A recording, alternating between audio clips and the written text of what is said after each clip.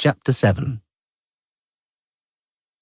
Along with the intensifying wind, the sky darkened from the west, and the clouds, approaching in waves, extinguished the constellations one after the other. The dragon went out, the winter maiden went out, and the 7 goats went out. The eye, which shines brightest and longest, went out. The edge of the horizon lit up with short-lived flashes of lightning. Thunder rolled with a dull rumble. The wind abruptly intensified, blowing dust and dry leaves into their eyes.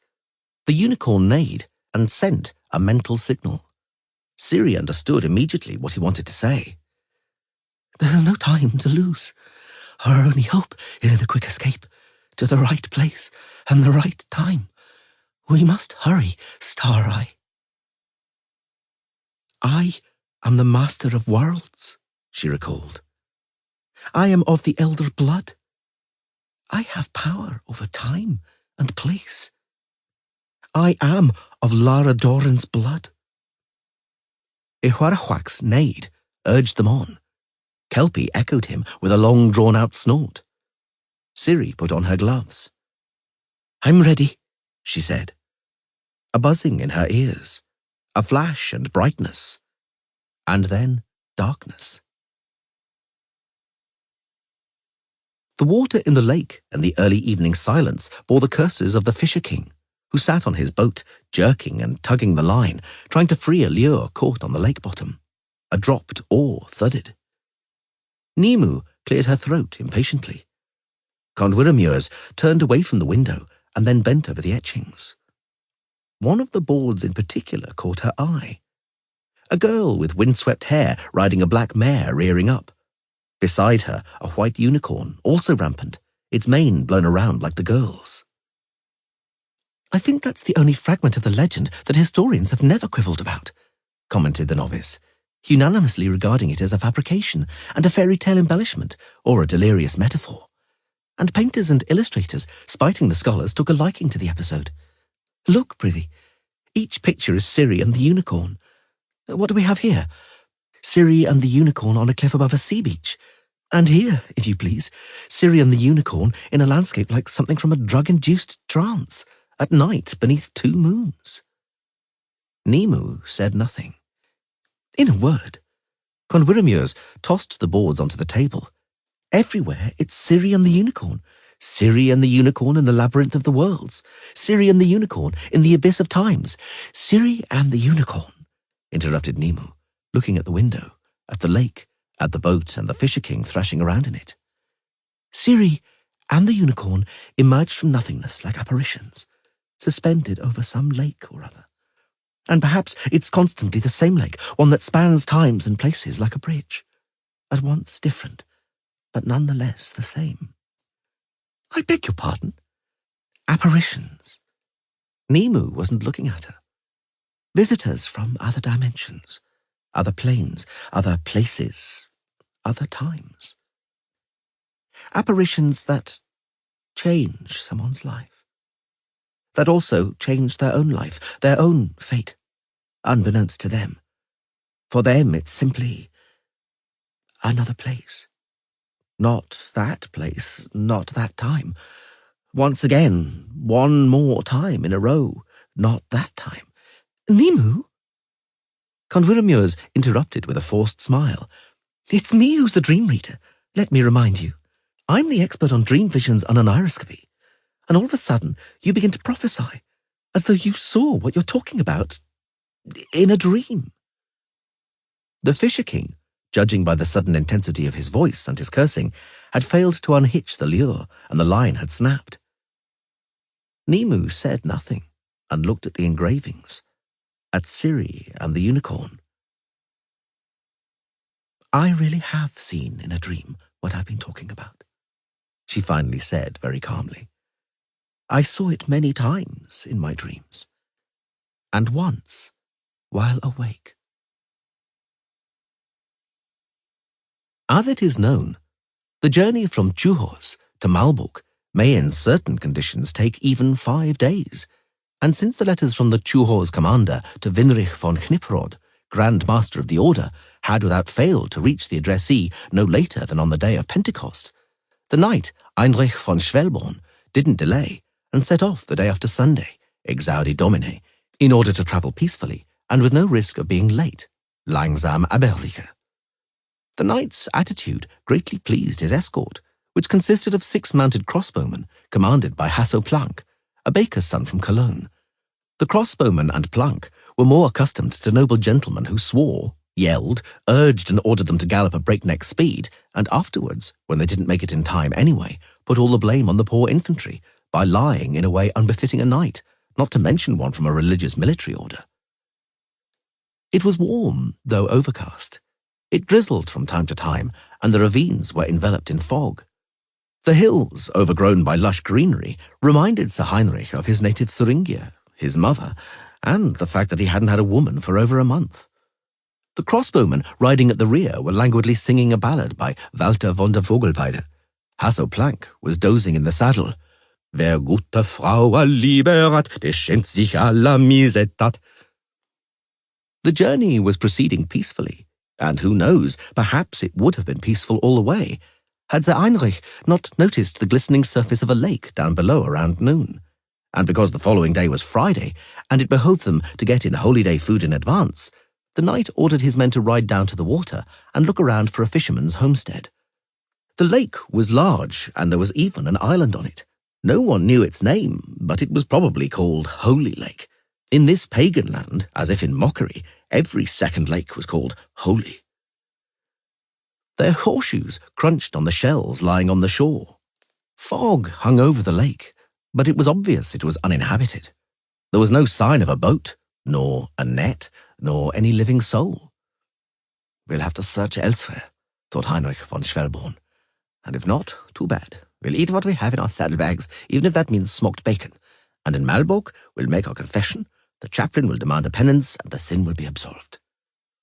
He was about to issue an order when something buzzed in his head under his helmet, and Hasso Planck yelled horrifyingly.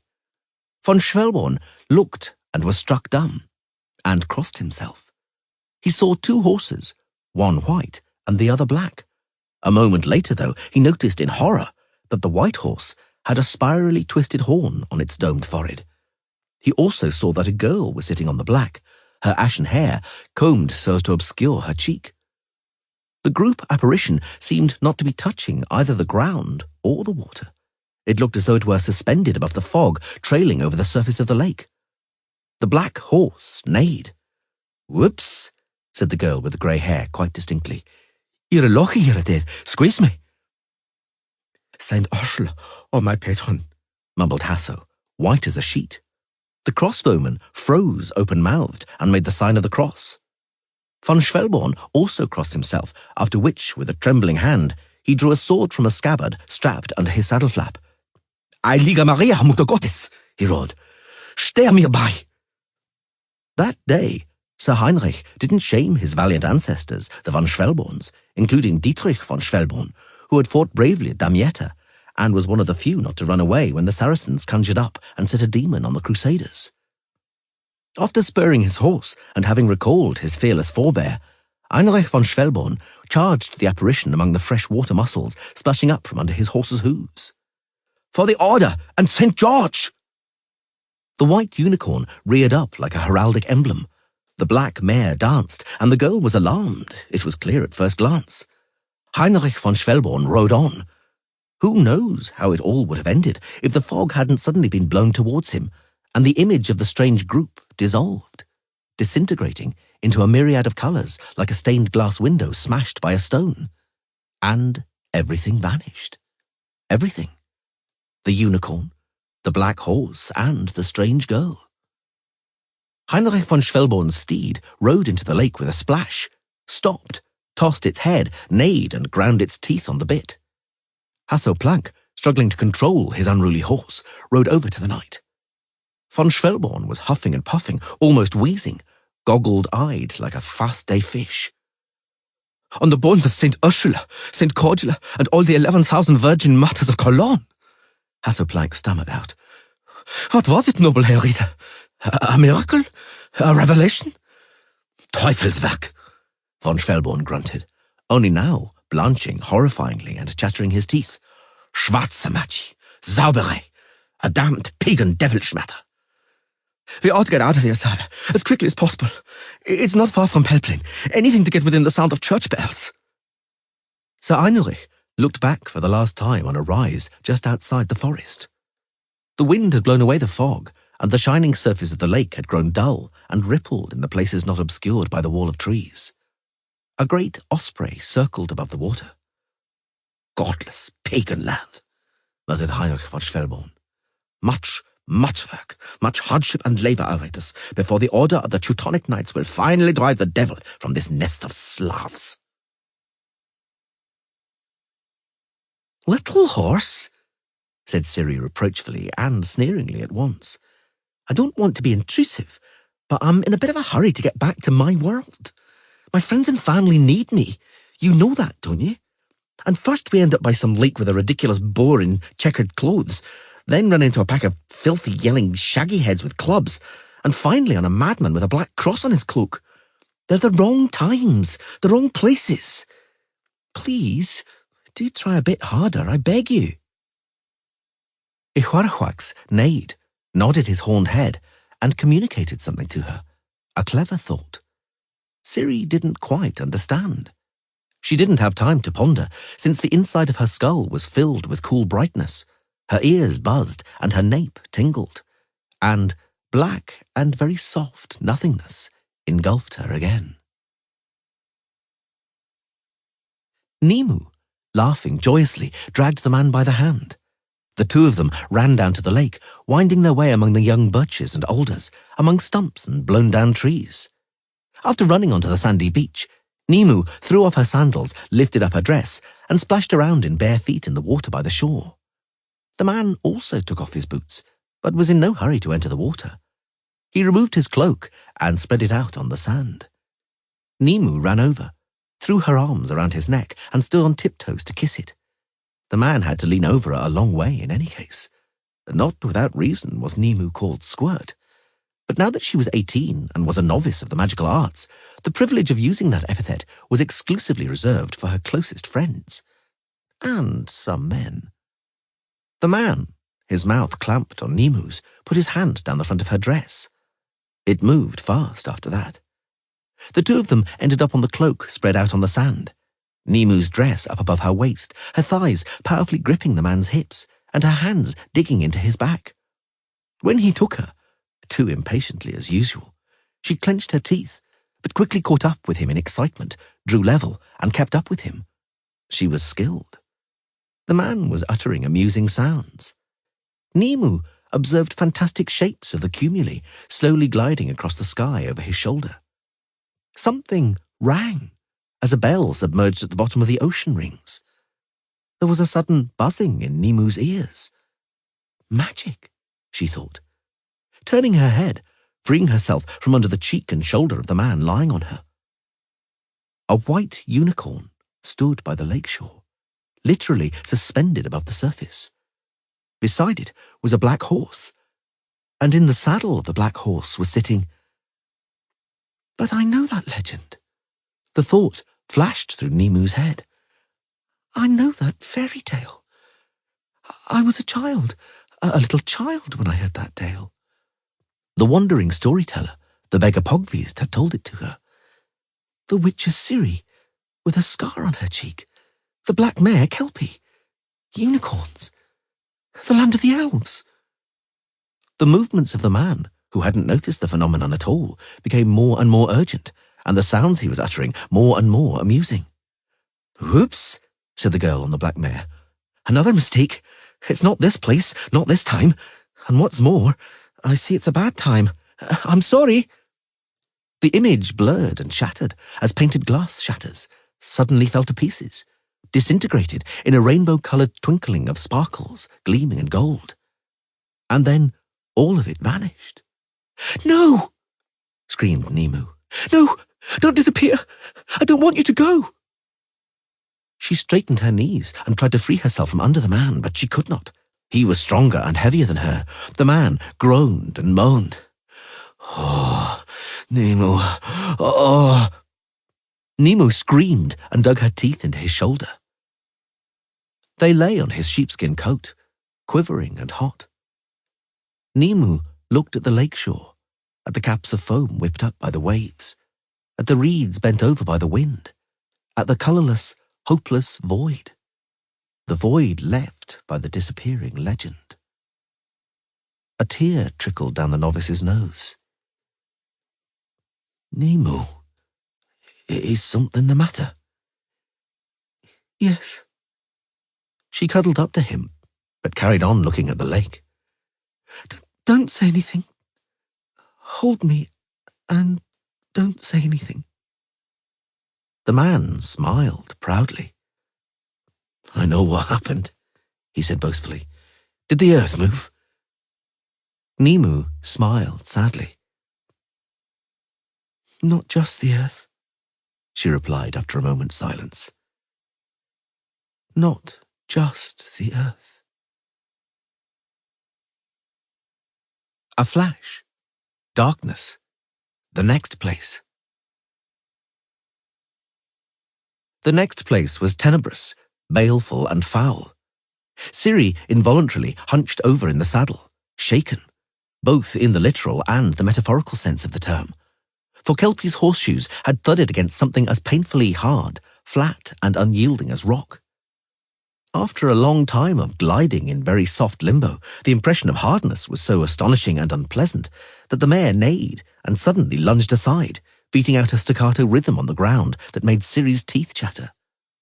The second shock, the metaphorical one, was supplied by the smell. Ciri groaned and covered her mouth and nose with her sleeve. She felt her eyes immediately filling with tears.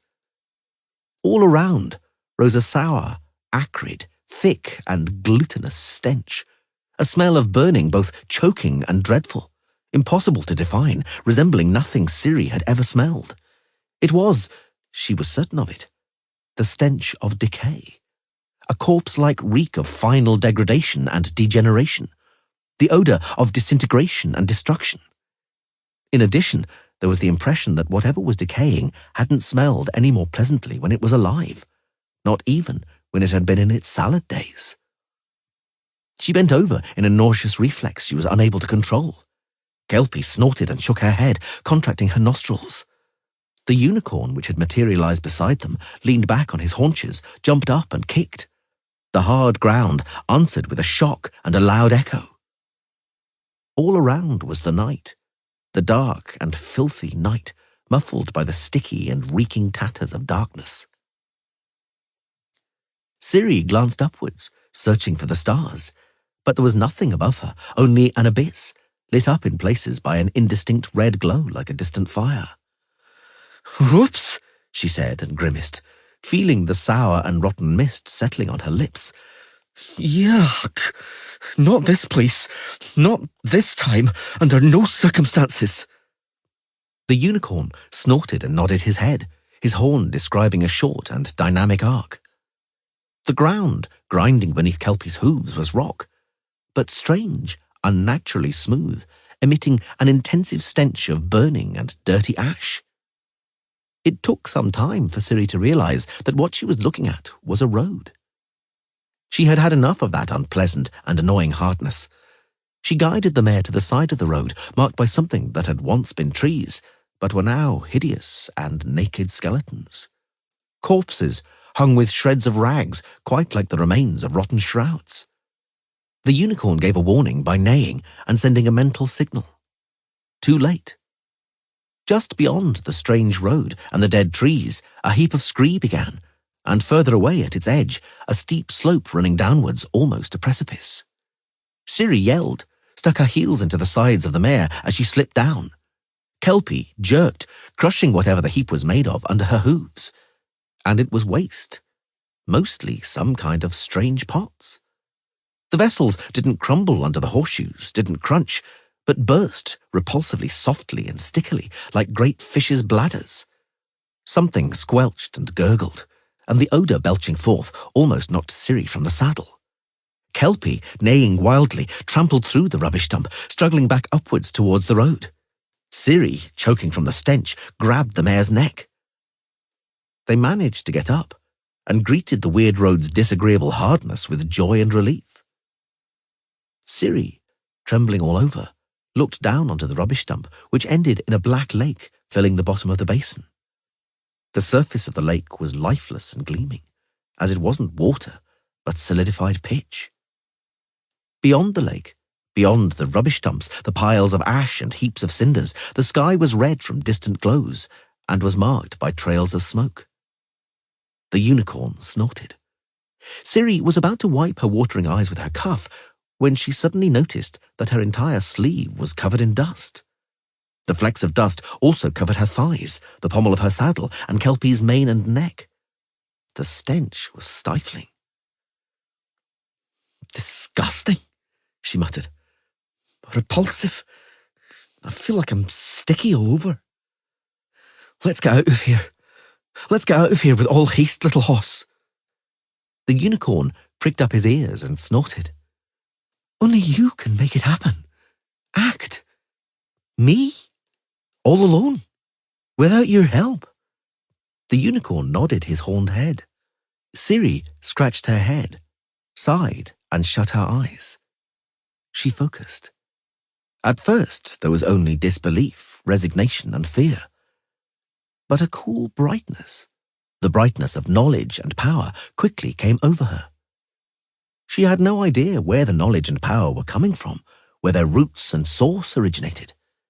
But she knew she could do it, that she would do it if she wanted. Once more she cast a glance at the hardened and lifeless lake, the smoking heap of refuse, and the skeletons of trees. The sky was lit up by a distant glow. "I'm glad it's not my world." She leaned over and spat. "Very glad." The unicorn neighed meaningfully. She understood what he wanted to say. "Even if it's mine." She wiped her eyes, mouth, and nose with a handkerchief. "It's at once not mine, because it's far away in time. It's the past's, or—" She broke off. "The past," she repeated softly. "I deeply believe it's the past." They greeted the heavy rain, the proper downpour they fell under in the next place, as a blessing. The rain was warm and aromatic, smelling of summer, weeds, mud, and compost. The rain washed the filth from them, purged them. The rain was quite simply a catharsis. Like any catharsis, it also became monotonous, excessive, and unbearable after a short while. After some time, the water she was washing herself in began to wet her annoyingly, run down her neck and chill her unpleasantly. So they got out of that rainy place, for it wasn't that place either, or that time. The next place was very warm, the weather very hot, so Ciri, Kelpie, and the unicorn dried off and steamed like 3 kettles. They found themselves on some sweltering moors at the edge of a forest. At once it could be deduced it was a very large forest, quite simply a dense, wild, and inaccessible wilderness. Hope that it might be Brokilon forest thumped in Ciri's heart, the hope that at last it might be a familiar and appropriate place. They rode slowly along the edge of the forest. Ciri was looking out for something that might serve as a sign. The unicorn snorted, raised his head and horn, and looked around. It was anxious. "Do you think, little horse," she asked, "that they might be following us?" A snort, comprehensible and unambiguous, even without telepathy. "We haven't managed to flee far enough away yet." She didn't understand what he telepathically told her in answer. There was no far or near? A spiral? What spiral? She didn't understand what he was talking about, but the anxiety infected her. The scorching moors weren't the right place or the right time. They understood it in the early evening when the heat eased off, and instead of 1, 2 moons rose in the sky above the forest. One large, the other small. The next place was a seashore, a steep cliff from which they saw breakers crashing against strangely shaped rocks. They smelled the sea wind, and terns, black-headed gulls, and petrels screeched, covering the ledges of the cliff in a restless white layer. The sea reached all the way to the dark, cloudy horizon. Down below on the rocky beach, Ciri suddenly noticed the skeleton of a gigantic fish with a horrendously huge head partly buried in the shingles. Its great teeth, bristling in its sun-bleached jawbones, were at least 3 spans long, and it seemed one could have ridden a horse into its maw and easily paraded under the portals of its ribs without knocking one's head against its spine. Ciri wasn't certain if fish like that existed in her world and her time. They rode along the edge of the cliff, and the seagulls and albatrosses weren't frightened at all, reluctantly moving out of their way. Why? They even tried hard to peck and pinch the feathers on Kelpie and Ihuarhuax's fetlocks. Ciri instantly understood that the birds had never seen a human or a horse or a unicorn. Ihuarhuax snorted, shook his head and horn, clearly anxious. It turned out he had reason to be. Something creaked, just like canvas being torn. The terns rose with a cry and a fluttering, for a moment covering everything in a white cloud. The air above the cliff suddenly vibrated and became blurred like glass with water spilled over it. And then it shattered like glass, and darkness poured out of the rupture, while riders spilled out of the darkness. Around their shoulders fluttered cloaks, whose vermilion amaranth crimson colour brought to mind the glow of a fire in a sky lit up by the blaze of the setting sun. De Gruatri, the red horseman. Even before the crying of birds and the neighing of the unicorn had died away, Ciri had reined her mare around and spurred her into a gallop. But the air also ruptured in another place, and from the rupture, cloaks fluttering like wings, rushed out more horsemen. The semicircle of the noose closed, pressing them against the cliff. Ciri cried out, jerking Swallow out of its scabbard. The unicorn summoned her with a sharp signal that penetrated her brain like a needle. She understood at once this time.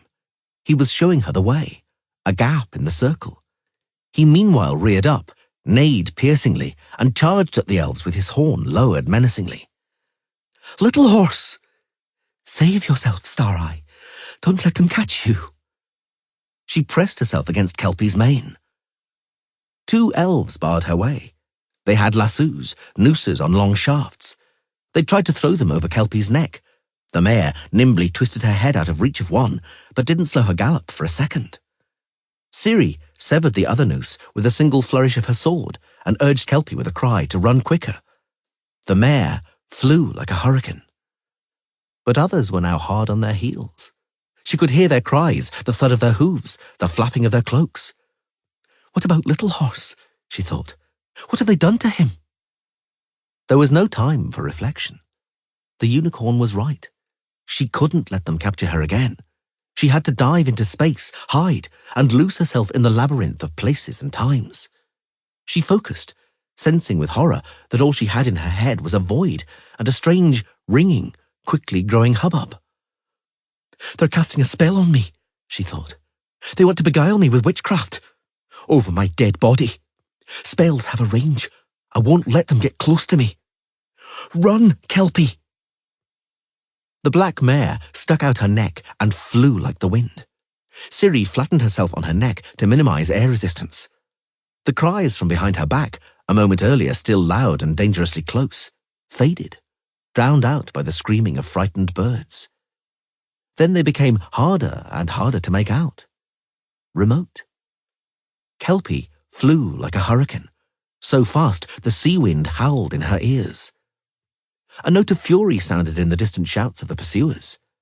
They understood they couldn't keep up, that they had no chance of catching up with the black mare, who was running without any sign of fatigue, as light, soft, and supple as a cheetah. Ciri didn't look back, but she knew they continued to pursue her for a long time, even though it was futile, until the moment their own horses began to wheeze and rasp, stumble and lower their foaming muzzles almost to the ground, teeth bared. Only then did they quit, sending after her nothing but curses and impotent threats she could no longer hear. Kelpie flew like a gale. The place she fled to was dry and windy. The keen, howling wind quickly dried the tears on her cheeks. She was alone. Alone again. All alone.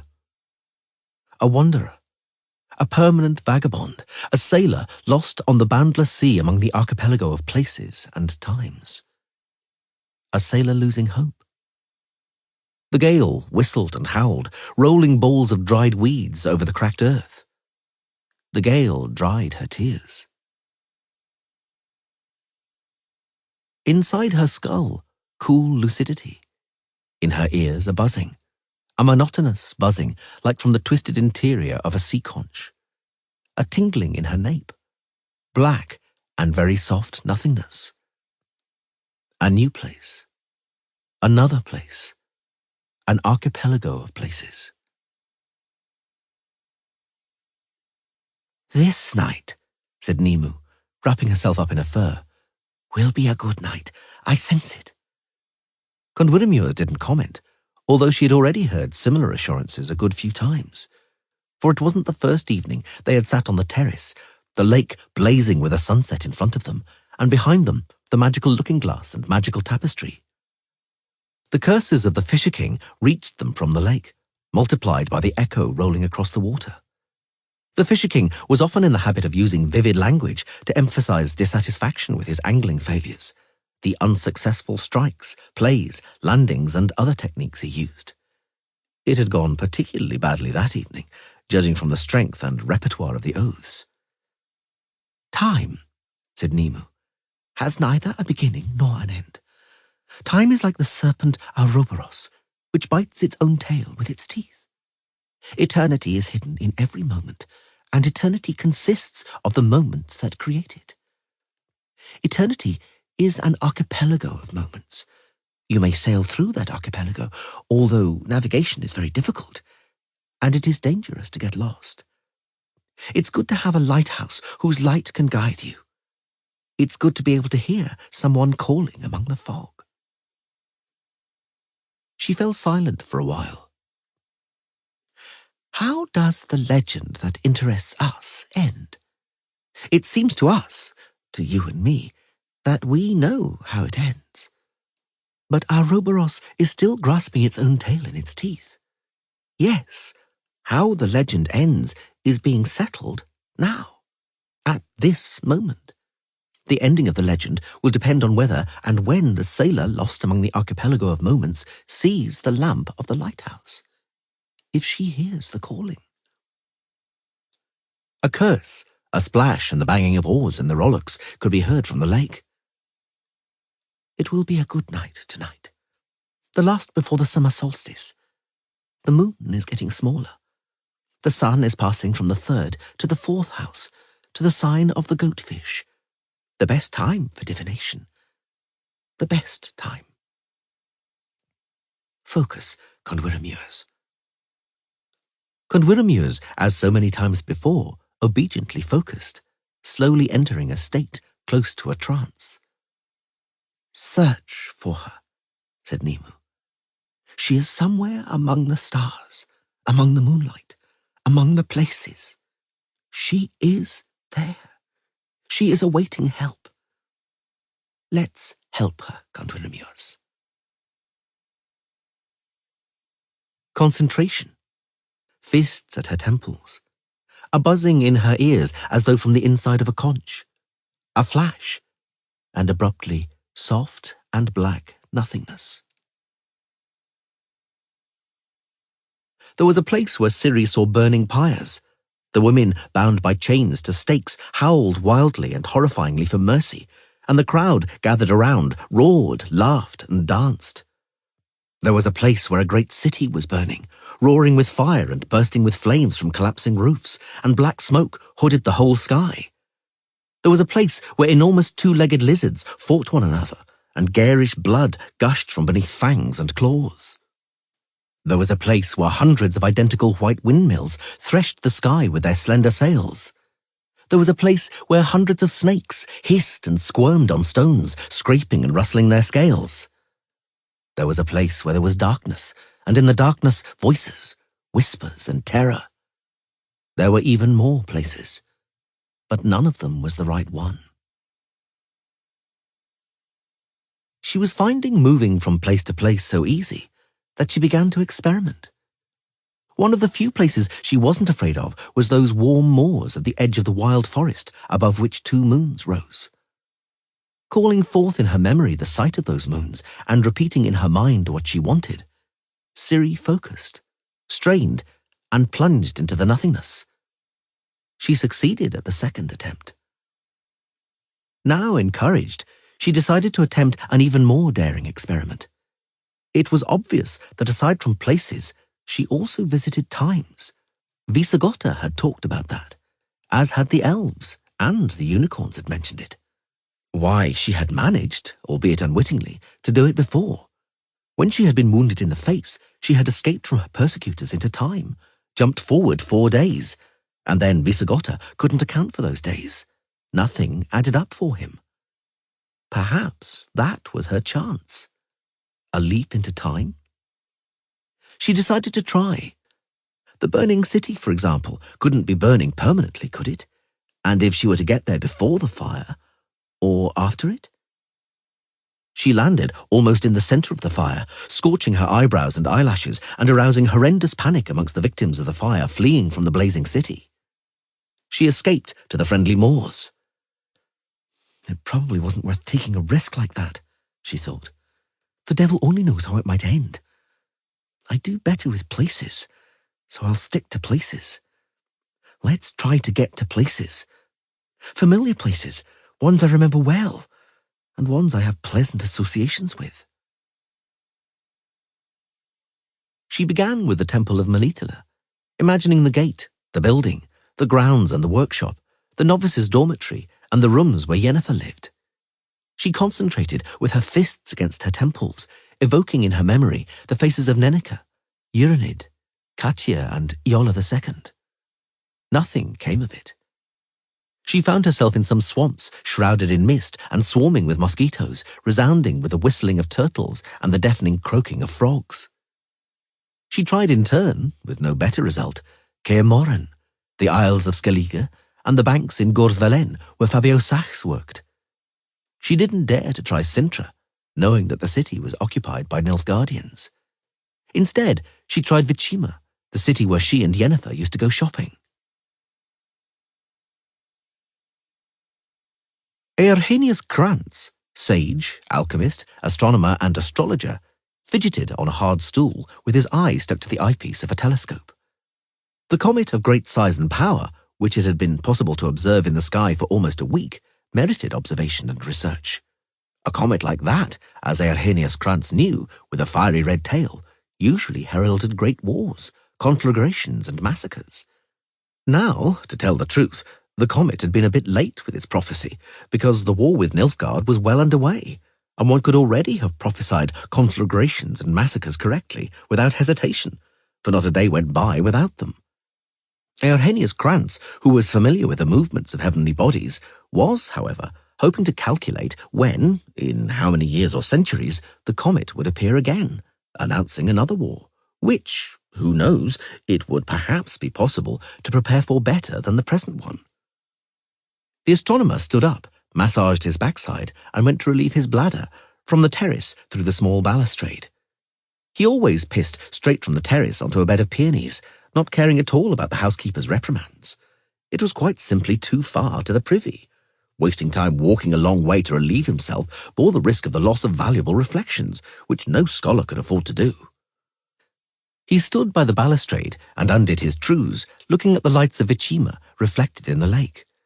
He sighed with relief and raised his eyes heavenwards. Stars, he thought, and constellations. The Winter Maiden, the 7 Goats, the Pitra. According to some theories, they aren't just little twinkling lights, but worlds. Other worlds. Worlds from which time and space separate us. I believe deeply, he thought, that one day journeys to those other places, to those other times and universes will be possible. Yes, it will certainly be possible one day. A way will be found. But it will demand utterly new thinking, a new, original idea that will tear apart the rigid corset called rational cognition that restricts it today. Ah, he thought, hopping, if only it could be achieved. If only one could experience inspiration. If there could be one unique opportunity. Something flashed below the terrace. The darkness of the night ruptured like a starburst, and a horse emerged from the flare, with a rider on its back. The rider was a girl. "Good evening," she greeted him politely. "I'm sorry if it's a bad time. May one know what place this is, and what time?" Arrhenius Krantz swallowed, opened his mouth, and mumbled. "The place," the girl repeated patiently and clearly. "The time?"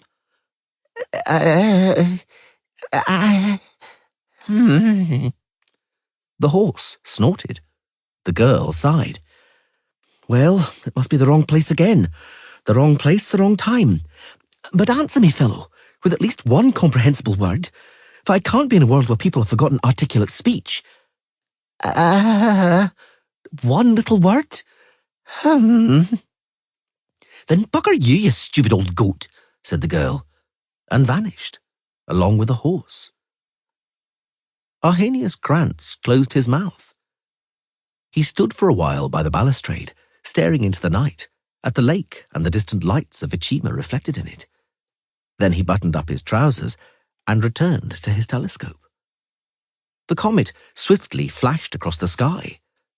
One ought to observe it, not let the eyepiece and eye lose sight of it. Track it until it disappeared into the chasms of the universe. It was an opportunity, and a scholar cannot waste such an opportunity. "Perhaps I could try from another direction," she thought, staring at the two moons above the moor, now visible as two crescents, one small, the other large and less crescent. "Perhaps not imagine places or faces," she thought, "but strongly wish for something very strongly, right from my belly. What harm is there in trying? Geralt. I want to go to Geralt. I very much want to go to Geralt." "Oh no," she cried. "Where have I bloody ended up now?" Kelpie confirmed that she thought the same by whinnying, belching steam from her nostrils and scraping her snowbound hooves. The blizzard whistled and moaned, blinding them. Sharp snowflakes stung her cheeks and hands. The cold chilled her to the marrow, nipped her joints like a wolf. Ciri trembled, hunching her shoulders and hiding her neck in the meagre, non-existent protection of her turned-up collar. To the left and right rose majestic, menacing peaks, grey, glazed monuments whose summits vanished somewhere high up in the fog and blizzard. A swift, very swollen river, dense with frasil and lumps of ice, sped along the bottom of the valley. It was white all around, and cold. "So much for my abilities," thought Ciri, feeling the inside of her nose freezing. "So much for my power. A fine master of the worlds. Well, well. I wanted to go to Geralt, and I ended up in the middle of some bloody wilderness, winter and blizzard. Come on, Kelpie. Move or you'll go numb." She grabbed the reins with fingers paralyzed by the frost. Gee up, girl. I know it's not the place it's meant to be. I'll soon get us out of here. We'll soon return to our warm moor. But I have to concentrate, and that may take some time. So move yourself. Come on, right." Kelpie belched steam from her nostrils. The strong wind blew. Snow stuck to her face, melting on her eyelashes. The freezing snowstorm howled and whistled. "Look!" called Angoulême, out-shouting the blizzard. "Look there! There are tracks! Someone rode that way!" "What are you saying?" Geralt unwrapped the shawl he had wrapped around his head to protect his ears from frostbite. "What are you saying, Angoulême?" "Tracks! Hoofprints!" "A horse! Here!" Caer also had to shout. The blizzard intensified, and the river Sans Retour, it seemed, whooshed and roared even louder. "How could a horse get here?" "Look for yourselves!" "Indeed," commented the vampire, the only member of the company who wasn't displaying symptoms of being utterly frozen, since he was, for obvious reasons, just as insensitive to low as to high temperatures. Hoof prints? But are they horses? It's impossible for it to be a horse. Kair massaged his cheeks and nose hard. Not in the middle of nowhere. The tracks must have been left by some wild animal. Most probably a mouflon. Mouflon yourself? Yelled Angoulême. When I say a horse, I mean a horse. Milva, as usual, preferred practice to theory. She dismounted and bent over, pushing her fox-fur calpac back on her head. The pup's right, she decided after a moment. It's a horse. I think it's even shod, but it's hard to say. The blizzard has covered the tracks. It rode over there into that ravine. Ha! Angoulême banged her arms together briskly. I knew it. Somebody lives here, in the vicinity. Let's follow the trail. Perhaps we'll find some warm cottage or other. Perhaps they'll let us get warm. Perhaps they'll treat us to something. For certain, said Kaia with a sneer. Most probably a crossbow bolt. It would be most sensible to keep to our plan and the river, Regis decided in his most omniscient tone. Then we won't be at risk of getting lost. And further down the Sans Retour, there was meant to be a trapper's manufactory. There's a greater likelihood they'll put us up there. Geralt, what do you see? The Witcher said nothing, and fixed his eyes on the snowflakes swirling in the blizzard. We'll follow the tracks, he finally decided. Actually, began the vampire, but Geralt immediately interrupted him. Follow the hoof prints. Ride. They spurred their steeds, but didn't get very far. They ventured not more than a quarter of a furlong into a gorge. That's it. Angoulême stated a fact, looking at the quite smooth and virginal snow. Now you see it, now you don't. Like an elven circus. What now, Witcher? Kair turned around in the saddle. The tracks have ceased. They've been covered up by the blizzard. No, they haven't, Milva said. The blizzard doesn't reach here, in the canyon. What happened to the horse, then? The archer shrugged, huddled up in the saddle, pulling her head into her shoulders. Where's that horse? Kair wasn't giving up. Did it vanish? Evaporate? Or perhaps we imagined it. Geralt? What do you say? The gale howled above the ravine, whipping up and swirling the snow. Why? Asked the vampire, scrutinizing the Witcher intently. Did you order us to follow those tracks, Geralt? I don't know, he confessed a moment later. I felt something. Something touched me. Never mind what. You were right, Regis. Let's go back to the Sans Retour and keep by the river without any excursions or diversions that might end badly. According to what Reinhardt said, the real winter and bad weather only begin in the Malheur Pass. When we get there, we'll have to be sound in body. Don't just stand there, we're turning around. Without having cleared up what happened to that strange horse. What's there to explain? The Witcher said bitterly. The tracks were swept away and that's that. Anyway, maybe it really was a mouflon. Milva looked at him strangely, but refrained from comment. When they returned to the river, the mysterious tracks were no longer there either, for they had been covered up by wet snow. Thrasil was floating densely. Pieces of pack ice were swirling and turning around in the tin-grey current of the Sans Retour. I'll tell you something, Angoulême piped up, but promise you won't laugh. They turned around. In her woolen pom-pom hat pulled down over her eyes, with cheeks and nose red from the cold, wearing a shapeless sheepskin coat, the girl looked funny, a dead ringer for a small, plump kobold. I'll tell you something about those tracks. When I was with Nightingale in the Hansa, they said that during the winter, the Mountain King, leader of the ice demons, rides on an enchanted horse in the passes. To meet him face to face is certain death. What do you say to that, Geralt? Is it possible that anything, he interrupted her, anything's possible? On we go, company. Before us is the Malheur Pass. The snow lashed and whipped, the wind blew, and ice demons whistled and wailed amidst the blizzard. Except the moor she'd landed on wasn't the one she knew, Ciri realized at once. She didn't even have to wait until evening. She was sure she wouldn't see the two moons. The forest along whose edge she rode was as wild and inaccessible as the other one, but differences could be seen. Here, for example, there were more birches and fewer beeches. She hadn't heard or seen any birds there, while there were great numbers of them here. There had only been sand and moss between the clumps of heather. Here, whole carpets of green club moss sprawled. Even the grasshoppers running from under Kelpie's hooves were somehow different here, somehow familiar. And then, her heart began beating harder.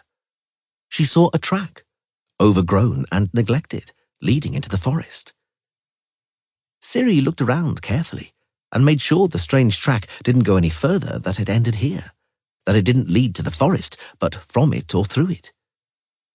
Without deliberating for long, she prodded the mare's sides with her heels and rode between the trees. I'll ride south, she thought. If I don't come across anything to the south, I'll turn around and ride in the opposite direction, beyond the moor. She trotted beneath a canopy of boughs, looking around attentively, trying hard not to overlook anything important. Because of that, she didn't overlook an old man peeping out from behind an oak tree.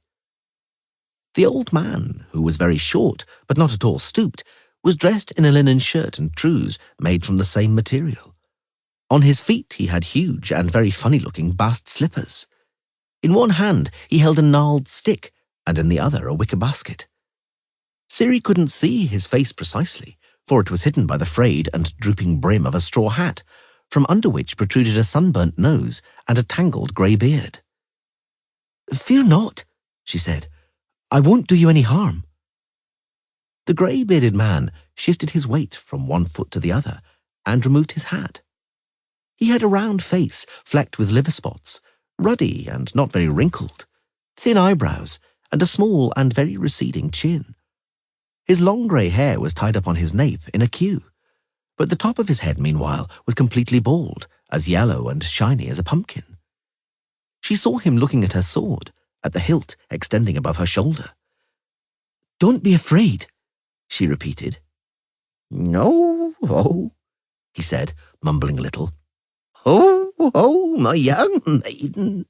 Forrest Graham's isn't afraid. He ain't one of those fearful types, oh no." He smiled. He had large, very protruding teeth because of a bad occlusion and receding jaw. It was because of that he mumbled so much. "Forrest Graham's ain't afraid of wanderers," he repeated, "or even brigands. Forrest Graham's is poor. He's a poor thing. Forrest Graham's is peaceful. He don't disturb no one, eh?" He smiled again. When he smiled, he seemed to be all front teeth. "And you, young lass, aren't you afraid of Forrest Graham's?" Ciri snorted. "I'm not. Just imagine. I'm not the fearful kind either." "Well, I never." He took a pace towards her, resting on his stick. Kelpie snorted. Ciri tugged on the reins. "She doesn't like strangers," she warned, "and she bites." "Forrest Graham's nose? Bad, unruly mare. Where are you riding from, miss? Where are you heading, may I ask?" "It's a long story. Where does this road lead?" "Don't you know that, miss?" "Don't answer questions with questions, if you don't mind. Where will that road take me? What place is this in any case? And what time is it?" The old man stuck his teeth out again, moving them like a coypoo. "Hey," he mumbled. "Well, I never. What time, you ask, miss? Oh, I see you've travelled from far away to Forrest Graham's, miss." "From quite far away indeed." She nodded indifferently. "From other places and times," he completed a sentence. "Graham's knows. Graham's guessed." "What?" she asked, excited. "What did you guess? What do you know?" "Forrest Graham's knows much." "Speak." "Miss must be hungry." He stuck out his teeth. "Thirsty? Fatigued? If you want, miss, Forrest Graham's to take you to his cottage, feed you, give you drink, take you in." For a long time, Ciri hadn't had the time or the peace of mind to think about rest or food. Now the words of the strange old man tightened up her stomach, knotted up her guts, and tied up her tongue. The old man observed her from under the brim of his hat. "Forest Grams," he mumbled, "has meat in his cottage, has spring water, and has hay for the mare, the bad mare that wanted to bite good old Grams, hey? Everything is in Forest Grams' cottage, and we'll be able to talk about other places and times. It's not far at all, oh no. Will the young traveller avail herself? Want to stay and visit to poor old Grams?" Ciri swallowed. "Lead on." Forest Gramps turned around and shambled down a barely visible path among the thicket, measuring off the road with energetic swings of his stick. Ciri rode behind him, dipping her head under branches and reining Kelpie back. The mare was indeed determined to bite the old man, or at least eat his hat. In spite of his assurances, it wasn't near at all. When they got there, to a clearing, the sun was almost at its zenith.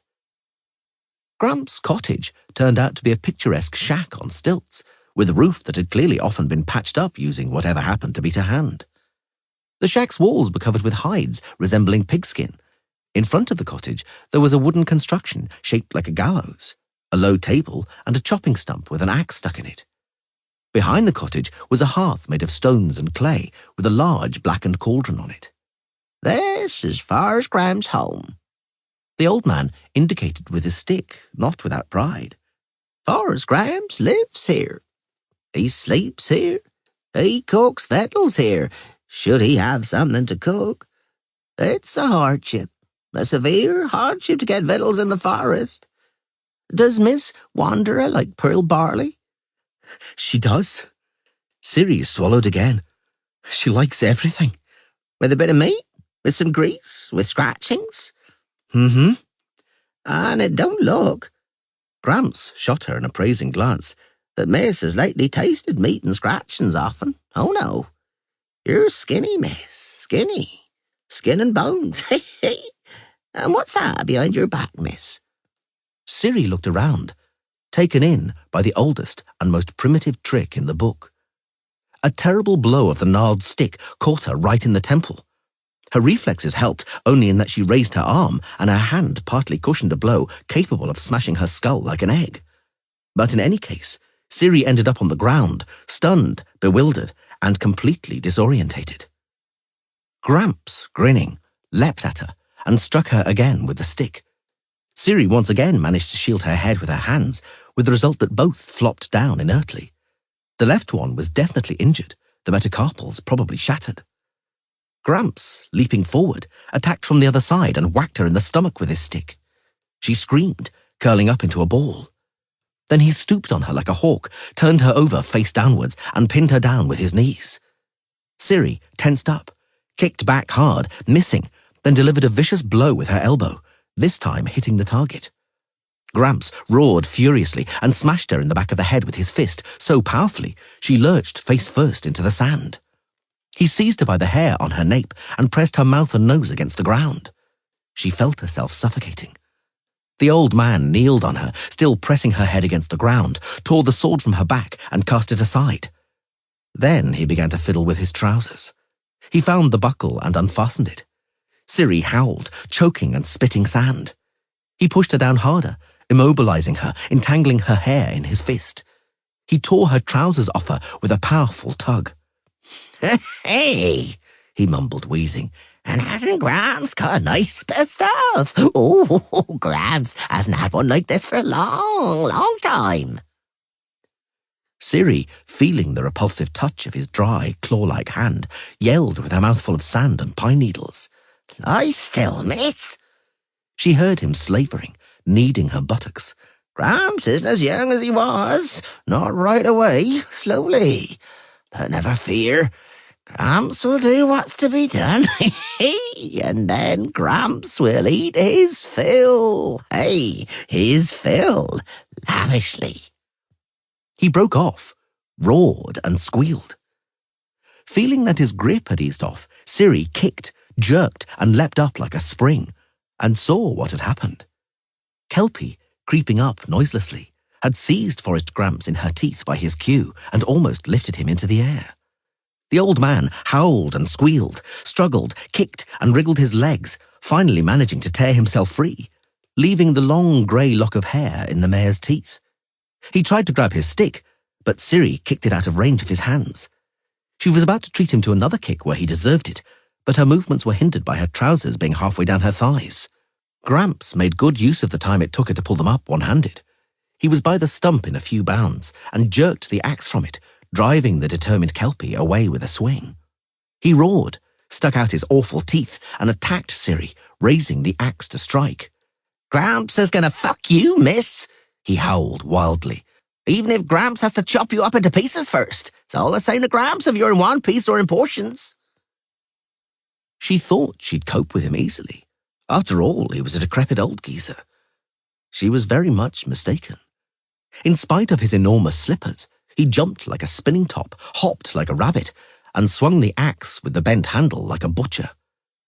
After the dark and sharpened blade had literally grazed her several times, Ciri realized that the only thing that could save her was to run away. But she was rescued by a coincidence. Stepping back, she knocked her foot against her sword. She picked it up in a flash. "Drop the axe," she panted, drawing Swallow from the scabbard with a hiss. "Drop the axe onto the ground, you lecherous old man. Then, who knows, perhaps I'll spare your life and not cut you into pieces." He stopped. He was panting and wheezing, and his beard was disgustingly covered in saliva. He didn't drop his weapon, though. She saw savage fury in his eyes. "Very well." She swung her sword in a hissing moulinet. "Make my day." For a moment, he looked at her, as though not understanding. Then he stuck out his teeth, goggled, roared, and lunged at her. Ciri had had enough of fooling around. She dodged him with a swift half-turn and cut from below across both his raised arms above the elbows. Gramps released the axe from his bloodied hands, but immediately jumped at her again. She leapt aside and slashed him in the nape of the neck. More out of mercy than need, he would soon have bled to death from his 2 severed brachial arteries. He lay, fighting unbelievably hard not to give up his life, still writhing like a worm in spite of his cloven vertebrae. Ciri stood over him. The last grains of sand were still grating in her teeth. She spat them out, straight onto his back. He was dead before she finished spitting. The strange construction in front of the cottage, resembling a gallows, was equipped with iron hooks and a block and tackle. The table and chopping block were worn smooth, sticky with grease, and reeked horribly, like a shambles. In the kitchen, Ciri found a cauldron of the pearl barley he had offered her, swimming in grease, full of pieces of meat and mushrooms. She was very hungry, but something told her not to eat it. She only drank some water from a wooden pail and nibbled a small wrinkled apple. Behind the shack, she found a cellar with steps, deep and cool. In the cellar stood pots of lard. Something was hanging from the ceiling. The remains of a side of meat. She ran out of the cellar, stumbling on the steps as though devils were pursuing her, then fell over in some nettles, jumped up, and ran tottering over to the cottage, grabbing with both hands one of the stilts supporting it. Although she had almost nothing in her stomach, she vomited very spasmodically for a very long time. The side of meat hanging in the cellar belonged to a child. Led by the strong smell, she found a water-filled hollow in the forest, into which the prudent forest Gramps would throw scraps of what it wasn't possible to eat. Looking at the skulls, ribs, and pelvises sticking out of the ooze, Ciri realized with horror that she was only alive thanks to the ghastly old man's lecherousness, only owing to the fact that he had felt like frolicking. Had his hunger been more powerful than his despicable sexual urges, he would have hit her treacherously with the axe, not the stick. Suspended by the legs from the wooden gallows, he would have disemboweled and skinned her, dressed and divided her on the table, chopped her up on the chopping block.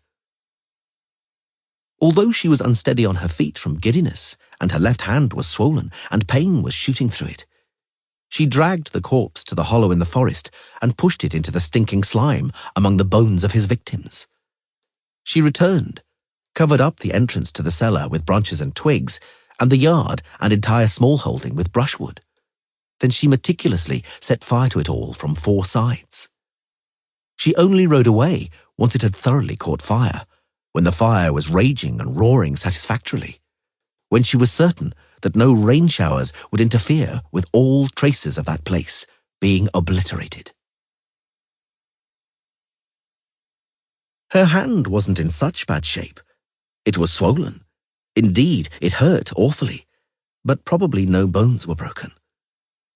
As evening approached, only one moon indeed rose.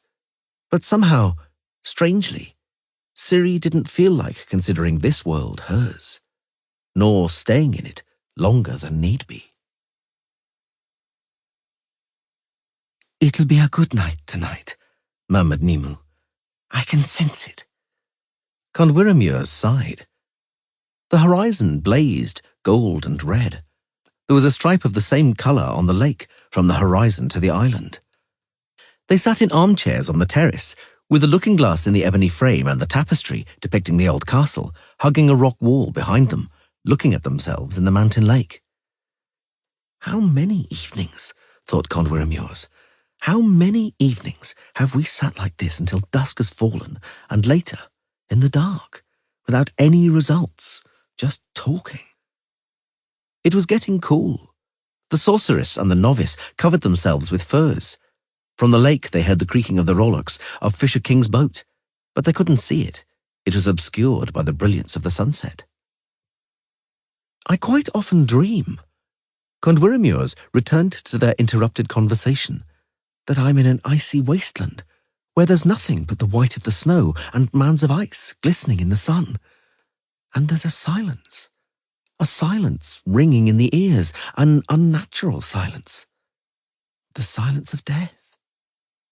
Nimue nodded, as though to indicate she knew what was meant, but she didn't comment.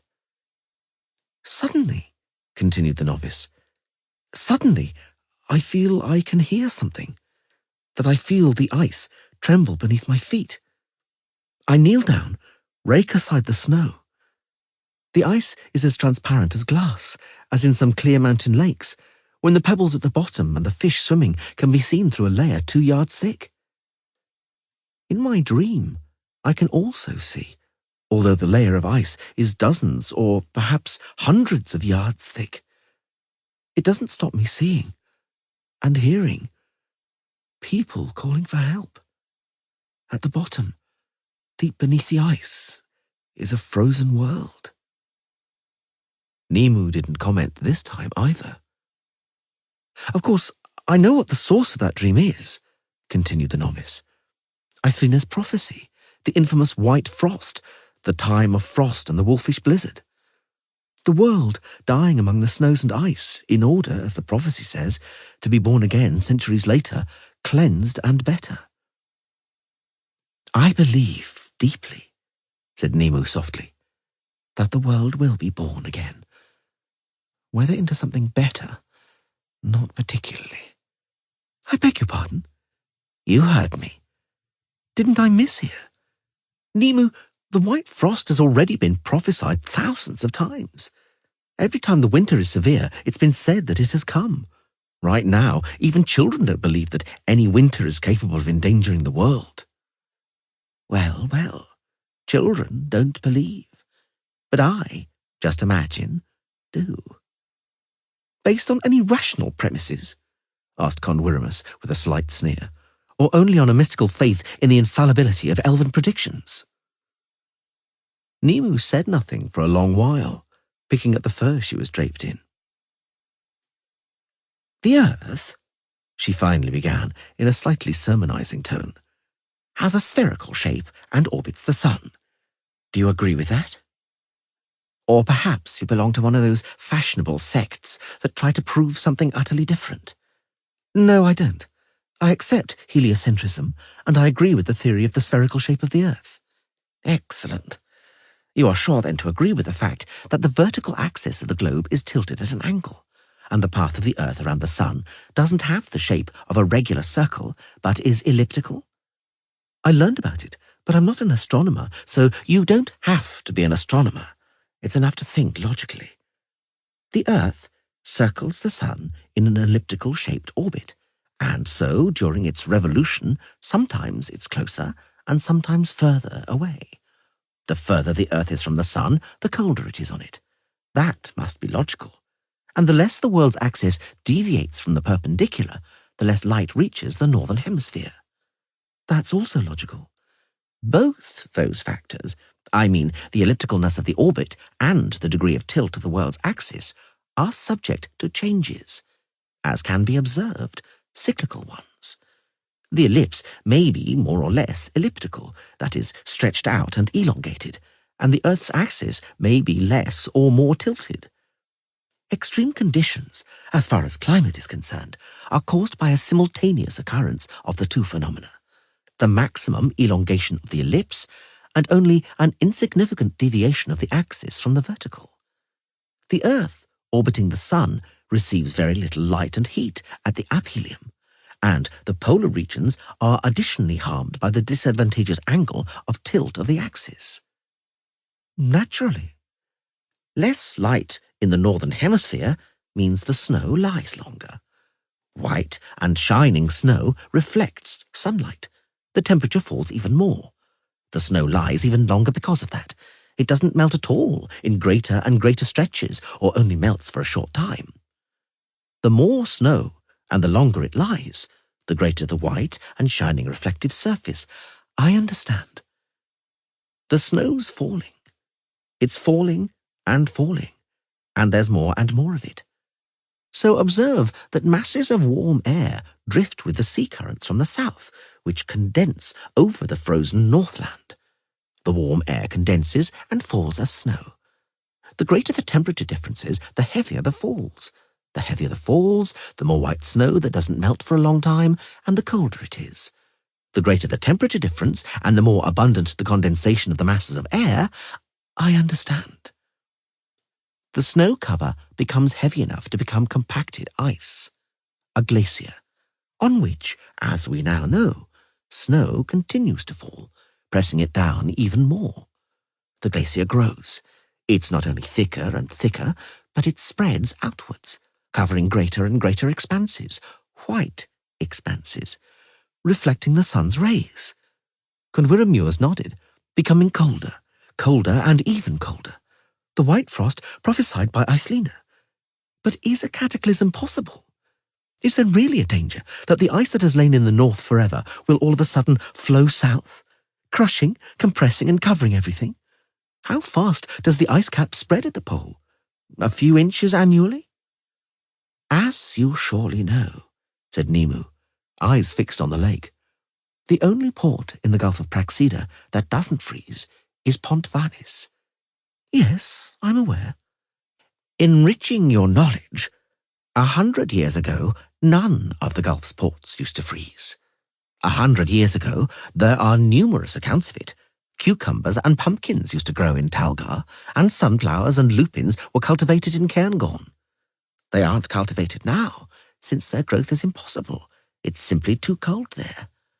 And did you know that there were once vineyards in Caedwyn? The wines from those vines probably weren't the best, because it appears from the surviving documents that they were very cheap. But local poets sang their praises anyway. Today, vines don't grow in Caedwyn at all, because today's winters, unlike the former ones, bring hard frosts, and a hard frost kills vines. It doesn't just retard growth, it simply kills, destroys. I understand. Yes, Nimu reflected.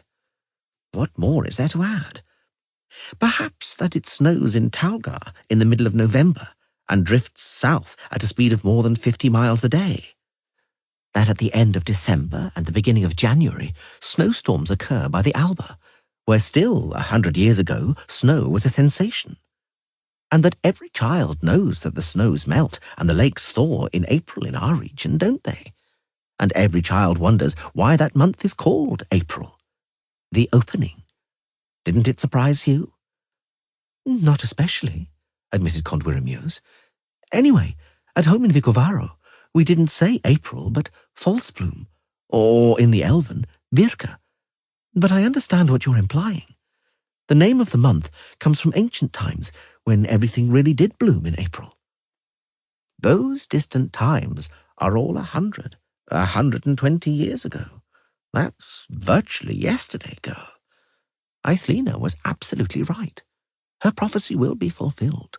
The world will perish beneath a layer of ice. Civilization will perish through the fault of the destroyer, who had the opportunity to open a path to hope. It is known from legend that she didn't. For reasons that the legend doesn't explain, or explains with the help of a vague and naive moral. That's true, but the fact remains a fact. The white frost is a fact. The civilization of the Northern Hemisphere is doomed to extinction. It will vanish beneath the ice of a spreading glacier, beneath permanent pack ice and snow. There's no need to panic, though, because it'll take some time before it happens. The sun had completely set, and the blinding glare had disappeared from the surface of the lake. Now a streak of softer, paler light lay down on the water. The moon rose over Innisvitra, as bright as a gold sovereign chopped in half. "How long?" Conwyrmures asked. "How long, according to you, will it take? I mean, how much time do we have?" "A good deal." "How much, Nimu?" "Some 3,000 years." On the lake, the Fisher King banged his oar down in the boat and swore. Conwyrmures sighed loudly. "You've reassured me a little," she said after a while. "But only a little." The next place was one of the foulest Ciri had visited. It certainly appeared in the top ranking and at the top of that ranking.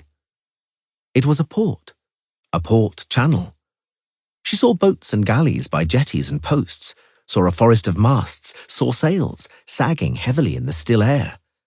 Smoke, clouds of stinking smoke, were creeping and hanging all around. Smoke also rose from behind crooked shacks by the channel. The loud, broken crying of a child could be heard from there. Kelpie snorted, jerking her head sharply, and stepped back, banging her hooves on the cobbles. Ciri glanced down and noticed some dead rats. They were lying everywhere. Dead rodents contorted in agony with pale pink paws. "Something's not right here," she thought, feeling horror gripping her. "Something's wrong here. Get out of here. Run from here as quickly as possible." A man in a gaping shirt was sitting under hanging nets and lines, his head resting on his shoulder. A few paces away lay another. They didn't look as if they were asleep. They didn't even twitch when Kelpie's horseshoes clattered on the stones right next to them. Ciri bowed her head, riding under the rags hanging from washing lines and giving off an acrid odor of filth. There was a cross on the door of one of the shacks, painted in whitewash. Black smoke left a trail in the air behind the roof. The child was still crying. Somebody shouted in the distance. Somebody closer coughed and wheezed. A dog howled. Ciri felt her hand itching. She looked down. Her hand was flecked with the black dots of fleas like caraway seeds. She screamed at the top of her voice, shaking all over in horror and revulsion. She began to brush herself off, waving her arms wildly. Kelpie, alarmed, burst into a gallop, and Ciri almost fell off. Squeezing the mare's sides with her thighs, she combed and ran her fingers through her hair. She shook her jacket and blouse. Kelpie galloped into a smoke-enveloped alleyway. Ciri screamed with terror. She rode through hell, through an inferno, through the most nightmarish of nightmares, among houses marked with white crosses, among smouldering piles of rags, among the dead lying singly, and those who lay in heaps one upon the other, and among living, ragged, half-naked spectres with cheeks sunken from pain, grovelling through dung, screaming in a language she didn't understand, stretching out towards her bony arms, covered in horrible, bloody pustules. "Run! Run from here!" Even in the black nothingness, in the oblivion of the archipelago of places, Ciri could still smell that smoke and stench in her nostrils. The next place was also a port. There was also a quay here, with a piled canal busy with cogs, launches, and other craft, and above them a forest of masts. But here, in this place, above the masts, seagulls were cheerfully screeching, and it stank in a normal, familiar way, of wet wood, pitch, seawater, and also fish in all its three basic varieties, fresh, rotten, and fried. Two men were arguing on the deck of a cog, shouting over each other in raised voices. She understood what they were saying. It was about the price of herrings. Not far away was a tavern. The odour of mustiness and beer and the sound of voices, clanking and laughter belched from the open door. Someone roared out a filthy song, the same verse the whole time. Luned vartele nahars in a mithil and spurs. She knew where she was, before she'd even read on the stern of one of the galleys, Evalmuir, and its home port, Bachala. She knew where she was. In Nilfgaard. She fled before anyone could pay more close attention to her. But before she managed to dive into nothingness, a flea, the last of the ones that had crawled all over her in the previous place, that had survived the journey in time and space, nestled in a fold of her jacket, leapt a great flea leap onto the wharf. That same evening, the flea settled into the mangy coat of a rat, an old male, the veteran of many rat fights, testified to by one ear chewed off right by its skull.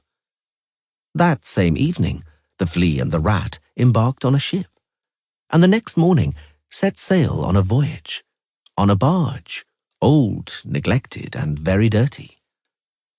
The barge was called Katrina. That name was to pass into history, but no one knew that then.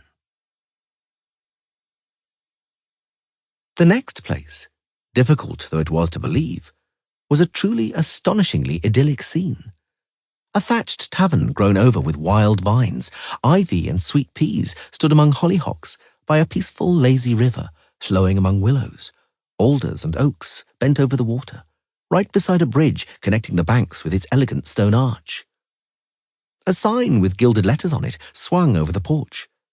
The letters were completely foreign to Ciri, but there was quite a well-executed picture of a cat, so she assumed it was the Black Cat Tavern. The scent of food drifting from the tavern was simply captivating. Ciri did not ponder for long. She straightened her sword on her back and entered. It was empty inside. Only one of the tables was occupied by three men with the appearance of peasants. They didn't even look at her. Ciri sat down in the corner with her back to the wall. The innkeeper, a corpulent woman in a perfectly clean apron and horned cap, approached and asked about something.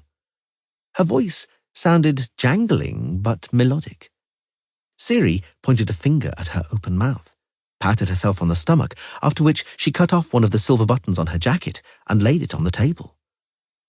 Seeing a strange glance, she set to cutting off another button, but the woman stopped her with a gesture and a hissing, though nicely ringing word.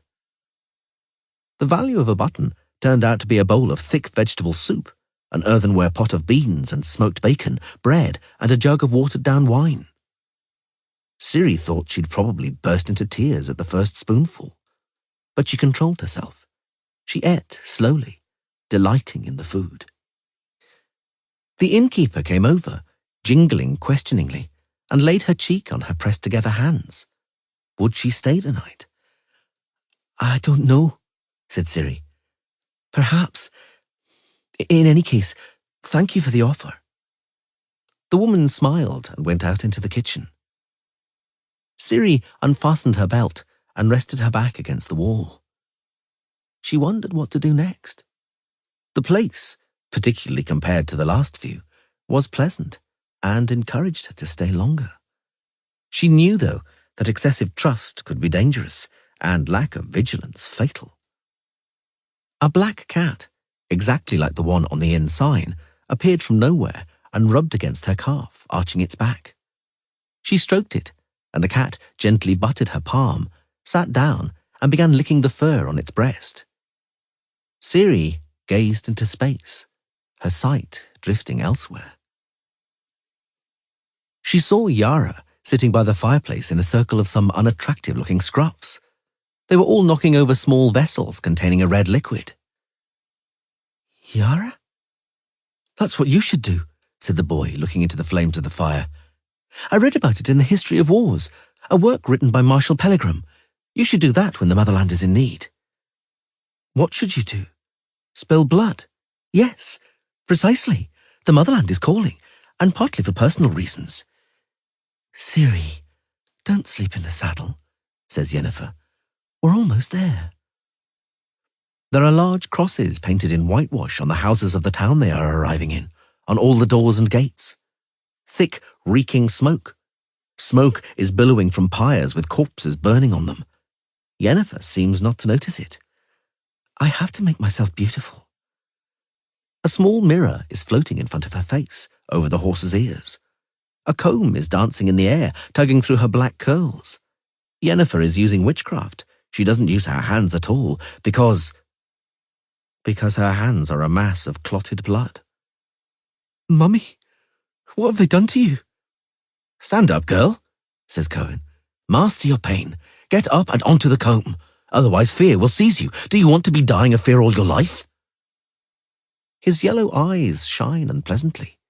He yawns. His pointed teeth flash white. It's not Cohen at all. It's the cat. The black cat. A column of soldiers many miles long are marching. A forest of spears and standards sways and undulates over them. Yara also marches. He has a round helmet on his head and a pike on his shoulder so long he has to clutch it tightly in both hands, otherwise it would overbalance him. The drums growl and the soldiers' song booms and rumbles. Crows caw above the column. A mass of crows. A lakeshore. On the beach, white caps of whipped-up foam, rotten reeds washed up. An island on the lake. A tower. Toothed battlements, a keep thickened by the protrusions of machicolations. Over the tower, in the darkening blue of the sky, the moon shines, as bright as a gold sovereign chopped in half. 2 women wrapped in furs sit on the terrace. A man in a boat. A looking-glass and a tapestry. Ciri jerks her head up. Eredin Brechglas is sitting opposite on the other side of the table. "You can't not know," he says, showing his even teeth in a smile, "that you're only delaying the inevitable. You belong to us, and we'll catch you. Like hell. You will return to us. You will roam a little around places and times. Then you'll reach the spiral, and we'll catch you in it. You will never return to your world or time. It's too late in any case. There's nothing for you to return to. The people you knew died long ago. Their graves are overgrown and have caved in. Their names have been forgotten. Your name also." "You're lying. I don't believe you." "Your beliefs are your private matter. I repeat, you'll soon reach the spiral, and I'll be waiting there for you. You desire that secretly, don't you, Mialina Luned?" "You've got to be talking rubbish." "We A&L sense things like that. You were fascinated by me. You desired me, and feared that desire. You desired me, and you still desire me, Zirael. Me, my hands, my touch." Feeling a touch, she leapt up, knocking over a cup, which was fortunately empty. She reached for her sword, but calmed down almost at once. She was in the Black Cat Inn. She must have dropped off, dozing on the table. The hand that had touched her hair belonged to the portly innkeeper. Ciri wasn't fond of that kind of familiarity, but kindness and goodness simply radiated from the woman, which she couldn't pay back with brusqueness. She let herself be stroked on the head and listened to the melodic, jingling speech with a smile. She was weary. "I must ride," she said at last. The woman smiled, jingling melodiously. "How does it happen?" thought Ciri. "What can it be ascribed to? That in all worlds, places and times, in all languages and dialects, that one word always sounds comprehensible and always similar. Yes, I must ride to my mamma. My mamma is waiting for me. The innkeeper led her out into the courtyard. Before she found herself in the saddle, the innkeeper suddenly hugged Ciri hard, pressing her against her plump breast. Goodbye. Thank you for having me. Forward, Kelpie. She rode straight for the arched bridge over the tranquil river. When the mare's horseshoes rang on the stones, she looked around. The woman was still standing outside the inn. Concentration, fists at her temples, a buzzing in her ears as though from the inside of a conch. A flash, and abruptly, soft and black nothingness. Bonne chance, ma fille. Thérèse Lapin, the innkeeper of the tavern Au Chat Noir in Pont-sur-Yonne, cried after her by the highway running from Melun to Auxerre. Have a pleasant journey. Concentration, fists at her temples, a buzzing in her ears as though from the inside of a conch. A flash, and abruptly, soft and black nothingness. A place, a lake, an island. The moon like a sovereign hacked in half. Its light lies down on the water in a luminous streak. In the streak, a boat. On it, a man with a fishing rod. On the terrace of the tower, 2 women? Condwyrmures couldn't bear it and screamed in amazement, immediately covering her mouth with her hand. The Fisher King dropped the anchor with a splash, swore gruffly, and then opened his mouth and froze like that. Nemu didn't even twitch. The surface of the lake, bisected by a streak of moonlight, vibrated and rippled as though having been struck by a gale. The night air above the lake ruptured like a smashed stained glass window cracks. A black horse emerged from the crack, with a rider on its back. Nemu calmly held out her hands, chanting a spell. The tapestry hanging on the stand suddenly burst into flames, lighting up in an extravaganza of tiny multicolored lights. The tiny lights reflected in the oval of the looking-glass, danced, teemed in the glass like colored beads, and suddenly flowed out like a rainbow-colored apparition, a widening streak, making everything as bright as day. The black mare reared up and neighed wildly. Nemu spread wide her arms violently and screamed a formula. Condwyrmures, seeing the image forming and growing in the air, focused intently. The image gained in clarity at once. It became a portal. A gate, beyond which was visible a plateau full of shipwrecks. A castle embedded in the sharp rocks of a cliff, towering over the black-looking glass of a mountain lake. This way, Nemu screamed piercingly. This is the way you must take, Ciri, daughter of Pavetta. Enter the portal. Take the road leading to your encounter with destiny. May the wheel of time close. May the serpent Ouroboros sink its teeth into its own tail. Roam no more. Hurry. Hurry to help your friends. This is the right way, O Witcher girl. The mare whinnied again, flailed the air with its hooves once more. The girl in the saddle turned her head, looking now at them, now at the image called up by the tapestry and the looking-glass. She brushed her hair aside, and Condwyrmures saw the ugly scar on her cheek.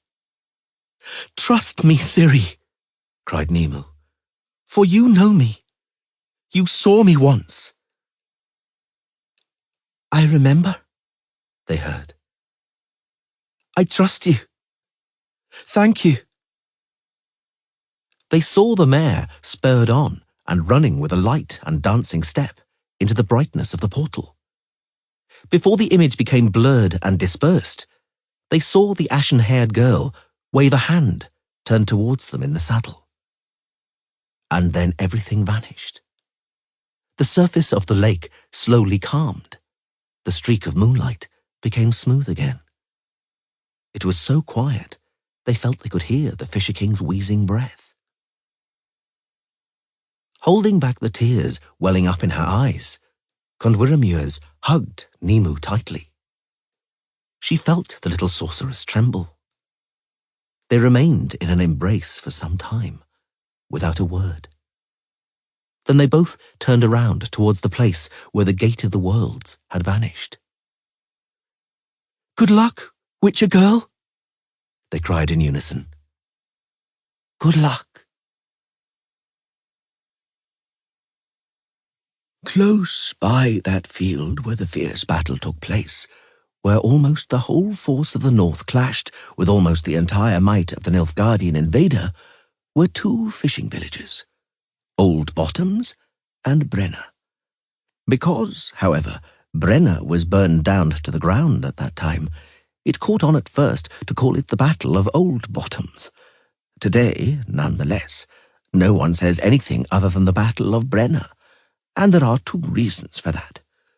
Primo, after being rebuilt, Brenna is today a large and prosperous settlement, while Old Bottoms did not resist the ravages of time, and all trace of it was covered over by nettles, couch grass, and burdock.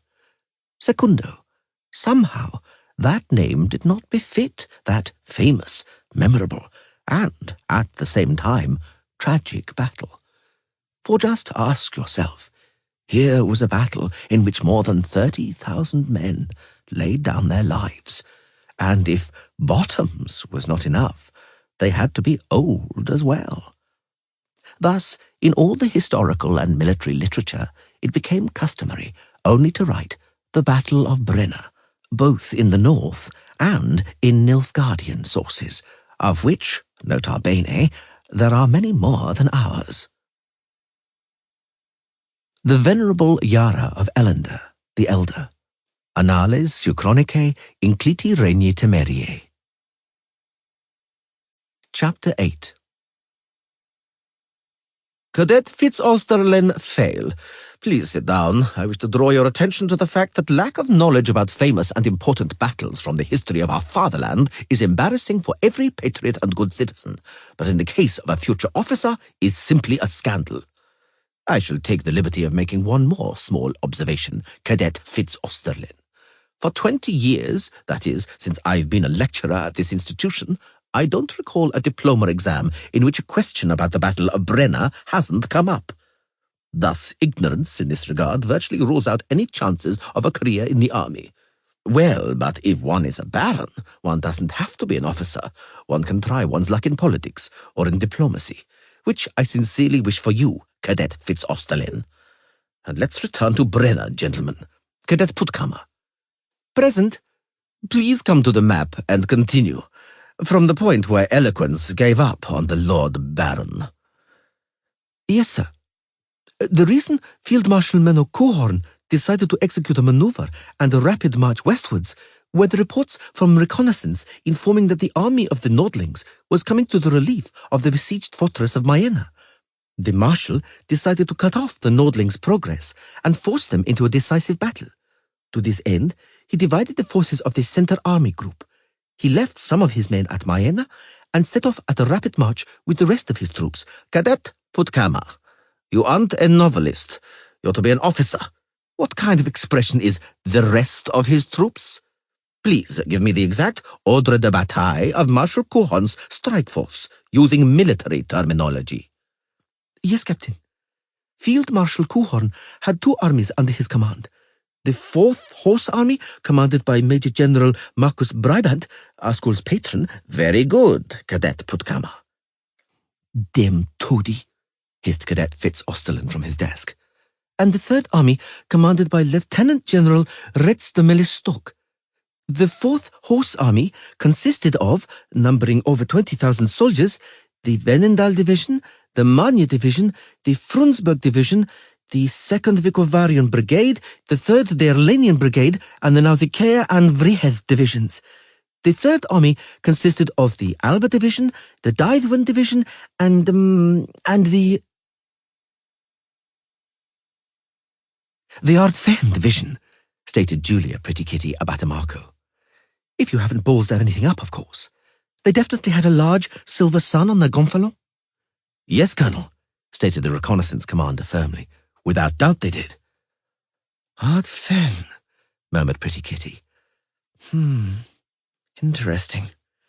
That would mean that not only the horse army, but also part of the third are coming for us, in those columns you supposedly saw. No, sir. Nothing on faith alone. I have to see it with my own eyes. Captain, during my absence, you command the company. I order you to send a liaison officer to Colonel Pangrad. But, Colonel, is that wise, to go yourself? That's an order. Yes, sir. It's sheer lunacy, Colonel. The commander of the reconnaissance outshouted the rush of the gallop. We might run into some elven patrol. Don't talk. Lead on. The small troop galloped hard down the gorge, flashed like the wind down the stream's valley, and rushed into a forest. Here they had to slow down. The undergrowth impeded riding, and furthermore, they were indeed in danger of suddenly happening upon reconnaissance troops or pickets, which the Nilfgaardians had undoubtedly sent. The party of mercenaries had admittedly stolen up on the enemy from the flank, not head-on, but the flanks were certainly also guarded. The game was thus as risky as hell. But Pretty Kitty liked games like that, and there wasn't a soldier in the entire Free Company who wouldn't have followed her all the way to hell. It's here, said the commander of the reconnaissance. The tower. Julia Abatamaco shook her head. The tower was crooked, ruined, bristling with broken beams, forming a latticework through which the wind, blowing from the west, played as though on a tin whistle. It wasn't known who had built the tower here, in a wilderness, or why, but it was apparent it had been built a long time before. It won't collapse? Certainly not, Colonel. Sir wasn't used among the mercenaries of the Free Company, or Madam, only rank. Julia climbed to the top of the tower, almost running up.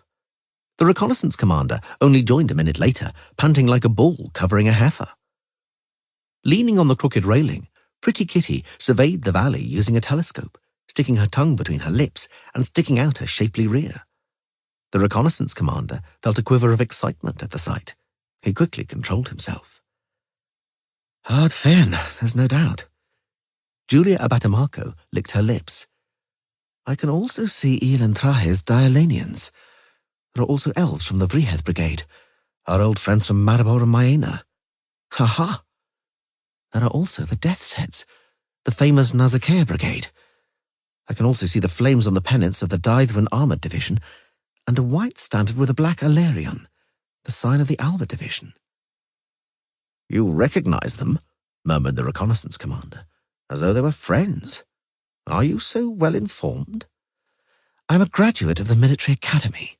Pretty Kitty cut him off. I'm a qualified officer. Good. I've seen what I wanted to see. Let's return to the company.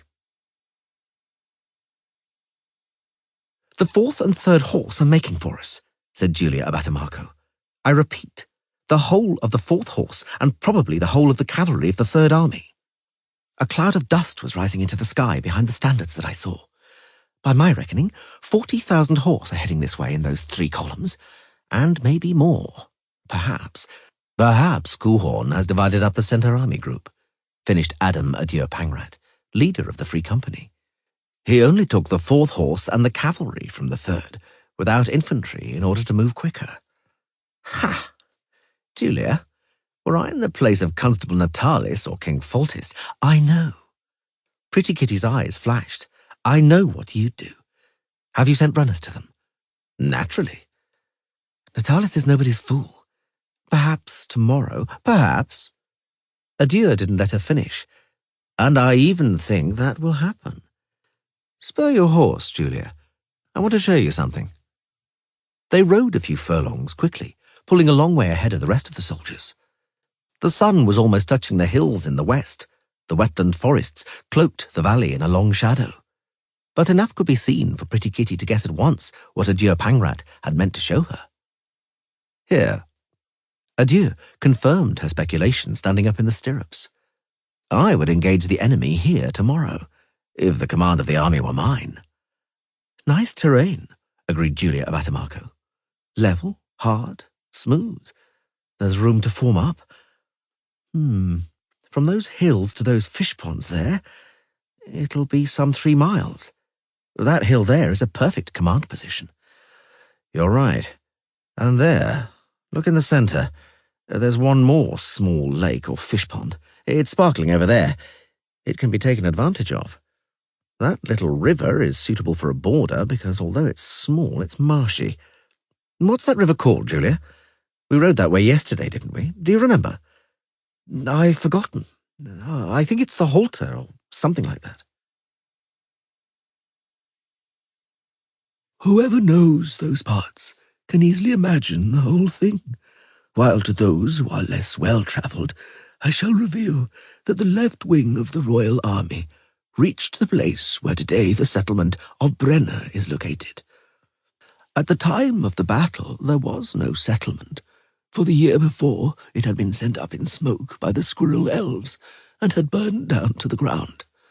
For there, on the left wing, stood the Redanian Royal Corps, which the Count of Reuter was commanding, and there were 8,000 foot and front-line horse in that corps. The centre of the royal formation stood beside a hill later to be named Gallows Hill. There, on the hill, stood with their detachment King Foltest and Constable Jan Natalis, having a prospect of the whole battlefield from high up.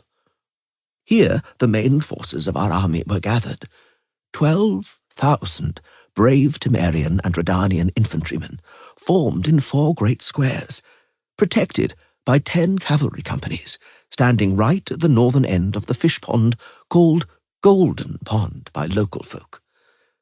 The central formation, meanwhile, had a reserve regiment in the second line, 3,000 Vicimian and Mariborian foot, over which Voivode Bronibor held command. From the southern edge of Golden Pond, however, up to the row of fish ponds and a bend in the river Trotla, to the marshes a mile wide, stood the right wing of our army. The volunteer regiment formed of Mahakam dwarves, 8 companies of light horse, and companies of the eminent Free Mercenary Company. The condottiero, Adam Pangrat, and dwarf Barclay Elves commanded the right wing. Field Marshal Menno Kuhorn deployed the Nilfgaardian army opposite them, about a mile or 2 away, on a bare field beyond the forest. Iron, hard men stood there like a black wall, regiment by regiment, company by company, squadron by squadron. Endless, it seemed, as far as the eye could see.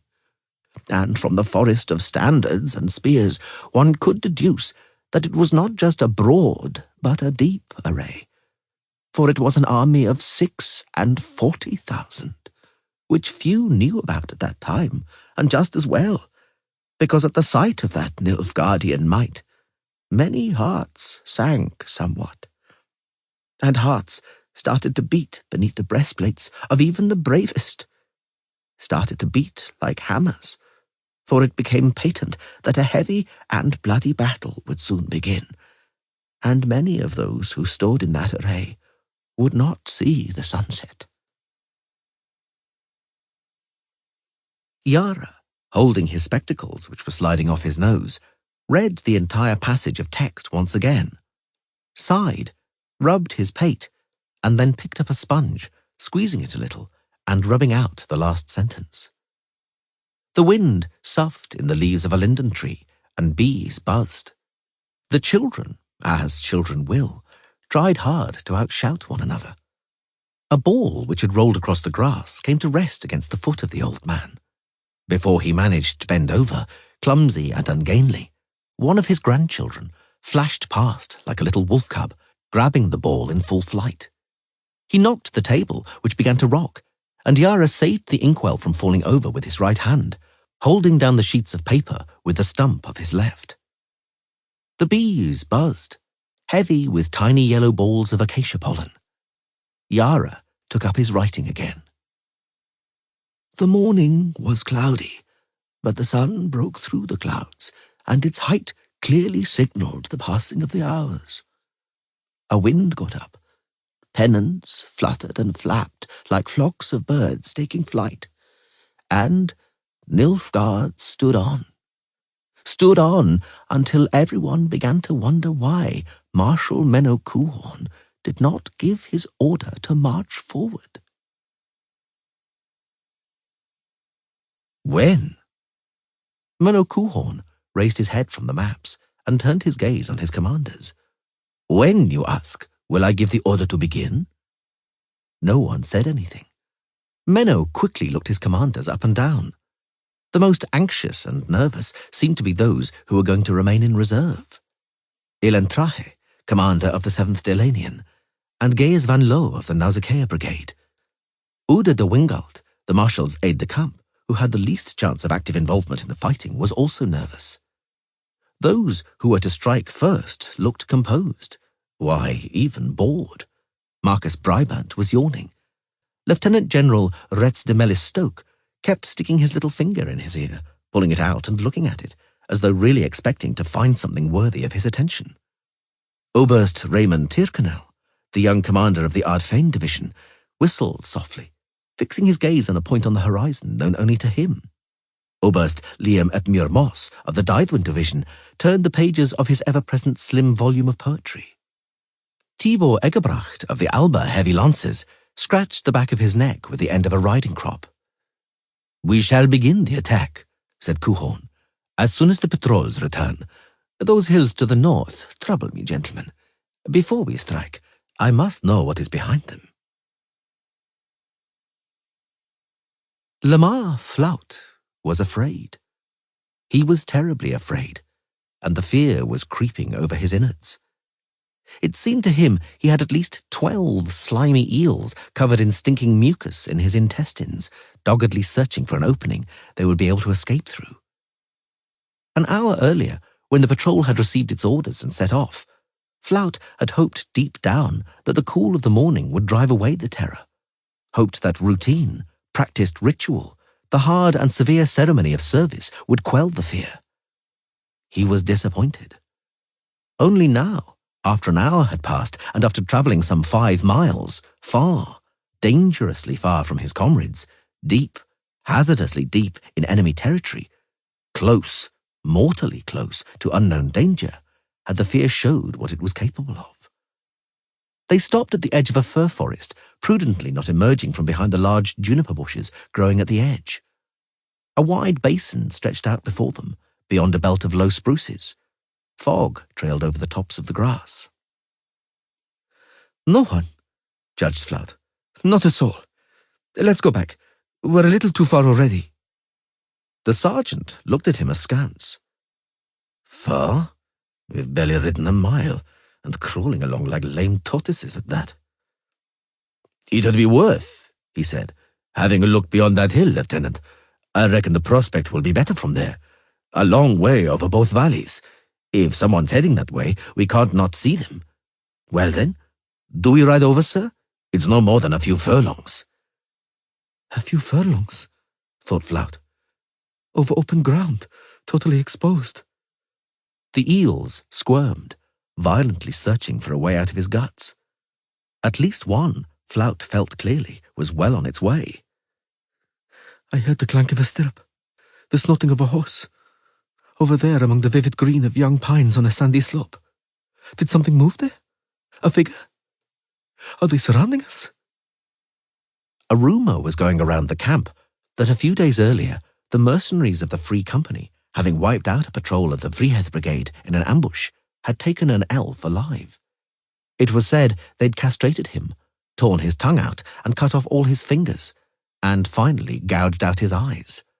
Now, they had jeered, you won't frolic with your elven whore in any fashion, and you won't even be able to watch her when she frolics with others. "Well, sir?" The sergeant cleared his throat. "Shall we nip up that hill?" Lamar Flout swallowed. "No," he said. "We cannot dally. We've ascertained it. There's no enemy here. We must give a dispatch on it to headquarters. Back we go." Menno Coulhorn listened to the dispatch and raised his head from the maps. "To your companies," he ordered briefly. "Mr. Brybant, Mr. Melis Stoke, attack." "Long live the Emperor!" yelled Tyrconnell and Egerbracht. Menno looked at them strangely. "To your companies," he repeated.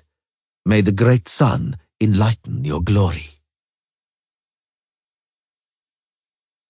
Milo van der Beek, halfling, field surgeon, known as Rusty, greedily breathed into his nostrils the heady blend of the smells of iodine, ammonia, alcohol, ether, and magical elixirs hanging beneath the tent roof. He wanted to enjoy that aroma to the full now, while it was still healthy, pure, virginally uncontaminated, and clinically sterile. He knew it wouldn't stay like that for long. He glanced at the operating table, also virginally white, and at the surgical instruments, at the dozens of tools which inspired respect and confidence by the cool and menacing dignity of their cold steel, the pristine cleanliness of the metal sheen, the order and aesthetics of their arrangement. His staff, 3 women, busied themselves around the instruments. Rusty spat and made a correction in his thoughts. 1 woman and 2 girls. He spat again. 1 old, though beautiful and young-looking grandmother, and 2 children. A sorceress and healer called Marty Södergren, and the volunteers, Shani, a student from Oxenfurt, Yola, a priestess from the Temple of Melitele in Elender. "I know Marty Södergren," thought Rusty. "I've already worked with that beauty more than once. A bit of a nymphomaniac, she's also prone to hysteria, but that's nothing, as long as her magic works. Anesthetic, disinfectant, and blood-staunching spells." Yola, a priestess, or rather a novice, a girl with looks as plain and dull as linen, with long, strong peasant hands. The temple had prevented those hands from becoming tainted by the ugly mark of heavy and dirty slogging on the soil, but it hadn't managed to disguise their descent. "No," thought Rusty, "I'm not afraid for her, by and large. Those peasant woman's hands are sure hands, trustworthy hands. Besides, girls from temples seldom disappoint, and they don't cave in at moments of despair, but seek comfort in religion, in their mystical faith. Interestingly, it helps." He glanced at red-haired Shani, nimbly threading curved needles with catgut. Shani, a child from reeking city backstreets who made it to the Academy of Oxenfurt thanks to her own thirst for knowledge and the unimaginable sacrifices of her parents in paying her fees. A schoolgirl, a jester, a cheerful scamp. What does she know? How to thread needles, put on tourniquets, hold retractors? Ha! The question is, when will the little red-haired student faint, drop the retractors, and tumble nose first into the open belly of a patient being operated on? People aren't very hardy, he thought. I asked to be given an elf woman, or somebody from my own race, but no, there's no trust. Not towards me either, as a matter of fact. I'm a halfling, an unhuman, a stranger. Shani. Yes, Mr. van der Beek? Rusty. I mean, to you, it's Mr. Rusty. What's this, Shani? And what's it for? Are you testing me, Mr. Rusty? Answer, girl. It's a respiratory, for stripping the periosteum during amputations, so that the periosteum doesn't crack under the teeth of the saw, to make the sawing clean and smooth. Satisfied? Did I pass? Quiet, girl, quiet. He raked his fingers through his hair. Interesting, he thought. There are 4 of us doctors here, and each one's ginger. Is it fate or what? Please step outside the tent, girls. He beckoned. They obeyed, though all of them snorted to themselves, each in her own way. Outside the tent sat a cluster of orderlies enjoying the last minutes of sweet idleness. Rusty cast a severe glance at them and sniffed to check if they were already plastered. A blacksmith, a huge fellow, was bustling around by his table, which resembled a torture chamber, and organizing his tools, which served to pull the wounded out of suits of armor, mail shirts, and bent visors. In a moment, over there, began Rusty without introductions, indicating the field. People will start slaughtering each other, and a moment after that moment, the first casualties will appear. Everyone knows what they're supposed to do. Each one of us knows their duties and their place. If everyone obeys what they ought to obey, nothing can go wrong. Clear? None of the girls commented.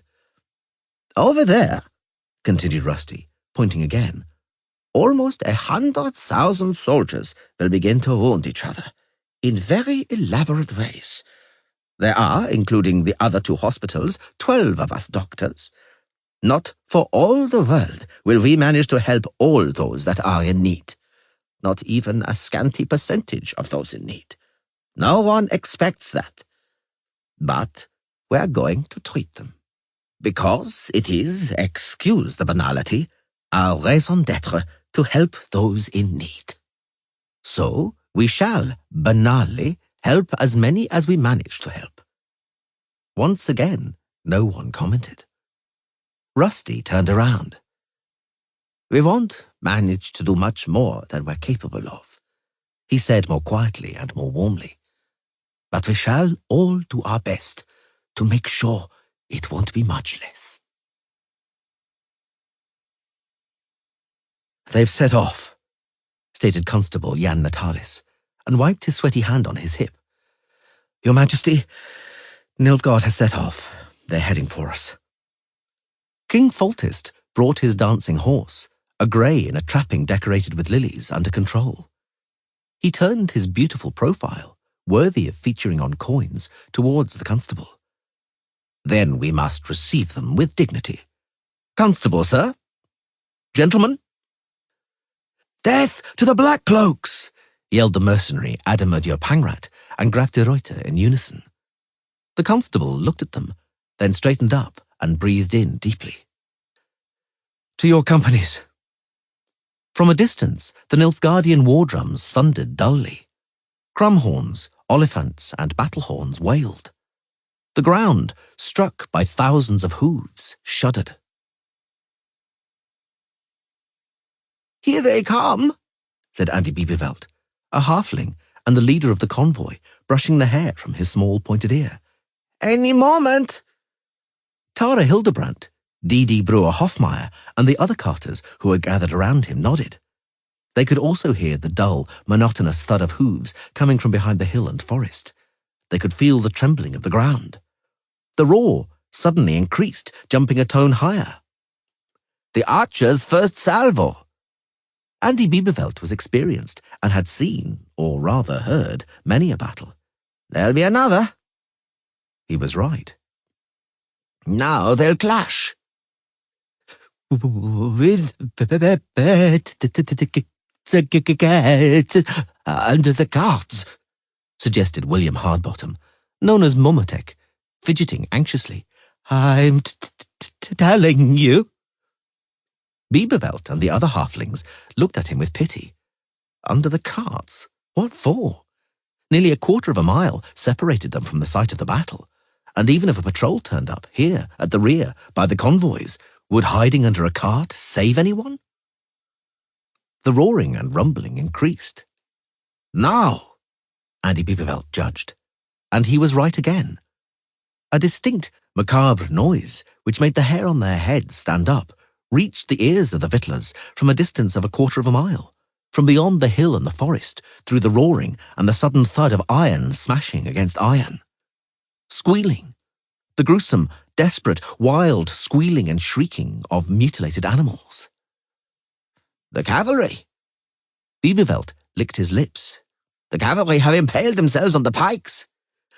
I just, stammered out the pale Momotek. Don't know how the horses are to blame. The horsens. Yara rubbed out another sentence with a sponge.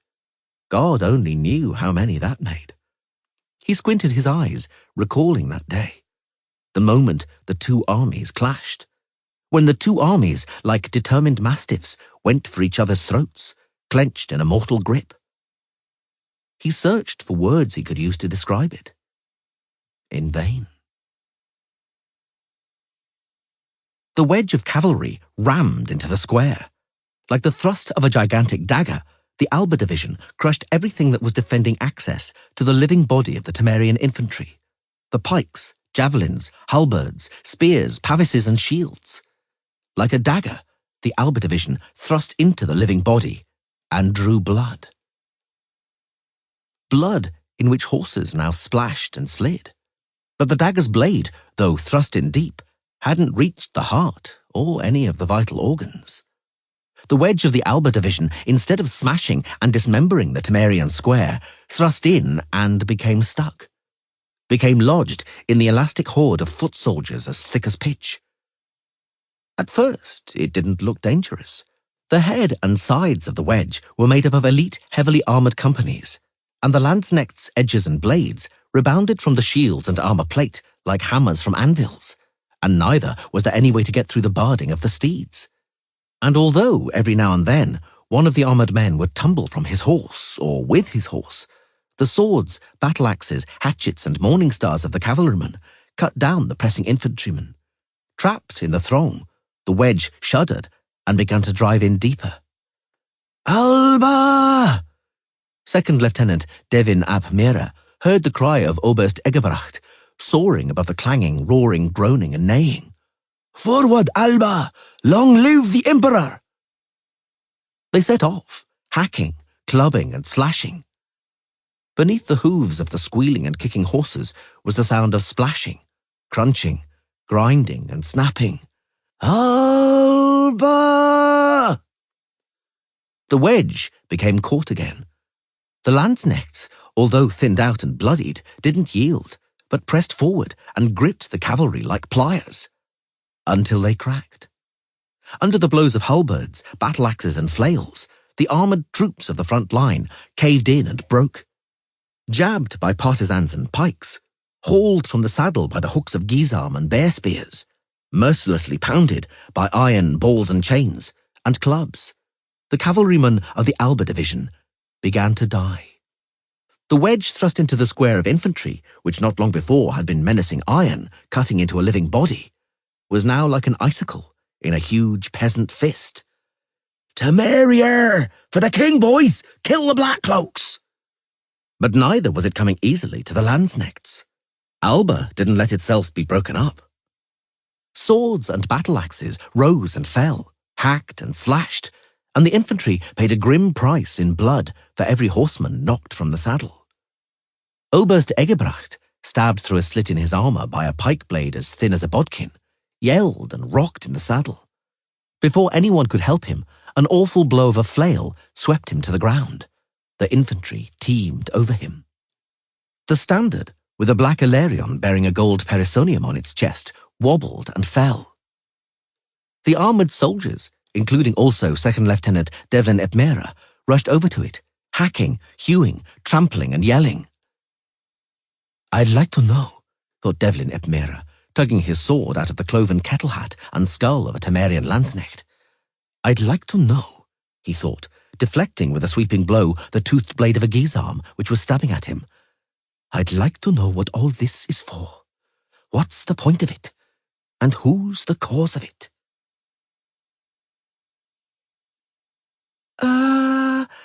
And then the convent of the great master sorceresses gathered, our esteemed mothers, whose memory will always live among us, for, the great master sorceresses of the First Lodge decided to...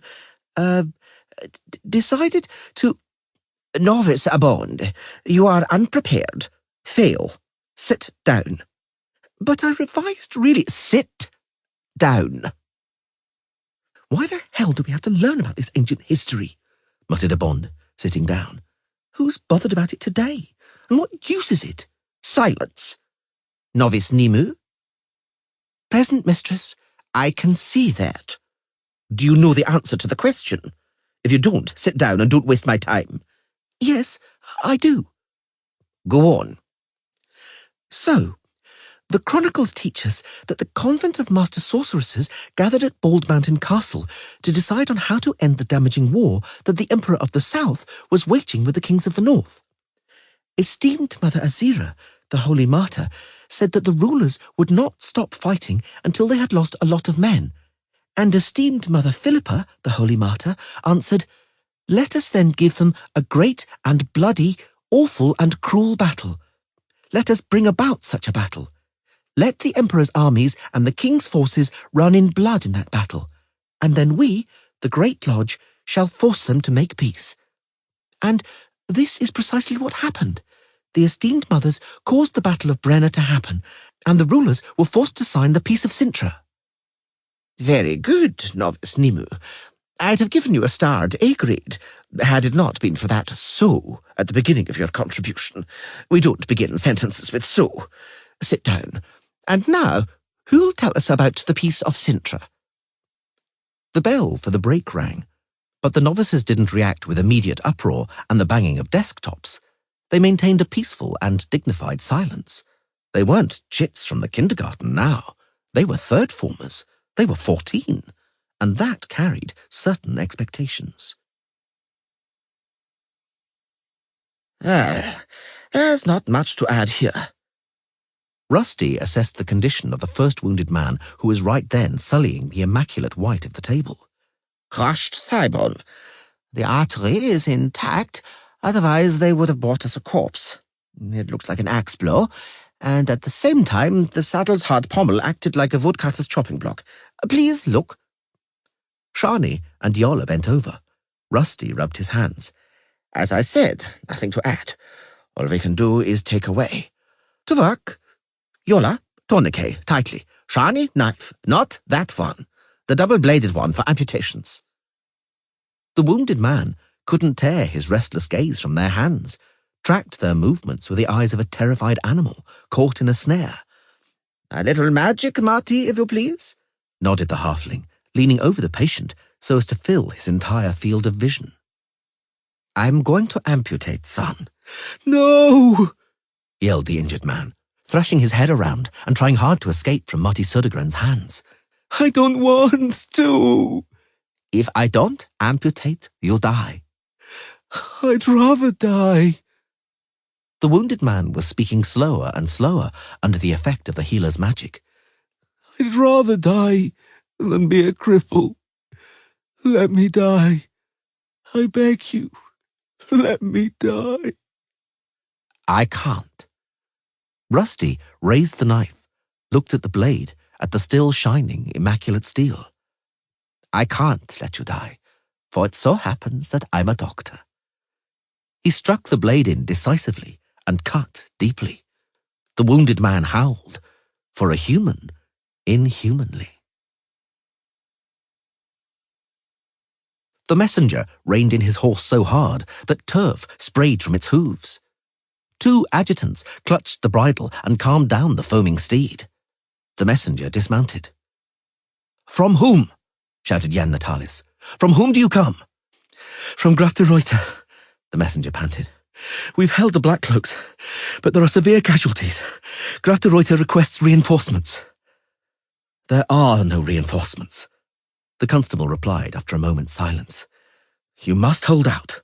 You must." And here, Rusty indicated with the expression of a collector showing off his collection.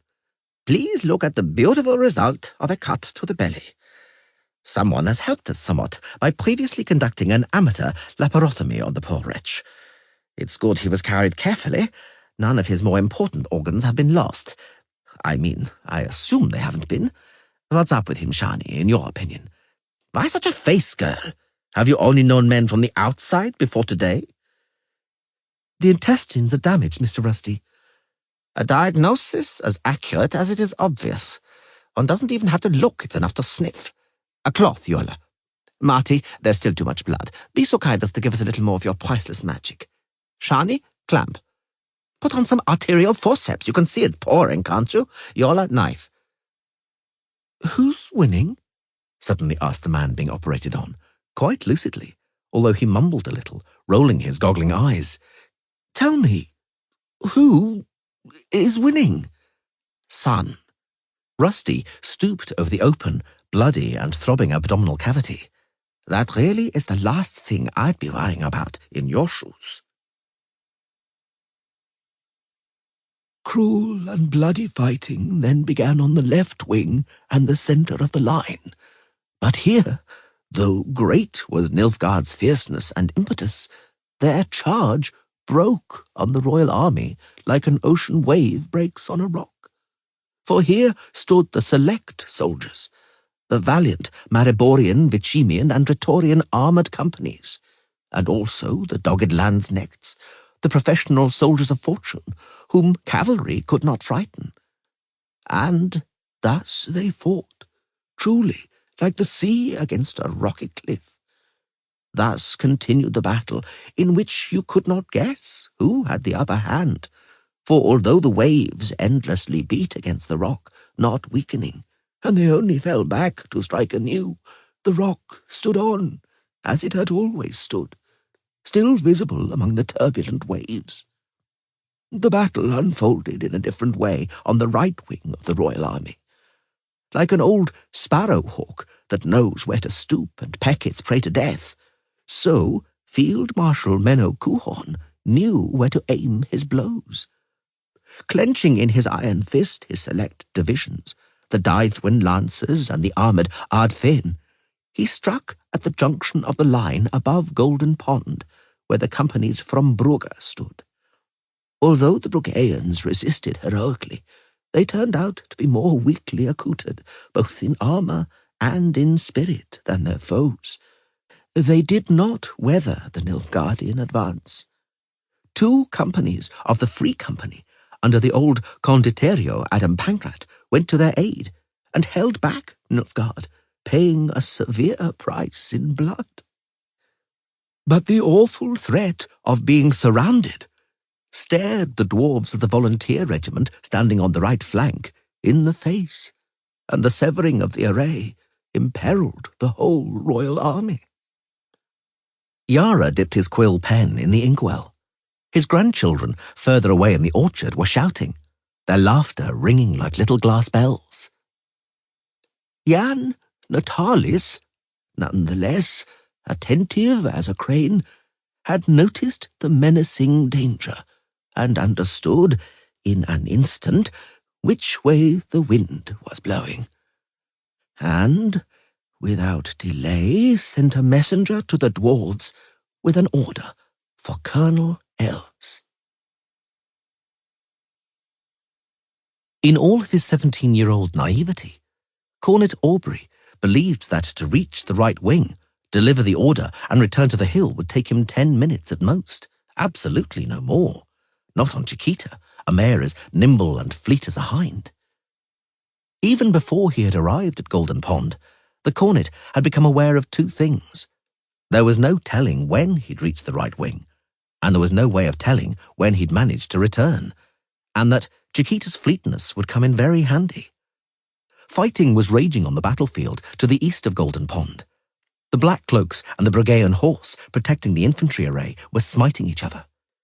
In front of the cornet's eyes, figures in green, yellow, and red cloaks suddenly shot out like sparks, like the glass of a stained glass window, from the whirl of the battle, chaotically bolting towards the river Chotla.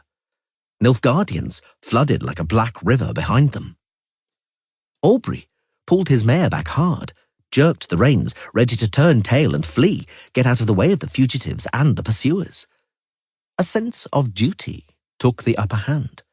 The cornet pressed himself to his horse's neck and galloped at breakneck speed. All around was yelling and hoofbeats, a kaleidoscopic twinkling of figures, the flashes of swords, clanging and thudding. Some of the Bruggeans, who were pressed against the fish pond, were putting up desperate resistance, herding together around a standard bearing an anchored cross. The Black Cloaks were slaughtering the scattered and exposed infantry. The view was obscured by a black cloak with a symbol of a silver sun. "Evgir! Nordling!" Aubrey yelled, and Chiquita, excited by the cry, gave a truly deer-like bound, saving Aubrey's life by carrying him out of range of the Nilfgaardian sword. Arrows and bolts suddenly howled over his head. Figures flickered before his eyes again. "Where am I? Where are my comrades? Where is the enemy?" "Evgir Morv! Nordling!" Thudding, clanking, neighing of horses, shouts. "Stand, you little shit! Not that way!" A woman's voice. A woman on a black stallion, in armour, with hair blown around, her face covered in spots of blood. Beside her, armoured horsemen. "Who are you?" The woman smeared the blood on her sword with a fist. "Cornet Aubrey, Constable Natalis' Flugel adjutant, with orders for Colonels Pangrat and Elves. You have no chance of getting to where Adieu is fighting. We'll ride to the dwarfs. I'm Julia Abatimarco. To horse, damn it! They're surrounding us, at the gallop." He didn't have time to protest. There was no point anyway. After some furious galloping, a mass of infantry emerged from the dust. A square, encased like a tortoise in a wall of pavises, like a pincushion bristling with spear blades. A great gold standard with crossed hammers fluttered over the square, and beside it rose up a pole with horsetails and human skulls. The square was being attacked by Nilfgaardians, who were darting forwards and jumping back like dogs, worrying a beggar swinging a cane. The Ardfen division, owing to the great suns on their cloaks, could not be mistaken for any other. "Fight, free company!" yelled the woman, whirling her sword around in a moulinet. "Let's earn our pay!" The horsemen, and with them Cornet Aubrey, charged the Nilfgaardians. The clash only lasted a few moments, but it was terrible. Then the wall of pavises opened before them. They found themselves inside the square, in a crush amongst dwarves in mail shirts, bassinets, and pointed chick-chack helmets, amongst the Redanian infantry, light Breguet horse, and armoured condottieri. Julia Abatimarco, Pretty Kitty, condottiero. Aubrey only now recognised her, dragged him in front of a pot-bellied dwarf in a chick-chack helmet decorated with a splendid plume, sitting awkwardly on an armoured Nilfgaardian horse in a lancer's saddle with large pommels, which he had clambered into to be able to see over the heads of the infantrymen. "Colonel Berkeley Elves?"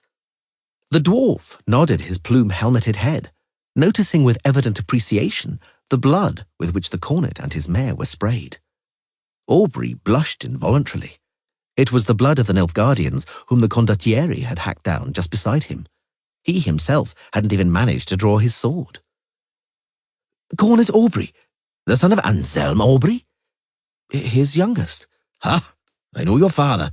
What have you brought me from Natalis and Foltest, Cornet, my boy?" "You're threatened by a breach in the centre of the line. The constable orders the volunteer regiment to pull back the wing as soon as possible and retreat to Golden Pond and the River Chotla, in order to reinforce—" His words were drowned out by roaring, clanging, and the squealing of horses. Aubrey suddenly realised how absurd the orders he had brought were. What little significance those orders had for Berkeley Elves, for Julia Abatimarco, for that dwarven square under a gold standard with hammers, fluttering over the surrounding black sea of Nilfgaard, attacking them from all sides. "I'm late," he whimpered. "I arrived too late." Pretty Kitty snorted. Berkeley Elves grinned. "No, little cornet son," he said. "It was Nilfgaard that came too soon." "Congratulations to you, ladies, and to me, on a successful segmentectomy of the small and large bowel, splenectomy, and a liver suture. I draw your attention to the time it took to remove the consequences of what was done to our patient in a split second during the battle. I recommend that as material for philosophical reflections. Miss Shani will sew up the patient." "But I've never done it before, Mr. Rusty." "You have to start sometime. Red to red, yellow to yellow, white to white. So like that, and it's sure to be fine." "What the hell?" Berkeley Elves twisted his beard. "What are you saying, little cornet, Anselm Aubrey's youngest son? That we're just loafing around here? We didn't even fucking budge in the face of the enemy. We didn't budge an inch. It ain't our fault the men from Brugge didn't hold out. But the order, I don't give a shit about the order." "If we don't fill the breaches," Pretty Kitty shouted over the commotion, "the black cloaks will break the front. They'll break the front. Open the array, Berkeley. I'm going to strike. I'll get through." "They'll slaughter you before you get to the fish pond. You'll perish senselessly." "So what do you suggest?" The dwarf swore, tore his helmet from his head, and hurled it to the ground. His eyes were savage, bloodshot, dreadful. Chiquita, frightened by the yells, danced beneath the cornet as far as the crush permitted. "Summon Yap and Zigrin and Dennis Granma, pronto." It was apparent at first glance that the two dwarves had come from the heaviest fighting. They were both bespattered with blood. The steel spalder of one of them bore the mark of a cut so powerful it had bent the edges of the metal plating outwards. The head of the other dwarf was wrapped in a rag oozing blood. "Everything in order, Sigrun?" "I wonder," panted the dwarf, "why everyone's asking that." Barclay Elves turned around, found the cornet's gaze, and stared hard at him. "So, Anselm's youngest son," he rasped. "The king and the constable have ordered us to go to them and support them? Well, keep your eyes wide open, little cornet. This'll be worth seeing." "Sod it!" roared Rusty, springing back from the table and brandishing his scalpel. "Why, blast it, why does it have to be like this?" No one answered him. Marty Södergren just spread her arms, Shani bowed her head, and Yola sniffed. The patient who had just died was looking upwards, and his eyes were unmoving and glazed. "Strike! Kill! Confusion to the Horsans! Keep in line!" Barclay Elves roared. "Keep an even step! Hold the line and keep close! Close!" "They won't believe," thought Cornet Aubrey. "They'll never believe me when I tell them about it. This square is fighting in a total encirclement, surrounded on all sides by cavalry, being torn, hacked, pounded, and stabbed. And the square is marching. It's marching in line, serried, pavis by pavis. It's marching, trampling and stepping over corpses, pushing the elite Ard Fein division in front of it. And it's marching. Fight! Even step, bellowed Barclay Elves. Hold the line. The song, for fuck's sake, the song, our song. Forward, Mahakam! Several thousand dwarven throats yelled the famous Mahakam battle song. Ho, ho, ho. Just wait, don't be hasty. Things will very soon get tasty. This shambles will fall apart, shaken to its very heart. Ho, ho, ho. Fight, Free Company! Julia Abatamarco's high-pitched soprano cut into the throaty roar of the dwarves like the thin, keen edge of a misericord. The condottieri, breaking free of the line, counterstruck the cavalry, attacking the square. It was a truly suicidal stroke, as the entire momentum of the Nilfgaardian offensive turned onto the mercenaries, now deprived of the protection of the dwarven halberds, pikes, and pavises. The thudding, yelling, and squealing of horses made Cornet Aubrey cringe involuntarily in the saddle. Someone struck him in the back, and he felt himself drift with his mare, stuck in the crush, towards the greatest confusion and the most terrible slaughter. He tightly gripped his sword hilt, which suddenly seemed slippery and strangely unwieldy. A moment later, carried in front of the line of pavises, he was already hacking around himself like a madman and yelling like a madman. "One more time!" He heard the wild cry of Pretty Kitty. "One more shove! You'll do it, boys! Fight! Kill! For the ducat, as gold as the sun! To me, Free Company!" A helmetless Nilfgaardian rider with a silver sun on his cloak penetrated the line, stood up in his stirrups, and with a terrible blow of his battle-axe felled a dwarf along with his pavis and cleaved open the head of another. Aubrey turned in the saddle and hacked back-handed. A sizable fragment bearing hair flew from the head of the Nilfgaardian, who tumbled to the ground. At the same time, the cornet was also struck in the head and fell from the saddle. The crush meant he didn't end up on the ground immediately, but hung for several seconds, screaming shrilly, between the sky, the earth, and the sides of two horses. But although he had had the fright of his life, he didn't have time to experience pain. When he fell, his skull was almost immediately crushed by iron-shod hooves. 65 years later, when asked about that day, about Brenner Field, about the square marching towards Golden Pond over the bodies of friends and enemies, the old woman would smile, wrinkling up even more a face already as shriveled and dark as a prune. Impatient, or perhaps pretending to be impatient, she waved a trembling, bony hand, grotesquely contorted by arthritis. "There was no way," she mumbled, "that either of the sides could gain the advantage. We were in the middle, in the encirclement, and they were on the outside, and we were simply killing one another. They us, and we them. They us, we them." The old woman struggled to overcome a coughing fit. Those listeners who were closest saw on her cheek a tear, making its way with difficulty among the wrinkles and old scars. "They were just as brave as us," mumbled the old dear, who had once been Julia Abatamarco, pretty Kitty of the Free Mercenary Company. "We were all just as brave. Us and them." The old woman fell silent for a long time. Her audience didn't urge her on, seeing her smile at her recollections, at her glory, at the faces of those who gloriously survived, looming in the fog of oblivion, of forgetting, in order later to be shabbily killed by vodka, drugs, and consumption. "We were all just as brave," finished Julia Abatamarco. "Neither of the sides had the strength to be braver. But we managed to be brave for a minute longer." Marty, I'd be very grateful if you could give us a little more of your wonderful magic. Just a little bit more. Just a few ounces. The inside of this poor wretch's belly is one great goulash, seasoned additionally by loads of metal rings from a male shirt. I can't do anything while he thrashes about like a fish being gutted. Shani, damn it, hold those retractors. Yola, are you asleep, damn it? Clamp! Clamp!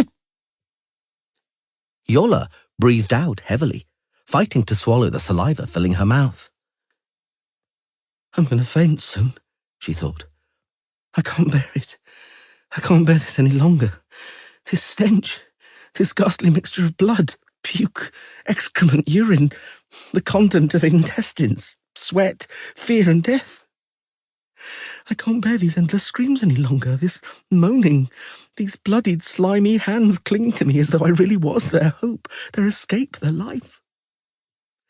I can't bear the pointlessness of what we're doing. Because it is pointless. It's one great, enormous, pointless pit of pointlessness. I can't bear the effort and the fatigue. They keep bringing new ones, and new ones. I can't stand it. I'm going to vomit. I'm going to faint. I'll shame myself. Dressing, compress, bowel clamp. Not that one. Soft clamp. Mind what you're doing. Make another mistake and I'll smack you in that ginger head. Do you hear? I'll smack you in that ginger head. Great Melitala, help me. Help me, oh goddess. There. Better already. One more clamp, priestess. Clamp on the artery. Good. Good, Yola. Keep it up. Marty, mop his eyes and face. And mine, too. Where does that pain come from? Thought Constable Jan Natalis. What hurts so much? Aha! My clenched fists.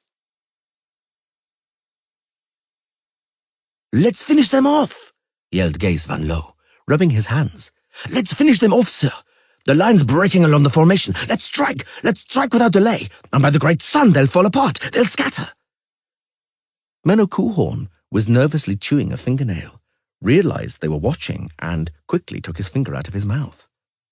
Let's strike, repeated Gaze Van Loo calmly, not without emphasis. Now the chair's ready. Now the chair is to stand by, said Menno sharply. The Derlanians too, Mr. Foltiana. The commander of the Vriheth Brigade, Isengrim Foltiana, called the Iron Wolf, turned his awful face, disfigured by a scar running across his forehead, brow, bridge of the nose and cheek, towards the marshal. Strike. Menno pointed with his baton. At the junction of Temeria and Redania, over there. The elf saluted. His disfigured face didn't even twitch, His large eyes didn't change their expression. Allies, thought Menno.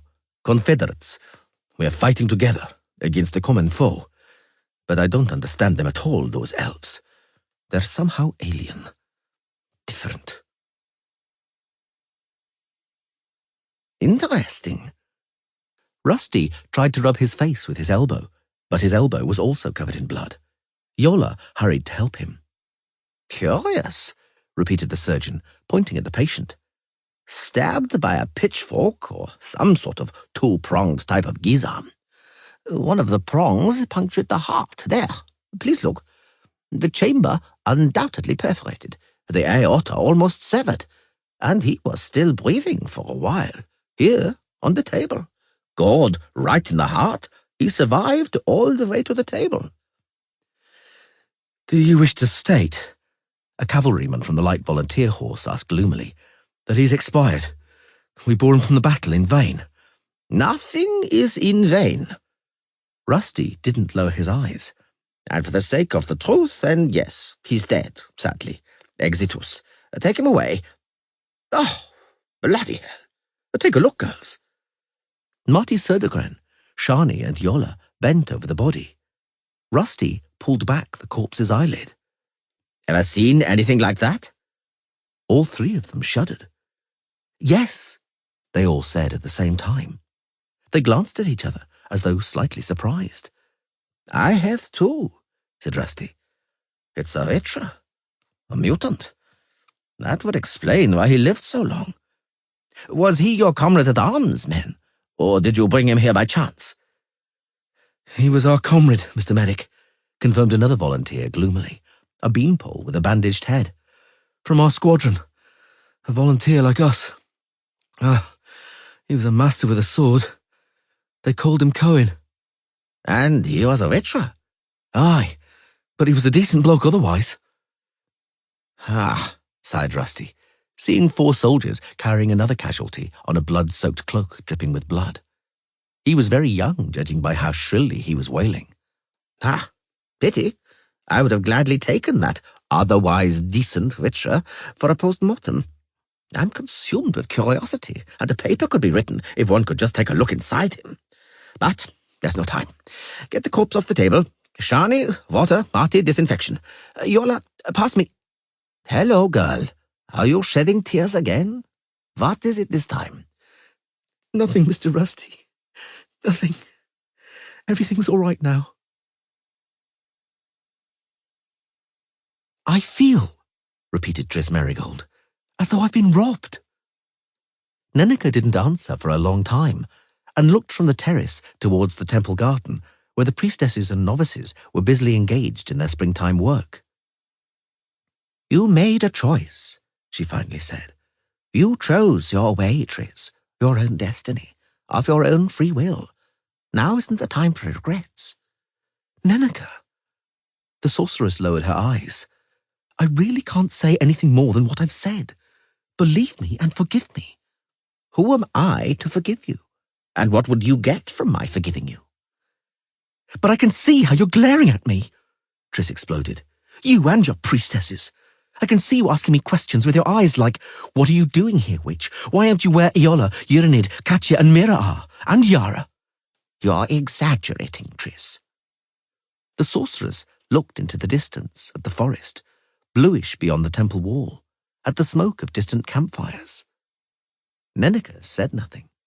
She was also far away in her thoughts, away where the fighting was raging and the blood was flowing. She thought about the girls she'd sent there. They talked me out of it all, Tris said. Nenneke said nothing. They talked me out of it all, Tris repeated. So wise, so sensible, so logical. How not to believe them when they explained that there are more and less important matters, that one ought to give up the less important ones without a second thought, sacrifice them for the important ones without a trace of regret, that there's no point saving people you know and love because they're individuals, and the fate of individuals is meaningless against the fate of the world, that there's no point fighting in the defense of virtue, honor, and ideals because they are empty notions, that the real battlefield for the fate of the world is somewhere else completely, that the fight will take place somewhere else, And I feel robbed. Robbed of the chance to commit acts of insanity. I can't insanely rush to help Ciri. I can't run and save Geralt and Yennefer like a madwoman. But that's not all. In the war being waged, in the war to which you sent your girls, in the war to which Yara fled, I'm even refused the chance to stand on the hill. To stand on the hill once more. This time with the awareness of a truly conscious and correct decision. Everybody has their own decision and their own hill, Triss, said the High Priestess softly. Everybody. You can't run away from yours either. There was a commotion in the entrance to the tent. Another casualty was being carried in, accompanied by several knights. One, in full-plate armour, was shouting, giving orders and urging the carriers on. Move, stretcher-bearers, quicker! Put him here! Here! Hey, you, medic! I'm busy. Rusty didn't even look up. Please put the wounded man on a stretcher. I'll see to him when I finish. You'll see to him immediately, stupid leech, for it is none other than the most honourable Count of Garamond. This hospital. Rusty raised his voice, angry, because the broken arrowhead stuck in the casualty's guts had once again slipped out of his forceps. This hospital has very little in common with democracy. They mainly bring in knights and upward, barons, counts, marquises, and various others of that ilk. Somehow, few care about wounded men of humbler birth. But there is some kind of equality here, nonetheless. That is on my table. Eh? You what? It doesn't matter. Rusty once again stuck a cannula and a pair of forceps into the wound. If this one here, from whose guts I'm removing bits of iron, is a peasant, a member of the minor gentry, old nobility, or aristocracy, he's lying on my table. And to me, as I hum to myself, a duke's worth a jester. Before God, we are all equally wise and equally foolish. You what? Your count will have to wait his turn. You confounded halfling. Help me, Shani, take the other forceps. Look out for that artery. Marty, just a little more magic if you would. We have serious hemorrhaging here. The knight took a step forward, teeth and armour grating. I'll have you hanged, he roared. I'll order you hanged, you unhuman. Silence, Babrock, the wounded count said with difficulty, biting his lips. Silence. Leave me and get back to the fighting. No, my lord, never. That was an order. A thudding and clanging of iron, the snorting of horses and wild cries reached their ears from behind the tent flap. The wounded in the field hospital moaned in various keys. Please look. Rusty raised his forceps, showing the splintered arrowhead he had finally extracted. A craftsman made this trinket, supporting a large family thanks to its manufacture. Furthermore, contributing to the growth of small craftwork, and thus also to general prosperity and universal happiness. And the way this ornament clings to human guts is surely protected by a patent. Long live progress. He casually threw the bloody blade into the bin and glanced at the casualty, who had fainted during the operation. Sew him up and take him away, he nodded. If he's lucky, he'll survive. Bring me the next in the queue, the one with the gashed head. That one, Marty Södergren said calmly, just gave up his place a moment ago. Rusty sucked in and exhaled, moved away from the table without unnecessary comments, and stood over the wounded count. Rusty's hands were bloody, and his apron splashed with blood like a butcher. Daniel Echeverry, the Count of Garamond, paled even more. Well, panted Rusty, it's your turn, Your Grace. Put him on the table. What do we have here? Ah, nothing remains of that joint that could be saved. It's porridge. It's pulp. What do you whack each other with, Count, that you smash each other's bones like that? Well, it'll hurt a bit, Your Grace. It'll hurt a bit. But please, don't worry. It'll be just like it is in a battle. Tourniquet, knife. We're going to amputate, Your Grace.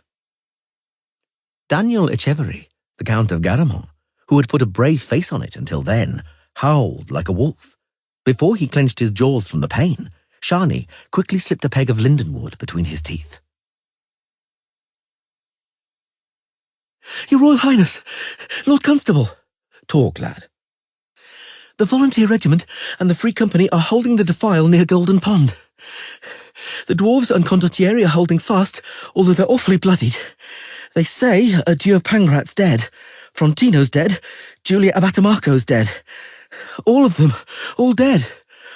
The Dorian Company, which came to relieve them, is slaughtered." "Reserves, my Lord Constable," Foltest said quietly, but clearly. "If you want to know my opinion, it's time to send in the reserves. Have Bronnibor throw his infantry at the Blackcloaks. Now, forthwith. Otherwise they'll dismember our lines, and that means the end." Jan Natalis didn't answer, now observing the next liaison officer rushing towards them from a distance on a horse, spraying flecks of foam. "Get your breath back, lad. Get your breath back and speak concisely." "They've breached the front. The elves of the Vrihed Brigade. Graf de Reuter informs your graces that—" "What does he inform us? Talk." "That it's time to save your lives." Jan Natalis raised his eyes heavenwards. "Blenkert," he said hollowly. "May Blenkert come now, or may the night come." The ground around the tent trembled beneath hooves, and the tent walls, it seemed, billowed from the intensity of the cries and the neighing of horses. A soldier rushed into the tent, followed close behind by 2 orderlies. "People, flee!" the soldier bellowed. "Save yourselves! Nilfgaard is vanquishing our army! Destruction! Destruction! Defeat!" "Clamp!" Rusty withdrew his face before the stream of blood, a potent and vivid fountain squirting from an artery. "Clamp and a compress. Clamp, Shani. Marty, do something if you would about that bleeding." Someone howled like an animal right beside the tent, briefly, stopping abruptly. A horse squealed. Something hit the ground with a clank and a thud. A crossbow bolt punctured the canvas with a crack, hissed and flew out the other side, fortunately too high to threaten the wounded men lying on stretchers. "Nilfgaard!" the soldier shouted again, in a high, trembling voice. "Gentlemen medics, can't you hear what I'm saying? Nilfgaard has breached the royal line. They're coming and murdering. Flee!" Rusty took a needle from Marty Södergren and put in the first suture. The man being operated on hadn't moved for a long time, but his heart was beating, visibly. "I don't want to die," yelled one of the conscious wounded. The soldier cursed, dashed for the exit, suddenly yelled, crashed backwards, splashing blood, and tumbled onto the dirt floor. Yola, kneeling by the stretchers, leapt to her feet and stepped back. It suddenly went quiet. Not good, thought Rusty, seeing who was entering the tent. Elves, silver lightning bolts, the Vrihed Brigade, the notorious Vrihed Brigade. "A field hospital," the first of the elves stated. He was tall, with a pretty, oval, expressive face, with large cornflower blue eyes. "Treating the wounded?" No one said anything. Rusty felt his hands begin to tremble. He quickly handed the needle to Marty. He saw Shani's forehead and the bridge of her nose pale. "So, what's this about?" said the elf, drawling his words menacingly. "Why do we wound our foes over there on the battlefield? Over there, in the fighting, we inflict wounds so men will die from them, and you treat them. I observe an absolute lack of logic here, and a conflict of interests." He stooped over and thrust his sword, almost without a swing, into the chest of the casualty on the stretcher nearest the entrance. Another elf pinned another wounded man with a half-pike. A third casualty, conscious, tried hard to stop a thrust with his left arm and the heavily bandaged stump of his right. Shani screamed, shrilly, piercingly, drowning out the heavy, inhuman groaning of the mutilated man being murdered. Yola, throwing herself onto a stretcher, covered the next casualty with her body. Her face blanched like the linen of a bandage, and her mouth began to twitch involuntarily. The elf squinted his eyes. "Va fort, Biana," he barked, "or I'll run you through along with this doina. Get out of here!" Rusty was beside Yola in 3 bounds, shielding her. "Get out of my tent, you murderer! Get back there to the battlefield. Your place is there, among the other murderers. Murder each other there, if that is your will, but get out of here." The elf looked down at the pot-bellied halfling, shaking with fear, the top of whose curly mop reached a little above his waist. "Blood Ferian," he hissed. "Toady to humans, get out of my way. Not a chance." The halfling's teeth were chattering, but his words were distinct. The second elf leapt forward and pushed the surgeon with the shaft of his half-pike. Rusty fell to his knees. The tall elf wrenched Yola away from the wounded man with a brutal tug and raised his sword, and froze, seeing on the rolled-up cloak under the injured man's head the silver flames of the Dithwen division and the insignia of a colonel. "Yevine!" screamed an elf woman with dark hair woven into a plait, rushing into the tent. "Came below! Is ever giri the doina? En va! Is teeth!" The tall elf looked at the wounded colonel for a moment, then at the eyes of the surgeon, which were watering in terror. Then he turned on his heel and left. Once again the tramping of hooves, yelling and the clanging of iron could be heard from beyond the wall of the tent. "Have at the black cloaks! Murder!" 1,000 voices yelled. Someone howled like an animal, and the howling transformed into macabre wheezing. Rusty tried to stand up, but his legs failed him. His arms weren't much use either. Yola, trembling with powerful spasms of suppressed tears, curled up by the stretcher of the wounded Nilfgaardian in a fetal position. Shani was crying, not trying to hide her tears, but still holding the retractors. Marty was calmly putting in sutures, only her mouth moving in a kind of mute, silent monologue. Rusty, still unable to stand up, sat back down. He met the gaze of the orderly, huddled and squeezed into a corner of the tent. "Give me a swig of hooch," said Rusty with effort. "Just don't say you don't have any. I know you rascals. You always do."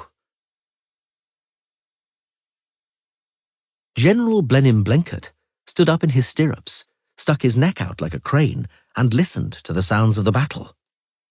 "Draw out the array," he ordered his commanders, "and we'll go at a trot at once behind that hill. From what the scouts say, it appears that we'll come out straight on the Blackcoats' right wing." "And we'll give them what for?" one of the lieutenants, a whippersnapper with a silky and very spare little moustache, shouted shrilly. Blenkert looked askance at him. "A detachment with a standard at the head," he ordered, drawing his sword. "And in the charge, cry, Redania. Cry it at the top of your lungs. May Foltest and Natalis' boys know that the relief is coming." Graf Kobus de Ruyter had fought in various battles for 40 years since he was 16. Furthermore, he was an 8th-generation soldier. Without doubt, he had something in his genes. Something that meant that the roar and hubbub of battle, for everyone else simply a horrifying hullabaloo that drowned out everything else, was like a symphony, like a concert for a full orchestra to Kobus de Ruyter. De Ruyter had once heard other notes, chords and tones. "Hurrah, boys!" he roared, brandishing his baton. "Redania! Redania is coming! The Eagles! The Eagles!" From the north, from behind the hills, rolling towards the battle, came a mass of cavalry, over which an amaranth pennant and a great gonfalon with a silver Redanian eagle fluttered. "Relief!" yelled de Ruyter. "The relief's coming! Hurrah! Death to the Blackcloaks!" The 8th-generation soldier immediately noticed that the Nilfgaardian wing was wheeling around, trying to turn towards the charging relief with a disciplined, tight front. He knew he could not allow them to do that. "Follow me!" he roared, wresting the standard from the standard-bearer's hands. "Follow me! Traitogorians, follow me!" They struck suicidally, dreadfully, but effectively. The Nilfgaardians of the Venendal division fell into confusion, and then the Redanian companies drove into them. A great shout rose into the sky. Cobus de Ruyter didn't see or hear it. A stray bolt from a crossbow had struck him straight in the temple.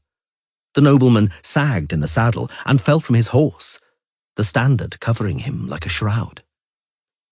8 generations of de Ruiters who had fallen fighting and were following the battle from the beyond nodded in acknowledgement. It could be said, Captain, that the Nodlings were saved by a miracle that day, or a coincidence that no one could have predicted.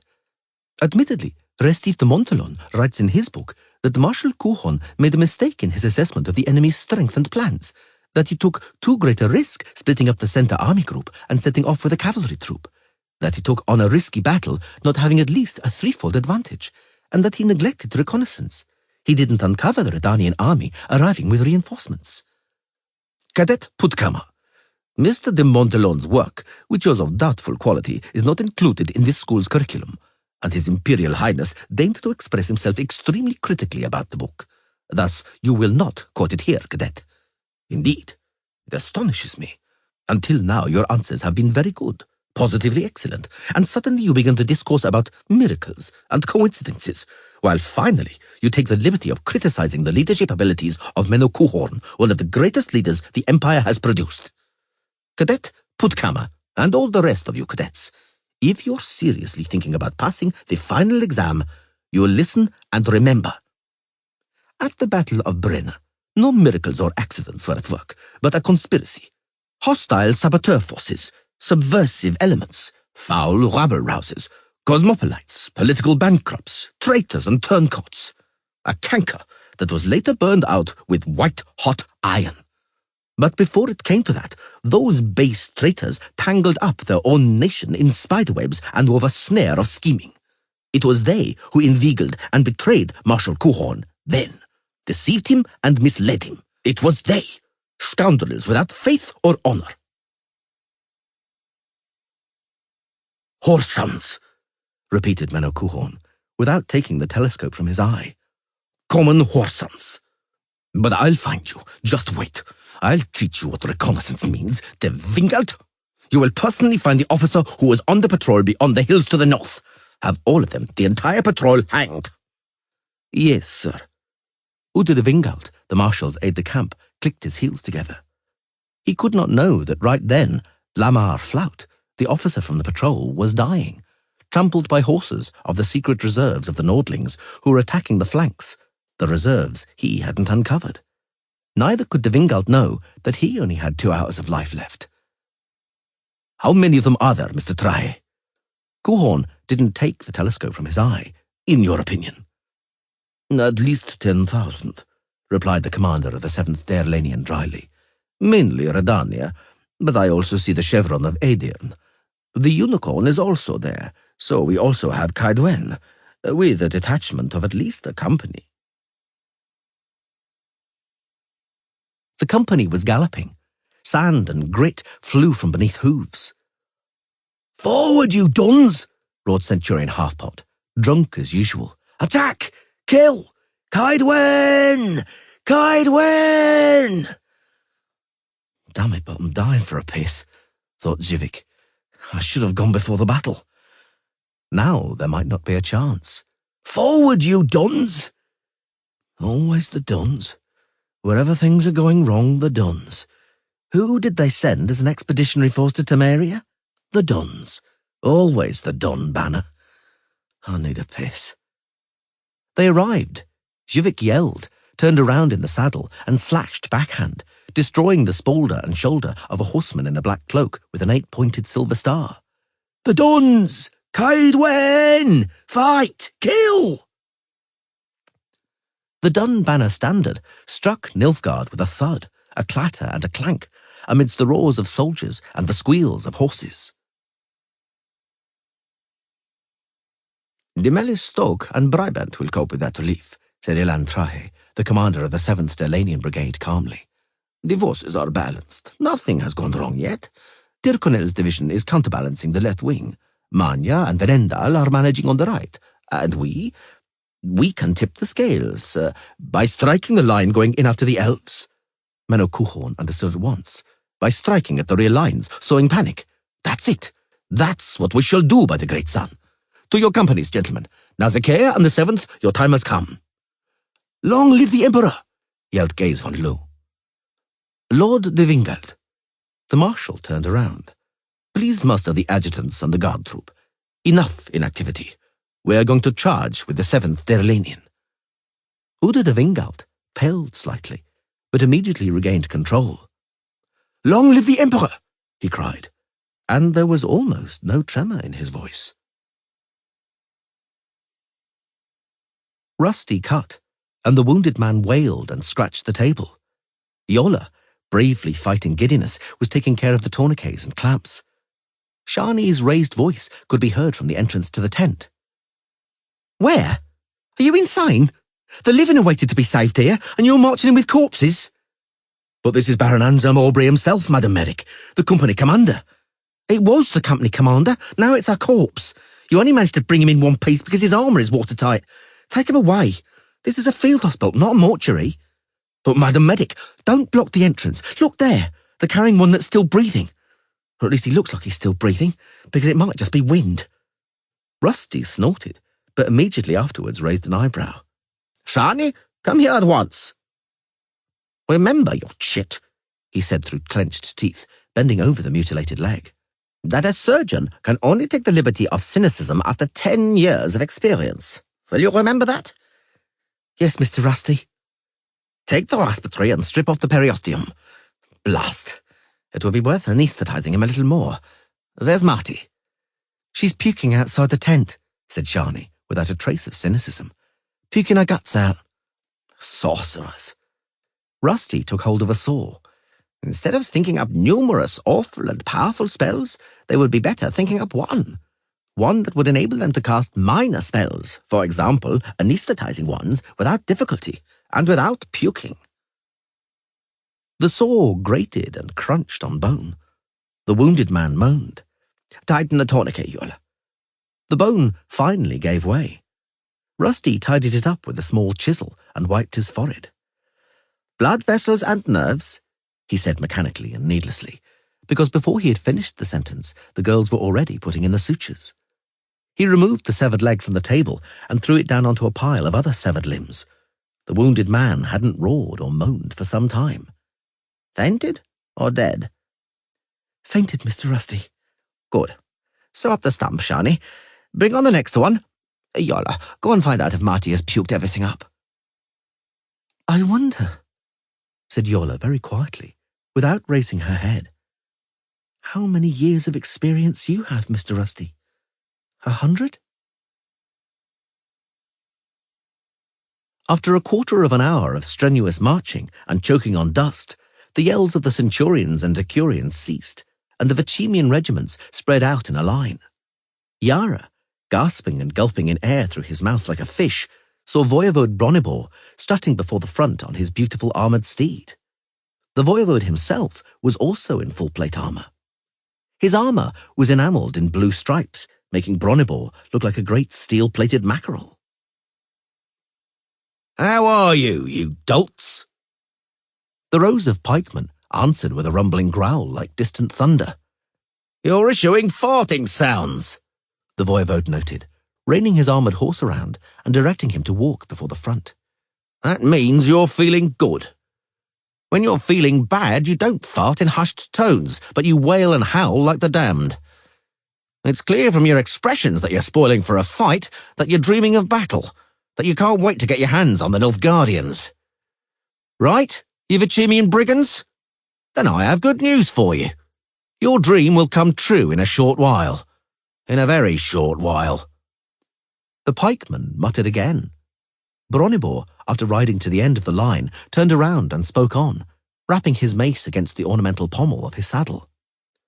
You stuffed yourselves with dust, infantry, marching behind the armoured troops. Up until now, instead of glory and spoils, you've been sniffing horses' farts. And even today, when a great battle is upon us, you almost didn't make it to the field. But you managed it, so I congratulate you with all my heart. Here, Outside this village, whose name I've forgotten, you will finally show how much worth you have as an army. That cloud you see on the battlefield is the Nilfgaardian horse, which means to crush our army with a flanking strike, shove us and drown us in the bogs of this little river, whose name I have also forgotten. The honour of defending the breach that has arisen in our ranks has fallen to you, celebrated Vicemian pikeman, by the grace of King Foltest and Constable Natalis. You will close that breach, so to speak, with your breasts. You will stop the Nilfgaardian charge. You're rejoicing, comrades, what? You're bursting with pride, eh?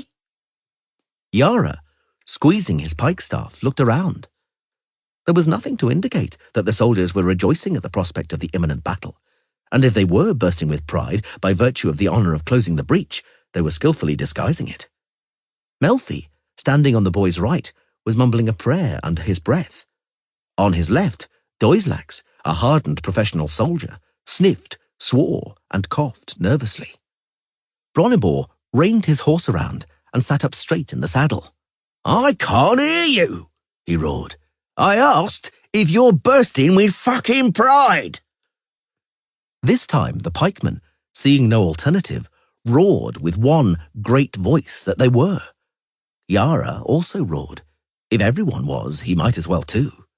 "Good." The voivode reined back his horse before the front. "And now, stand in an orderly array. Centurions, what are you waiting for fuck's sake? Form a square. The first rank kneels, the second stands. Ground your pikes. Not that end, ass. Yes, I'm talking to you, you horrible little man. Higher. Hold your pikestaff higher, you wretches. Close ranks, close up. Close ranks, shoulder to shoulder. Well, now you look impressive. Almost like an army." Yara found himself in the second rank. He pushed the butt of his pike into the ground and gripped the pikestaff in his hands, sweaty from fear. Melfi was muttering indistinctly, repeating various words over and over, mainly concerning the private lives of the Nilfgaardians, dogs, bitches, kings, constables, voivodes, and all their mothers. The cloud in the battlefield grew. "Don't fart there! Don't chatter your teeth!" roared Bronibor. "Thoughts of frightening the Nilfgaardian horses with those noises are misguided. Let no man deceive himself. What is headed for you are the Nausicaa and the 7th Delanian Brigades. Splendid, valiant, superbly trained soldiers. They can't be scared. They can't be defeated. They have to be killed. Hold those pikes higher." From a distance, the still soft but growing thud of hooves could now be heard. The ground began to shudder. Blades began to glint like sparks in the cloud of dust. "It's your good fucking fortune, Vicemians," the voivode roared once more, "that the standard infantry pike of the new modernised model is 21 feet long, and a Nilfgaardian sword is 3.5 feet long. Can you reckon? Know that they can too. But they are counting on your not holding out, that your true nature will emerge, that it will be confirmed and revealed that you are shitheads, cowards, and mangy sheepshaggers. The Black Cloaks are counting on you to throw down your poles and start running, and they will pursue you across the battlefield and hack you on the backs, heads, and necks. Hack you comfortably and with no difficulty. Well, remember, you little shits, that although fear lends the heels extraordinary speed, you won't outrun cavalrymen. Whoever wants to live, whoever wants glory and spoils, must stand. Stand firm. Stand like a wall and close ranks." Yara looked back. The crossbowmen standing behind the line of pikemen were already winding their cranks, and the interior of the square was bristling with the points of guisarme, ranceurs, halberds, glaives, partisans, scythes, and pitchforks. The ground trembled more and more distinctly and powerfully, and it was already possible to discern the shapes of horsemen in the black wall of cavalry hurtling towards them. "Mama, dear mother," repeated Melfi through trembling lips. "Mama, dear mother." "Fucker," mumbled Doislax. The hoofbeats intensified. Yara wanted to lick his lips, but he couldn't. His tongue had gone stiff. His tongue stopped behaving normally. It had stiffened strangely and was as dry as a bone. The hoofbeats intensified. "Close ranks!" roared Bronnibor, drawing his sword. Feel your comrade's shoulder. Remember, none of you is fighting alone, and the only remedy for the fear you're feeling is the pike in your fist. Prepare to fight. Pikes aimed at the horses' chests. What are we going to do, Virginia brigands? I'm asking. Stand firm, roared the pikemen with one voice. Stand like a wall. Close ranks. Yara also roared. If everyone was, he might as well too. Sand, grit, and turf sprayed from beneath the hooves of the advancing wedge of cavalry.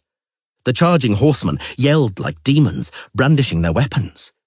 Yara leaned onto his pike, buried his head in his shoulders, and shut his eyes.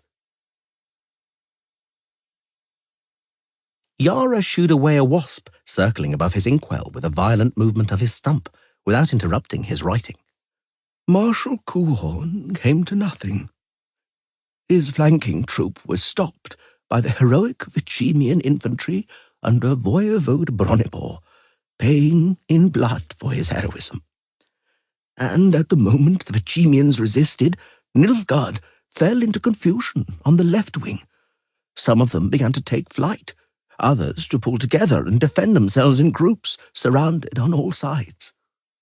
Soon after, the same thing happened on the right wing, where the doggedness of the dwarves and condottieri finally overcame Nilfgaard's assault. A single great cry of triumph went up along the entire front, and a new spirit entered the royal knights, and the spirit fell in the Nilfgaardians. Their hands weakened, and our men began to shell them like peas, so loudly it echoed. And Field Marshal Menno Coulhorn understood that the battle was lost, saw the brigades perishing and falling into confusion around him. And then his officers and knights ran to him, giving him a fresh horse, calling for him to flee and save his own life. But a fearless heart beat in the breast of the Nilfgaardian field marshal.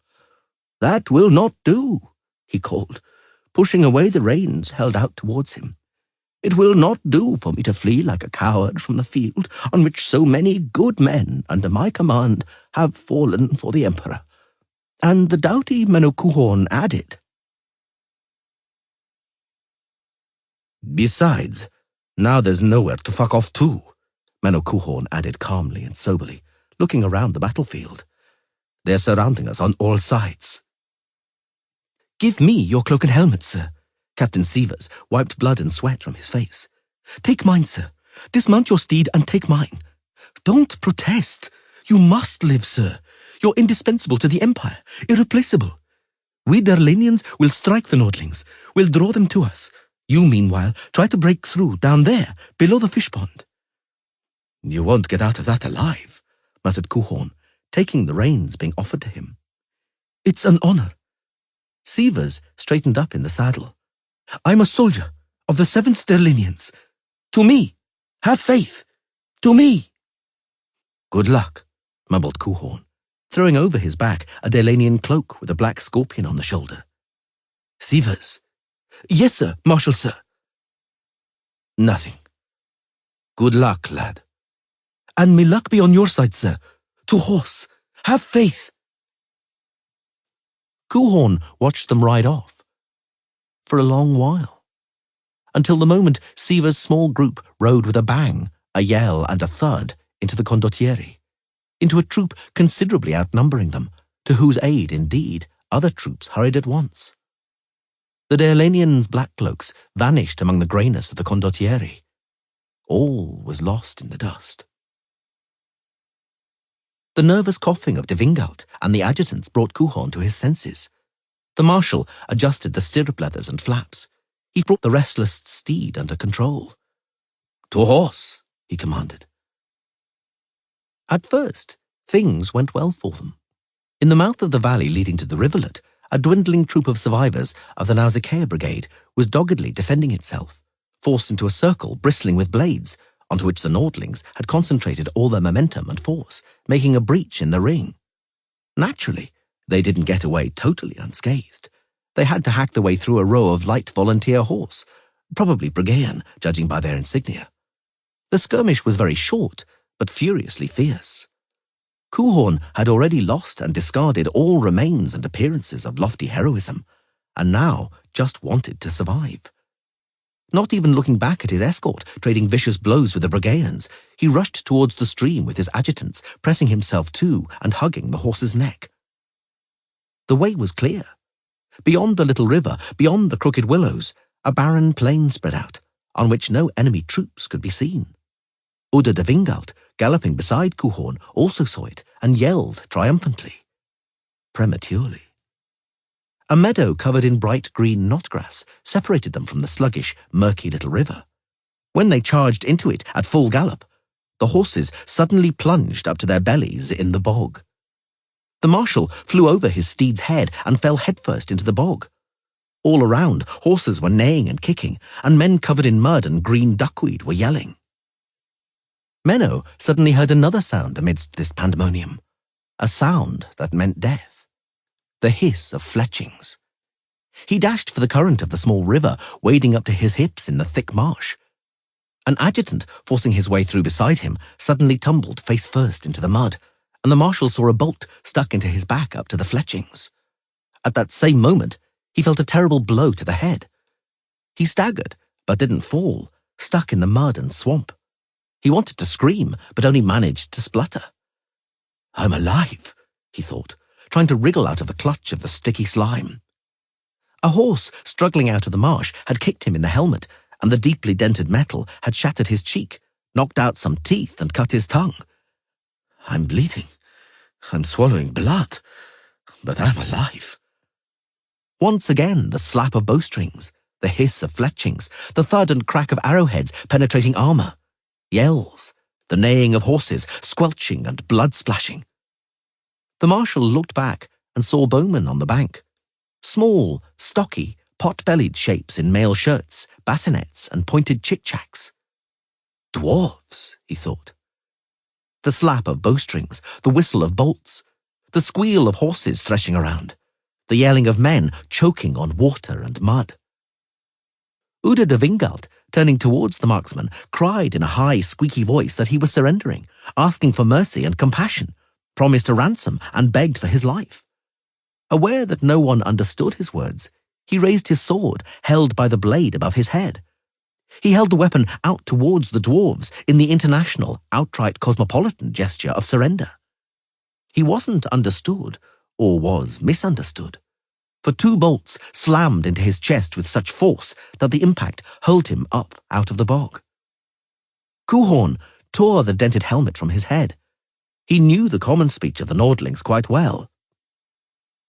I'll battle Coolhorn, he mumbled, spitting blood. Muffle Coolhorn. I surrender. Mercy. Mercy. What's he saying, Zoltan? One of the crossbowmen asked in surprise. Bugger him and his chattering. Do you see the embroidery on his cloak, Munro? A silver scorpion. Ah! Wallop the horseman, boys, for Caleb Stratton. For Caleb Stratton! Bowstrings clanged. 1 bolt hit Coolhorn straight in the chest, the second in the hip, and the third in the collarbone. The Nilfgaardian field marshal fell over backwards in the watery mush, the knotgrass and swamp yielding under his weight. Who the bloody hell could Caleb Stratton be? He managed to think. I've never heard of any Caleb.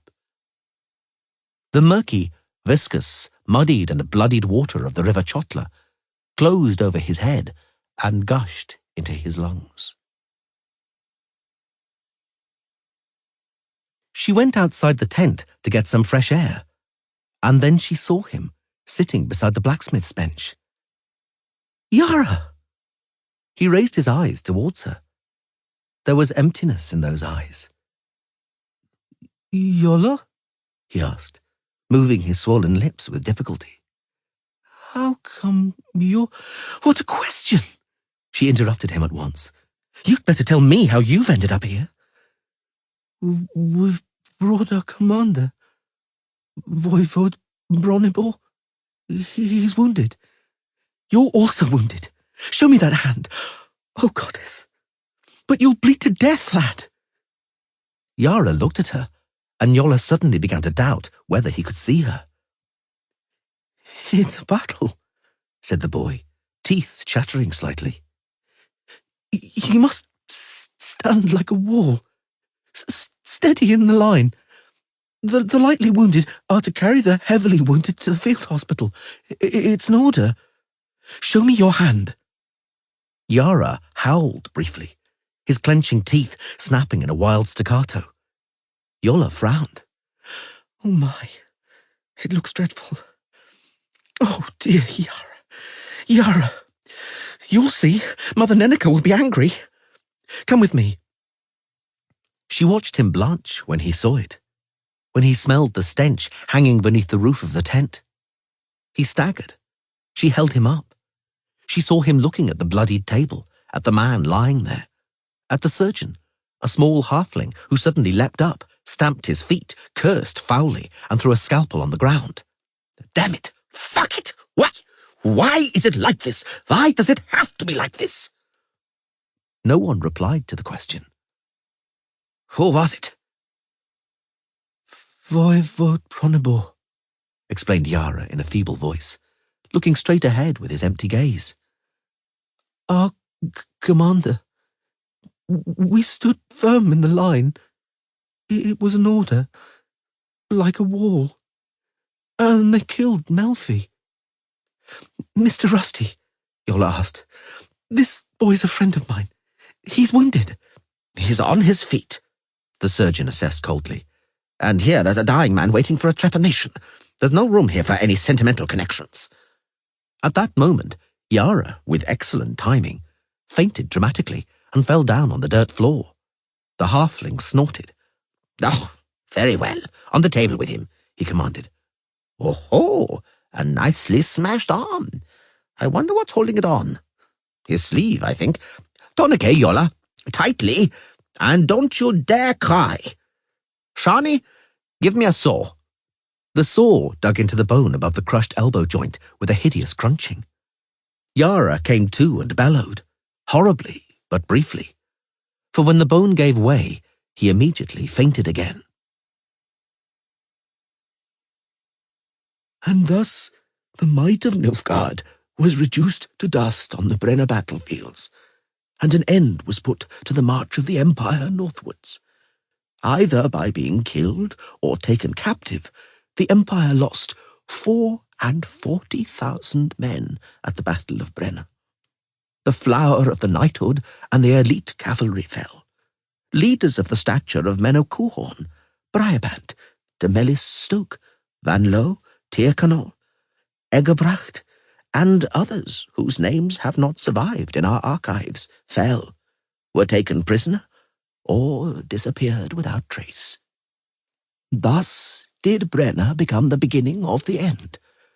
But it behoves me to write that that battle was but a small stone in the building, and superficial would have been its importance had the fruits of the victory not been wisely taken advantage of.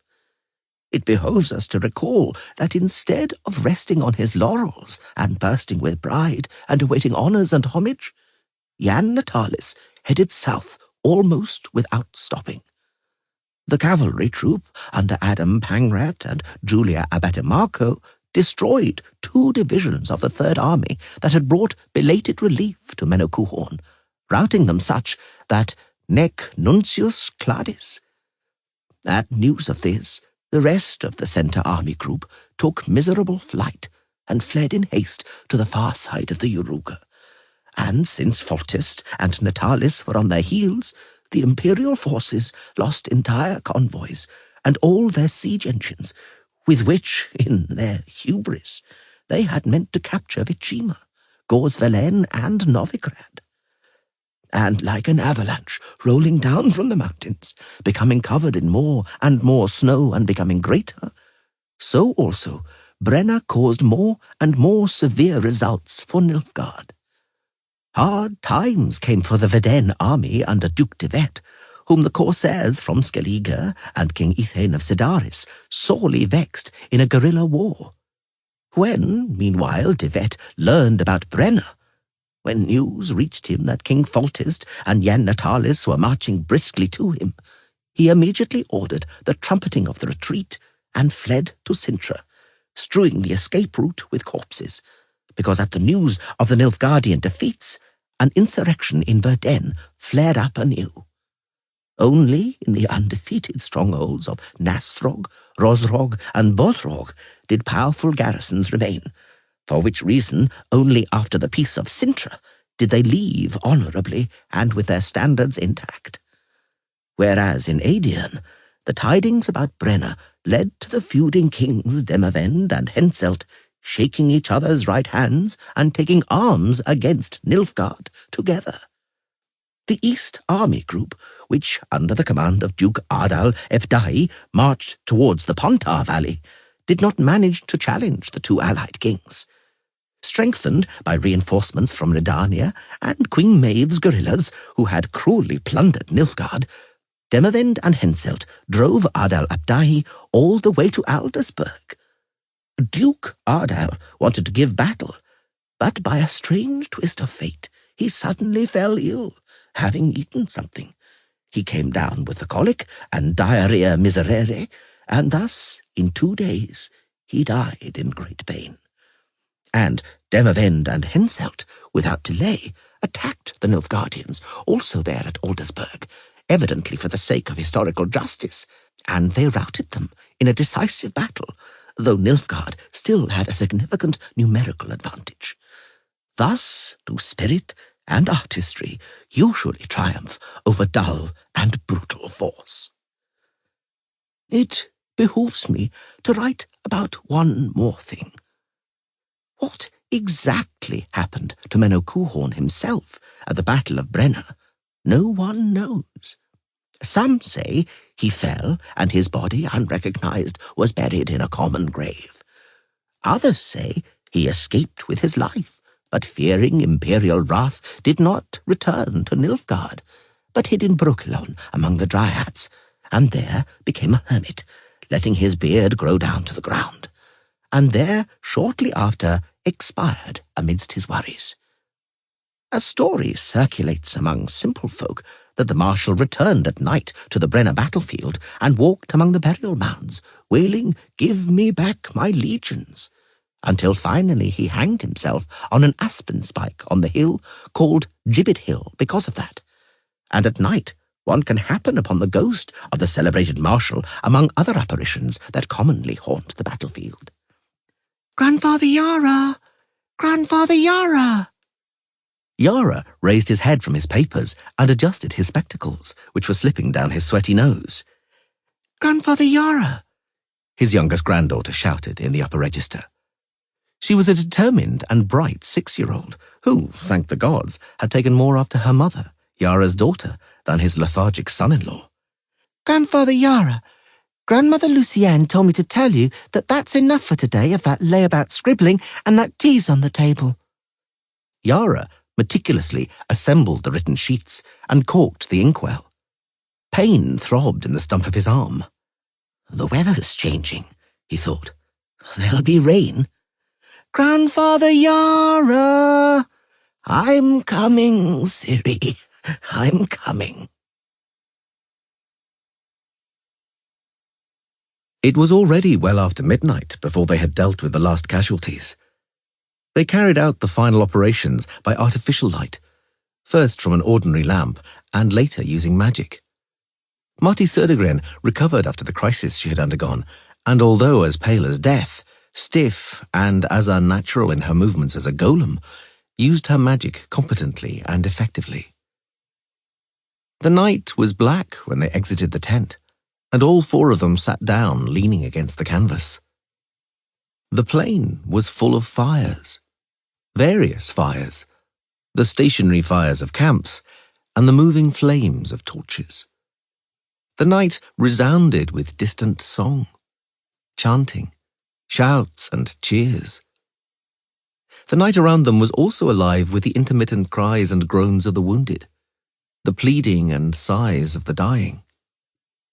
They didn't hear it. They had become accustomed to the sounds of suffering and dying, and those sounds were ordinary, natural to them, as integrated into the night as the croaking of frogs in the marshes by the river Chotla, or the singing of cicadas in the acacia trees by Golden Pond. Marty Södergren sat in lyrical silence, resting on the halfling's shoulder. Yola and Shani, indifferent, cuddling one another, snorted from time to time with completely nonsensical laughter. Before they sat down against the tent, they had each drunk a cup of vodka, and Marty had treated all of them with her last spell, a cheering charm, typically used when extracting teeth. Rusty felt cheated by this treatment. The drink, combined with the magic, instead of relaxing him, had stupefied him. Instead of reducing his exhaustion, had increased it. Instead of giving oblivion, brought back memories.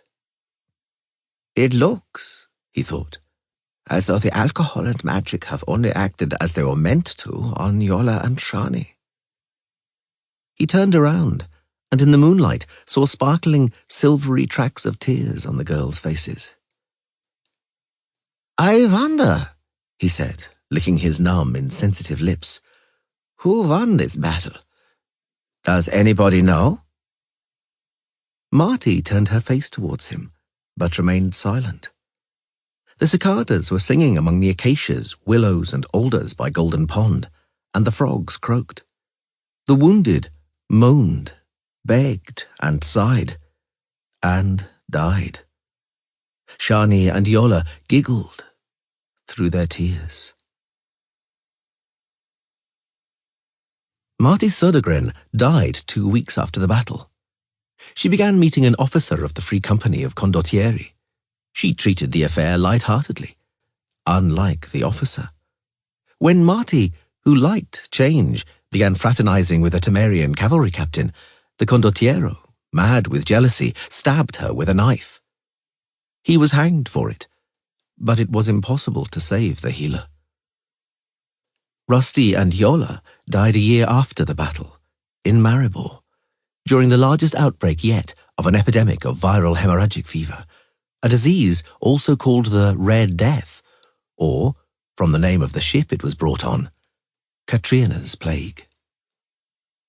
All the physicians and most of the priests fled from Maribor then. Rusty and Yola remained, naturally. They treated the sick because they were doctors. The fact that there was no cure for the Red Death was unimportant to them. They both became infected. He died in her arms in the powerful, confidence-inspiring embrace of her large, ugly, peasant hands. She died 4 days later, alone. Shani died 72 years after the battle, as the celebrated and universally respected retired dean of the Department of Medicine at the University of Oxenfurt. Generations of future surgeons used to repeat her famous joke. So red to red, yellow to yellow, white to white. It's sure to be fine. Almost no one noticed how, after delivering that witty anecdote, the dean always wiped away a furtive tear. Almost no one. The frogs croaked, and the cicadas sang among the willows by Golden Pond. Shani and Yola giggled through their tears. I wonder, repeated Milo Vanderbeck, halfling, field surgeon, known as Rusty. I wonder who won. Rusty, Marty Södergren said lyrically. Believe me, in your shoes, it's the last thing I'd be worrying about. Some of the flames were tall and strong, burning brightly and vividly, while others were tiny, flickering and quavering, and their light diminished and died. At the very end was but one tiny flame, so weak it barely flickered and glimmered, now struggling to flare up, now almost going out entirely. Whose is the dying flame? asked the Witcher. Yours, Death replied. Florence Delanoy, Fairy Tales and Stories. Chapter 9. The plateau, extending almost all the way to the distant mountain peaks, greyish-blue in the fog, was like an actual stone sea, here undulating in a hump or a ridge, there bristling with the sharp fangs of reefs. The impression was enhanced, by shipwrecks. Dozens of wrecks. Of galleys, galleasses, cogs, caravels, brigs, hulks, and longships. Some of them looked as though they had ended up there not long before. Others were piles of barely recognizable planks and ribs, clearly having lain there for decades, if not centuries. Some of the ships were lying keel up. Others, turned over on their sides, looked as though they had been tossed up by devilish squalls and storms. Still others gave the impression they were sailing, making away amidst that stone ocean. They stood even and straight, the chests of their figureheads proudly stuck out, their masts pointing to the zenith, the remains of sails, shrouds, and stays fluttering. They even had their own ghostly crews. Skeletons jammed between rotten planks and entangled in ropes. Dead sailors, busy forever with endless navigation. Flocks of black birds flew up, cawing from the masts, yards, ropes, and skeletons, alarmed by the appearance of the rider, frightened by the clack of hooves. For a moment they flecked the sky, circled in a flock over the edge of the cliff, at the bottom of which lay a lake as grey and smooth as quicksilver. On the edge could be seen a dark and gloomy stronghold, whose towers partly overlooked the graveyard of ships and were partly suspended over the lake, with its bastions embedded in the vertical rock. Kelpie danced, snorted, and pricked up her ears, alarmed by the wrecks, the skeletons, at the whole landscape of death, at the cawing black birds which had already returned, alighting again on the broken masts and cross-trees, on the shrouds and sculls. But if anyone ought to have been afraid there, it was the rider. "Easy, Kelpie," said Ciri in a changed voice.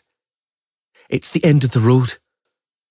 This is the right place and the right time." She found herself outside a gate, God knows how, and emerged like an apparition from between the wrecks. The guards at the foot of the gate noticed her first, alarmed by the cawing of rooks, and now shouted, gesticulating and pointing at her, calling others. When she rode to the gatehouse, there was already a crush there, an excited hubbub. They were all staring at her. The few who knew her and had seen her before, like Boreas Munn and Dacre Siliphant, and the considerably more numerous of them who had only heard about her, newly recruited soldiers from Skellen, mercenaries and ordinary marauders from Ebbing and the surroundings, who were now looking in amazement at the ashen-haired girl with the scar on her face and the sword on her back, at the splendid black mare holding her head high and snorting, her horseshoes ringing on the flagstones of the courtyard. The hubbub died down. It became very quiet. The mare trotted, lifting her legs like a ballerina, her horseshoes ringing like a hammer on an anvil.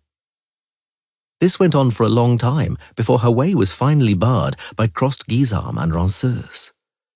Someone reached out a hesitant and frightened hand towards the bridle. The mare snorted. "Take me to the lord of this castle," the girl said confidently. Boreas Munn, not knowing himself why he was doing it, held her stirrup steady and offered his hand. Others held the stamping and snorting mare. "Do you recognize me, my lady?" Boreas asked softly. "For we've already met." "Where?" "On the ice." She looked him straight in the eye. "I didn't look at your face then, sir," she said unemotionally. "You were the lady of the lake." He nodded seriously. "Why have you come here, girl? What for?" "For Yennefer, and to claim my destiny." "Claim your death, more like," he whispered. "This is Sticker Castle. In your place, I'd flee as far from here as you can." She looked again, and Boreas at once understood what she meant to say with that look. Stefan Skellen appeared. He watched the girl for a long time, his arms crossed on his chest. Finally, he indicated with an energetic gesture that she was to follow him. She went without a word, escorted on all sides by armed men. "A strange wench," muttered Boreas, and shuddered. Fortunately, she's no concern now, said Dacre Silliphant. And I'm surprised at you for talking to her like that. It was she, the witch, who killed Vargas and Fripp, and later Ola Harsheim. Tawny Owl killed Harsheim. Boreas cut him off. Not she. She spared our lives there on the pack ice, though she could have slaughtered and drowned us like pups. All of us. Tawny Owl too. Very well. Dacre spat on the flags of the courtyard. He'll reward her for that mercy, together with the sorcerer and Bonhart. You'll see, man. Now they'll gut her ceremonially. They'll flay her in thin strips. I'm inclined to believe they'll flay her, snapped Boreas, because they're butchers. And we ain't no better, since we serve under them. And do we have a choice? We don't. One of Skelen's mercenaries suddenly cried softly, and another followed suit. One man swore, another gasped. Someone pointed silently. As far as the eye could see, black birds were sitting on the battlements, on the corbels, on the roofs of the towers, on the cornices, on the windowsills and gables, on the gutters and on the gargoyles and mascarons. They had flown from the ship's graveyard noiselessly, without cawing, and now they were sitting in silence, waiting. They scent death, mumbled one of the mercenaries. And carrion, added a second. We don't have a choice, Silliphant repeated mechanically, looking at Boreas. Boreas Munn looked at the birds. Perhaps it's time we did, he replied softly. They climbed a great staircase with 3 landings, walked along a long corridor between an avenue of statues set in niches, and passed through a cloister surrounding a vestibule. Ciri walked boldly, feeling no anxiety. Neither the weapons nor her escort's murderous visages caused her fear. She had lied, saying she couldn't remember the faces of the men from the frozen lake. She did remember. She remembered seeing Stefan Skelen, the same man now leading her with a gloomy expression deeper into that huge, awful castle, as he shook, teeth chattering on the ice. Now as he looked around and glared at her from time to time, she sensed he was still a little afraid of her. She breathed more deeply. They entered a hall beneath a high star vault supported on columns beneath great spidery chandeliers. Ciri saw who was waiting there for her. Fear dug its claw-like fingers into her guts, clenched its fist, tugged and twisted. Bonhart was by her in 3 strides. He grabbed her by the front of her jerkin, lifted her up and pulled her towards him at the same time, bringing her face closer to his pale, fishy eyes. Hell must indeed be dreadful, he roared, if you've chosen me. She didn't reply. She could smell alcohol on his breath. And maybe hell didn't want you, you little beast. Perhaps that devilish tower spat you out in disgust after tasting your venom. He drew her closer. She turned aside and drew back her face. You're right, he said softly. You're right to be afraid. It's the end of your road. You won't escape from here. Here, in this castle, I'll bleed you dry. Have you finished, Mr. Bonhart? She knew at once who had spoken. The sorcerer Vilgefortz, who first of all had been a prisoner in manacles and afterwards pursued her in the Tower of the Gull. He had been very handsome then, on the island. Now something in his face had changed, something that made it ugly and fearful. Mr. Bonhart! The sorcerer didn't even move on his throne-like armchair. Let me assume the pleasant duty of welcoming to Stigger Castle our guest, Miss Cyrilla of Sintra, the daughter of Pavetta, the granddaughter of Calanthe, the descendant of the famous Lara Dorinep Shadal. Greetings. Please come closer. The derision, hidden beneath the mask of civility, slipped out from the sorcerer's last words. There was nothing but a threat and order in them. Ciri felt at once that she would be unable to resist that order. She felt fear. Ghastly fear. Closer, hissed Vilgefortz. Now she noticed what was wrong with his face. His left eye, considerably smaller than his right, blinked, flickered, and spun around like a mad thing in the wrinkled grey-blue eye socket. The sight was gruesome. "A brave pose, a trace of fear in the face," said the sorcerer, tilting his head. "My acknowledgements.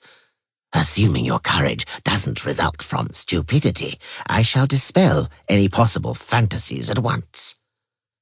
You will not escape from here, as Mr. Bonhart correctly observed, neither by teleportation nor with the help of your own special abilities." She knew he was right. Previously, she had persuaded herself that if it came to it, she would always, even at the last moment, be able to flee and hide amidst times and places. Now she knew that was an illusory hope, a fantasy. The castle positively vibrated with strange, evil, hostile magic, and that magic was pervading, penetrating her. It crawled like a parasite over her innards, repulsively slithering over her brain. She could do nothing about it. She was in her enemy's power, helpless. Too bad, she thought. I knew what I was doing. I knew what I was coming here for. The rest was really just fantasy. May what has to happen, happen. "Well done," said Vilgefortz. "An accurate assessment of the situation. What must happen will happen. Or, more precisely, what I decide will happen, will happen. I wonder if you're also guessing, my splendid one, what I shall decide." She was about to answer, but before she could overcome the resistance of her tight, dry throat, he anticipated her by reading her thoughts. "Of course, you know. Master of worlds, master of times and places. Yes, yes, my splendid one. Your visit didn't surprise me. Quite simply, I know where you escaped to from the lake and how you did it. I know how you got here. The one thing I don't know is, was it a long way? And did it provide you with many thrills? Oh!" He smiled nastily, anticipating her once again. "You don't have to reply. I know it was interesting and exciting. You see, I can't wait to try it myself. I'm very envious of your talent. You'll have to share it with me, my splendid one. Yes, have to are the right words. Until you share your talent with me, I simply won't let you out of my hands. I won't let you out of my hands, neither by day nor by night." Ciri finally understood it wasn't only fear squeezing her throat. The sorcerer was gagging and choking her magically. He was mocking her, humiliating her, in front of everyone. "Let Yennefer go." She coughed so hard, she arched her back with the effort. "Let her go, and you can do what you want with me." Bonhart roared with laughter, and Stefan Skellen also laughed dryly. Vilgefortz poked the corner of his gruesome eye with his little finger. "You can't be so slow-witted not to know that I can do what I want with you in any case. Your offer is pompous, and that's pathetic and ridiculous." "You need me." She raised her head, although it cost her an enormous amount of strength. "To have a child with me. Everybody wants that. You too. Yes, I'm in your power. I came here by myself. You didn't catch me, although you pursued me through half the world. I came here by myself, and I'm giving myself up to you for Yennefer, for her life. Is it so ridiculous to you? So try using violence and force with me. You'll see. You'll be over your desire to laugh in no time." Bonhart leapt at her and swung his scourge. Vilgefortz made an apparently careless gesture, just a slight movement of the hand, but even that was enough for the whip to fly from the hunter's hand, and he staggered as though hit by a coal wagon. I see Mr. Bonhart still has difficulty understanding the responsibilities of a guest, said Vilgefortz, massaging his fingers. Try to remember, when one is a guest, one doesn't destroy the furniture or works of art, nor steal small objects, nor does one soil the carpets or inaccessible places. One doesn't rape or beat other guests, the latter two not, at least, until the host has finished raping and beating. Not until he gives the sign that one may now rape and beat. You too, Ciri, ought to be able to draw the appropriate conclusions from what I've said. You can't? I'll help you. You surrender yourself to me and humbly agree to everything. Allow me to do anything I want with you. You think your offer highly generous. You're mistaken. For the matter is that I shall do with you what I have to do, not what I'd like to do. An example. I'd like to gouge out at least one of your eyes as revenge for Thaneth, but I can't, because I'm afraid you wouldn't survive it. Ciri knew it was now or never. She spun around in a half-turn and jerked Swallow from the scabbard. The entire castle suddenly whirled, and she felt herself falling, painfully banging her knees. She bent over, her forehead almost touching the floor, fighting the urge to vomit. The sword slipped from her numb fingers. Someone lifted her up. Yes, Vilgefortz drawled, resting his chin on hands held together as if in prayer. Where was I? Ah, yes, that's right, your offer. Yennefer's life and freedom in exchange for what? For your voluntary surrender, willingly, without violence or compulsion? I'm sorry, Ciri. Violence and compulsion are simply essential to what I shall do to you. Yes, yes, he repeated, watching with interest as the girl wheezed, spat, and tried to vomit. It simply won't happen without violence or compulsion. You would never agree voluntarily to what I shall do to you, I assure you. So, as you must see, your offer, still pathetic and ridiculous, is, furthermore, worthless. So I reject it. Go on, take her to the laboratory at once. The laboratory didn't differ much from the one Ciri knew from the Temple of Melitele in Elendor. It was also brightly lit, clean, with long metal-topped tables laden with glass, large jars, retorts, flasks, test tubes, pipes, lenses, hissing and bubbling alembics, and other strange apparatus. Here also, as in Elendor, it smelled strongly of ether, alcohol, formalin, and something else, something that triggered fear. Even in the friendly temple, beside the friendly priestesses and a friendly Yennefer, Ciri had felt fear in the laboratory. And after all, in Elendor, no one had dragged her to the laboratory by force. No one had brutally shoved her onto a bench, and no one had held her shoulders and arms in an iron grip. In Elendor, there hadn't been a dreadful steel chair whose purpose was quite sadistically obvious. There had been no shaven-headed characters dressed in white in the middle of the laboratory, no Bonhart and no Skellen, excited, flushed and licking his lips. And neither was there Vilgefortz, with one normal eye and the other tiny and twitching hideously. Vilgefortz turned around from the table where he had spent a long time arranging some sinister-looking instruments. Do you see, my splendid maiden, he began, walking towards her, that you are the key to mastery and power?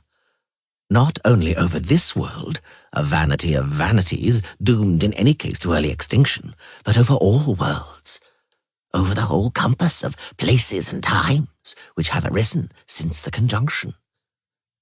You certainly understand me. You have already visited some of those places and times. I'm ashamed to admit it, he continued a moment later, rolling up his sleeves, but I'm terribly attracted by power. It's crude, I know, but I want to be a ruler. A ruler before whom people will bow down, whom people will bless simply because I let them be, and whom they will worship as a god if, let's say, I decide to save their world from a cataclysm, even if I only save it on a whim. Oh, Ciri, my heart is gladdened by the thought of how magnanimously I shall reward the faithful, and how cruelly I shall punish the disobedient and arrogant. The prayers that shall be offered up by whole generations to me and for me, for my love and my mercy, will be balm and honey to my soul. Whole generations, Ciri, whole worlds, listen out. Do you hear? Deliver us from the plague, hunger, war, and wrath of Vilgefortz. He moved his fingers just in front of her face, then violently seized her by the cheeks. Ciri screamed and struggled, but she was held firmly. Her lips began to tremble. Vilgefortz saw it and sniggered. The child of destiny. He laughed nervously, and white flecks of foam appeared at the corners of his mouth. Here, the sacred elven elder blood. Now, all mine. He straightened up abruptly and wiped his mouth.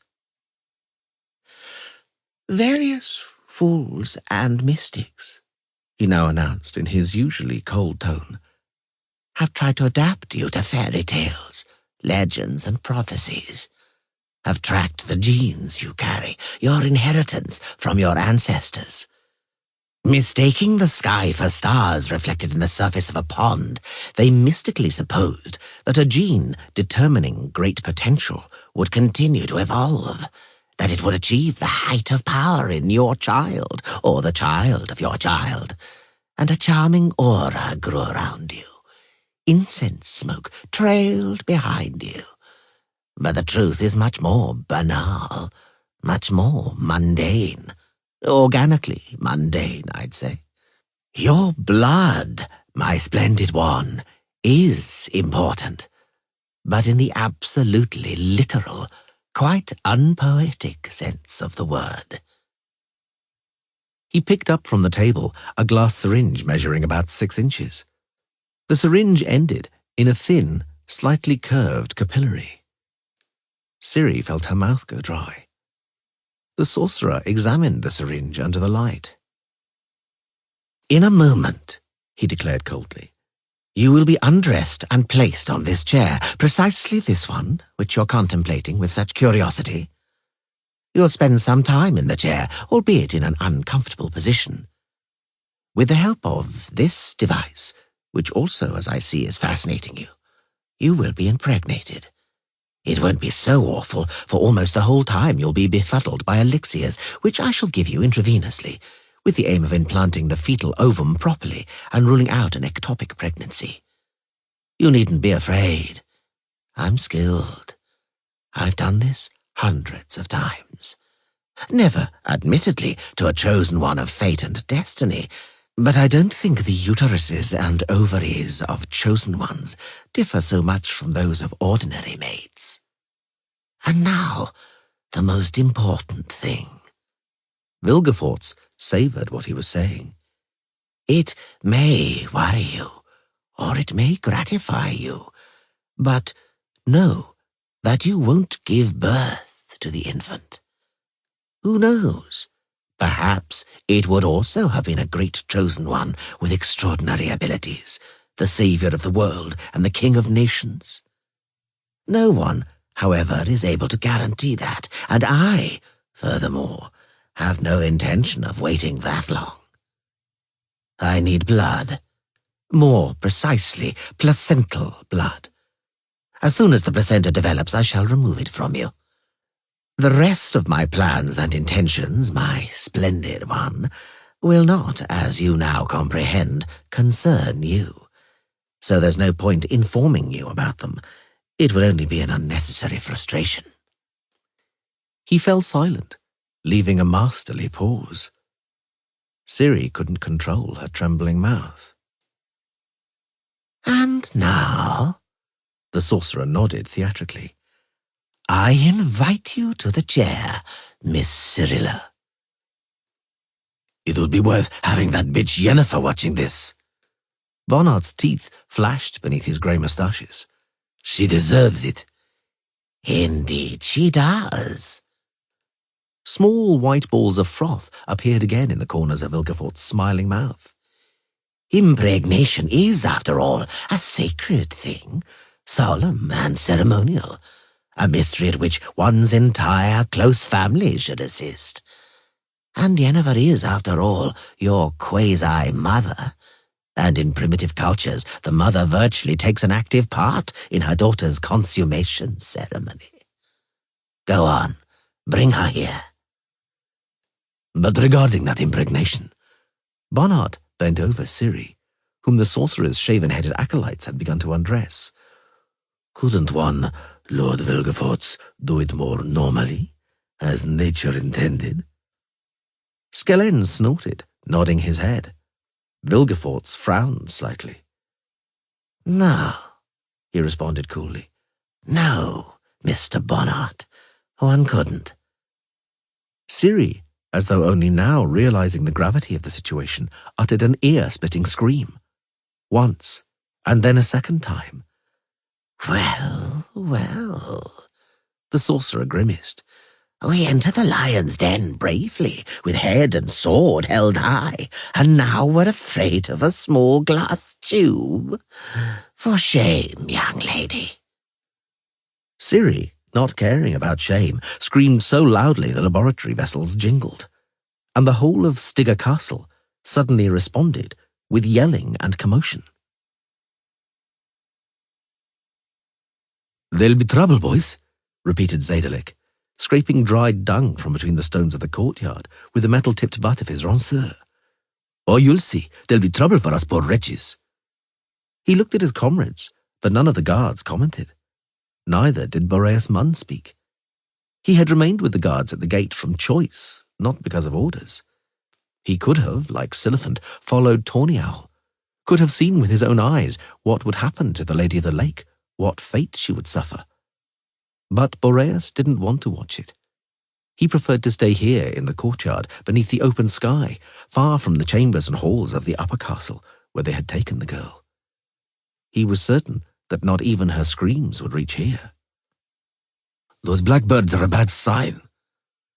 Zedalik nodded at the rooks, still sitting on the walls and cornices.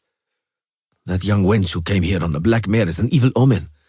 We're serving Tawny Owl in an evil matter, I tell you. They're saying, in truth, that Tawny Owl himself isn't a coroner or important gentleman now, but an outlaw like us, that the Emperor has it in cruelly for him. If he seizes us all, boys, there'll be trouble for us poor wretches." "Aye, aye," added another guard with long moustaches, wearing a hat decorated with black stork feathers. "The noose is at hand. It's no good when the Emperor's angry." "Below that," interjected a third, a new arrival to Stigger Castle, with the last party of mercenaries recruited by Skellen. "The Emperor might not have enough time for us. They say he has other concerns. They say there was a decisive battle somewhere in the north. The Nordlings beat the Imperial forces, thrashed them soundly." "In that case," said a fourth, "perhaps it isn't so bad that we're here with Tawny Owl. Always better to be with the victors." "No, certainly it's better," said the new one. "Tawny Owl, it seems to me, will go far, and we'll go far with him too." "Oh, boys," Zedalik leaned on his ranceur, "you're as thick as pig shit." The black birds took flight with a deafening flapping and cawing. They darkened the sky, wheeling in a flock around the bastion. "What the fuck?" growled one of the guards. "Open the gate, please." Boreas Munn suddenly detected a powerful smell of herbs, sage, mint, and thyme. He swallowed and shook his head. He closed and opened his eyes. It didn't help. The thin, grey-haired elderly man, resembling a tax collector who had suddenly appeared beside them, had no intention of vanishing. He stood and smiled through pursed lips. Boreas's hair almost lifted his hat up. "Open the gate, please," repeated the smiling elderly gentleman. "Without delay. It really will be better if you do." Zedalik dropped his ranceur with a clank, stood stiffly and moved his mouth noiselessly. His eyes were empty. The remaining men went closer to the gate, striding stiffly and unnaturally like automatons. They took down the bar and opened the hasp and staple. 4 riders burst into the courtyard with a thudding of horseshoes. One had hair as white as snow, and the sword in his hand flashed like lightning. Another was a fair-haired woman, bending a bow as she rode. The 3rd rider, quite a young woman, carved open Zedalik's temple with a sweeping blow of a curved sabre. Boreas Munn picked up the ranseur and shielded himself with the shaft. The 4th rider suddenly towered over him. There were wings of a bird of prey attached to both sides of his helmet. His upraised sword shone. "Leave him, Kair," said the white-haired man sharply. "Let's save time and blood. Milva, Regis, that way." "No," mumbled Boreas, not knowing himself why he was doing it. "Not that way. That's only a dead end. Your way is there, up that staircase, to the upper castle. If you wish to rescue the Lady of the Lake, then you must hurry." "My thanks," said the white-haired man. "Thank you, stranger. Regis, did you hear? Lead on." A moment later, only corpses remained in the courtyard, and Boreas Munn still leaning on the pikestaff, which he couldn't release because his legs were shaking so much. The rooks circled, cawing over Stigger Castle, covering the towers and bastions in a shroud-like cloud. Vilgefortz listened with stoical calm and an inscrutable expression to the breathless report of the mercenary who had come running, but his restless and blinking eye betrayed him. Last-ditch reinforcements, He ground his teeth. Unbelievable. Things like that don't happen. Or they do, but only in crummy, vulgar pageants, and it comes to the same thing. Do me the pleasure, good fellow, of telling me you've made it all up for, shall we say, a lark? "I'm not making it up," the hireling said in indignation. "I'm speaking the truth. Some horsemen have burst in, a whole hasser of them." Very well, the sorcerer interrupted. I was joking. Skellen, deal with this matter personally. It'll be a chance to demonstrate how much your army, hired with my gold, is worth. Tawny Owl leapt up, nervously waving his arms. "Aren't you treating this too lightly, Vilgefortz?" he yelled. "You, it seems, don't realize the gravity of the situation. If the castle is being attacked, it's by Emir's army, and that means It doesn't mean anything. The sorcerer cut him off. But I know what you have in mind. Very well. If the fact that you have me behind you will improve your morale, have it as you will. Let's go. You too, Mr. Bonhart. As far as you're concerned," He fixed his terrible eye on Ciri. "don't have any false hopes.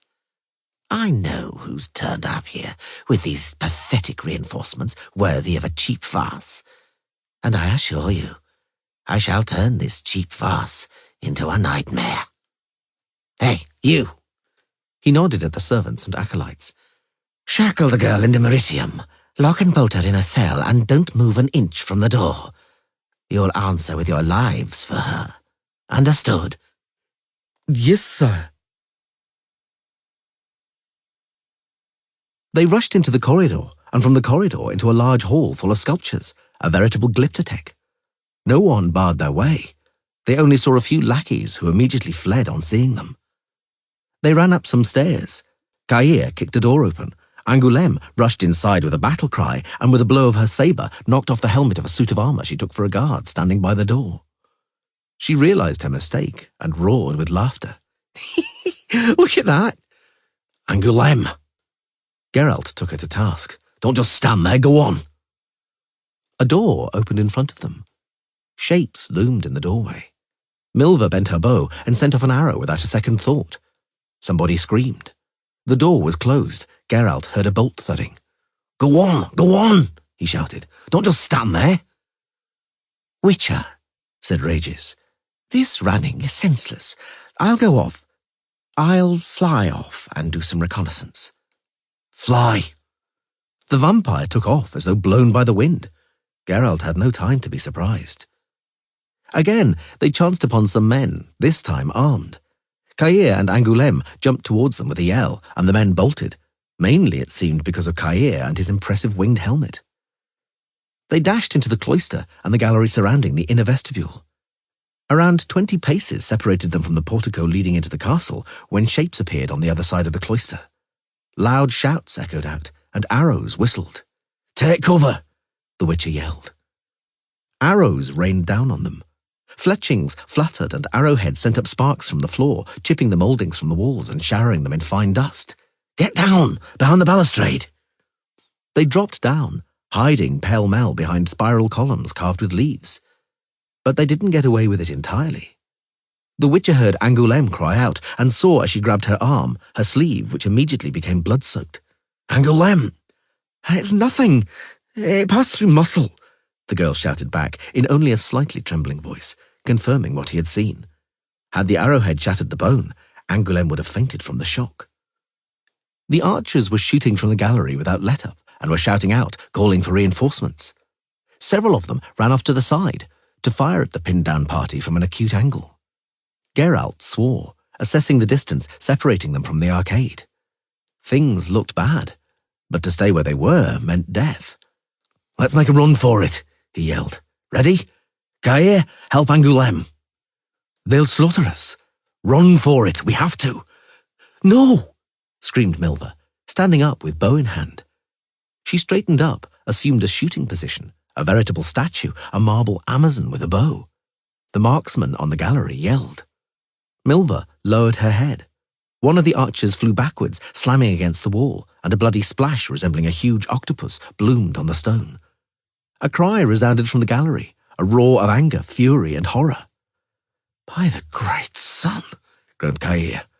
Geralt squeezed his shoulder. "Let's make a run for it. Help Angoulême." The marksmen on the gallery directed all their fire at Milva. The archer didn't even twitch, although all around her it was dusty with plaster, chips of marble and splinters of shattering shafts. She calmly released the bowstring. Another yell, and another archer tumbled over like a ragdoll, splashing his companions with blood and brains. "Now!" yelled Geralt, seeing the guards fleeing from the gallery, dropping to the floor, hiding from the deadly arrowheads. Only the three bravest were still shooting. An arrowhead thudded against a pillar, showering Milva in a cloud of plaster dust. The archer blew on her hair, which was falling over her face, and bent her bow. "Milva!" Geralt, Angoulême, and Caer had reached the arcade. "Leave it! Run!" "One more little shot," said the archer, with the fletching of an arrow in the corner of her mouth. The bowstring slapped. One of the three brave men howled, leaned over the balustrade, and plummeted downwards onto the flags of the courtyard. At the sight, courage immediately deserted the others. They fell to the floor and pressed themselves against it. Those who had arrived were in no hurry to come out onto the gallery and expose themselves to Milva's shooting. With one exception. Milva measured him up at once. Short, slim, swarthy, with a bracer on his left forearm rubbed to a shine and an archer's glove on his right hand. She saw him lift a shapely composite bow with a profiled carved riser, saw him tauten it smoothly. She saw the bowstring, tightened to its full draw, cross his swarthy face, saw the red feathered fletching touch his cheek. She saw him aim carefully. She tossed her bow up, tightened it smoothly, already aiming as she did so. The bowstring touched her face, the feather of the fletching, the corner of her mouth. "Harder, harder, Marischka. All the way to your cheek. Twist the bowstring with your fingers so the arrow doesn't fall from the rest. Hand tight against your cheek. Aim, both eyes open. Now hold your breath. Shoot!"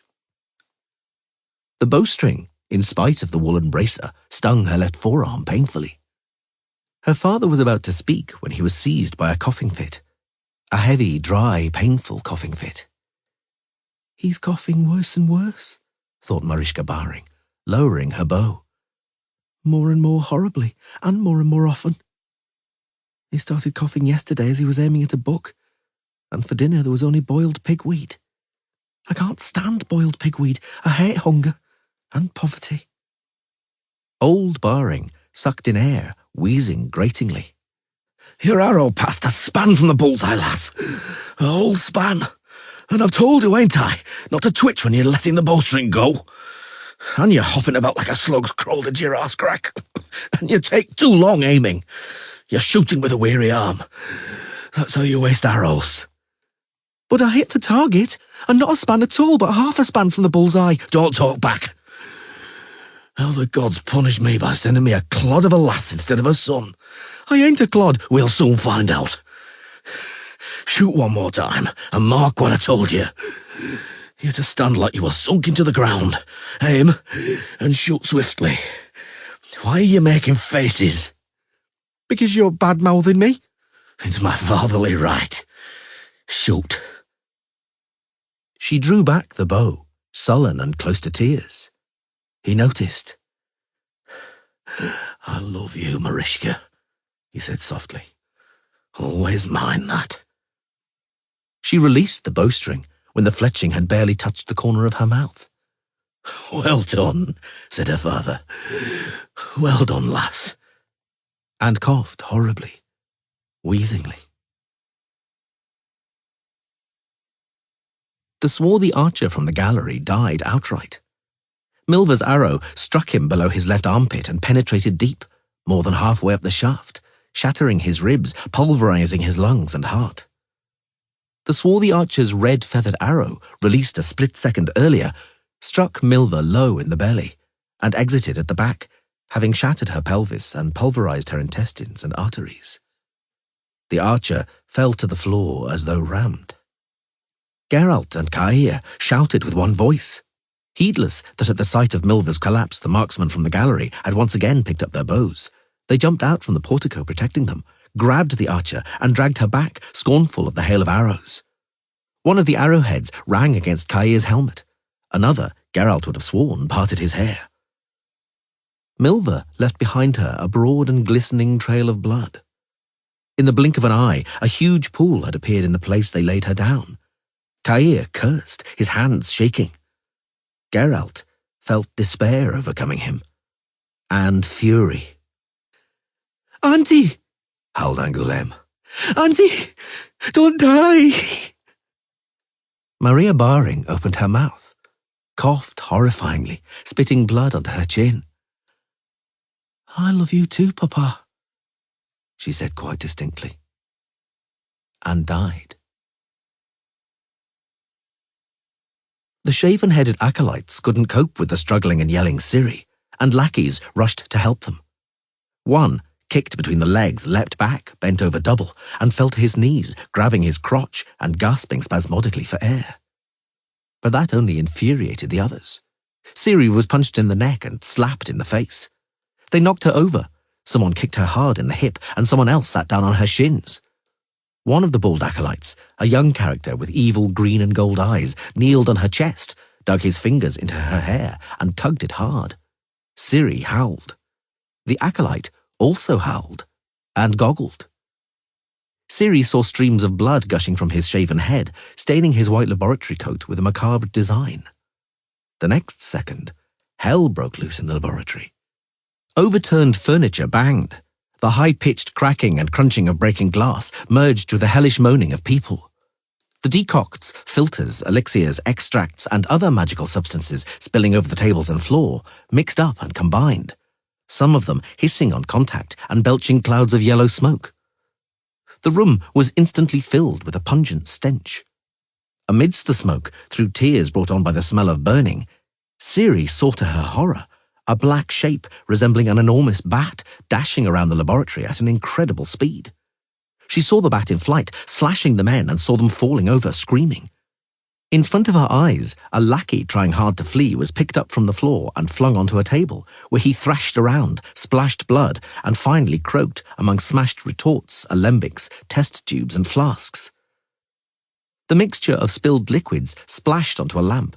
It hissed, stinking, and flames suddenly exploded in the laboratory. A wave of heat dispersed the smoke. She clenched her teeth so as not to scream. A slender, grey-haired man dressed elegantly in black was sitting on the steel chair meant for her. The man was calmly biting and sucking on the neck of the shaven-headed acolyte slumped over his knee. The acolyte squealed shrilly and twitched convulsively. his extended legs and arms jerking rhythmically. Corpse blue flames were dancing on the metal tabletop. Retorts and flasks exploded with a thud one after another. The vampire tore his pointed fangs from the victim's neck and fixed his agate black eyes on Ciri. "There are occasions," he said in an explanatory tone, licking blood from his lips, "when it's simply impossible not to have a drink. Don't fear." He smiled, seeing her expression. "Don't fear, Ciri. I'm glad I found you. My name's Emil Regis. I am, although it may seem strange to you, a comrade of the Witcher Geralt. I came here with him to rescue you." An armed mercenary rushed into the blazing laboratory. Geralt's comrade turned his head towards him, hissed and bared his fangs. The mercenary howled horrifyingly. The howling went on for a long time before it faded into the distance. Emil Regis threw the acolyte's body, motionless and soft as a rag, from his knee, stood up and stretched just like a cat. "Who'd have thought it?" he said. "Just some runt, and what good blood inside him. What hidden talents. Come with me, Cyrilla. I'll take you to Geralt." "No," mumbled Ciri. "You don't have to be afraid of me." "I'm not," she protested, bravely fighting with her teeth, which insisted on chattering. "That's not what it's about. But Yennefer is imprisoned here somewhere. I have to free her as quickly as possible. I'm afraid that Vilgefortz, Mr. Emil Regis. Warn Geralt, good sir, that Vilgefortz is here. He's a sorcerer, a powerful sorcerer. Geralt has to be on his guard." "You're to be on your guard," repeated Regis, looking at Milva's body, "because Vilgefortz is a powerful mage. Meanwhile, she's setting Yennefer free." Geralt swore. "Come on," he yelled, trying to revive the low spirits of his companions with a shout. "Let's go." "Let's go." Angoulême stood up and wiped away her tears. "Let's go. It's time to kick a few fucking arses." "I feel such strength inside me, I could probably lay waste to this entire castle," hissed the vampire, smiling gruesomely. The Witcher glanced at him suspiciously. "Don't go that far," he said, "but force your way through to the upper floor and make a bit of a racket to draw their attention away from me. I'll try to find Ciri. It wasn't good. It wasn't good, vampire, that you left her alone." "She demanded it," Regis explained calmly, using a tone and attitude that ruled out any discussion. "She astonished me, I admit." "I know. Go to the upper floor. Look after yourselves. I'll try to find her or Yennefer." He found her, and quite quickly. He ran into them all of a sudden, completely unexpectedly, coming around a bend in a corridor. He saw, and the sight made the adrenaline prick the veins on the back of his hands. Several lackeys were dragging Yennefer along the corridor. The sorceress was dishevelled and shackled in chains, which didn't stop her kicking and struggling and swearing like a trooper. Geralt didn't let the lackeys get over their astonishment. He only struck once, with one short thrust from the elbow. The man howled like a dog, staggered, smashed his head with a clank and a thud against a suit of plate armour standing in an alcove, and slid down it, smearing blood over the steel plates.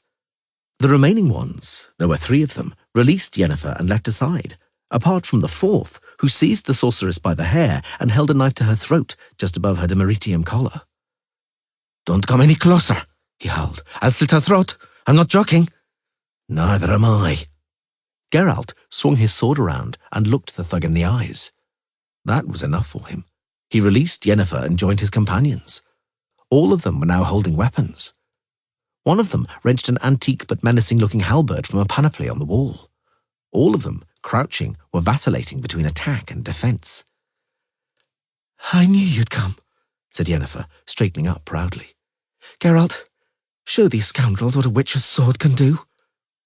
She raised her cuffed hands high, tautening the links of the chain. Geralt grasped his scythe in both hands, tilted his head slightly and aimed, and smote. So swiftly, no one saw the movement of the blade. The links fell onto the floor with a clank. One of the servants gasped. Geralt grasped the hilt more tightly and moved his index finger under the crossguard. "Stand still, Yen, Head slightly to one side, please. The sorceress didn't even flinch. The sound of metal being struck by the sword was very faint. The dimeritium collar fell down beside the manacles. Only a single tiny drop appeared on Yennefer's neck.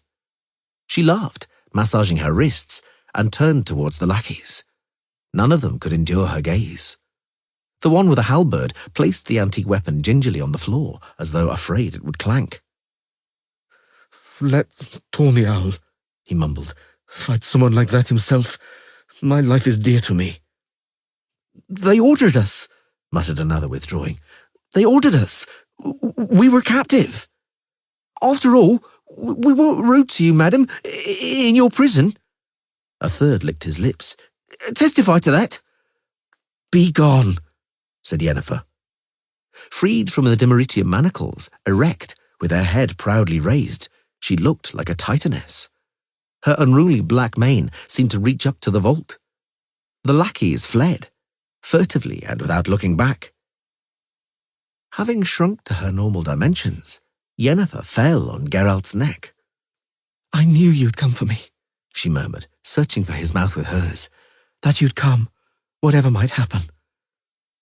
Let's go, he said after a moment, gasping for air. Now for Ciri. Ciri, she said, and a second later, a menacing violet glow lit up in her eyes. And Vilgefortz. A man with a crossbow came around the corner, yelled and shot, aiming at the sorceress. Geralt leapt as though propelled by a spring, brandished his sword, and the deflected bolt flew right over the crossbowman's head, so close he had to crouch. He didn't manage to straighten up, though, for the Witcher leapt forward and filleted him like a carp. Two more were still standing in the corridor, also holding crossbows. They also fired, but their hands were shaking too much to find the target. The next moment, the Witcher was upon them, and they were both dead. Which way, Yen? The sorceress focused, closing her eyes. That way, up those stairs. Are you sure it's the right way? Yes. They were attacked by thugs just around the bend in the corridor, not far from a portal decorated with an archivolt. There were more than 10 of them, and they were armed with spears, partisans, and corsec. They were even determined and fierce. In spite of that, it didn't take long. Yennefer stabbed one of them in the center of the chest at once with a fiery arrowhead shot from her hand. Geralt whirled in a pirouette and fell among the others, the dwarven Sile flashing and hissing like a snake. Once 4 had fallen, the rest fled, the corridors echoing with their clanking and stamping. Everything in order, Yen? Couldn't be better. Vilgefortz stood beneath the archivolt.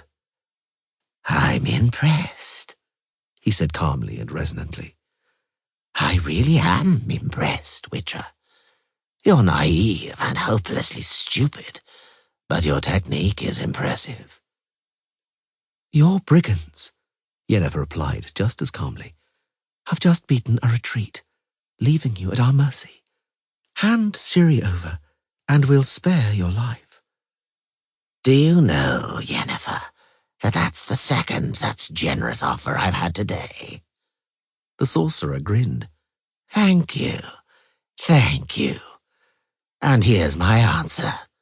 Look out, yelled Yennefer, jumping aside. Geralt also leapt aside, just in time. The column of fire shooting from the sorcerer's outstretched hands transformed the place they had been standing a moment earlier into black and fizzing mud. The Witcher wiped soot and the remains of his eyebrows off his face. He saw Vilgefortz extend a hand. He dived aside and flattened himself against the floor behind the base of a column. There was a boom so loud it hurt their ears, and the whole castle was shaken to its foundations. Booming echoed through the castle. The walls trembled and the chandeliers jingled. A large oil portrait in a gilded frame fell with a great clatter. The mercenaries who ran up from the vestibule had abject fear in their eyes. Stefan Skellen calmed them with a menacing look and took them to task with his grim expression and voice. What's going on there? Talk. My Lord Coroner, wheezed one of them. There's horror there.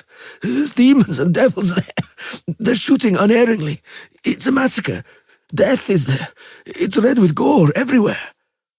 Some 10 men have fallen, perhaps more. Over yonder. Do you hear, sir? There was another boom, and the castle shook. Magic, muttered Skellen. Vilgefortz. Well, we shall see. We'll find out who's beating whom. Another hireling came running. He was pale and covered in plaster. For a long time he couldn't utter a word, and when he finally spoke, his hands trembled and his voice shook. There's a monster, Lord Coroner, like a great black flittermouse. It was tearing people's heads off before my very eyes. The blood was gushing everywhere, and it was darting around and laughing. It had teeth like this. We won't escape with our lives, whispered a voice behind Tawny Owl's back. Lord Coroner. Boreas Munn decided to speak. They are spectres. I saw the young Graf Kaya ap Kylach, but he's dead. Skellen looked at him, but didn't say anything. Lord Stefan, mumbled Dacre Silliphant. Who are we to fight here? They aren't men, groaned one of the mercenaries. They're sorcerers and hellish devils. Human strength cannot cope against such as them. Tawny Owl crossed his arms on his chest and swept a bold and imperious gaze over the mercenaries. So, we shall not get involved in this conflict of hellish forces, he announced thunderously and emphatically. Let demons fight with demons, witches with witches, and ghosts with corpses risen from the grave. We won't interfere with them. We shall wait here calmly for the outcome of the battle. The mercenaries' faces brightened up. Their morale rose perceptibly. That staircase is the only way out, Skellen continued in a powerful voice. We'll wait here. We shall see who tries coming down it. A terrible boom resounded from above, and mouldings fell from the vault with an audible rustle. There was a stench of sulphur and burning. It's too dark here, called Tawny Owl, thunderously and boldly to raise his troop spirits. Briskly, light whatever you can. Torches, brands. We have to see well whoever appears on those stairs. Fill those iron cressets with some fuel or other. What kind of fuel, sir?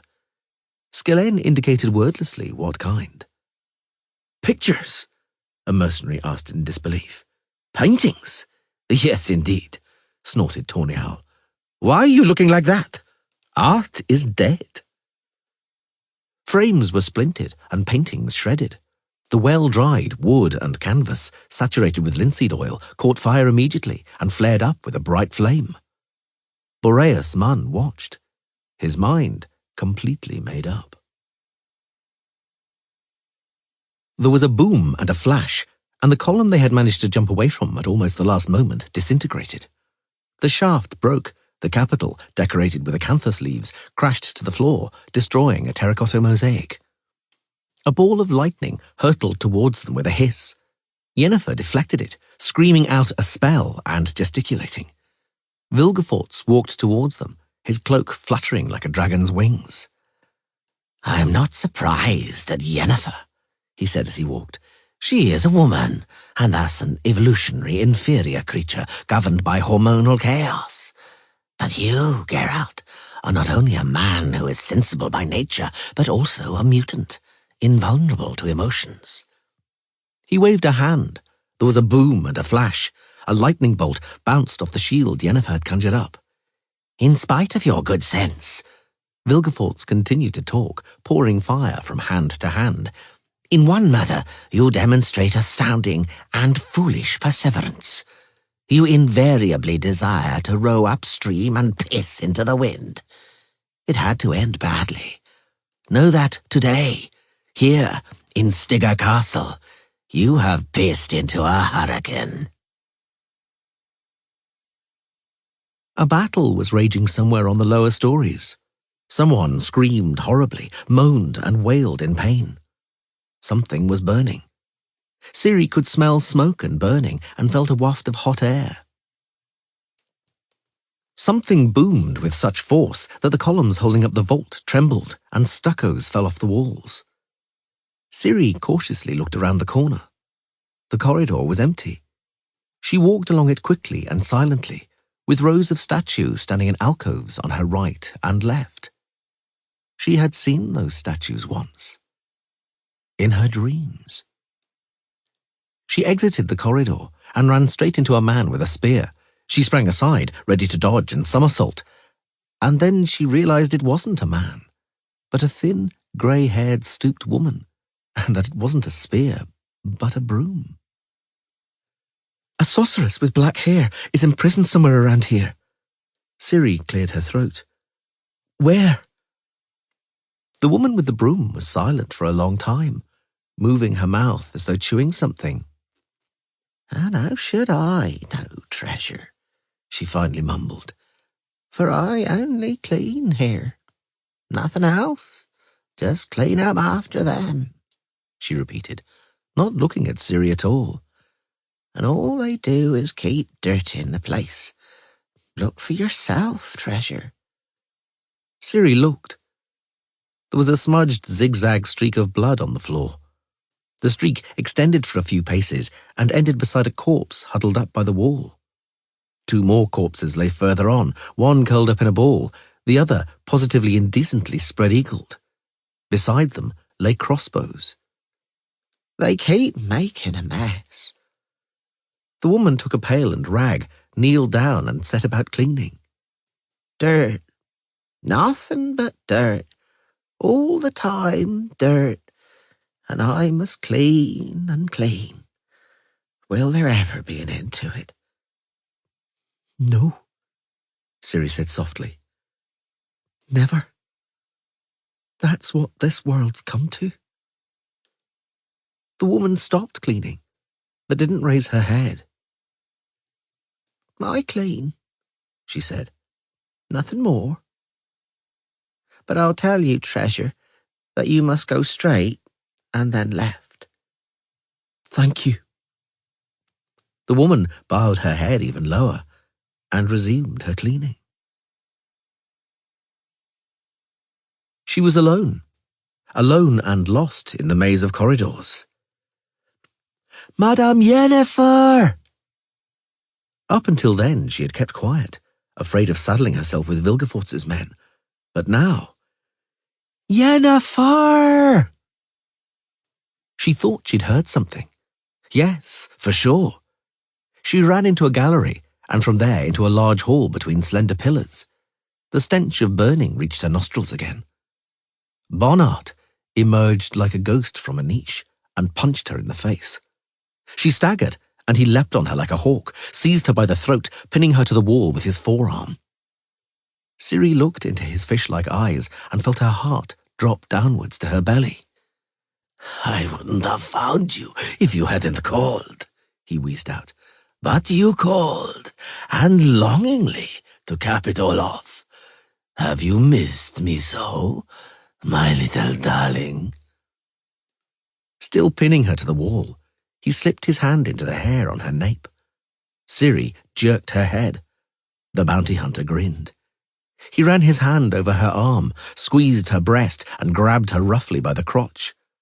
Then he released her and pushed her so that she slid down the wall, and tossed a sword at her feet. Her swallow. And she knew at once what he wanted. I'd have preferred it in the ring, he drawled, as the crowning achievement, as the grand finale of many beautiful performances. The Witcher Girl against Leo Bonhart. Eh? People would pay to see something like that. Go on. Pick up the weapon and draw it from the scabbard. She did as he said, but she didn't draw the blade, just slung it across her back so the hilt would be within reach. Bonhart took a step back. I thought it would suffice me to gladden my eyes with the sight of that surgery Vilgefortz is preparing for you, he said. I was mistaken. I must feel your life flowing down my blade. I defy witchcraft and sorcerers, destiny, prophecies, the fate of the world. I defy the elder and younger blood. What do all these predictions and spells mean to me? What do I gain from them? Nothing. Nothing can compare with the pleasure. He broke off. She saw him purse his lips, saw his eyes flash ominously. "I'll bleed you to death, witcher girl," he hissed. "And afterwards, before you cool off, we'll celebrate our nuptials. You're mine, and you'll die mine. Draw your weapon." A distant thud resounded, and the castle shuddered. "Vilgefortz," Bonhart explained with an inscrutable expression, "is reducing your witcher rescuers to pulp. Go on, girl. Draw your sword." Shall I run away? She thought, frozen in terror. Flee to other places, to other times? If only I could get far from him, if only...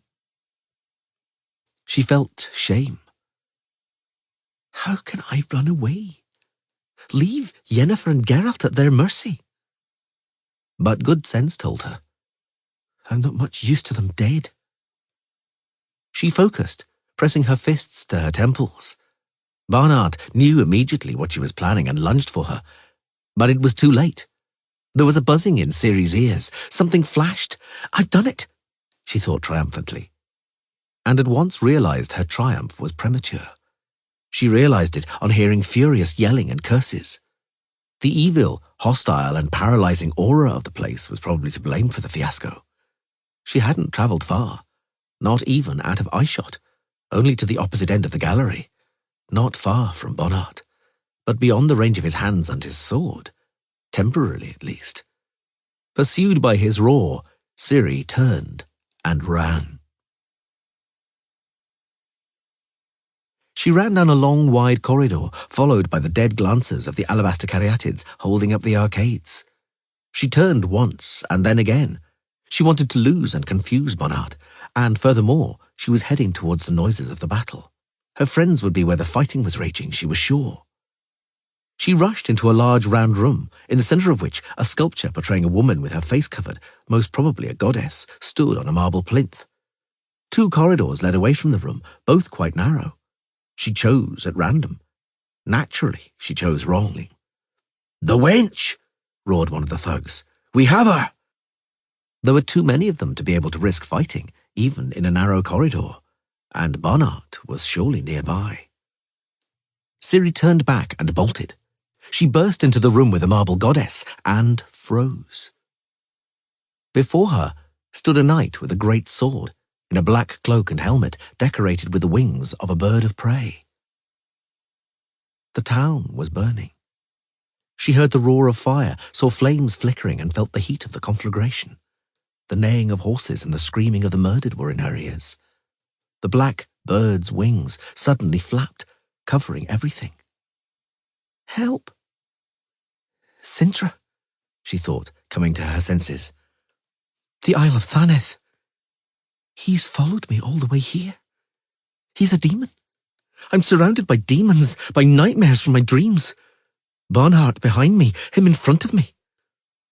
The shouting and stamping of enemies coming running could be heard behind her. The knight in the plumed helmet suddenly took a step forward. Ciri overcame her fear. She yanked Swallow from its scabbard. You will not touch me! The knight moved forward, and Ciri noticed in amazement that a fair-haired girl, armed with a curved sabre, was hiding behind his cloak. The girl flashed past Ciri like a lynx, sending one of the approaching lackeys sprawling with a slash of her sabre. And the Black Knight, astonishingly, rather than attacking Ciri, slit open another thug with a powerful blow. The remaining ones retreated into the corridor. The fair-haired girl rushed for the door, but didn't manage to close it, although she was whirling her sabre menacingly and yelling. The lackeys shoved her back from the portal. Ciri saw one of them stab her with a pilum, saw the girl fall to her knees. Ciri leapt and slashed backhand with Swallow, while the Black Knight ran up on the other side, hacking terribly with his longsword. The fair-haired girl, still on her knees, drew an axe from her belt and hurled it, hitting one of the bruisers right in the face. Then she lunged for the door, slammed it, and the knight bolted it. Phew, said the girl. Oaken iron. It'll take them some time to chop their way through that. They won't waste time. They'll search for another way, commented the Black Knight soberly, after which his face suddenly darkened on seeing the girl's blood-soaked trouser leg. The girl waved a hand dismissively. Let's be away. The knight removed his helmet and looked at Ciri. I'm Kaia Maur Dyffryn, son of Ciarlach. I came here with Geralt to rescue you, Ciri. I know it's unbelievable. I've seen more unbelievable things, Ciri growled. You've come a long way, Kaia. Where's Geralt? He looked at her. She remembered his eyes from Thaneth, dark blue and as soft as silk. Pretty. He is rescuing the sorceress, he answered. That Yennefer. Let's go.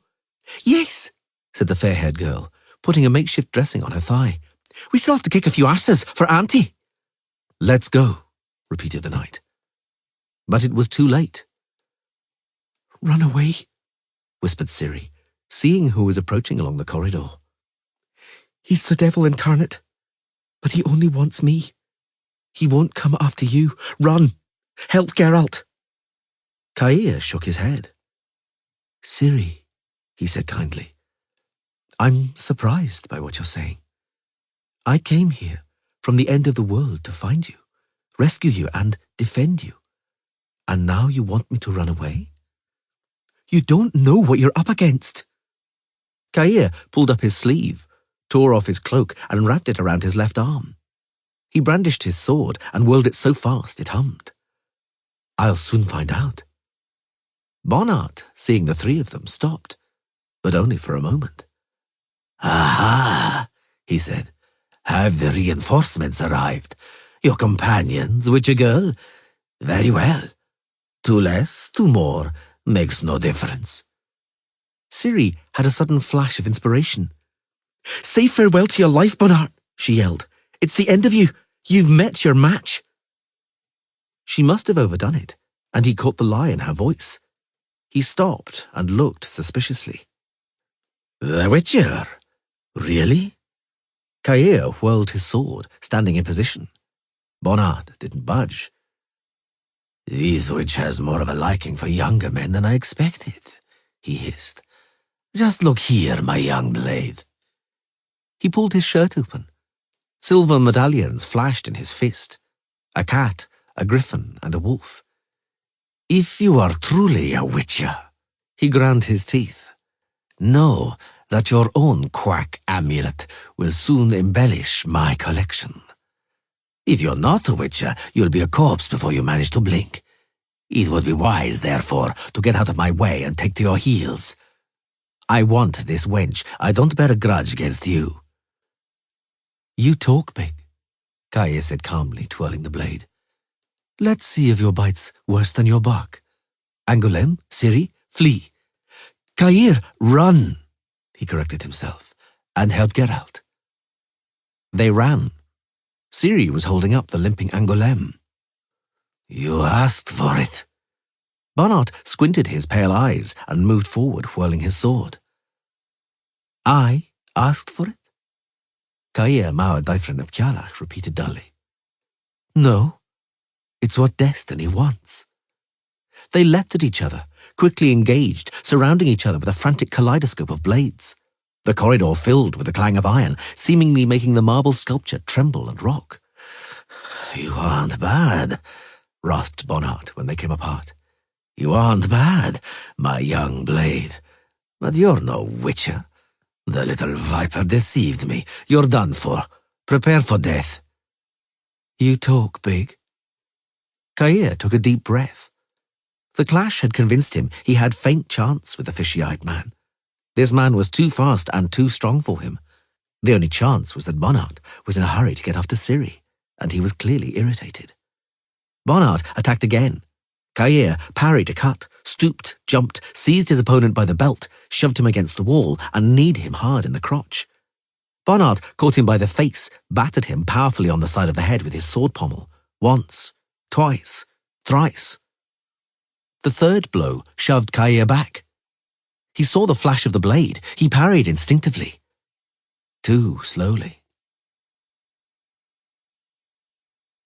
It was a strictly observed tradition in the Dyffryn family that all male members would hold a silent vigil lasting a whole day and night over the body of a fallen kinsman once he was inhumed in the castle armory.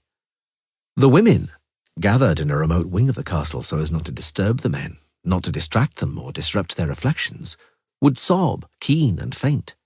When brought round, they sobbed and keened again, and da capo. Sobbing and weeping, even among women, Vicovarian noblewomen, was an unwelcome faux pas and a great dishonour. But among the Duvrins, that and no other was the tradition, and no one ever changed it, or meant to change it. The 10-year-old Caer, the youngest brother of Eilil, who had fallen in Nazaire and was then lying in the castle armoury, was not yet a man in terms of customs and traditions. He was not allowed to join the group of men gathered around the open coffin, and he was not permitted to sit in silence with his grandfather Gruvydd, with his father Ciarlach, his brother Daran, or the whole collection of uncles and cousins. Neither was he permitted, naturally, to sob and faint along with his grandmother, mother, 3 sisters, and the whole collection of aunts and cousins. Caer clowned about and made mischief on the castle walls along with the rest of his young relatives who had come to Don Dovre for the obsequies, funeral and wake, and he pummeled any boys who considered that the bravest of the brave in the fighting for Nazaire were their own fathers and older brothers, but not Eilil ib Ciarlach. Caer, come here, my son. In the cloister stood Maur, Caer's mother, and her sister, his aunt Sinead Varanahid. His mother's face was red and so swollen from weeping that Caer was terrified. It shocked him that weeping could make such a monster out of such a comely woman as his mother. He made a firm resolution never ever to cry. Remember, son, Maur sobbed, pressing the boy so hard to her breast he couldn't catch his breath. Remember this day. Remember who took the life from your dear brother Eilil. The damned Nordlings did it. Your foes, my son. You are ever to hate them. You are to hate that damned, murderous nation. I shall hate them, mother of mine, Caer promised, somewhat surprised. Firstly, his brother Eilil had died the praiseworthy and enviable death of a warrior, in battle with honour. What was one to shed tears over? Secondly, it was no secret that his grandmother, Eviva, Maur's mother, was descended from Nordlings. Papa had more than once called his grandmother in anger she-wolf from the north, behind her back, naturally. Well, but if mother is now ordering me... I shall hate them, he pledged eagerly. I already hate them, and when I'm big and have a real sword, I'll go to war and chop off their heads. You'll see, Mum. His mother took a breath and began sobbing. Aunt Sinead held her up. Caer clenched his little fists and trembled with hatred for those who had wronged his mamma, making her so ugly. Bonhart's blow clove his temple, cheek and mouth. Caer dropped his sword and staggered, and the bounty hunter cut him between his neck and collarbone using the force of a half-turn. Caer tumbled at the feet of the marble goddess, and his blood splashed the statue's plinth like a pagan sacrifice. There was a boom. The floor trembled beneath feet, and a shield fell with a thud from a wall panoply. Acrid smoke trailed and crept along the corridor. Ciri wiped her face. The fair-haired girl she was supporting weighed her down like a millstone. Quick, we must run quicker. I can't run any quicker, said the girl, and suddenly sat down heavily on the floor. Ciri saw with horror a red puddle begin to spill out and collect beneath the seated girl, beneath her blood-soaked trouser leg. The girl was white as a sheet. Ciri threw herself on her knees beside her, pulled off her scarf and then her belt, trying to apply tourniquets. But the wound was too severe, and too near her groin. The blood kept dripping. The girl grasped her by the hand, her fingers as cold as ice. Ciri? Yes? I'm Angoulême. I didn't believe we'd find you. But I followed Geralt. Because it's impossible not to follow him, isn't it? It is. That's how he is. We found you and rescued you. And Fringilla mocked us. Tell me, don't say anything, please. Tell me. Angoulême was moving her lips, slower and slower, and with greater difficulty. Tell me, you're a queen, aren't you? In Sintra? We'll be in your good graces, won't we? Will you make me a countess? Tell me, but don't lie. Can you? Tell me. Don't say anything. Save your strength. Angoulême sighed, suddenly leaned over forward, and rested her brow against Ciri's shoulder.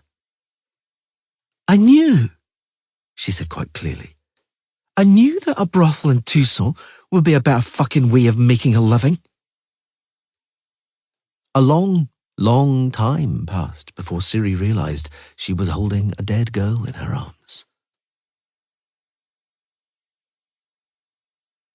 She saw him as he approached, being led by the lifeless looks of the alabaster caryatids holding up the arcades, and suddenly understood that flight was impossible, that it was impossible to escape from him, that she would have to face him. She knew it, but was still too afraid of him. He drew his weapon. Swallow's blade sang softly. She knew that song. She retreated down the wide corridor, and he followed her, holding his sword in both hands. Blood trickled down the blade, heavy drops dripping from the crossguard. Dead, he judged, stepping over Angoulême's body. Well and good. Your young blade has also fallen. Ciri felt desperation seizing her, felt her fingers gripping the hilt so tightly it hurt. She retreated. You deceived me, drawled Bonhart, following her. The young blade didn't have a medallion, but something tells me somebody will be found in this castle who wears one. Someone like that will be found. Old Leo Bonhart stakes his life on it, somewhere near the witch Yennefer. But first things first, Viper. First of all, us. You and me. And our nuptials. Ciri got her bearings. Describing a short arc with Swallow, she took up her position. She began to circle him, quicker and quicker, forcing the bounty hunter to move around on the spot. Last time, he muttered, that trick wasn't much use to you. Well, can't you learn from your mistakes? Ciri speeded up. She deceived and beguiled, tantalized and hypnotized with flowing soft movements of her blade. Bonhart whirled his sword in a hissing moulinet. That doesn't work on me, he snarled, and it bores me. He shortened the distance with 2 rapid strides. Play music. He leapt, cut hard.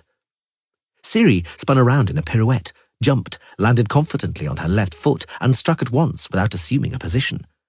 Before the blade had clanged on Bonhart's parry, she had spun past, smoothly moving in under the whistling blow. She struck again, without a backswing, using an unnatural, unorthodox bend of the elbow. Bonhart blocked, using the momentum of the parry to immediately slash from the left. She was expecting that, and all she needed was a slight bend of the knees and a sway of her trunk to move her whole body aside from under the blade. She countered and thrust at once. But this time he was waiting for her and deceived her with a feint. Not meeting a parry, she almost lost her balance, saving herself with a lightning-fast leap, but his sword caught her arm anyway. At first, she thought the blade had only cut through her padded sleeve, but a moment later, she felt the warm liquid in her armpit and on her arm. The alabaster caryatids observed them with indifferent eyes.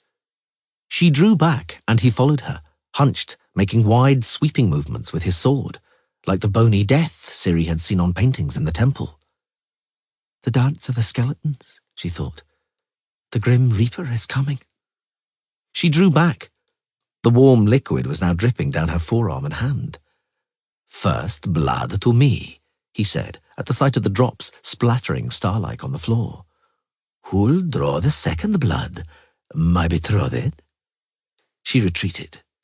Look around. It's the end. He was right. The corridor ended in nothingness. in an abyss, at the bottom of which could be seen the dust-covered, dirty and smashed-up floorboards of the lower story. This part of the castle was destroyed. There was no floor at all. There was only a framework of load-bearing timbers, posts, ridges, and a lattice of beams. She didn't hesitate for long. She stepped onto a beam and moved backwards along it without taking her eyes off Bonhart, watching his every move. That saved her, for he suddenly charged her, running along the beam, slashing with rapid diagonal blows, whirling his sword in lightning-fast feints. She knew what he was counting on. A wrong parry or mistake with a feint would have upset her balance, and then she would have fallen off the beam onto the smashed-up woodblocks of the lower floor. This time, Ciri didn't let the feints deceive her. Quite the opposite. She spun around nimbly and feinted a blow from the right, and when for a split second he hesitated, cut with the right second so quickly and powerfully that Bonhart rocked after parrying, and would have fallen if not for his height.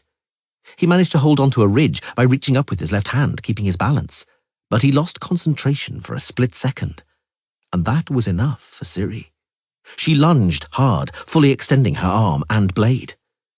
He didn't even flinch as Swallow's blade passed with a hiss across his chest and left arm. He immediately countered so viciously that had Ciri not turned a back somersault, the blow would probably have cut her in half.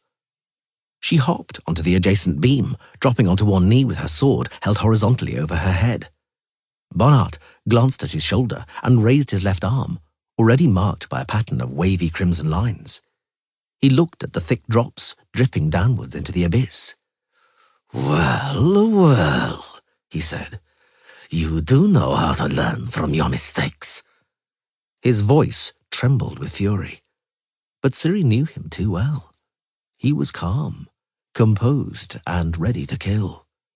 He leapt onto her beam, whirling his sword, went for her like a hurricane, treading surely without wobbling or even looking at his feet. The beam creaked, raining down dust and rotten wood. He pushed on, slashing diagonally. He forced her backwards. He attacked so quickly she couldn't risk a leap or a somersault, so she had to keep parrying and dodging. She saw a flash in his fishy eyes. She knew what was afoot. He was driving her against a post to the truss beneath the ridge. He was pushing her back to a place from where there was no escape. She had to do something. And she suddenly knew what. Caer Moren, the pendulum. You push off from the pendulum. You take its momentum, its energy. You take its momentum by pushing off. Do you understand? "Yes, Geralt." All of a sudden, with the speed of a striking viper, she went from a parry to a cut. Swallow's blade groaned, striking against Bonhart's edge. Simultaneously, Ciri pushed off and jumped onto the adjacent beam. She landed, miraculously keeping her balance. She took a few quick, light steps and leapt again, back onto Bonhart's beam, landing behind his back. He spun around in time, made a sweeping cut, almost blindly, to where her leap should have carried her. He missed her by a hair's breadth, and the force of the blow made him stagger. Ciri attacked like a lightning strike. She lunged, dropping onto one knee. She struck powerfully and surely. And she froze, with her sword held out to the side, watching calmly as the long, slanting, perfectly straight slit in his jacket began to well up and brim a dense red. "You..." Bonhart staggered. "You..." He came for her. He was already slow and sluggish. She eluded him by leaping backwards, and he lost his balance. He fell onto one knee, but did not plant his other on the beam, and the wood was now wet and slippery. He looked at Ciri for a second. Then he fell. She saw him tumble onto the parquet floor in a geyser of dust, plaster, and blood, saw his sword fly several yards to one side. He lay motionless, spread out, huge and gaunt, wounded and utterly defenseless, but still terrible. It took some time, but he finally twitched, groaned, tried to raise his head. He moved his arms, he moved his legs. He crept to a post and propped his back up against it. He groaned again, feeling his bloodied chest and belly with both hands. Ciri leapt down and fell beside him onto one knee, as softly as a cat. She saw his fishy eyes widen in fear. "You won," he wheezed, looking at Swallow's blade. You won, Witcher girl. Pity it wasn't in the arena. It would have been some spectacle. She didn't reply. It was I who gave you that sword. Do you remember? I remember everything. Surely you won't, he grunted. Surely you won't finish me off, will you? You won't do it. You won't finish off a beaten and defenseless man. I know you, after all, Ciri. You're too noble for that. He looked long at her. Very long. Then she bent over. Bonhart's eyes widened even more. But she just tore from his neck the medallions, the wolf, the cat, and the griffin. Then she turned around and walked towards the exit. He lunged at her with a knife, sprang at her dishonourably and treacherously, and as silent as a bat. Only at the last moment, when the dagger was about to plunge up to the guard in her back, did he roar, putting all his hatred into the bellow. She dodged the treacherous thrust with a swift half-turn and leap, swung her arm and struck quickly and widely, powerfully, with a full swing, increasing the power with a twist of the hips. Swallow swished and cut with the very tip of the blade. There was a hiss and a squelch, and Bonhart grabbed his throat. His fishy eyes were popping out of his head. "Didn't I tell you," Ciri said coldly, "that I remember everything?"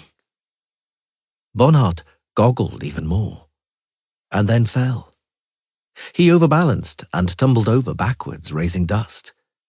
And he lay like that, huge, as bony as the Grim Reaper, on the dirty floor among broken woodblocks.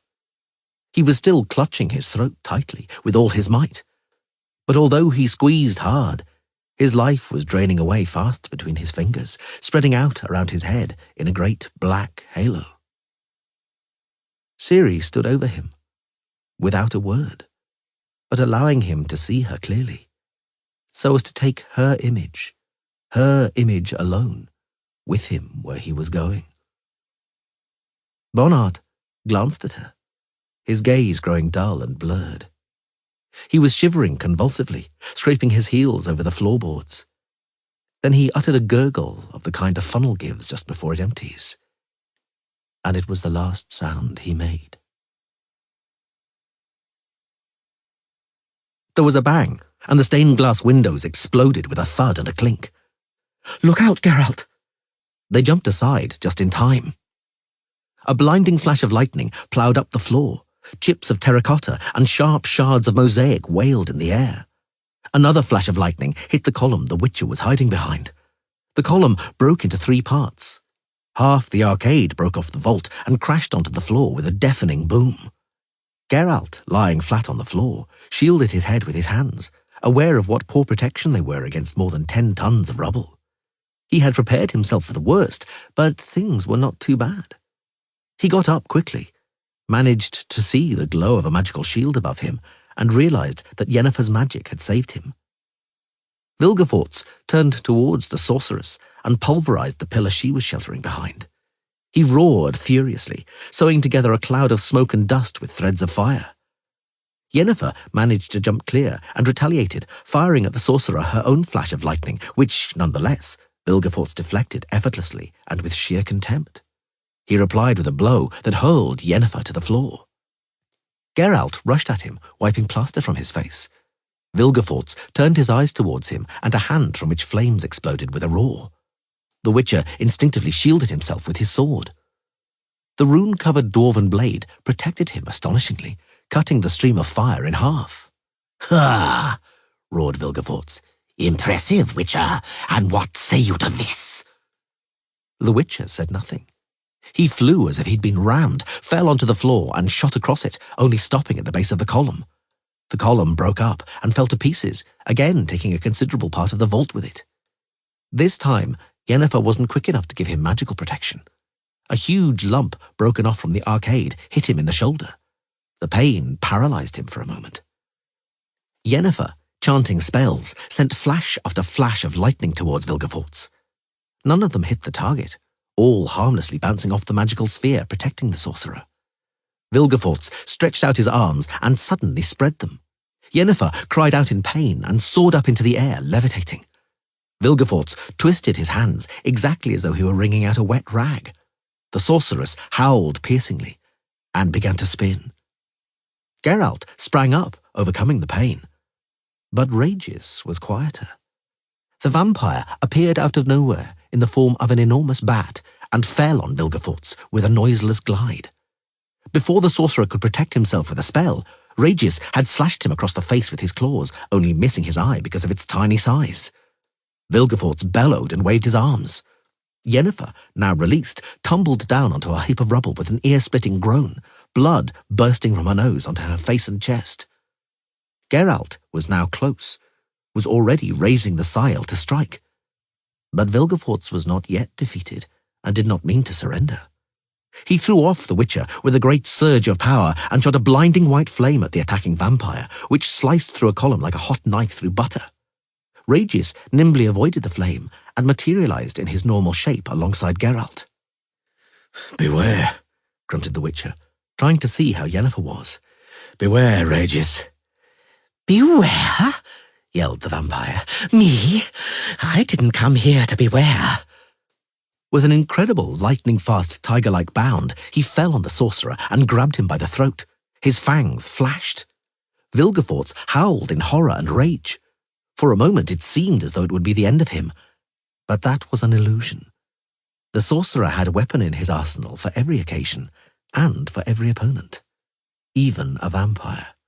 The hands that seized Regis glowed like red-hot iron. The vampire screamed. Geralt also screamed, seeing the sorcerer literally tearing Regis apart. He leapt to his aid, but wasn't fast enough. Vilgefortz pushed the mutilated vampire against a column and shot white fire at him from close up out of both hands. Regis screamed so horribly that the Witcher covered his ears with his hands. The rest of the stained glass windows exploded with a roar and a smash, and the columns simply melted. The vampire melted along with it, fusing into an amorphous lump. Geralt swore, putting all his rage and despair into the curse. He leapt at Vilgefortz, raising his scythe to strike, but failed. Vilgefortz turned around and struck him with magical energy. The Witcher flew the whole length of the hall and slammed into the wall, sliding down it. He lay like a fish, gasping for air, not wondering what was broken, but what was intact. Vilgefortz walked towards him. A 6-foot iron bar materialized in his hand. "I could have reduced you to ashes with a spell," he said. "I could have melted you into clinker like I did to that monster a moment ago. But you, Witcher, ought to die differently, in a fight. Not a very honest one, perhaps, but still." Geralt didn't believe he'd be able to stand, but he did. He spat blood from his cut lip. He gripped his sword more tightly. "On Thaneth." Vilgefortz came closer, whirled the bar in a moulinet. "I only broke you a little bit, sparingly, for it was meant to be a lesson. Since it wasn't learned, this time I'll break you thoroughly, into tiny little bones, so that no one will ever be able to stick you back together again." He attacked. Geralt didn't run away. He took on the fight. The bar flickered and whistled. The sorcerer circled around the dancing Witcher. Geralt avoided the blows and delivered his own, but Vilgefortz deftly parried, and then steel groaned mournfully as it struck steel. The sorcerer was as quick and agile as a demon. He tricked Geralt with a twist of his trunk and a feigned blow from the left, and slammed him in the ribs from below. Before the Witcher could get his balance and his breath back, he was hit in the shoulder so hard he fell to his knees. He dodged aside, saving his skull from a blow from above, but could not avoid a reverse thrust from below, above the hip. He staggered and struck his back against the wall. He still had enough wits about him to fall to the floor, just in time, because the iron bar grazed his hair and slammed into the wall, sending sparks flying. Geralt rolled over, and the bar struck sparks on the floor right beside his head. The second blow hit him in the shoulder blade. There was shock and paralyzing pain. Weakness flowed down to his legs. The sorcerer raised the bar. Triumph burned in his eyes. Geralt clenched Fringilla's medallion in his fist. The bar fell with a clang, striking the floor a foot from the witch's head. Geralt rolled away and quickly got up on one knee. Vilgefortz leapt forward and struck. The bar missed the target again by a few inches. The sorcerer shook his head in disbelief and hesitated for a second. He sighed, suddenly understanding. His eyes lit up. He leapt, taking a swing. Too late. Geralt slashed him hard across the belly. Vilgefortz screamed, dropped the bar and staggered back, bent over. The Witcher was already upon him. He pushed him with his boot onto the stump of the broken column and cut vigorously, diagonally from collarbone to hip. Blood gushed on the floor, painting an undulating pattern. The sorcerer screamed and fell to his knees. He lowered his head and looked down at his belly and chest. For a long time he could not tear his eyes away from what he saw. Geralt waited calmly in position, with the scythe ready to strike. Vilgefortz groaned piercingly and raised his head. Geralt! The Witcher didn't let him finish. It was very quiet for a long time. I didn't know, Yennefer said at last, scrambling out of a pile of rubble. She looked terrible. The blood trickling from her nose had poured all over her chin and cleavage. I didn't know you could cast illusory spells, she repeated, seeing Geralt's uncomprehending gaze, capable even of deceiving Vilgefortz. It's my medallion. Uh-huh. She looked suspicious. A curious thing. But anyway, we're only alive thanks to Ciri. I beg your pardon. His eye. He never regained full coordination. He didn't always land his blow. But I mainly owe my life to... She fell silent, glanced at the remains of the melted column, in which the outline of a shape could be discerned. Who was that, Geralt? A friend. I'm going to miss him. Was he a human? The epitome of humanity. How are you, Yen? A few broken ribs, concussion, twisted hip joint, bruised spine. Besides that, excellent. And yourself? More or less the same. She looked impassively at Vilgefortz's head, lying exactly in the centre of the floor mosaic. The sorcerer's small eye, already glazed, looked at them with mute reproach. That's a nice sight, she said. It is, he admitted a moment later. But I've already seen enough. Will you be able to walk?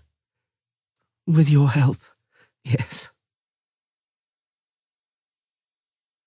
And they met, all three of them, in a place where the corridors came together under the arcades.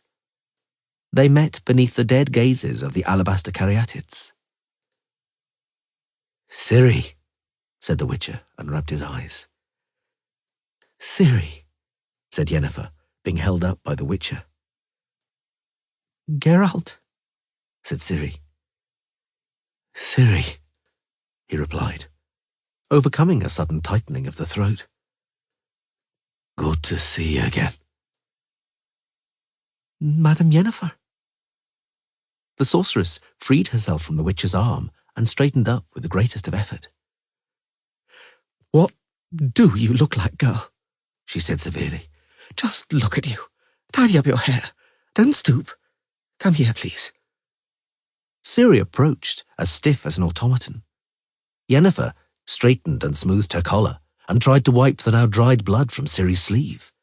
She touched her hair and uncovered the scar on her cheek. She hugged her tightly, very tightly. Geralt saw her hands on Ciri's back, saw the deformed fingers. He didn't feel anger, resentment, or hatred.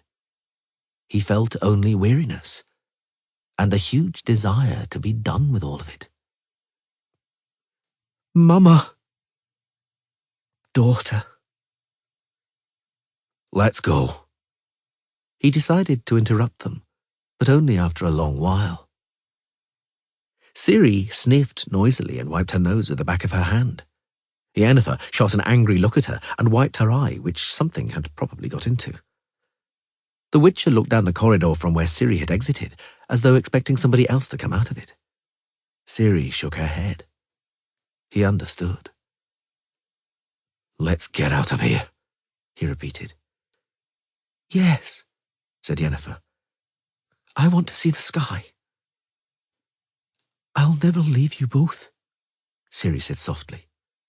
Never. Let's get out of here, he repeated. Ciri, hold Yen up. I don't need holding up. Let me, Mama. In front of them was a stairway. A great stairway drowning in smoke in the twinkling glow of torches and fire in iron cressets. Ciri shuddered. She had seen that stairway before, in dreams and visions. Down below, far away, armed men were waiting. I'm tired, she whispered. Me too, admitted Geralt, drawing the sigh. I've had enough of killing. Me too. Is there no other way out? No, there isn't. Only this stairway. We must, girl. Yen wants to see the sky, and I want to see the sky. Yen and you. Ciri looked back and glanced at Yennefer, who was resting on the balustrade in order not to fall down. She took out the medallions taken from Bonhart. She put the cat around her neck and gave Geralt the wolf. I hope you know it's just a symbol, he said. Everything's just a symbol. She removed Swallow from its scabbard. Let's go, Geralt. Let's go. Keep close beside me.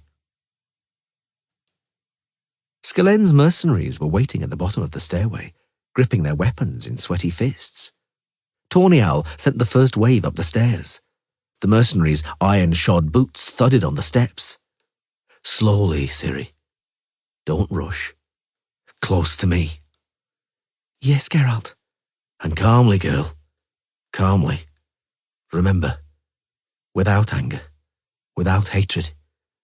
We have to get out and see the sky, and the men that are standing in our way must die. Don't hesitate. I won't hesitate. I want to see the sky.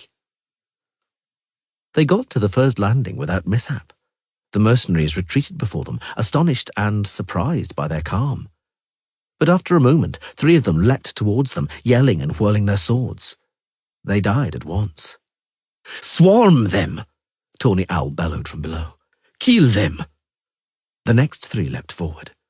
Geralt quickly sprang out to meet them, deceived them with a feint, and cut one of them from below in the throat. He turned around, made way for Ciri under his right arm, and Ciri smoothly slashed the next soldier in the armpit.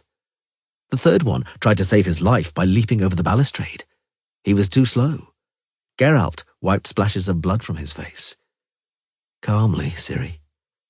I am calm. The next 3. A flash of blades, screams, death. Thick blood crawled downwards, dribbling down the steps. A soldier in a brass-studded brigantine leapt towards them with a long pike. His eyes were wild from narcotics. Ciri shoved the shaft aside with a diagonal parry, and Geralt slashed. He wiped his face. They walked on, not looking back. The second landing was now close. Kill them! Yelled Skelen. Have at them! Kill them! Stamping and yelling on the stairs. The flash of blades, screams, death. Good, Ciri, but more calmly, without euphoria, and close to me. I'll always be close to you. Don't cut from the shoulder if you can from the elbow. Take heed. I am. The flash of a blade, screams, blood, death. Good, Ciri. I want to see the sky. I love you very much. I love you too. Take heed. It's getting slippery. The flash of blades, moaning. They walked on, catching up with the blood pouring down the steps. They walked down, always down the steps of Stigger Castle. A soldier attacking them slipped on a bloody step, fell flat on the ground right at their feet, and howled for mercy, covering his head with both hands. They passed him without looking. No one dared to bar their way until the third landing. "Bows!" Stefan Skellen bellowed from below. "Fire the crossbows! Boreas Munn was meant to bring the crossbows. Where is he?" Boreas Munn, which Tawny Owl couldn't have known, was already quite far away. He was riding eastwards with his forehead against his horse's mane, squeezing as much gallop out of his steed as he could. Only one of the men sent for the bows had returned. The man who had decided to shoot had slightly shaking hands and eyes watering from fish-tech. The first bolt barely grazed the balustrade. The second didn't even hit the stairs. "Higher!" yelled Tawny Owl. "Go higher, you fool! Shoot from up close!" The crossbowman pretended he hadn't heard. Skellen cursed at great length, snatched the crossbow from him, leapt onto the stairway, kneeled down and took aim. Geralt quickly covered Ciri with his body. But the girl slipped out from behind him like lightning, so when the bowstring clanged, she was already in position. She twisted her sword to the upper quarter and hit the bolt back so hard it somersaulted many times before it fell. "Very good," muttered Geralt. "Very good, Ciri. But if you ever do that again, I'll tan your hide." Skellen dropped the crossbow and suddenly realized he was alone. All of his men were at the very bottom in a tight little group. None of them were too keen to go up the stairs. There seemed to be fewer than there were before. Once more, several ran off somewhere, probably to fetch crossbows. And the Witcher and the Witcher girl, not hurrying, but not slowing either, walked down the blood-covered stairway of Stigger Castle. Close to each other, shoulder to shoulder, tantalizing and bamboozling their foes with fast movements of their blades. Skellen walked backwards and didn't stop, right down to the very bottom. When he found himself in the group of his own men, he noticed that the retreat was continuing. He swore impotently. "Lads!" he yelled, and his voice broke discordantly. "On you go! Have at them! En masse! Go on, have at them! Follow me!" "Go yourself, sir," mumbled one of them, raising a hand with fish-tech to his nose. Tawny Owl punched him, covering the man's face, sleeve, and the front of his jacket in white powder. The Witcher and the Witcher girl passed another landing. "When they get to the very bottom, we'll be able to surround them," roared Skellen. "Go on, lads! Have at them! To arms!" Geralt glanced at Ciri and almost howled with fury, seeing streaks shining white as silver in her ashen hair. He controlled himself. It wasn't the time for anger. "Be careful," he said softly. "Stay close to me." "I'm always going to be close to you." "It'll be hot down there." "I know, but we're together." "We're together." "I'm with you," said Yennefer, following them down the stairs, red and slippery with blood. "Form up! Form up!" roared Tawny Owl. Several of the men who had run to get crossbows returned, without them, very terrified.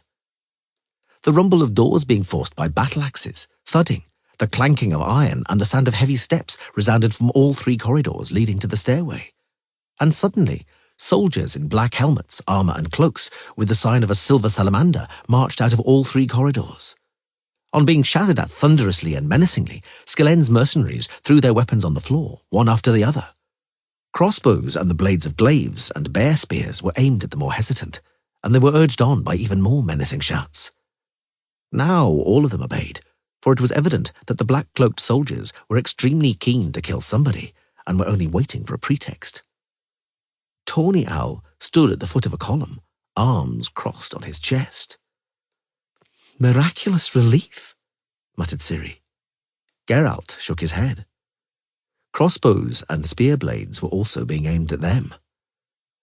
"Lead van Vort!" There was no sense in resisting. Black-cloaked soldiers were swarming like ants at the bottom of the stairs, and the witches were very, very weary. But they didn't drop their swords. They placed them carefully on the steps and then sat down. Geralt felt Ciri's warm shoulder and heard her breath. Yennefer descended, walking past corpses and pools of blood, showing the black-cloaked soldiers her unarmed hands. She sat down heavily beside them on a step. Geralt also felt the warmth against his other shoulder. "It's a pity it can't always be like this," he thought. And he knew it couldn't. Tawny Owl's men were tied up and escorted away, one after the other. There were more and more soldiers in black cloaks bearing the salamander. Suddenly, high-ranking officers appeared among them, recognizable by the white plumes and silver edging on their suits of armor, and by the respect which the others showed in parting to let them pass. The soldiers stood back with even greater respect before one of the officers, whose helmet was particularly sumptuously decorated with silver, bowing before him. The man stopped in front of Skellen, who was standing at the foot of the column. Tawny Owl, it was very obvious, even in the flickering light of the torches and the paintings burning out in the cressets, paled, becoming as white as a sheet. "Stefan Skellen," said the officer in a resonant voice, a voice which sounded right up to the vault of the hall. "You will be tried in court and punished for treason."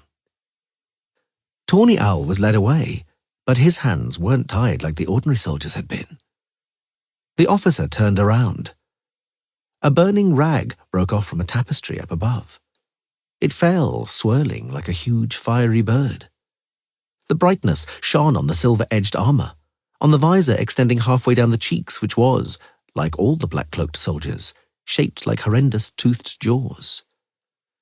"Now our turn," thought Geralt. He wasn't mistaken. The officer looked at Ciri, and his eyes burned in the slits of the helmet, noticing and registering everything. The paleness, the scar on her cheek, the blood on her sleeve and hand, the white streaks in her hair. Then the Nilfgaardian turned his gaze onto the Witcher. "Vilgefortz?" he asked in his resonant voice. Geralt shook his head. "Cair Epkialach?" Another shake of the head. "A slaughter," said the officer, looking at the stairs. "A bloodbath. Well, he who lives by the sword. Furthermore, you've saved the hangman work. You've travelled a long way, Witcher." Geralt didn't comment. Ciri sniffed loudly and wiped her nose with her wrist. Yennefer gave her a scolding look. The Nilfgaardian also noticed that, and smiled. "You've travelled a long way," he repeated. "You've come here from the end of the world, following her and for her sake, even if only for that reason you deserve something. Lord de Rideau?" "Yes, Your Imperial Highness." The Witcher wasn't surprised. "Please find a discreet chamber in which I shall be able to converse completely undisturbed with Sir Geralt of Rivia. During that time, please offer all possible comforts and services to the two ladies, under vigilant and unremitting guard." "Yes, sir, Your Imperial Majesty." "Sir Geralt, please follow me."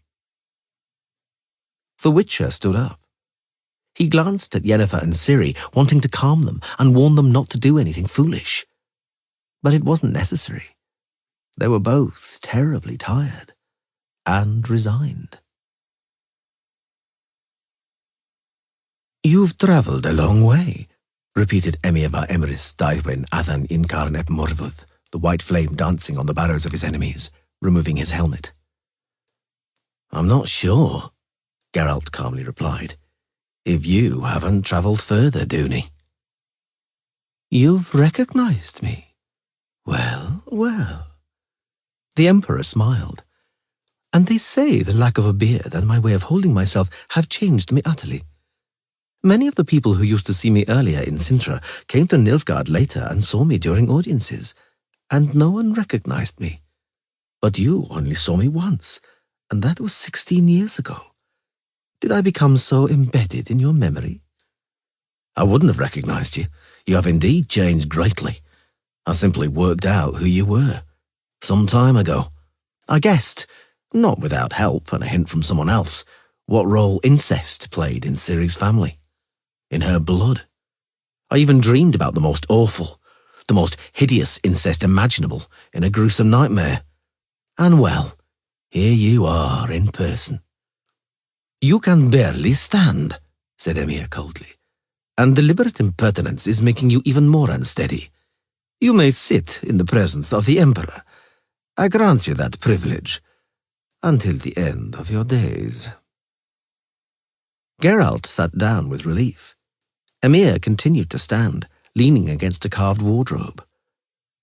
"You saved my daughter's life," he said, "several times.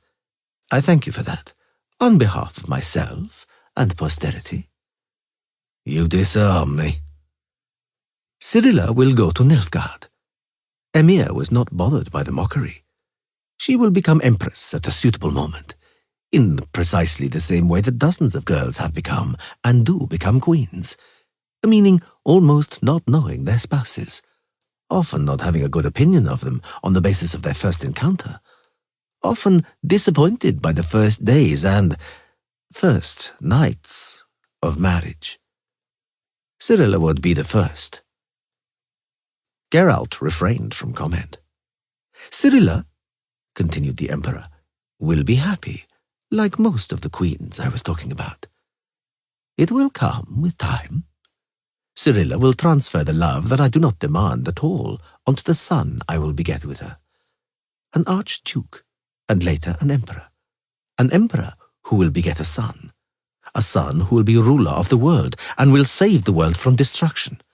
Thus speaks the prophecy, whose exact contents only I know. Naturally," the White Flame continued, "Cirilla will never find out who I am. The secret will die, along with those who know it." "That's clear," Geralt nodded. "It can't be clearer." "You cannot fail to detect the hand of destiny in all of this," Emir said after a long time. "All of this, including your activities from the very beginning." "I see rather the hand of Vilgefortz, for it was he who directed you to Sintra, wasn't it? When you were the enchanted Urkion, he made Pavetta. You're stumbling in the dark." Emir interrupted brutally, tossing his salamander-decorated cloak over his shoulder. "You don't know anything, and you don't have to know. I didn't ask you here to tell you my life story or to excuse myself before you. The only thing you have earned is the assurance that the girl will not be harmed. I have no debts towards you, Witcher.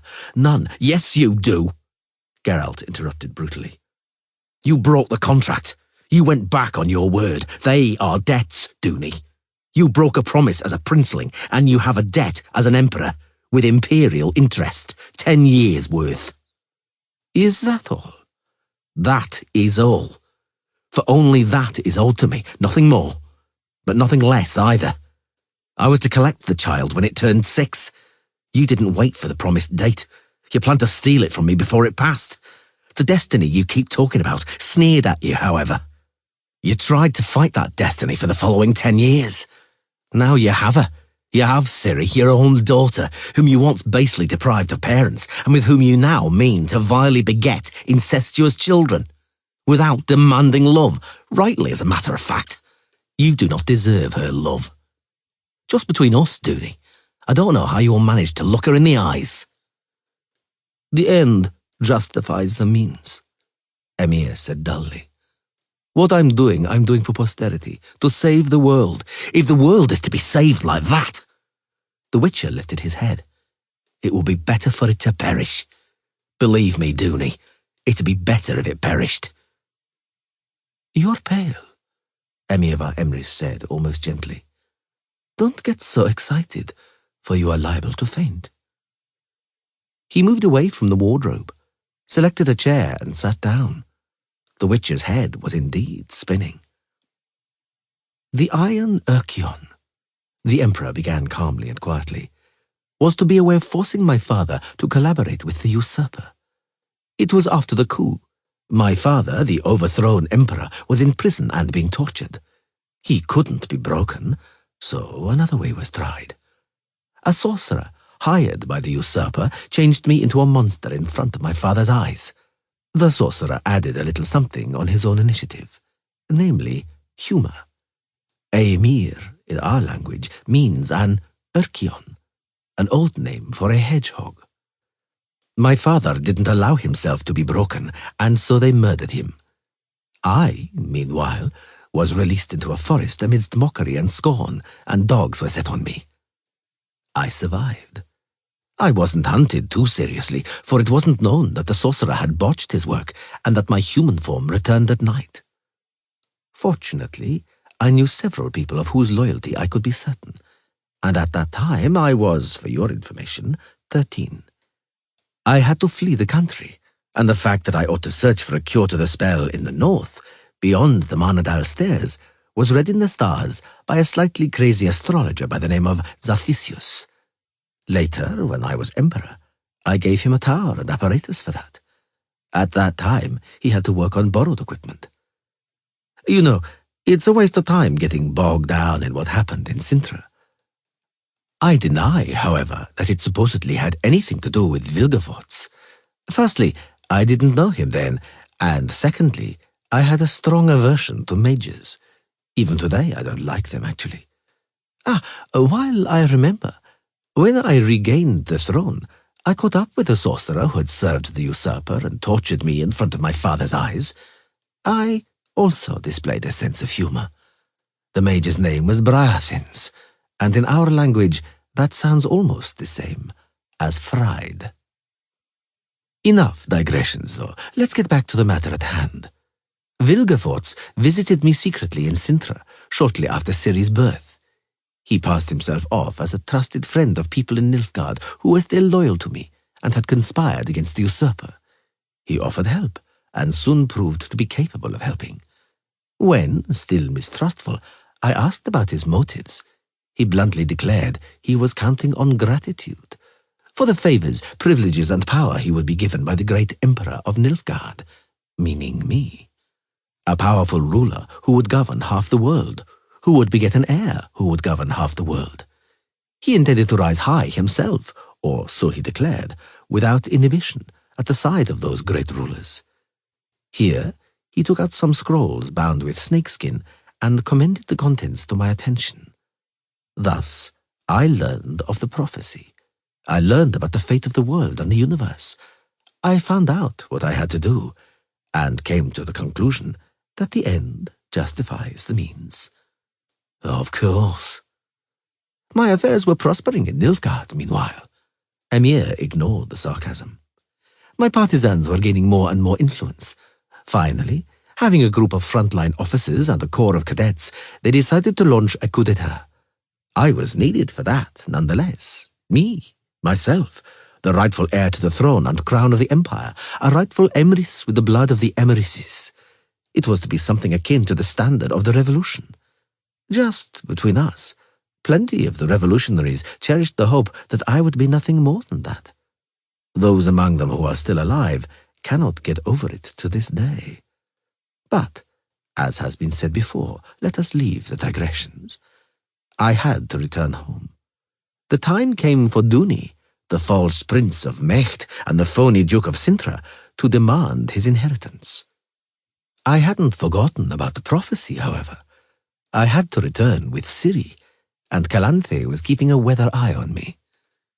She never trusted you. I know. I think she knew something about that prediction, and would have done anything to hamper me, and in Sintra I was in her power. It was clear I had to return to Nilfgaard, but in a way that no one could guess that I was Duni and Ciri was my daughter. Vilgefortz suggested a way.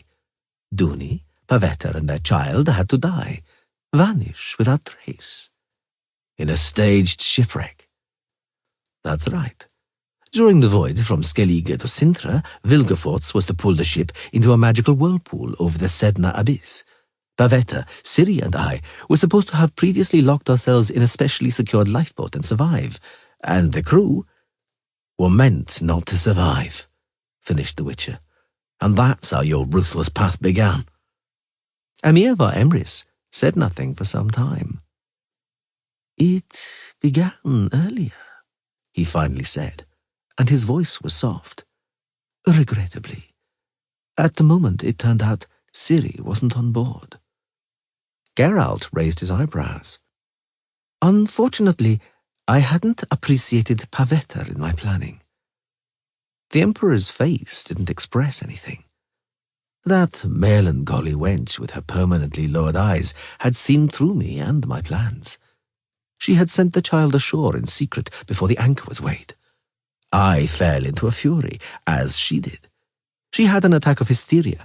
During the struggle, she fell overboard. Before I could dive after her, Vilgefortz had drawn the ship into his maelstrom. I hit my head against something and lost consciousness.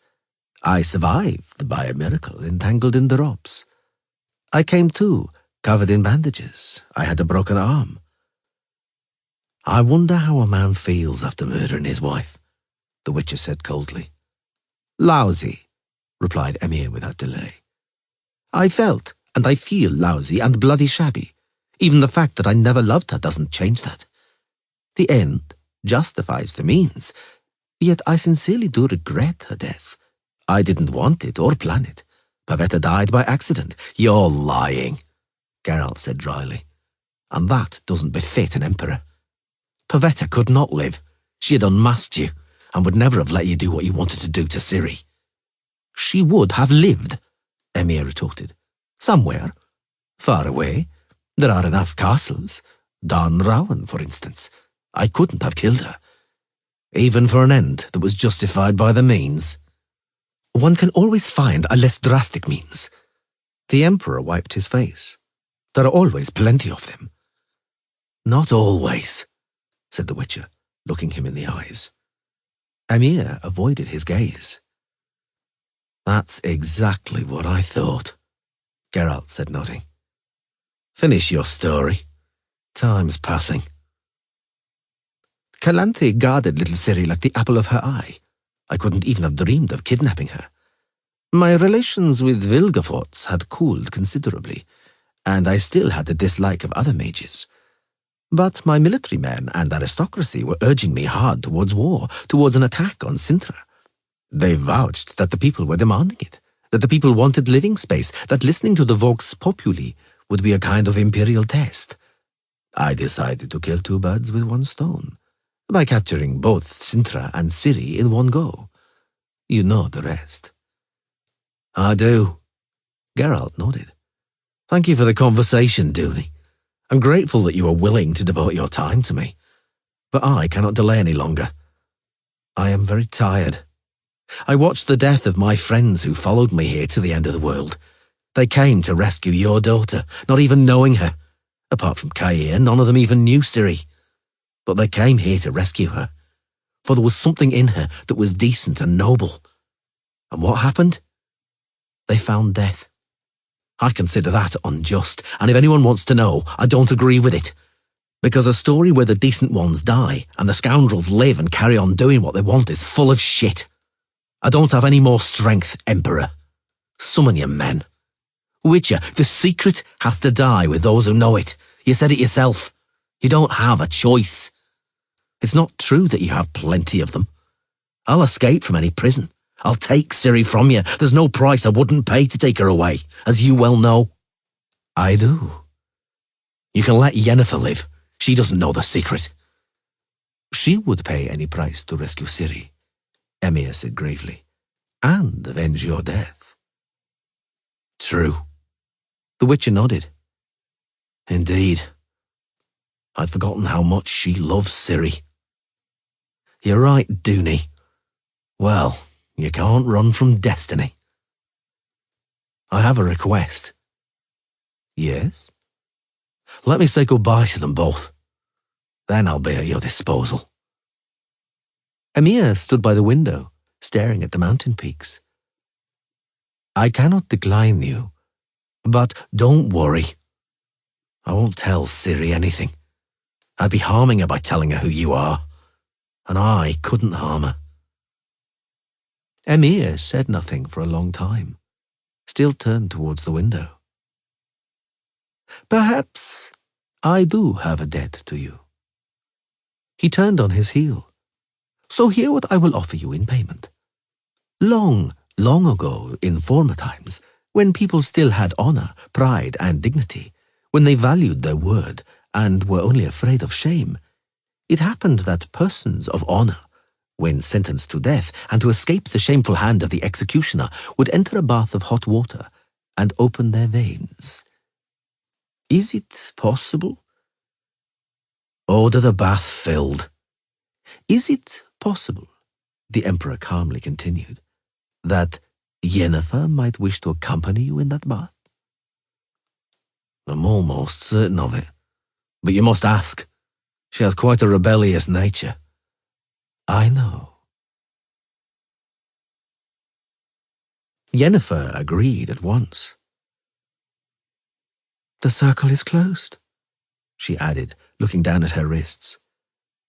The serpent Ouroboros has sunk its teeth into its own tail. I don't understand, Ciri hissed like an infuriated cat. I don't understand why I have to go with him. Where to?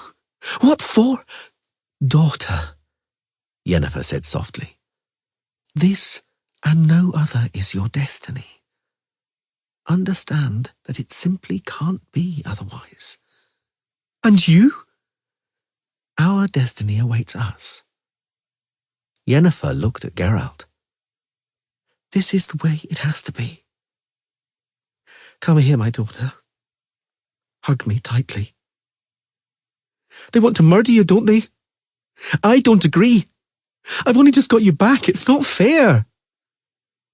He who lives by the sword, Emir var Emrys said softly, dies by the sword. They fought against me and lost, but they lost with dignity. Ciri was standing before him in 3 strides, and Geralt silently sucked in air. He heard Yennefer's gasp. Damn it, he thought. Everybody can see it. All his black-uniformed army can see what can't be hidden. The same posture, the same sparkling eyes, the same grimace.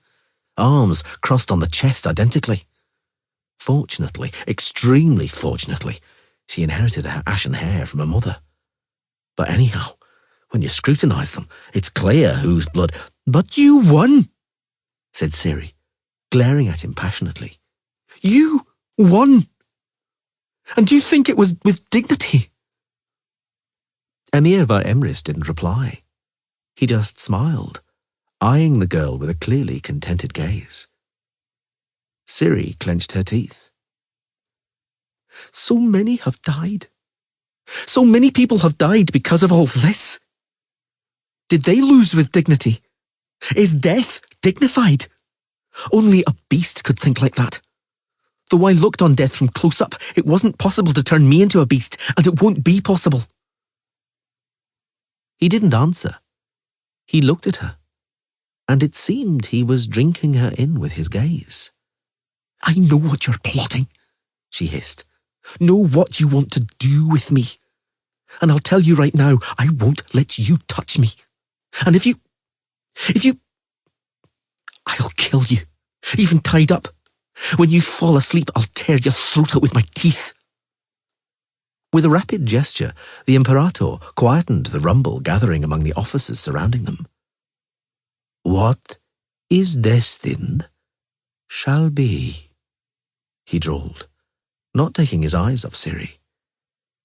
Say goodbye to your friends, Cirilla, Fiona, Ellen, Rhiannon. Ciri looked at the Witcher.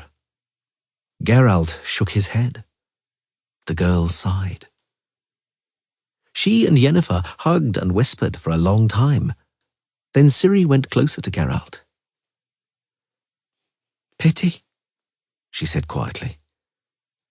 Things were looking more promising. Much more. They hugged each other.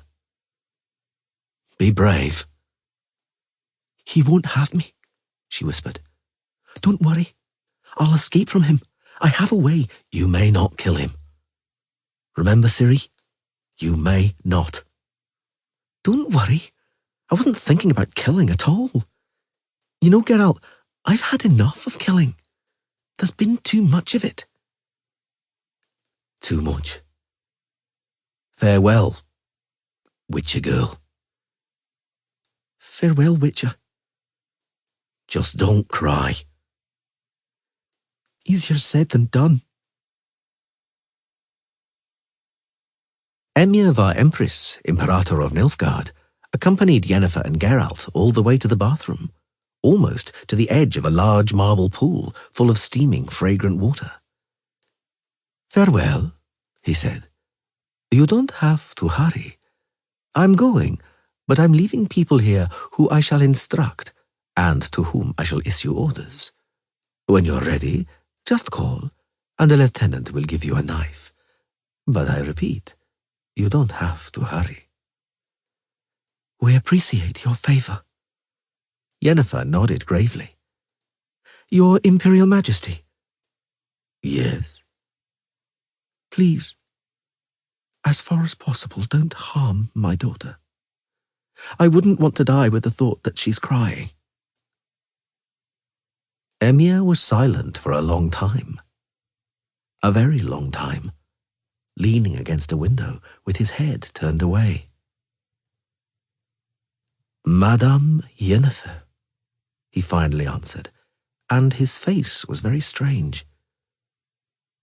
"You may be certain I shall not harm your and Witcher Geralt's daughter. I've trampled human bodies and danced on the barrows of my foes, and I thought I was capable of anything. But what you suspect me of, I simply wouldn't be capable of doing. I know it now. So I thank you both. Farewell." He went out, quietly closing the door behind him.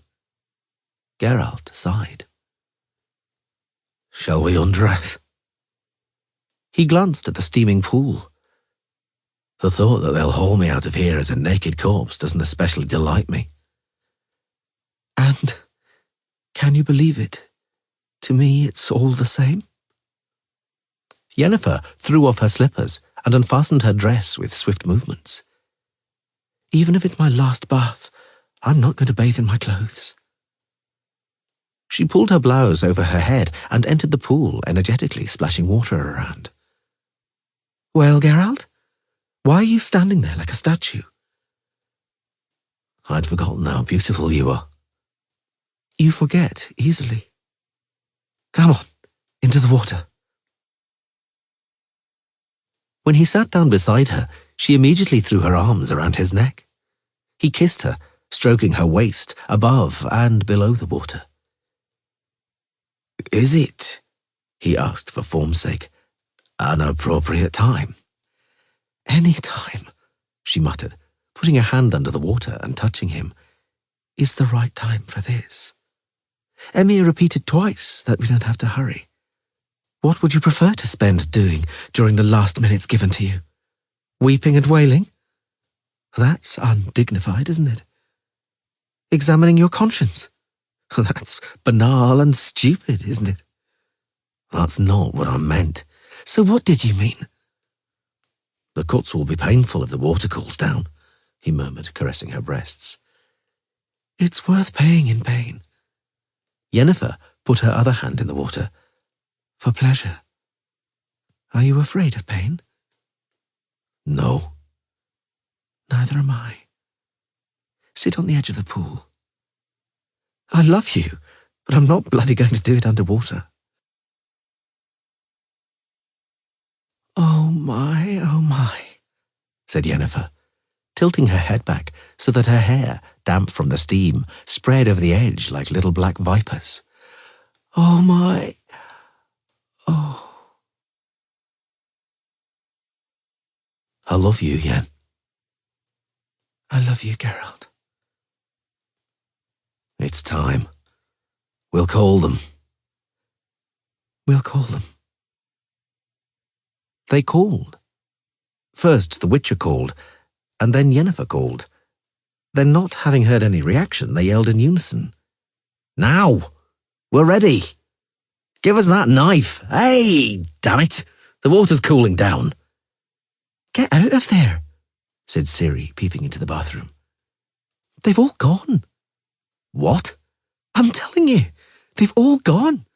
Apart from us three, there isn't a living soul here. Get dressed. You look awfully funny in the nude.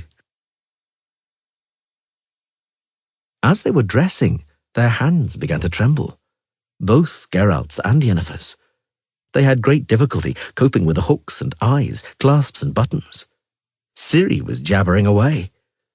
They rode away, just like that. All of them. As many as there were of them. They took everyone from here, mounted the horses and rode away as fast as they could. Didn't they leave anybody? Nobody at all? That's staggering, whispered Geralt. It's staggering. Has anything happened? Yennefer cleared her throat. To explain it? No, Ciri quickly replied. Nothing. She was lying. At first, she put on a brave front. Erect, with head haughtily raised and stony-faced, she pushed away the gloved hands of the black-cloaked knights, looking boldly and defiantly at the menacing nose-guards and visors of their helmets. They didn't touch her any longer, particularly since they were stopped from doing so by the growl of an officer, a broad-shouldered soldier with silver braid and a white heron feather plume. She walked towards the exit, escorted on both sides, with her head proudly raised. Heavy boots studded, mail shirts clanked and weapons jingled. After a dozen paces, she looked back for the first time. After the next few, the second time. Why, I'll never ever see them again. The thought flashed with terrifying and cool clarity beneath her crown. Neither Geralt nor Yennefer. Never. That awareness immediately, all at once, wiped away the mask of feigned courage. Ciri's face contorted and grimaced, her eyes filled with tears and her nose ran. The girl fought with all her strength, but in vain. A wave of tears breached the dam of pretense. The Nilfgaardians with salamanders on their cloaks looked at her in silence and amazement. Some of them had seen her on the bloody staircase. All of them had seen her in conversation with the Emperor. The Witcher girl with a sword, the unvanquished Witcher girl arrogantly challenging the Imperator to his face. And now they were surprised to see a snivelling, sobbing child. She was aware of it. Their eyes burned her like fire, pricked her like pins. She fought, but ineffectively. The more powerfully she held back her tears, the more powerfully they exploded. She slowed down and then stopped. The escort also stopped, but only for a moment. On the growling command of an officer, iron hands grasped her by the upper arms and wrists. Ciri, sobbing and swallowing back tears, looked back for the last time. Then they dragged her. She didn't resist, but sobbed louder and more despairingly. They were stopped by Emperor Emir va Emrys, that dark-haired man with a face which awoke strange, vague memories in her. They released her when he gave a curt order. Ciri sniffed and wiped her eyes with her sleeve. Seeing him approaching, she stopped sobbing and raised her head haughtily. But now, she was aware of it, it just looked ridiculous. Emir looked at her for a long while, without a word. Then he approached her and held out a hand. Ciri, who always reacted to gestures like that by pulling away involuntarily, now, to her great amazement, didn't react. To her even greater amazement, she found his touch wasn't unpleasant at all. He touched her hair as though counting the snow-white streaks. He touched her cheek disfigured by the scar. Then he hugged her and stroked her head and back. And she, overwhelmed by weeping, let him, although she held her arms as stiffly as a scarecrow. "It's a strange thing, destiny," she heard him whisper. "Farewell, my daughter." What did he say? Ciri's face grimaced slightly. He said, "Farewell, Luned. In the elder speech, farewell, girl. I know. Yennefer nodded. What then? Then he let me go, turned around and walked away. He shouted some orders and everybody went. They passed me, utterly indifferently, with stamping, thudding, and the clanking of armour echoing down the corridor. They mounted their horses and rode away. I heard the neighing and tramping of hooves. I'll never understand that. For if I were to wonder, Ciri, what? Don't wonder about it. Stigger Castle, repeated Philippa Eilhart, looking at Fringilla Vigo from under her eyelashes. Fringilla didn't blush. During the past 3 months, she had managed to manufacture a magical cream which made the blood vessels contract. Thanks to the cream, she didn't blush, no matter how embarrassed she was. Vilgefortz's hideout was in Stigger Castle, confirmed Azirava Anahid. In Ebbing, above a mountain lake, whose name my informer, a simple soldier, was unable to recall. You said, was, Francesca Finderbear observed. Was, Philippa interrupted in mid-sentence, because Vilgefortz is dead, my dear ladies. He and his accomplices, the entire gang, are no more. That favour was done for us by no other than our good friend the Witcher, Geralt of Rivia, whom we didn't appreciate. None of us, about whom we were mistaken. All of us. Some of us less seriously, others more. All the sorceresses looked at Fringilla in unison, but the cream really did act effectively. Azirava Anahid sighed. Philippa tapped her hand on the table. Although the multitude of activities connected to the war and the preparations for the peace negotiations excuse us, she said dryly, we ought to admit that the fact of being thoroughly outmanoeuvred in the case of Vilgefortz is a defeat for the Lodge. That must never happen to us again, my dear ladies. The Lodge, with the exception of the ashen-pale Fringilla Vigo, nodded. Right now, continued Philippa, the Witcher Geralt is somewhere in Ebbing, along with Yennefer and Ciri, whom he freed. We ought to ponder over how to find them. And that castle? Sabrina Glevisig interrupted. Haven't you forgotten something, Philippa? No, I haven't. The legend, if it should arise, ought to have a single faithful version. Thus, I'd like to ask you to do it, Sabrina. Take Kira and Triss with you. Sort out the matter, so that no trace remains. The roar of the explosion was heard as far away as Mecht, and the flash, since it took place at night, was visible even in Matina and Jesu. The series of further tectonic shocks were perceptible even further away, at the remotest ends of the world. Congreve, Estella or Stella, the daughter of Baron Otto de Congreve, espoused to the Count of Liddortal, managed his estates extremely judiciously following his early death, owing to which she amassed a considerable fortune. Enjoying the great estimation of Emperor Emir var Emrys, QV, she was a greatly important personage at his court. Although she held no position, it was known that the emperor was always in the habit of gracing her voice and opinion with his attention and consideration. Owing to her great affection for the young Empress Cyrilla Fiona, see also, whom she loved like her own daughter, she was jokingly called the Empress Mother. Having survived both the emperor and the empress, she died in 1331, and her immense estate was left in her will to distant relatives, a side branch of the Liddortals called the White Liddortals. They, however, being careless and giddy-headed people, utterly squandered it. Effenberg and Talbot, Encyclopaedia Maxima Mundi, Volume 3. Chapter 10.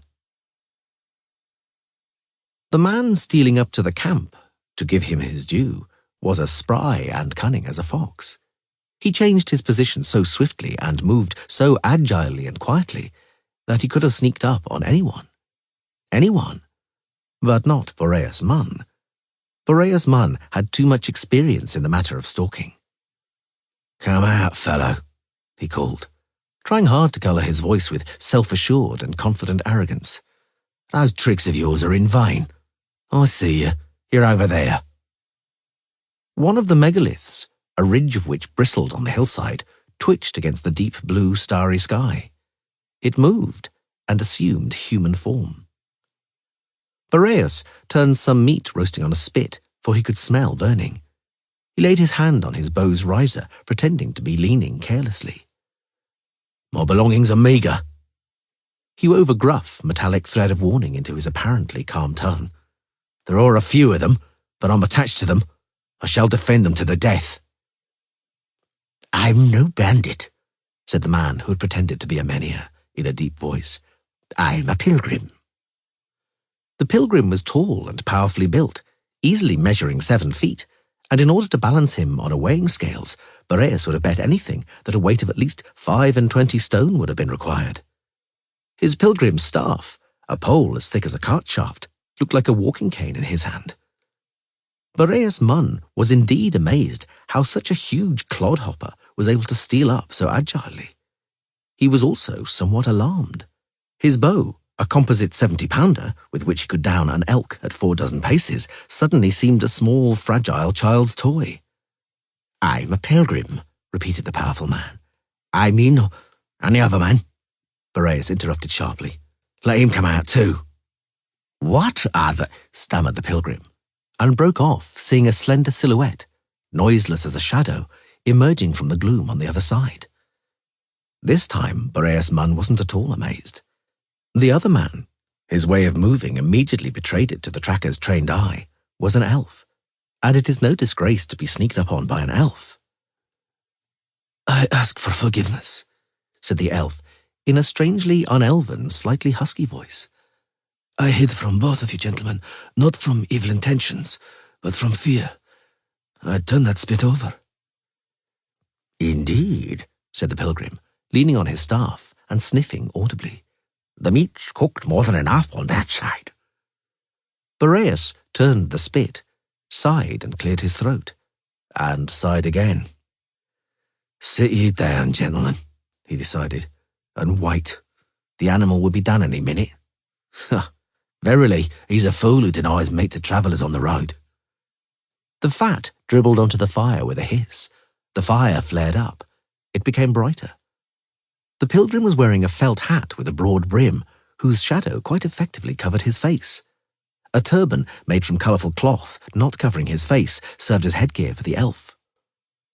When they saw his face in the glare of the campfire, both men, Boreas and the pilgrim, shuddered, but didn't utter so much as a gasp, not even a soft one, at the sight of the face, once, no doubt, elfinly beautiful, now disfigured by a hideous scar running diagonally across his forehead, brow, nose, and cheek to his chin. Boreas Munn cleared his throat and turned the spit again. This sweet fragrance lured you to my campfire, he stated rather than asked. Didn't it, gentlemen? Indeed. The pilgrim tipped the brim of his hat, and his voice changed a little. I smelled out the root from far away with all due modesty, but I remained cautious. They were roasting a woman on a campfire I approached 2 days ago. That's true, confirmed the elf. I was there the next morning. I saw human bones in the ashes. The next morning, the pilgrim repeated in a slow, drawling voice, and Boreas would have bet anything that a nasty smile had appeared on the face concealed by the shadow of the hat. Have you been tracking me in secret for so long, Master Elf? Aye. And what stopped you revealing yourself? Good sense. The Elskadurg Pass. Boreas Munn turned the spit and interrupted the awkward silence. Is a place that doesn't enjoy the best of reputations. I've also seen bones on campfires, skeletons on stakes, men hanged from trees. This place is full of the savage followers of cruel cults and creatures just waiting to eat you, according to hearsay. It's not hearsay, the elf corrected him. It's the truth, and the further into the mountains towards the east, the worse it'll be. Are you gentlemen also travelling eastwards, beyond Elskadeg, to Zeracania, or perhaps even further to Hackland? Neither the pilgrim nor the elf replied. Boreas hadn't really expected an answer. Firstly, the question had been indiscreet. Secondly, it had been stupid. From where they were, it was only possible to go back or eastwards, through Elskadeg, where he too was headed. Roast's ready. Boreas opened a butterfly knife with a deft flourish meant to impress. Go ahead, gentlemen. Help yourselves. The pilgrim had a cutlass, and the elf a dagger, which also didn't resemble a kitchen knife at all. But all three blades, sharpened for more menacing purposes, served to carve meat that day. For some time, all that could be heard was crunching and munching, and the sizzling of chewed bones thrown into the embers. The pilgrim belched in a dignified manner. "Strange little creature," he said, examining the shoulder blade which he had gnawed clean and licked until it looked as though it had been kept for 3 days in an anthill. "It tasted a bit like goat, and it was as tender as coney. I don't recall eating anything like that." It was a skrek, said the elf, crunching the gristle with a crack. Neither do I recall eating it at any time. Boreas cleared his throat quietly. The barely audible note of sarcastic merriment in the elf's voice proved he knew that the roast came from an enormous rat with bloodshot eyes and huge teeth, only the tail of which measured 3 ells. The tracker had by no means hunted the gigantic rodent. He had shot it in self-defense, but had decided to roast it. He was a sensible and clear-headed man. He wouldn't have eaten a rat scavenging on rubbish heaps and eating scraps, but it was a good 300 miles from the narrow passage of the Elskadeg Pass to the nearest community capable of generating waste. The rat, or as the elf had said, skrek, must have been clean and healthy. It hadn't had any contact with civilization, so there was nothing it could have been soiled by or infected with. Soon, the last, smallest bone, chewed and sucked clean, landed in the embers. The moon rose over the jagged range of the fiery mountains. The wind fed the fire and sparks shot up, dying out and fading amidst the countless twinkling stars. "Long on the road, gentlemen?" Boreas Munn risked another none-too-discreet question. "Here, in the wildernesses. Left the Solviga gate behind you long since, if you'll pardon my asking." "Long since? Long since," said the pilgrim, "is a relative thing. I passed through Solviga Gate the 2nd day after the September full moon." Me on the 6th day, said the elf. "Huh," continued Boreas Munn, encouraged by the reaction. "It's a wonder we've only met up now, because I also walked that way, or actually rode, for I still had a horse then." He fell silent, driving away the unpleasant thoughts and recollections linked to the horse and its loss. He was sure his accidental companions must also have had similar adventures. If they'd been walking the whole time, they never would have caught up with him here, near Elskadeg. "I venture thus," he continued, "that you set off right after the war, after the Peace of Sintra was concluded, gentlemen. It's none of my business, naturally, but I dare suppose that you were not pleased by the order and vision of the world created and established in Sintra." The lengthy silence that fell by the campfire was interrupted by distant howling. A wolf, probably, although in the vicinity of the Elskadeg Pass you could never be certain. if I'm to be frank, The elf spoke up unexpectedly. I didn't have the grounds to be pleased with the world and its image following the Peace of Sintra, not to mention the New Order. "In my case, it was similar," said the pilgrim, Crossing his powerful forearms on his chest. "though I came to realize it, as a friend said, post factum." Silence reigned for a long time. Even whatever had been howling on the pass was silent. "At first," continued the pilgrim, although Boreas and the elf had been ready to bet he would not. "At first, everything indicated that the Peace of Sintra would bring favourable changes, would create quite a tolerable world order, if not for everyone, then at least for me. If my memory serves me, Boreas cleared his throat. the kings arrived in Sintra in April? The 2nd of April, to be precise," the pilgrim corrected him. "It was, I recall, a full moon." Along the walls, positioned below the dark beams supporting a small gallery, hung rows of shields with colourful representations of the heraldic emblems and coats of arms of the Cintran nobility. A first glance revealed the differences between the now somewhat faded arms of the ancient families and those of families ennobled more recently during the reigns of Dagorad and Calanthe.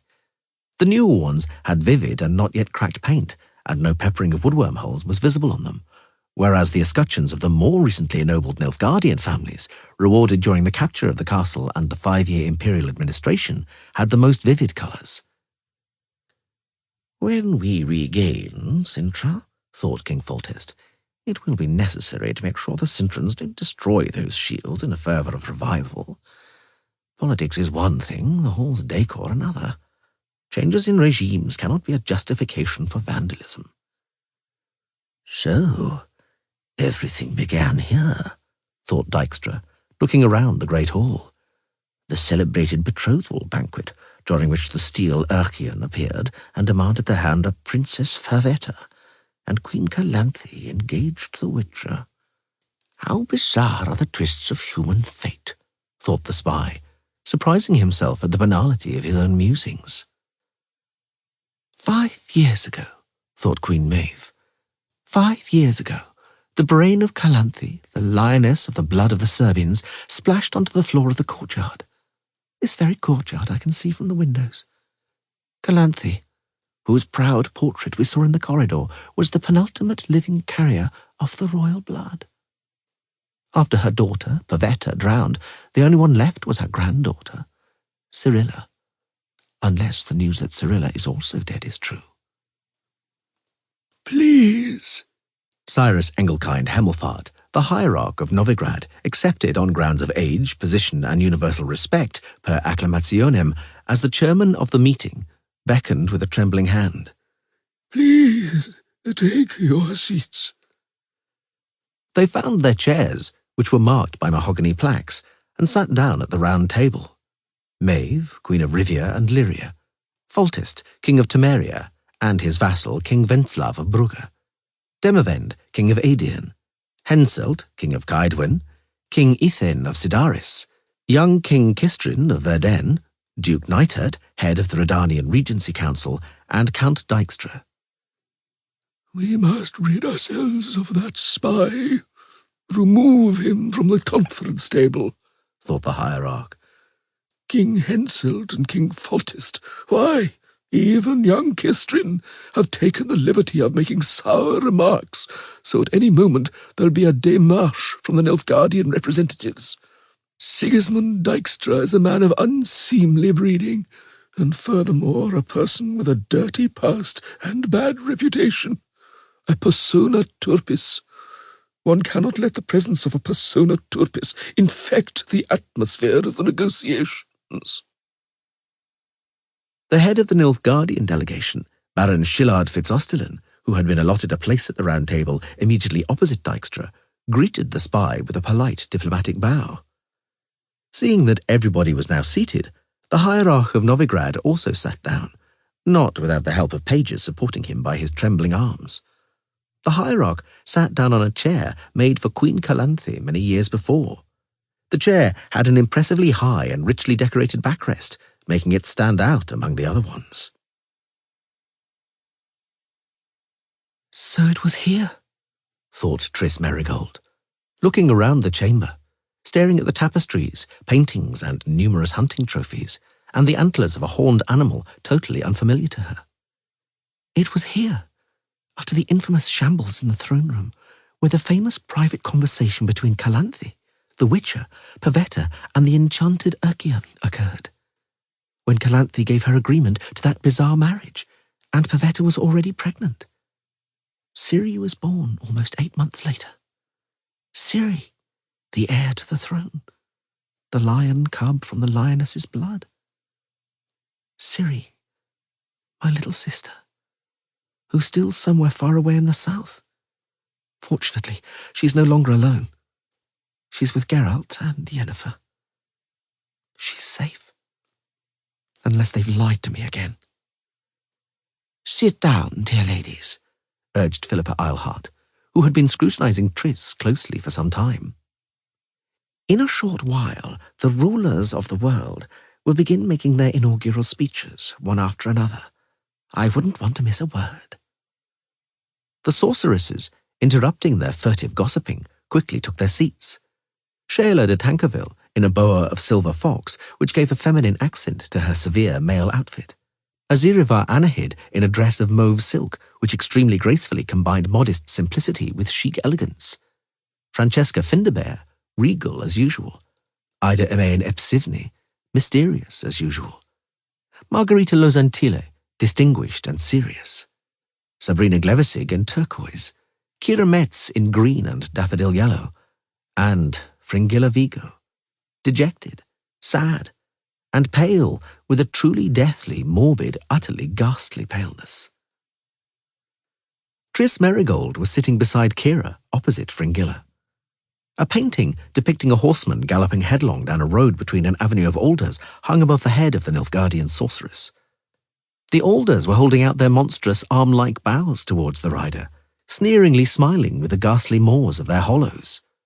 Tris shuddered involuntarily.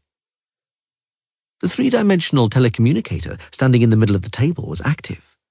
Philippa Eilhart used a spell to focus the image and sound. "Ladies, as you can see and hear," she said, not without a sneer, "the rulers of the world are at this very moment getting down to deciding the fate of it in the throne room of Sintra, plumb beneath us, one floor lower. And we, here, one floor above them, will be watching over, so that the boys don't go too wild." Other howlers joined the howler howling in Elskadeg. Boreas had no doubt. They weren't wolves. "I hadn't expected much from those Sintran talks either," he said, in order to revive the dead conversation. "Why, no one I know expected any good to come of them." "The simple fact that the negotiations began was important," calmly protested the pilgrim. "A simple fellow, and I indeed am just such a fellow, if I may say so, thinks simply. A simple fellow knows that the warring kings and emperors aren't that furious with each other. If they could have, if they'd had the strength, they'd have killed each other. That they've stopped trying to kill each other and instead have sat down to a round table, that means they have no more power. They are, to put it simply, powerless. And the result of that powerlessness is that no armed men are attacking a simple fellow's homestead. They aren't killing, aren't mutilating, aren't burning down buildings. They aren't cutting children's throats, aren't raping wives or driving people into captivity. No. Instead of that, they've gathered in Sintra and are negotiating. Let's rejoice." The elf finished poking with his stick a log in the fire that was shooting sparks, and looked askance at the pilgrim. "Even a simple fellow," he said, not concealing the sarcasm. "Even if he's joyful, why, even euphoric, ought to understand that politics is also a war, just conducted a little differently. He ought to understand that negotiations are like trade. They have the same self-propelling mechanism. Negotiated successes are bought with concessions. You win some, you lose some. In other words, in order for some people to be bought, others have to be sold." "Indeed," the pilgrim said after a while. "It's so simple and obvious that every man understands it, even a simple one." "No, no, and once more, no!" yelled King Henselt, banging both fists on the table so hard he knocked over a goblet and made the inkwells jump. "No discussions on that subject. No horse trading in this matter. That's the end of it. That's the deraeth." "Henselt." Foltest spoke calmly, soberly, and very placatingly. "Don't make things difficult, and don't embarrass us in front of His Excellency with your yelling." Shilard Fitz-Osterlin, negotiator for the Empire of Nilfgaard, bowed with a false smile, which was meant to imply that the King of Kaidwin's antics were neither shocking nor bothering him. "We are negotiating with the Empire," continued Foltest, "and amongst ourselves we've suddenly begun to bite each other like dogs. It's a disgrace, Henselt." We've reached agreement with Nilfgaard in matters as difficult as Dol Angra and Riverdale, said Dijkstra, apparently casually. It would be stupid. I won't have such remarks, roared Henselt, this time so loudly that not even a buffalo would have matched him. I won't put up with such remarks, particularly from spies of all people. I'm the king, for fuck's sake. That's quite plain, snorted Maeve. Demavend, his back to them, was looking at the escutcheons on the wall, smiling contemptuously, quite as if the game was not about his kingdom. Enough, panted Henselt, eyes roving around. Enough! Enough, by the gods, or my blood will boil. I said not a span of land. No, but no repossession. I won't agree to my kingdom being reduced by so much as a span, even half a span of land. The gods entrusted me with the honour of Kaedwen, and only to the gods will I give it up. The lower marches is our land. Our ethnic land. The lower marches have belonged to Kaedwen for centuries. Upper Aedion, Dijkstra spoke again, has belonged to Kaedwen since last year. To be precise, since the 24th of July last year, from the moment a Kaedwenian occupying force invaded it. I request, Shilod Fitz-Osterland said without being asked, for it to be minuted ad futuram re memoriam that the Empire of Nilfgaard had nothing to do with that annexation. Apart from the fact that it was pillaging Vengerberg at the time? Nihil ad rem. Indeed? Gentlemen, Foltest admonished. The Kaedwenian army, wrathed Henselt, entered the lower marches as liberators. My soldiers were welcomed there with flowers. My soldiers— Your bandits. King Demavend's voice was calm, but it was apparent from his face how much effort it was costing him. Your brigands who invaded my kingdom with a murderous hussar, murdered, raped, and looted. Gentlemen, we have gathered here and have been debating for a week. We're debating about what the future face of the world should be. By the gods, is it to be a face of crime and pillage? Is the murderous status quo to be maintained? Are plundered goods to remain in the hands of the thug and the marauder? Henselt seized a map from the table, tore it up with a violent movement, and hurled it towards Demavend. The King of Aedion didn't even move. My army, wheezed Henselt, and his face took on the colour of good old wine. Captured the marches from the Nilfgaardians. Your woeful kingdom didn't even exist then, Demavend. I shall say more. Had it not been for my army, you wouldn't even have a kingdom today. I'd like to see you driving the Black Cloaks over the Yoruga and beyond Dol Angra without my help. Thus the statement that you're king by my grace wouldn't be much of an exaggeration. But here my generosity ends. I said I won't give up even a span of my land. I won't let my kingdom be diminished. Nor I. Demavend stood up. We shall not reach agreement then. Gentlemen, Cyrus Hemelfart, the hierarch of Novigrad, who had been slumbering until then, suddenly spoke in a placatory manner. Some kind of compromise is surely possible. The Empire of Nilfgaard, began again Shilod Fitz-Osterland, who liked to butt in out of the blue, will not accept any deal that would be damaging to the land of Elves in Dol Blatana. If necessary, I shall read you once again the contents of the memorandum.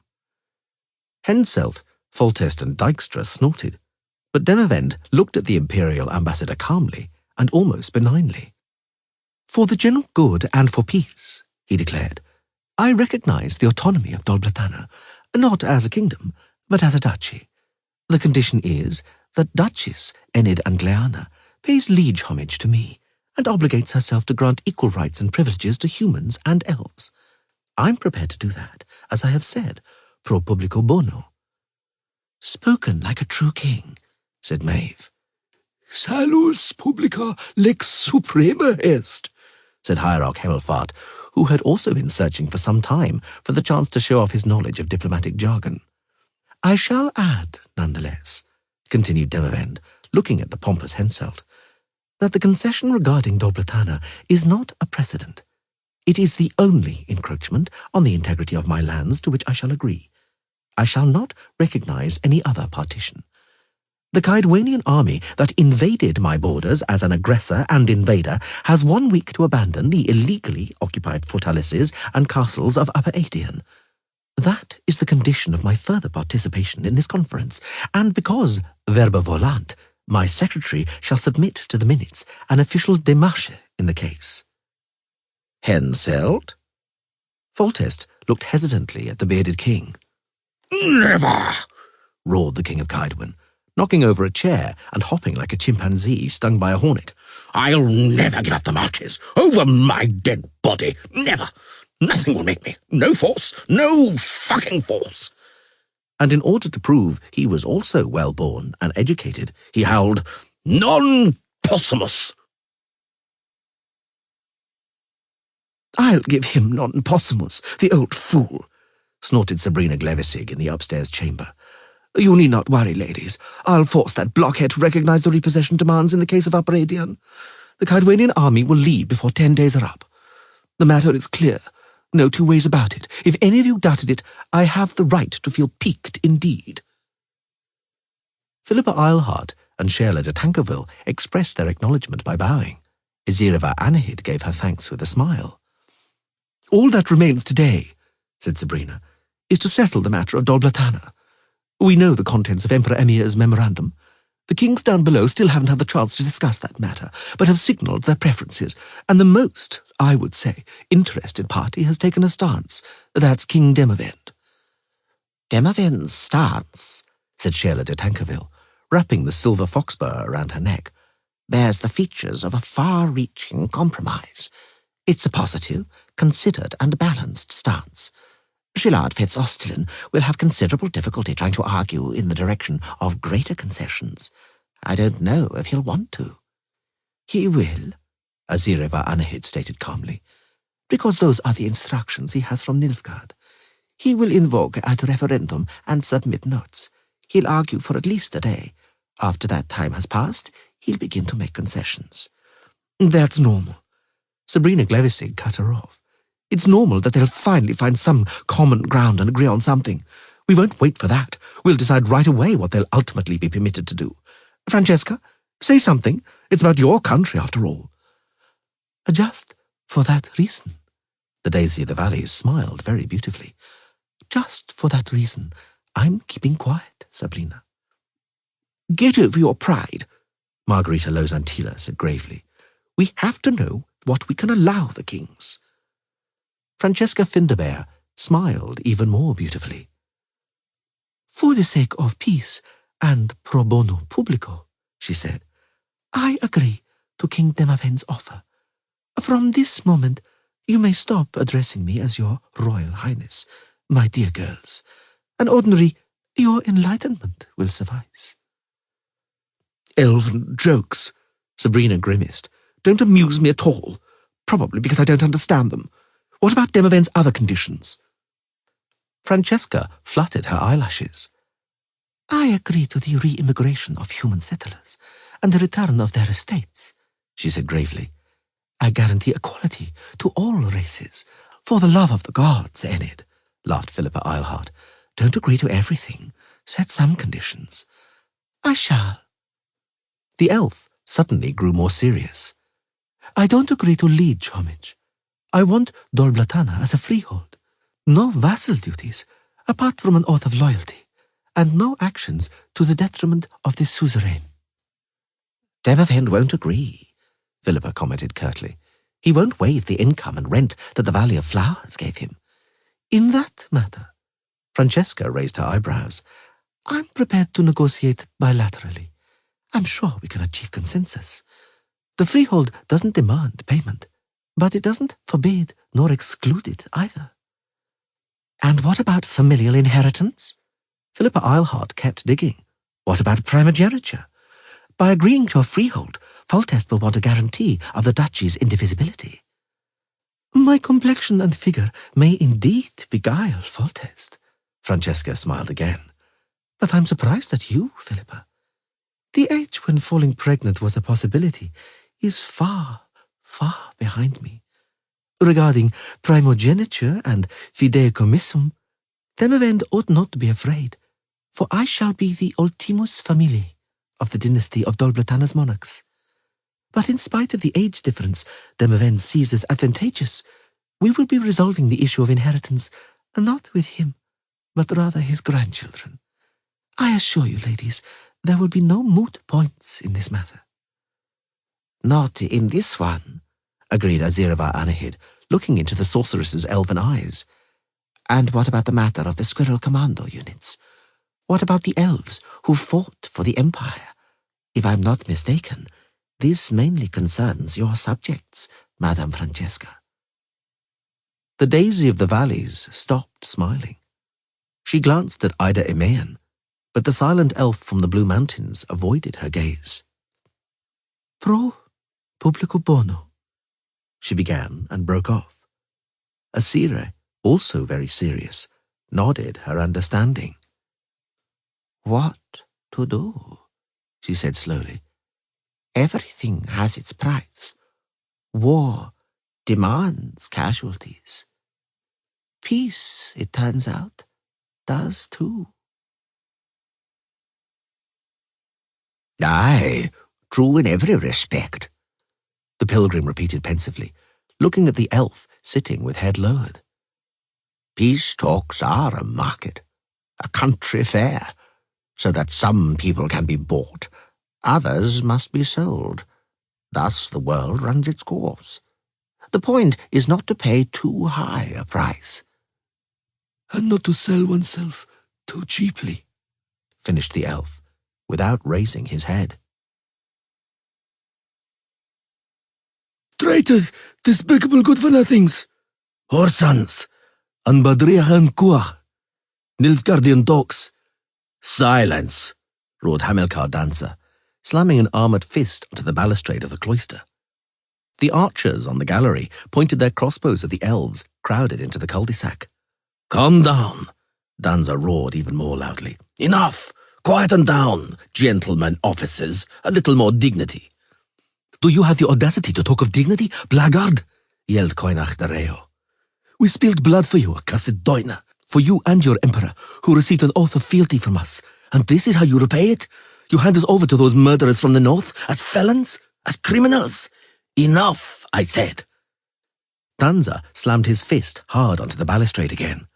Acknowledge this fait accompli, gentle elves. The agreements reached in Sintra as conditions of the peace treaty being concluded impose on the Empire the duty to turn over war criminals to the Nordlings. Criminals, shouted Riordan. Criminals, you wretched Doina. War criminals, repeated Dancer, paying no attention whatsoever to the unrest below him. Any officers who stand accused of proven charges of terrorism, murdering civilians, killing and torturing captives, massacring the wounded in field hospitals. You whoresons, yelled Angus Brickree. We killed because we were at war. We killed on your orders. Kak de ep ers blooddoine. It has been ruled, repeated Danza. Your insults and shouts won't change anything. Please, go to the guardhouse one at a time and put up no resistance while being manacled. We should have stayed when they were fleeing across the Yarulga. Riordan ground his teeth. We should have stayed and fought on in the commando units. But we, idiots, fools, dolts, kept our soldierly oath. Serves us right.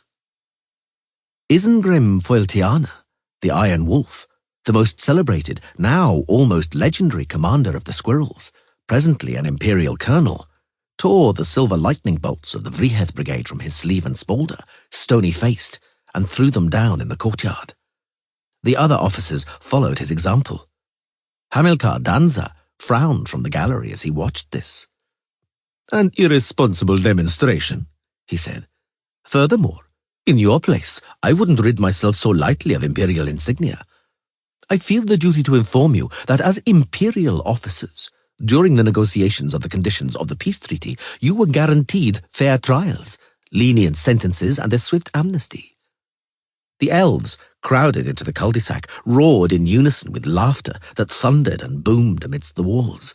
I also draw your attention to the fact, Hamilcar Danza added calmly, that it's only you we are handing over to the Nordlings.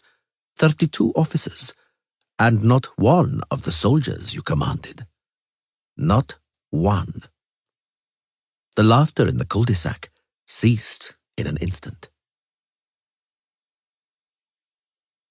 The wind blew on the campfire, stirring up a shower of sparks and blowing smoke into their eyes. Again, howling could be heard from the pass. They prostituted everything. The elf broke the silence. Everything was for sale. Honor, loyalty, our bonds, vows, everyday decency. They were simply chattels, having a value as long as there was a trade in them and a demand. And once there wasn't, they weren't worth a straw and were discarded onto the dust heap. Onto the dust heap of history, the pilgrim nodded. You're right, Master Elf. That's how it was back then in Sintra. Everything had its price and was worth as much as it could be traded for. The market opened every morning, and, like a real market, now and again there'd be unexpected booms and crashes. And, just like a real market, one couldn't help but get the impression somebody was pulling the strings. Am I hearing right? Szilard Fitz-Osterlin asked in a slow, drawling voice, expressing disbelief in his tone and facial expression.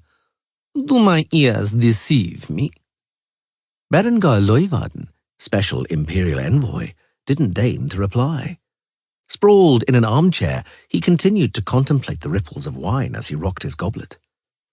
Szilard puffed himself up, then assumed a mask of contempt and superiority, which said, either you're lying, blackguard, or you wish to trick me, test me out.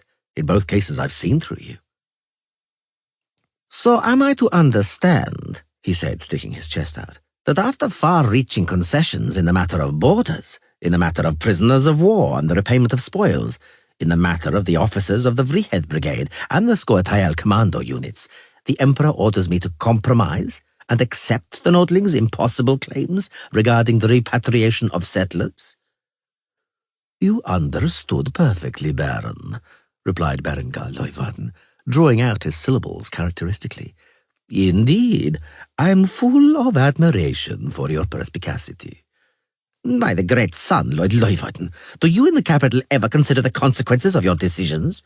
The Nordlings are already whispering that our empire is a giant with feet of clay. Now they're crying that they've defeated us, beaten us, driven us away. Does the Emperor understand that to make further concessions means to accept their arrogant and excessive ultimatums? Does the Emperor understand that if they treat this as a sign of weakness, it may have lamentable results in the future?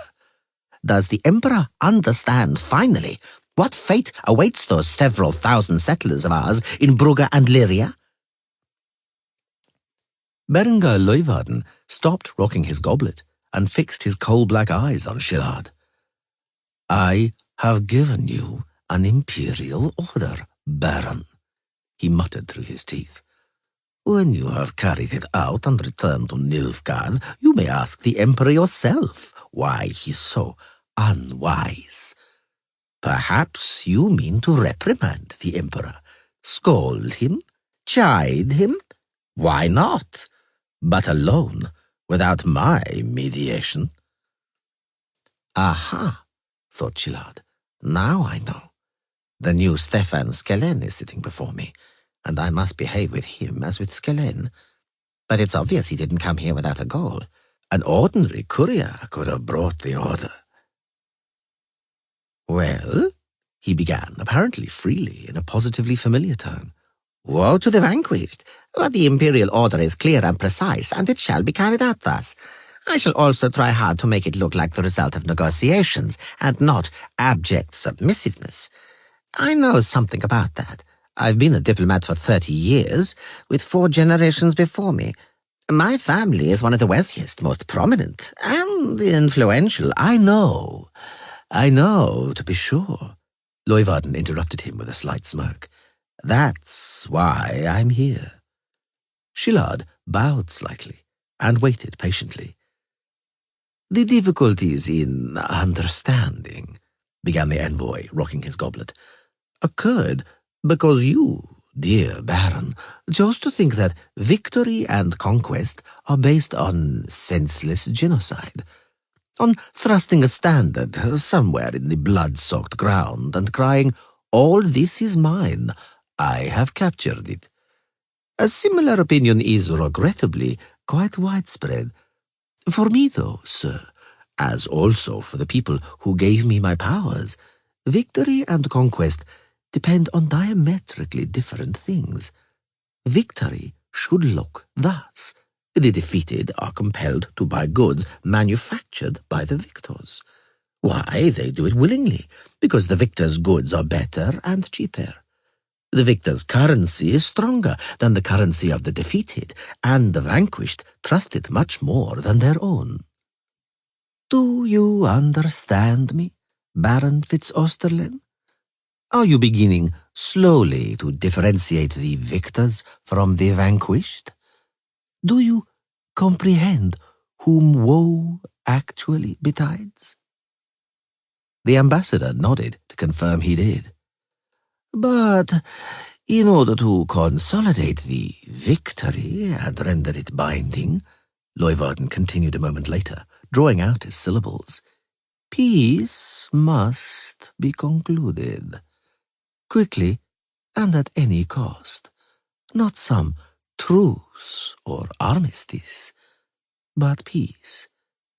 A creative compromise, a constructive accord, and without the imposition of trade embargoes, retortions of customs duty and protectionism.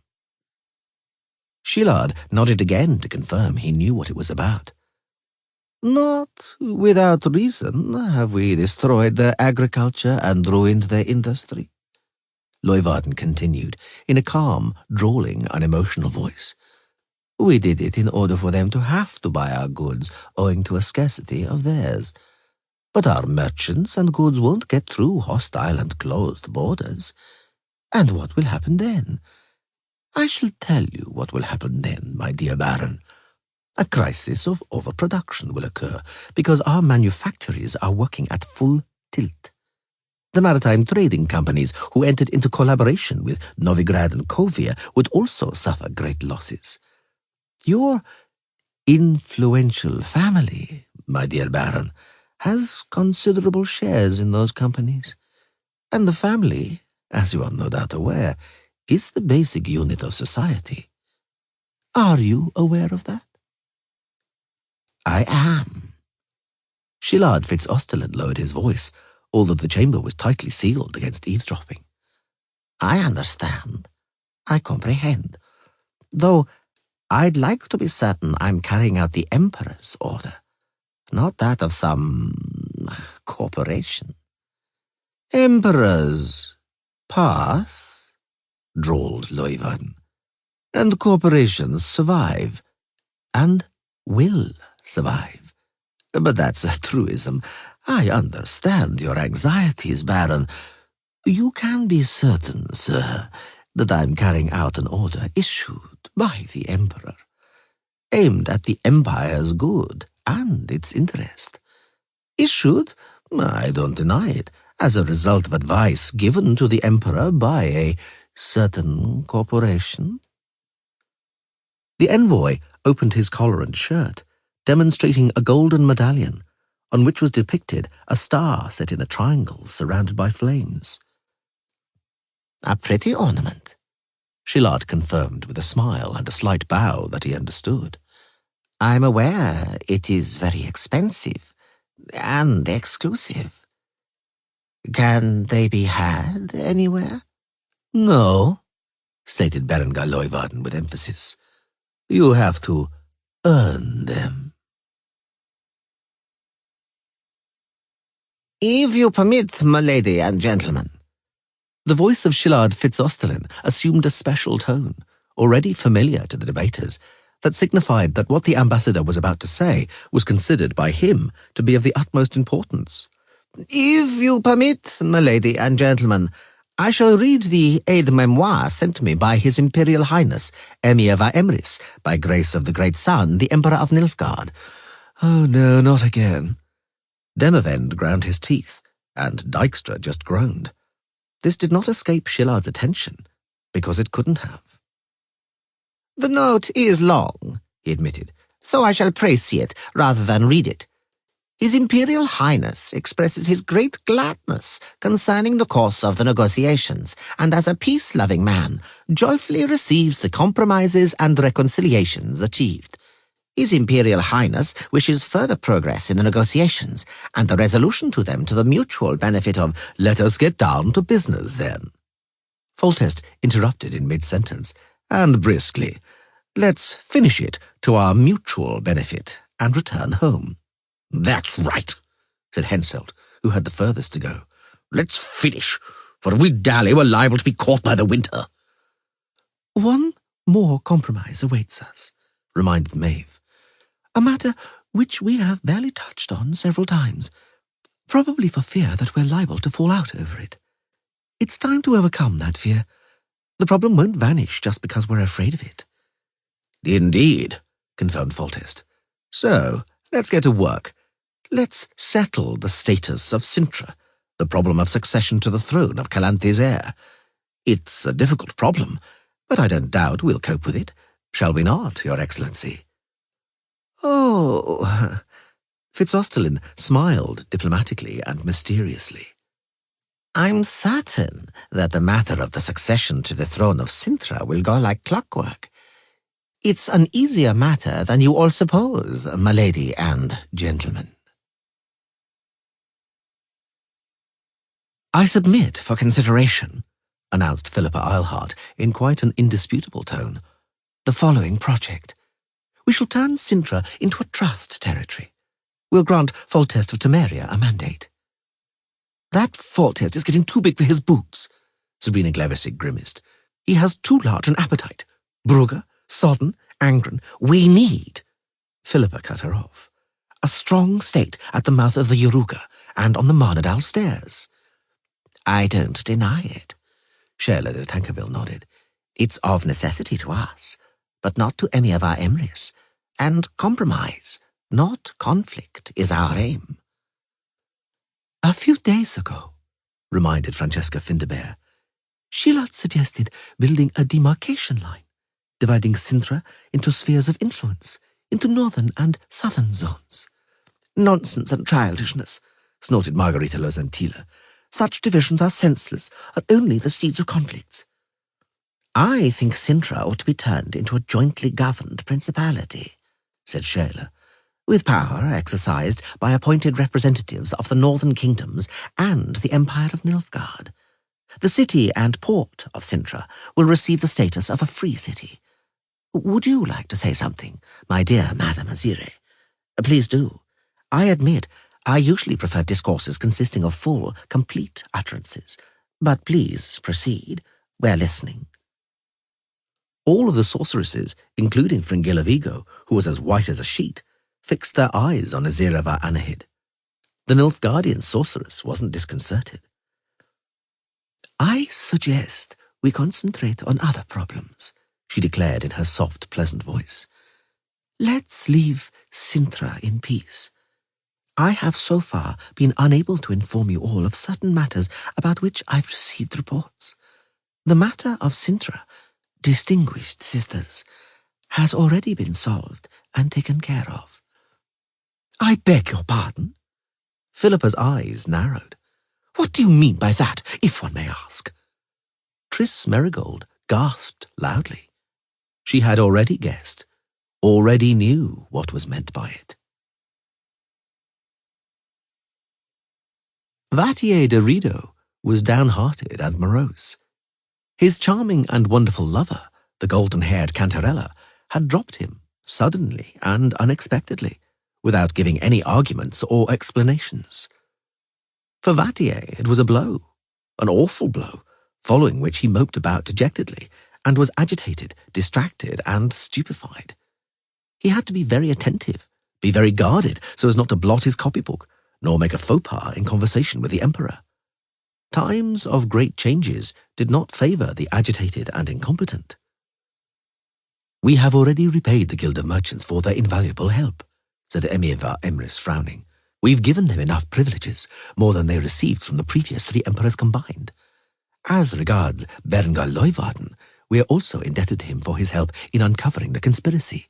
He has received a senior and remunerative position, but if it turns out he is incompetent, he'll be kicked out, in spite of his services. It would be well if he knew that. I'll do my utmost, Your Highness. And what about Dijkstra, and that mysterious informer of his? Dijkstra would rather die than reveal who his informer is. It would indeed be worth repaying him for that invaluable news. But how?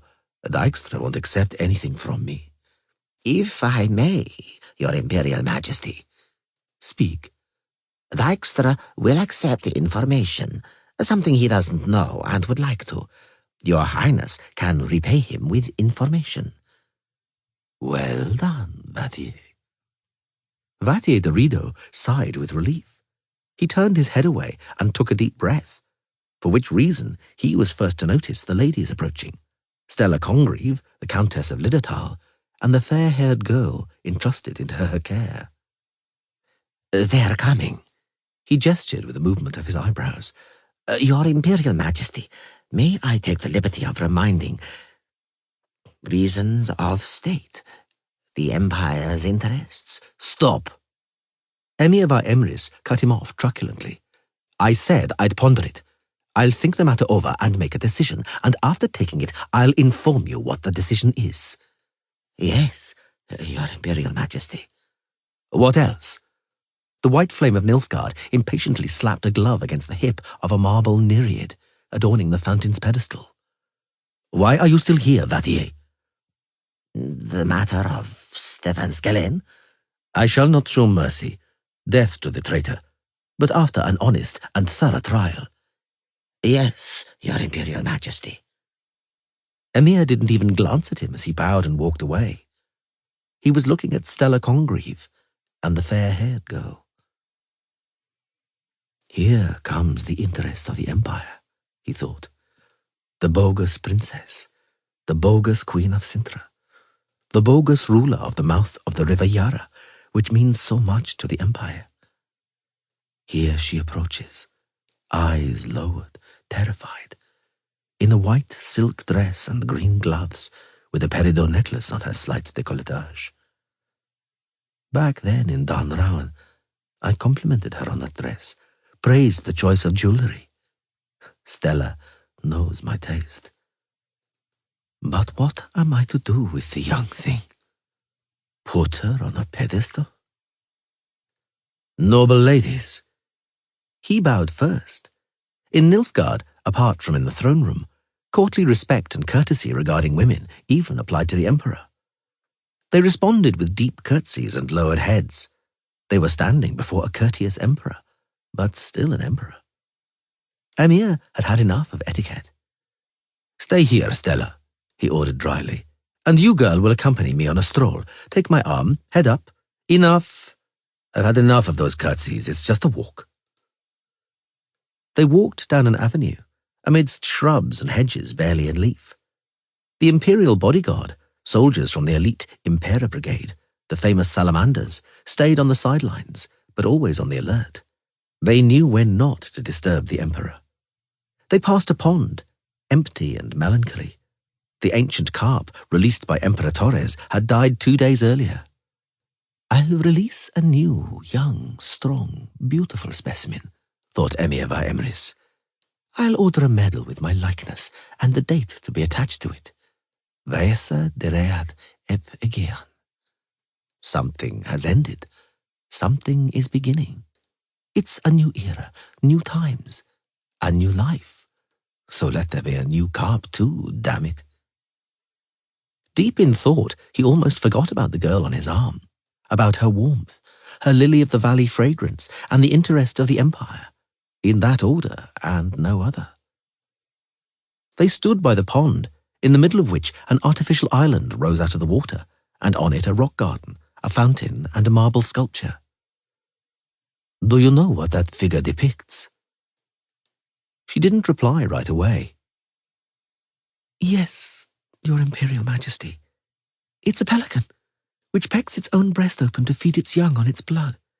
It is an allegory of noble sacrifice, and also—" "I'm listening to you attentively." "And also of great love." "Do you think—" He turned her to face him and pursed his lips. "That the torn open breast hurts less because of that?" I don't know," she stammered. "Your Imperial Majesty, He took hold of her hand. He felt her shudder. The shudder ran along his hand, arm and shoulder. "My father," he said, "was a great ruler, but never had a head for legends or myths, never had time for them, and always mixed them up. Whenever he brought me here to the park, I remember it like yesterday, he always said that the sculpture shows a pelican rising from its ashes." "Well, girl, at least smile when the Emperor tells a funny story." "Thank you. That's much better. The thought that you aren't glad to be walking here with me would be unpleasant to me. Look me in the eyes." I'm glad to be able to be here with your Imperial Majesty. It's an honor for me, I know, but also a great joy. I'm enjoying." "Really? Or is it perhaps just courtly flattery? Etiquette, the good school of Stella Congreve? A line that Stella has ordered you to learn by heart? Admit it, girl." She was silent and lowered her eyes. "Your Emperor has asked you a question," repeated Emir var Emrys. "And when the Emperor asks, no one can dare be silent. No one can dare to lie either, of course." "Truly," she said melodiously, "I'm truly glad, your Imperial Majesty." "I believe you," Emir said a moment later. "I believe you, although I'm surprised." "I also," she whispered back. "I'm also surprised." "I beg your pardon? Don't be shy, please." "I'd like to be able to go for walks more often and talk. But I understand. I understand that it's not possible." "You understand well." He bit his lip. Emperors rule their empires, but two things they cannot rule: their hearts and their time. Those two things belong to the empire. "I know that only too well," she whispered. "I shall not be staying here long," he said, after a moment of oppressive silence. "I must ride to Sintra and grace with my person the ceremony of the peace treaty being signed. You will return to Don Rowan. Raise your head, girl. Oh, no, that's the second time you sniffed in my presence. And what's that in your eyes? Tears? Oh, those are serious breaches of etiquette. I will have to express my most serious discontent to the Countess of Littertal. Raise your head, I said. "Please, forgive Madame Stella. Your Imperial Majesty, it's my fault, only mine. Madame Stella has taught me and prepared me well." "I've noticed and appreciate that. Don't worry. Stella Congreve isn't in danger of my disfavor, and never has been. I was making fun of you, reprehensibly." "I noticed," whispered the girl, paling, horrified by her own audacity. But Emir just laughed, somewhat stiffly. "I prefer you like that," he stated. "Believe me, bold, just like—" He broke off. Like my daughter, he thought. A sense of guilt tormented him like a dog worrying at him. The girl didn't take her eyes off him. It's not just Stella's work, thought Emir. It really is her nature. In spite of appearances, she's a diamond that's hard to scratch. No, I won't let Vatier murder this child. Sintra is Sintra, and the interest of the Empire is the interest of the Empire. But this matter seems only to have one sensible and honourable solution. "Give me your hand." It was an order delivered in a stern voice and tone.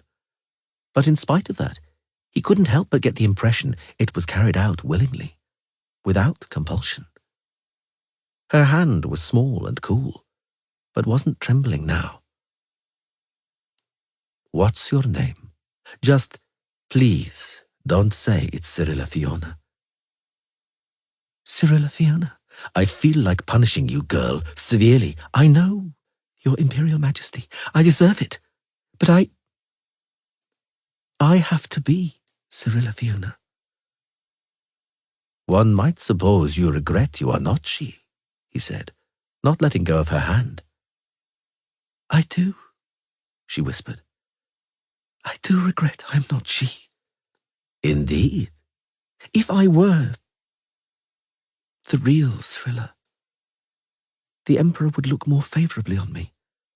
But I'm only a counterfeit, a poor imitation, a double, not worthy of anything. Nothing." He turned around suddenly and grabbed her by the arms and released her at once. He took a step back. "Yearning for a crown? Power?"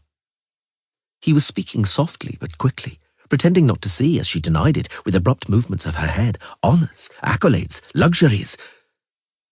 He broke off, breathing heavily, pretending he couldn't see the girl still shaking her lowered head, still denying further hurtful accusations, perhaps all the more hurtful because of being unexpressed. He breathed out, deeply and loudly. "Do you know, little moth, that what you see before you is a flame?" "I do, Your Imperial Majesty." They were silent for a long time. The scent of spring suddenly made them feel lightheaded, both of them. "In spite of appearances," Emir finally said dully, "being Empress is not an easy job. I don't know if I'll be able to love you." She nodded to show she also knew. He saw a tear on her cheek. Just like in Stigger Castle, he felt the tiny shard of cold glass lodged in his heart shift. He hugged her, pressed her hard to his chest, stroked her hair, which smelled of lilies of the valley. "My poor little one," he said in an unfamiliar voice. "My little one. My poor raison d'etat." Bells rang throughout Sintra, in a stately manner, deeply, solemnly, but somehow strangely mournfully. "Unusual looks," thought Hierarch Hemmelfart, looking like everybody else at the hanging portrait, which measured, like all the others, at least 1 yard by 2. "Strange looks. I'm absolutely certain she's some kind of half-breed. I'd swear she has the blood of the accursed elves in her veins." "Pretty," thought Foltest. "Prettier than the miniature the people from the intelligence service showed me.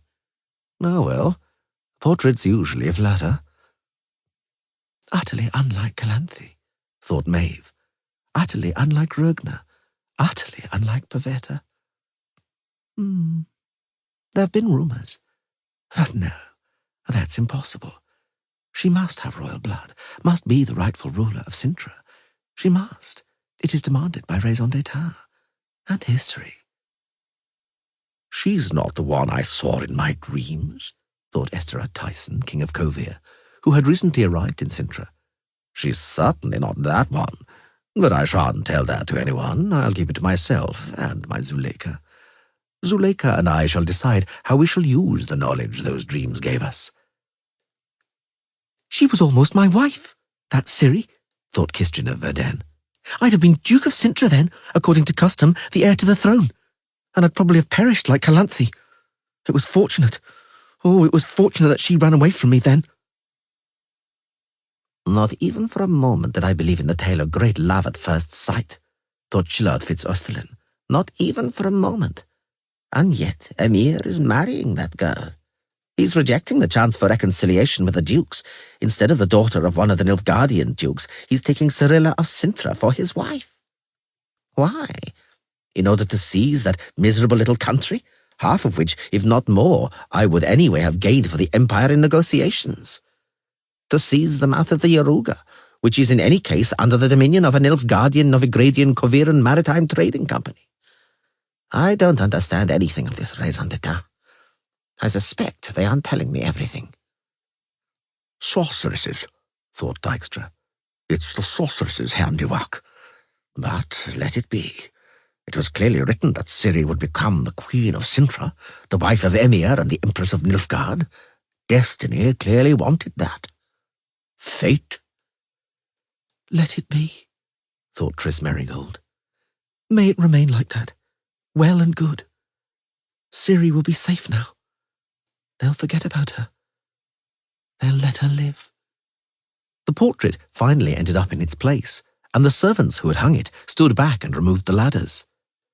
In the long row of darkened and somewhat dusty paintings of the rulers of Cintra, beyond the collection of Serbins and Korums, beyond Corbett, Dagorad and Rögner, beyond the proud Calanthe and the melancholy Pavetta, hung the last portrait, depicting the currently reigning gracious monarch, the successor to the throne and to the royal blood. The portrait of a slim girl with fair hair and a sad gaze, wearing a white dress with green gloves.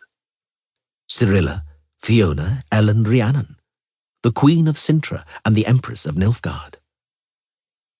Destiny, thought Philippa Eilhart, feeling Dykstra's eyes on her. Poor child, thought Dykstra, looking at the portrait. She probably thinks it's the end of her worries and misfortunes. Poor child. The bells of Cintra rang, frightening the seagulls. Shortly after the end of the negotiations and the signing of the Peace of Cintra, the pilgrim picked up the story. A grand holiday, a celebration lasting several days, was held in Novigrad, the crowning moment of which was a great and ceremonial military parade. The day, as befitted the first day of a new era, was truly beautiful. Are we to understand, the elf asked sarcastically, that you were present there, sir, at that parade? In truth, I was a little late. The pilgrim clearly wasn't the type to be disconcerted by sarcasm. The day, as I said, was beautiful. It promised thus from the very dawn. Vascoin, the commandant of Drakenborg, until recently deputy to the chief of political affairs, impatiently struck his whip against the side of his boot. "Faster over there, faster," he urged. "The next ones are waiting." After that peace treaty signed in Cintra, we're snowed under here. The hangman, having put the nooses around the condemned men's necks, stepped back. Vascoin whacked his whip against his boot. "If any of you has anything to say," he said dryly, "now is your last chance."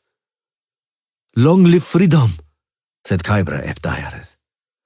"The trial was fixed," said Orestes Copse, marauder, robber and killer. "Kiss my horse," said Robert Pilch, deserter. "Tell Lord Dykstra I'm sorry," said Jan Lennep, secret agent, condemned for bribery and thievery. "I didn't mean to. I really didn't mean to," sobbed Istvan Igalfi, the fort's former commandant, removed from his position and arraigned before the tribunal for acts committed against female prisoners, as he tottered on a birch stump. The sun, as blinding as liquid gold, exploded above the fort's palisade. The gallows poles cast long shadows. A beautiful, new, sunny day rose over Drakenborg, the first day of a new era. Vascoin hit his whip against his boot. He raised and lowered his hand. Stumps were kicked out from under feet. All the bells of Novigrad tolled, their deep and plaintive sounds echoing against the roofs and mansards of merchants' residences, the echoes fading amongst the narrow streets. Rockets and fireworks shot up high. The crowd roared, cheered, threw flowers, tossed up their hats, waved handkerchiefs, favours, flags, why, even trousers. "Long live the Free Company! Hurrah! Long live the Condottieri!" Lorenzo Mola saluted the crowd, blowing kisses to beautiful townswomen. "If they're going to pay bonuses as effusively as they cheer," he shouted over the tumult, "then we'll be rich." "Pity," said Julia Abatamarco, with a lump in her throat. "Pity Frontino didn't live to see this." They walked their horses through the town's main street. Julia, Adam Pangrat, and Lorenzo Mola, at the head of the company, dressed in their best regalia, formed up into fours, so even that none of the groomed and gleaming horses stuck their muzzles even an inch out of line. The condottieri's horses were, like their riders, calm and proud. They weren't frightened by the crowd's cheers and shouts, reacting with slight, faint, almost imperceptible jerks of their heads at the wreaths and flowers flying at them. "Long live the condottieri! Long live Pangrat! Long live Pretty Kitty!" Julia furtively wiped away a tear, catching a carnation thrown from the crowd. "I never dreamed," she said. "Such a triumph. Pity Frontino." "You're a romantic," smiled Lorenzo Mola. "You're getting emotional, Julia." "I am. Attention, by my troth! Eyes left! Look!" They sat up straight in the saddle, turning their heads towards the review stand and the thrones and seats arranged there. "I see full test," thought Julia. "That bearded one is probably Henselt of Kaedwen, and that handsome one Demavend of Aedion. That matron must be Queen Hedvig, and that pup beside her is Prince Radovid, son of the murdered king. Poor boy." "Long live the condottieri! Long live Julia Abatamarco! Hurrah for Pangrat! Hurrah for Lorenzo Mola! Long live Constable Natalis! Long live the kings! Long live Foltest, Demavend and Henselt! Long live Dykstra!" roared some toady. "Long live His Holiness!" yelled several voices paid to do so. Cyrus Engelkind Hemmelfart, the hierarch of Novigrad, stood up and greeted the crowd and the marching army with arms raised, rather inelegantly turning his rear towards Queen Hedvig and the minor Radovid, obscuring them with the tails of his voluminous robes. "No one's going to shout 'Long live Radovid,'" thought the prince, blocked by the hierarch's fat backside. "No one's even going to look at me. No one will raise a cry in honor of my mother, nor mention my father. They won't shout his glory.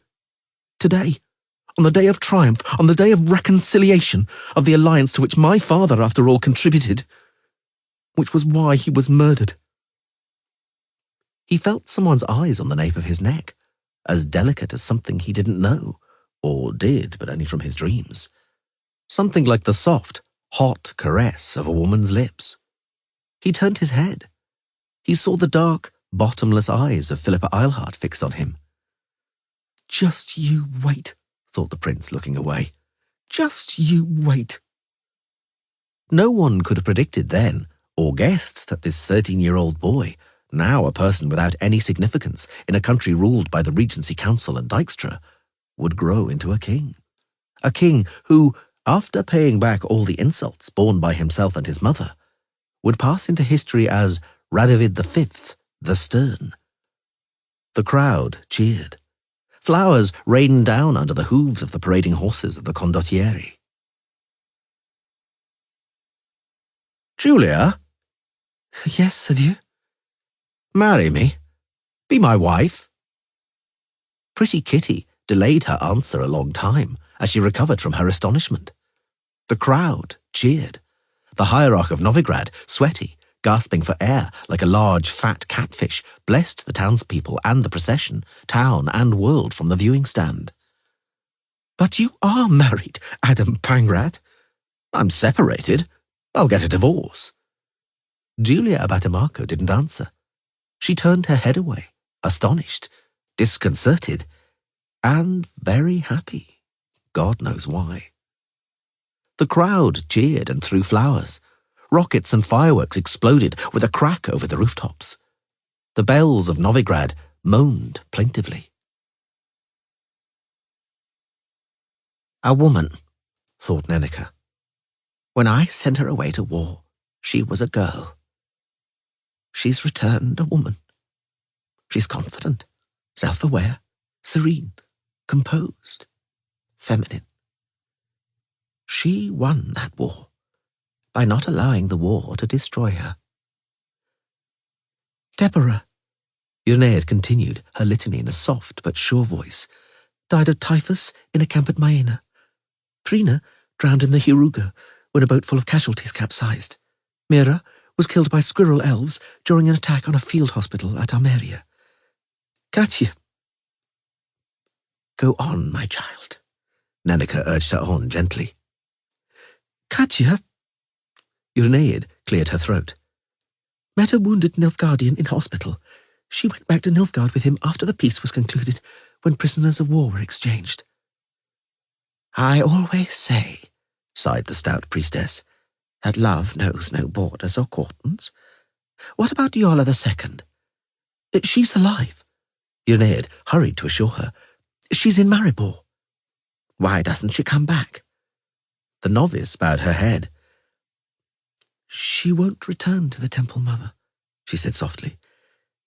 She's in the hospital of Mr. Milo Vanderbeck, the surgeon, the halfling. She said she wants to tend the sick, that she'll only devote herself to that. Forgive her, Mother Ninika. Forgive her? The priestess snorted. I'm proud of her. You're late, Philippa Eilhart hissed. You're late for a ceremony graced by kings, by 1,000 devils, Sigismund. Your arrogance regarding etiquette is well known enough for you not to have to flaunt it so blatantly, particularly today, on a day like this. I had my reasons. Dijkstra responded to the look of Queen Hedvig and the raised eyebrows of the hierarch of Novigrad with a bow. He noticed the grimace on the face of Priest Vilema and the expression of contempt on the impossibly handsome countenance of King Foltest. I have to talk to you, Phil. Philippa frowned. In private, most probably. That would be best. Dijkstra smiled faintly.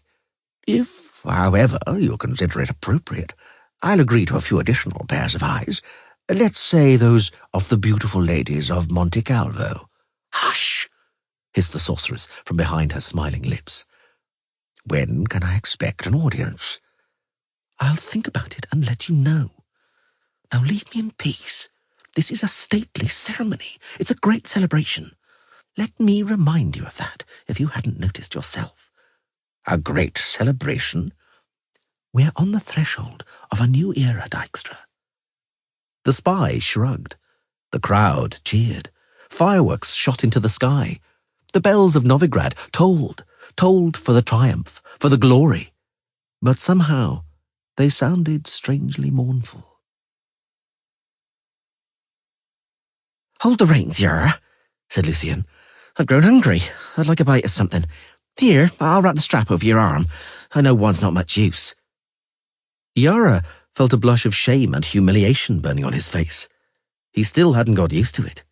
He still had the impression that the whole world didn't have anything better to do than stare at his stump, at the sleeve sewn up over it.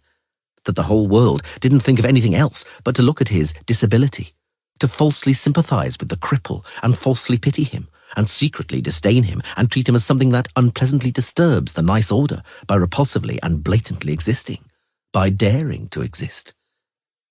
Lucienne, he had to hand it to her, differed a little from the whole world in this respect.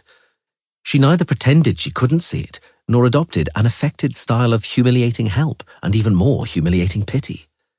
Yara was close to thinking that the fair-haired young wagoner treated him naturally and normally. But he drove that thought away. He didn't accept it, for he still hadn't managed to treat himself normally. The wagon carrying military invalids creaked and rattled. Hot weather had come after a short period of rain, and the ruts created by military convoys had dried out and hardened into ridges and humps of fantastic shapes, over which the vehicle, being pulled by 4 horses, had to trundle. The wagon positively jumped over the bigger ruts, creaking, the coach body rocking like a ship in a storm.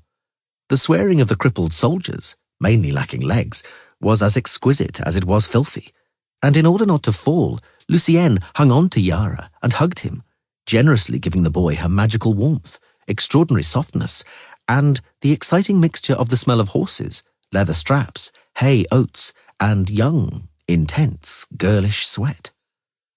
The wagon lurched out of another pothole, and Yara took in the slack from the reins wound around his wrist. Lucienne, taking bites in turn from a hunk of bread and a sausage, cuddled up to his side. Well, well. She noticed his brass medallion and disgracefully exploited the fact that his hand was taken up by the reins. Did they take you in too? A forget-me-not amulet? Oh, whoever invented that trinket was a real trickster. There was a great demand for them during the war, probably second only to vodka. And what girl's name is inside it? Let's take a gander. Lucienne. Yara blushed like a beetroot and felt as though the blood would gush from his cheeks at any moment. I must ask you not to open it. Forgive me, but it's personal. I don't want to offend you, but... The wagon bounced. Lucienne cuddled up to him, and Yara shut up. Ciri. The wagoner spelled it out with difficulty, but it surprised Yara, who hadn't suspected the peasant girl of such far-reaching talents. She won't forget you. She slammed the medallion shut, let go of the chain, and looked at the boy. That Cyrilla, I mean, if she really loved you. Foolish spells and amulets. If she really loved you, she won't forget. She'll be faithful. She'll wait. What for? Yara lifted his stump. The girl squinted her cornflower blue eyes slightly. If she really loved you, she repeated firmly, she's waiting, and the rest's codswallop. I know it. Do you have such great experience in this regard? None of your business. Now it was Lucienne's turn to blush slightly. What I've had and with whom? And don't think I'm one of those what you only have to nod at and she's ready to have some experiments in the hay. But I know what I know. If you love a fellow, you will have all of him, and not just bits. Then it's a hill of beans even if he's lost one of those bits. The wagon jumped. You're simplifying it a bit, Yara said through clenched teeth, greedily sniffing up the girl's fragrance. You're simplifying it a lot, and you're idealizing it a lot, Lucienne. You deign not to notice even a detail so slight that a man's ability to support a wife and family depends on whether he's in one piece. A cripple isn't capable. Hey! She bluntly interrupted him. Don't be blubbering on me, frock. The black cloaks didn't tear your head off, and you're a brain box. You toil with your noggin. What are you staring at? I'm from the country, but I have ears and eyes. Quick enough to notice a detail so slight as someone's manner of speech that's truly lordly and learned. And what's more... She bent her head and coughed. Yara also coughed. The wagon jumped. And what's more, the girl finished, I've heard what the others said. That you're a scribe and the priest at a temple. Then see for yourself that hand's a trifle, and that's that. The wagon hadn't bounced for some time, but Yara and Lucienne seemed not to notice it at all, and it didn't bother them at all. I seem to attract scholars, the girl said after a longer pause. There was one, once, made advances towards me. He was book-learned and schooled in academies. You could tell it from his name alone. And what was it? Semester. Hey there, miss.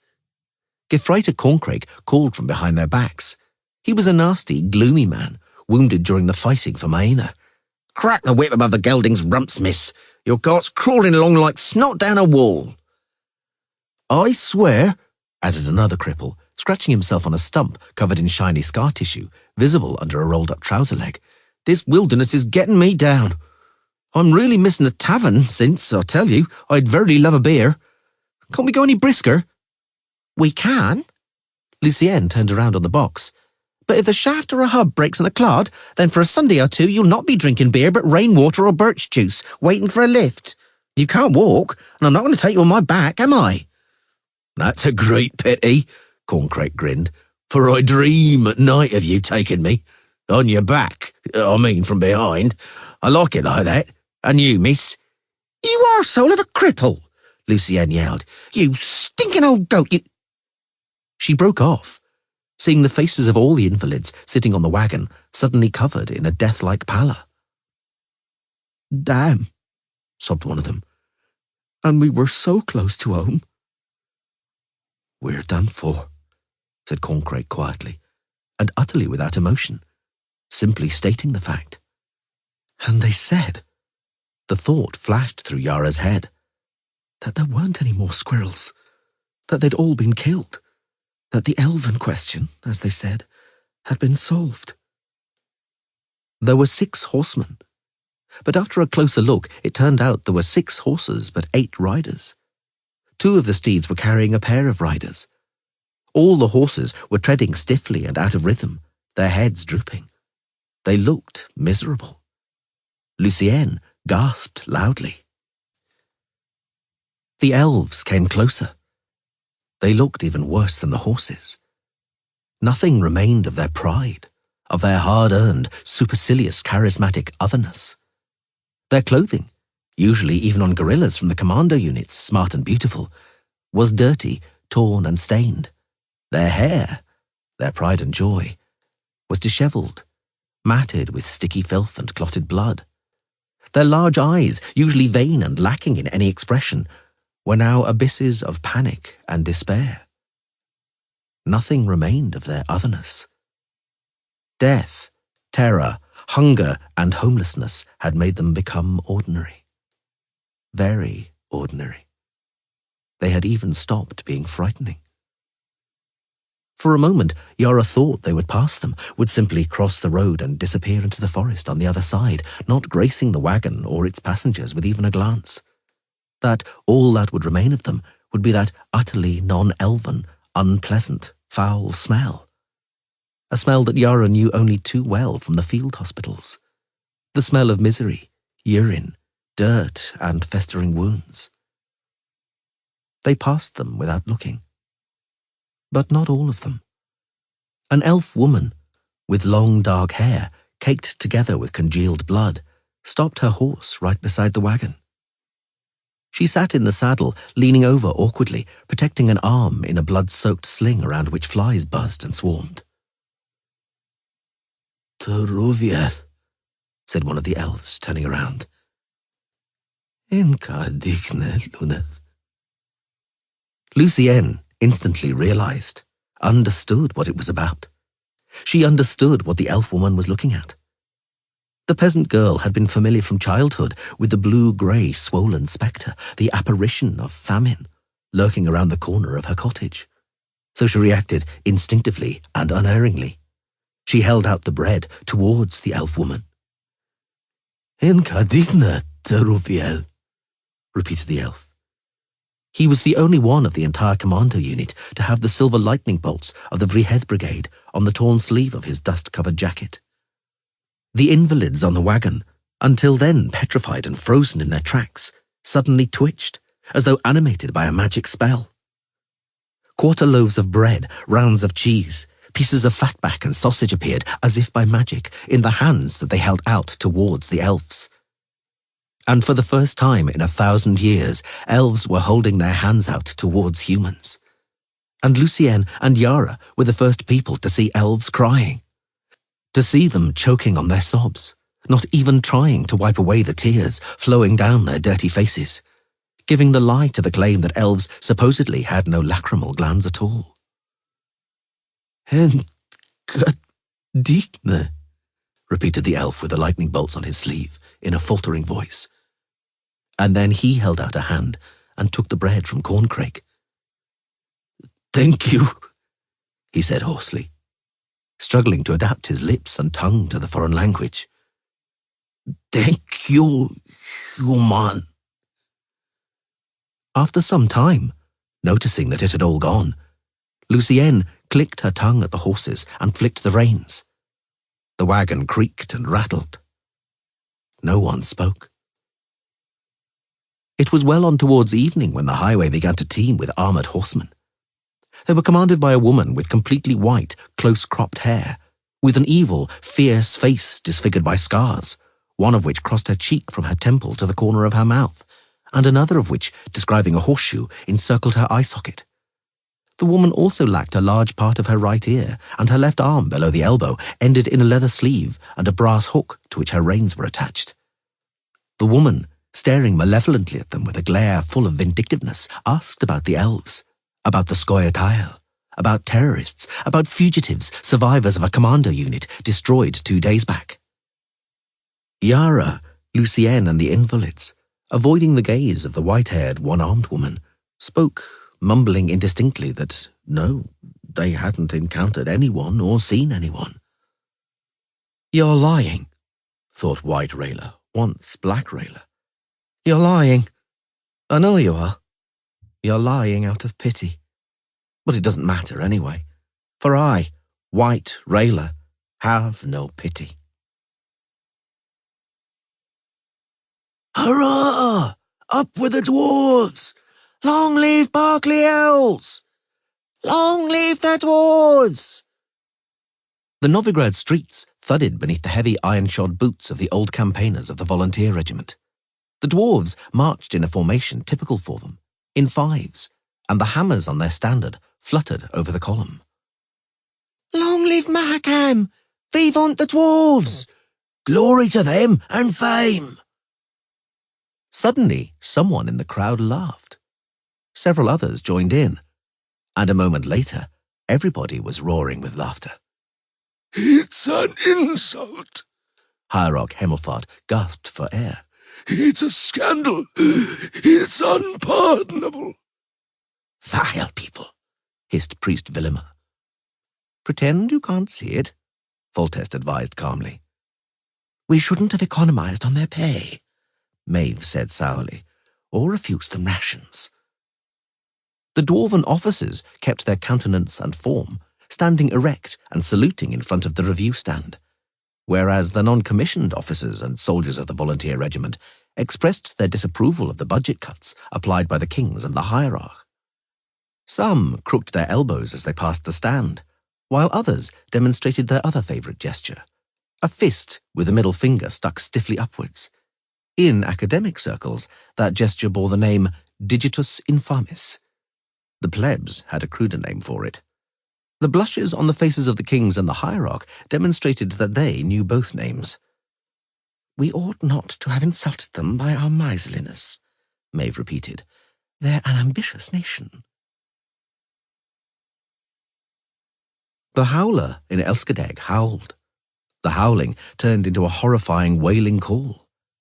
None of the men sitting by the campfire turned his head around.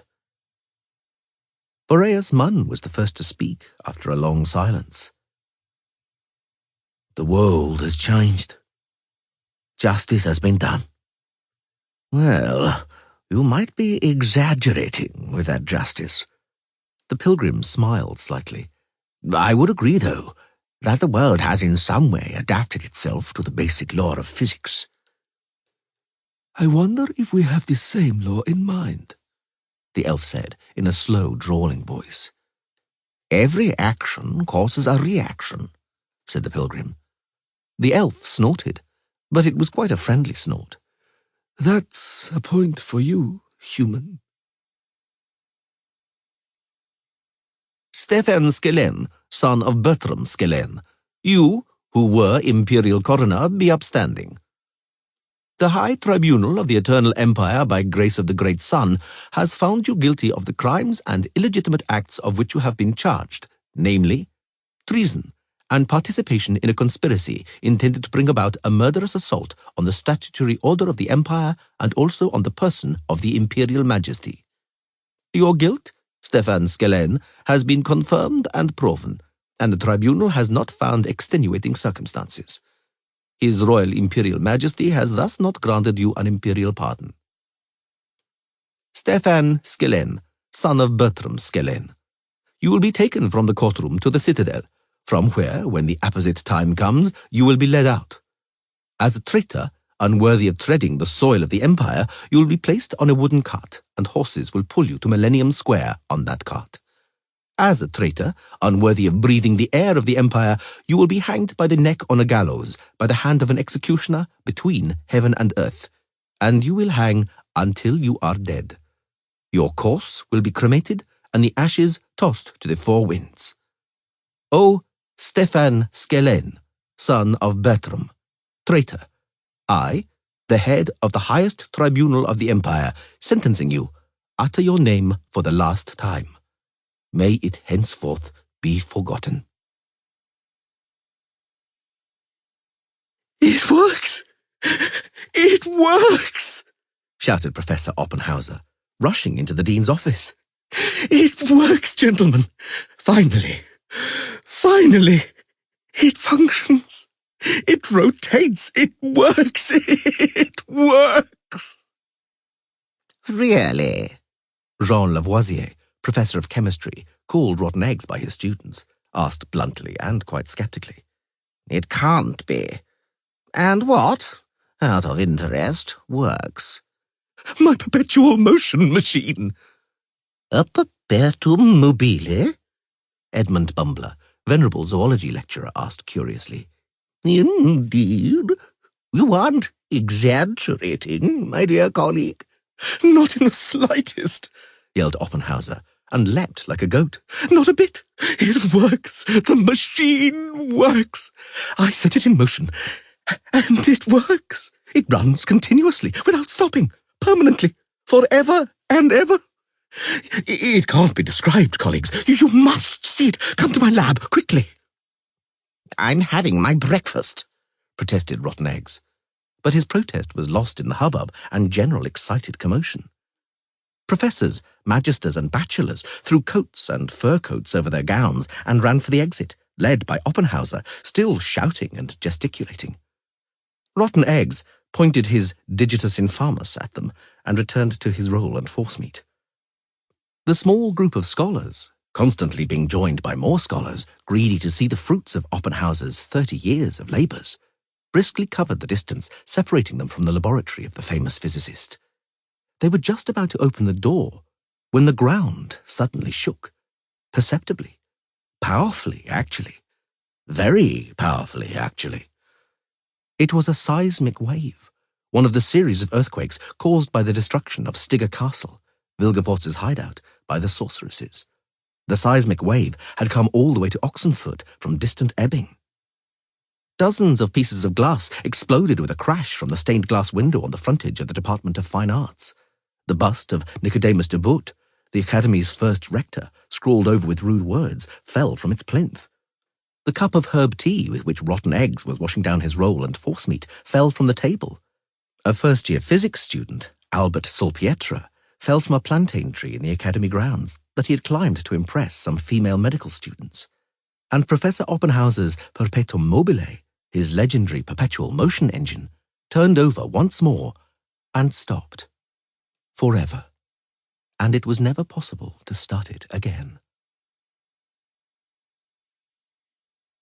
Long live the dwarves! Long live Mahakam! What kind of mixed bunch is this? What gang of ruffians? Thought Hierarch Hemmelfart, blessing the parade with a trembling hand. Who's being cheered here? Venal condottieri? Obscene dwarfs? What a bizarre bunch. Who won this war, after all? Them or us? By the gods, I must draw the king's attention to this. When historians and writers get down to their work, their scribblings ought to be censored. Mercenaries, witches, hired brigands, non-humans, and all other suspicious elements are to vanish from the chronicles of humanity, are to be deleted, expunged. Not a word about them, not a word. And not a word about him either, he thought, pursing his lips and looking at Dijkstra, who was observing the parade with a distinctly bored expression. It will be necessary, thought the hierarch, to issue the kings with instructions regarding Dijkstra. His presence is an insult to decent people. He's a heathen and a scoundrel. May he disappear without trace, and may he be forgotten. Over my dead body, you sanctimonious purple hog, thought Philippa Eilhart, effortlessly reading the hierarch's feverish thoughts. You'd like to rule. You'd like to dictate and influence. You'd like to decide things. Over my dead body. All you can make judgments about are your piles, which don't count for much beyond your own arse. And Dijkstra will remain, as long as I need him. You'll make a mistake one day, thought Priest Villima, looking at Philippa's shining crimson lips. One day one of you will make a mistake. Your vainglory, arrogance, and hubris will be your undoing, and your scheming, your immorality. the baseness and perversion which you give yourselves unto in which you live. It will come to light. The stench of your sins will spread when you make a mistake. Such a moment has to come. And even if you don't make a mistake, an opportunity will arise to blame you for something. Some misfortune, some disaster, some pestilence, perhaps a plague or an epidemic will fall on humanity. Then your guilt will descend on you. You will not be blamed for having been unable to prevent the plague, but for being unable to remove its effects. You shall be to blame for everything. And then fires will be lit under stakes. The stripy old tomcat, called Ginger because of its colouring, was dying. Dying hideously. He was rolling around, writhing, scratching the ground, vomiting blood and mucus, racked by convulsions. On top of that, he had bloody diarrhea. He was meowing, although it was beneath his dignity. Meowing mournfully, softly. He was weakening fast. Ginger knew why he was dying, or at least guessed what was killing him. Several days before, a strange freighter, an old and very dirty hulk, a neglected tub, almost a wreck, had called at the port of Sintra. Katrina, announced the barely visible letters on the hulk's prow. Ginger naturally couldn't read the letters. A rat climbed down the mooring line to alight on the quay from the strange old tub. A single rat. The rat was hairless, lousy and sluggish, and only had one ear. Ginger killed the rat. He was hungry, but instinct prevented him from eating the hideous creature.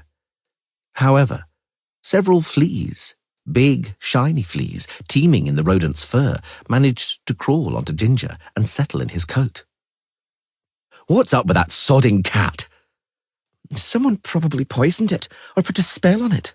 "Ugh, abomination. It doesn't half stink, the scoundrel. Get him off those steps, woman." Ginger stiffened and silently opened his bloody maw. He no longer felt the kicks or pokes of the broom with which the housewife was now thanking him for 11 years of catching mice.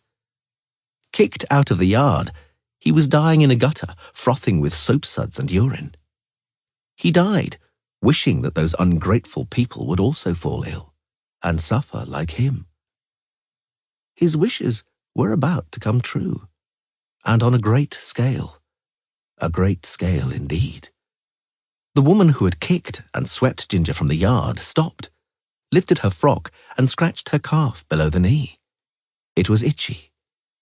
A flea had bitten her. The stars over Elskadeg twinkled intensively. They formed the backdrop against which the sparks from the campfire were dying out. "Neither can the peace of Sintra," said the elf, "nor yet the bombastic Novigradian parade be considered a watershed or a milestone. What kind of notions are they? Political authority cannot create history with the help of acts or decrees. Neither can political authority assess history, give grades or characterize it, although in its pride no authority would ever acknowledge that truth. One of the more extreme signs of your human arrogance is so-called historiography, the attempts to give opinions and pass sentences about what you call ancient history. It's typical for you people and results from the fact that nature gave you an ephemeral, insectile, ant-like life and an average lifespan of less than 100 years. You, however, try to adapt the world to that insectile existence. And meanwhile, history is a process that occurs ceaselessly and never ends. It's impossible to separate history into episodes from here to there, from here to there, from date to date. You can't define history nor change it with a royal address, even if you've won a war. "I won't enter into a philosophical dispute," said the pilgrim. "As it's been said before, I'm a simple and not very eloquent fellow, but I dare observe two things. Firstly, a lifespan as short as insects protects us, people, from decadence, and inclines us to respect life, live intensively and creatively, in order to make the most of every moment of life and enjoy it. I speak and think like a man, but after all, the long-lived elves thought likewise, going to fight and die in the Scoia'tael commando units. If I'm wrong, please correct me." The pilgrim waited a suitable length of time, but no one corrected him. "Secondly," he continued, "it seems to me that political authority, although unable to change history, may by its actions produce quite a fair illusion and appearance of such an ability. Political power has methods and instruments to do so." "Oh, yes," replied the elf, turning his face away. "Here you've hit the nail on the head, Master Pilgrim. Power has methods and instruments, which are in no way open to discussion." The galley's side struck the seaweed and shell-covered piles. Mooring ropes were thrown. Shouts, curses, and commands resounded. Seagulls shrieked as they scavenged for the refuse floating in the port's dirty green water. The quayside was teeming with people, mainly uniformed. "End of the voyage, gentlemen elves," said the Nilfgaardian commander of the convoy. "We're in Dillingen. Everybody off, you're being waited for here." It was a fact. They were being waited for. None of the elves, and certainly not Foeltiana, had any faith in the assurances of fair trials or amnesties. The Scoia'tael and the officers of the Vrihed Brigade had no illusory hopes about the fate awaiting them on the far side of the Yaruga. In the majority of cases, they had become accustomed to it, accepted it stoically, with resignation even. Nothing, they thought, could astonish them now. They were mistaken. They were chased from the galley, jingling and clanking their manacles, driven onto the jetty and then onto the quay between a double line of armed mercenaries. There were also civilians there, whose sharp eyes flashed quickly, flitting from face to face, from figure to figure. Selectors, thought Foeltiana. He wasn't mistaken. He couldn't expect, naturally, his disfigured face to be overlooked. And he wasn't. "Mr. Isengrim Foeltiana? The Iron Wolf? What a pleasant surprise! Come this way, come this way." The mercenaries dragged him out of the ranks. "Vafail!" Connacht the Reo shouted to him. He had been recognized and hauled out by other soldiers wearing gorgets with the Redanian eagle. "Seved, Sekirmadia." "You'll be seeing each other," hissed the civilian who had selected Foeltiana, "but probably in hell. They're already waiting for him in Drakenborg. Hello, stop. Isn't that by chance Mr. Reardon? Seize him." In all, they pulled out 3 of them. Just 3. Foeltiana understood and suddenly, to his surprise, began to be afraid. "Vafail!" Angus Bree shouted to his comrades as he was pulled out of the rank, manacles jingling. "Vafail, Freren!" A mercenary shoved him roughly. They weren't taken far. They only got to one of the sheds close to the harbour, right next to the dock over which a forest of masts swayed. The civilian gave a sign. Foeltiana was pushed against a post under a beam over which a rope was slung. An iron hook was attached to the rope. Reardon and Angus were sat down on 2 stools on the dirt floor. "Mr. Reardon, Mr. Bree, said the civilian coldly. "You have been given an amnesty. The court decided to show mercy. But justice must be done," he added, not waiting for a reaction. "And the families of those whom you murdered have paid for it to happen, gentlemen. The verdict has been reached." Reardon and Angus didn't even manage to cry out. Nooses were thrown over their necks. They were throttled, knocked down along with the stools and dragged across the floor. As they vainly tried with their manacled hands to tear off the nooses, biting into their necks, the executioners kneeled on their chests. Knives flashed and fell, blood spurted. Now, even the nooses were unable to stifle their screams, their hair-raising shrieks. It lasted a long time, as always. "Your sentence, Mr. Foeltiana, was equipped with an additional clause," said the civilian, turning his head slowly. "Something extra." Foil Tiana had no intention of waiting for that something extra. The manacle's clasp, which the elf had been working on for 2 days and nights, now fell from his wrist as though tapped by a magic wand. With a terrible blow of the heavy chain, he knocked down both mercenaries guarding him. Foil Tiana, in full flight, kicked the next one in the face, lashed the civilian with the manacles, hurled himself straight at the cobweb-covered window of the shed, and flew through it, taking the frame and casing with him, leaving blood and shreds of clothing on the nails. He landed on the planks of the jetty with a thud. He turned, tumbled forward, rolled over and dived into the water between the fishing boats and launches.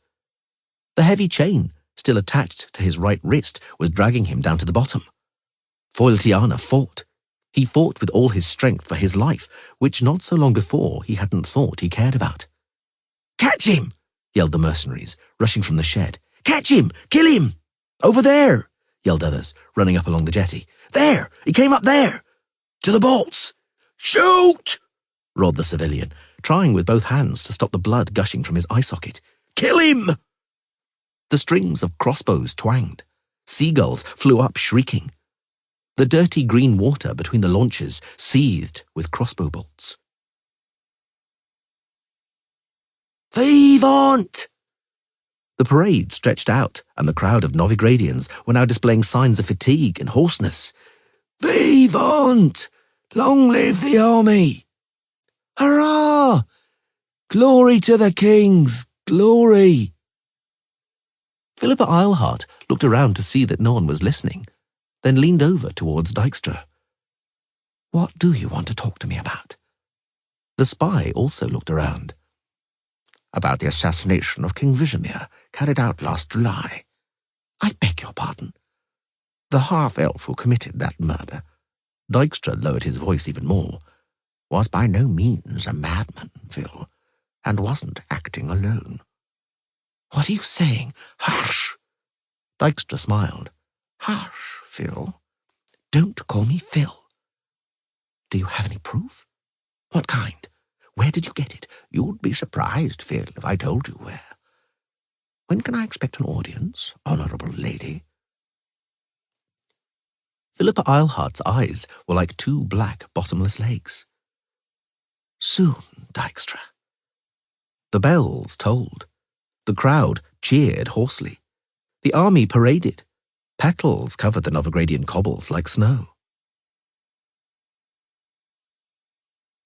"Are you still writing?" Ori Ruvin started and made a blot. He had served Dijkstra for 19 years, but was still not accustomed to the noiseless movements of his boss, appearing from God knows where and God knows how. "Good evening. You're on Men from the Shadows." Dijkstra read the title page of the manuscript, which he had picked up unceremoniously from the table. "The History of the Royal Secret Services, written by Oribasius Gianfranco Paolo Reuven, Magister." "Oh, Ori, an old fellow, and such foolishness." "I came to say goodbye, Ori." Reuven looked at him in surprise. "You see, my loyal comrade," continued the spy, without waiting for his secretary to cough anything up, "I'm also old, and it turns out I'm also foolish. I said one word to one person, and just one word. It was one word too many, and one person too many. Listen carefully, Ori. Can you hear them?" Ori Reuven shook his head, his eyes wide open in amazement. Dijkstra said nothing for a time. "You can't hear," he said after a moment, "but I can hear them. In all the corridors. Rats are running through the city of Tretogor. They're coming here. They're coming on soft little rats' paws." They came out of the shadows, out of the darkness, dressed in black, masked as nimble as rats. The sentries and bodyguards from the antechambers dropped without moaning under the quick thrusts of daggers with narrow angular blades. Blood flowed over the floors of Tretogor Castle, spilled over the tiles, stained the woodblocks, soaked into the Vengerbergian carpets. They approached along all the corridors and left corpses behind them. "He's there," said one of them, pointing. The scarf shrouding his face up to his eyes muffled his voice. "He went in there, through the chancery, where Reuven, that coffin old coot, works.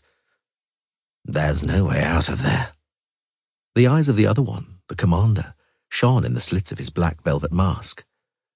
"The chamber behind the chancery is windowless. There's no way out. All of the other corridors are covered. All the doors and windows. He can't escape. He's trapped." "Forward." The door gave way to kicks. Daggers flashed. "Death! Death to the bloody killer!" Him? Ori Reuven raised his myopic, watery eyes above the papers. Yes? How can I help you, gentlemen? The murderers smashed open the door to Dijkstra's private chambers, scurried around them like rats, searching through all the nooks and crannies. Tapestries, paintings, and panels were torn from the walls, fell onto the floor. Daggers slashed curtains and upholsteries. "He's not here!" yelled one of them, rushing into the chancery. "He's not here!" "Where is he?" rasped the gang leader, leaning over Ori, staring at him through the slits in his black mask. "Where is that bloodthirsty dog?" He's not here, Ori Reuven replied calmly. You can see for yourself. "Where is he? Talk! Where's Dijkstra?" Am I, coughed Ori, my brother's keeper? Die, old man. I'm old, sick, and very weary. I fear neither you nor your knives. The murderers ran from the chamber. They vanished as quickly as they had appeared. They didn't kill Ori Reuven. They were paid killers, and there hadn't been the slightest mention of Ori Reuven in their orders. Oribasius Gianfranco Paolo Reuven, master at law, spent 6 years in various prisons, constantly interrogated by various investigators, asked about all sorts of apparently senseless things and matters.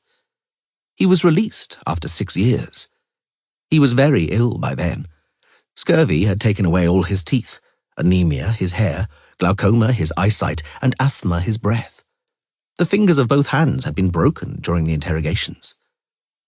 He lived for less than a year after being freed. He died in a temple poorhouse, in misery, forgotten. The manuscript of the book Men from the Shadows, the history of the Royal Secret Services, vanished without trace. The sky in the east brightened. A pale glow appeared above the hills, the harbinger of the dawn. Silence had reigned by the campfire for a long time. The pilgrim, the elf, and the tracker looked into the dying fire in silence. Silence reigned in Elskadeg. The howling phantom had gone away, bored by its vain howling. The phantom must have finally understood that the 3 men sitting by the campfire had seen too many atrocities lately to worry about any old spectre. "If we are to travel together, we must abandon mistrust," Boreas Munn said suddenly, looking into the campfire's ruby glow.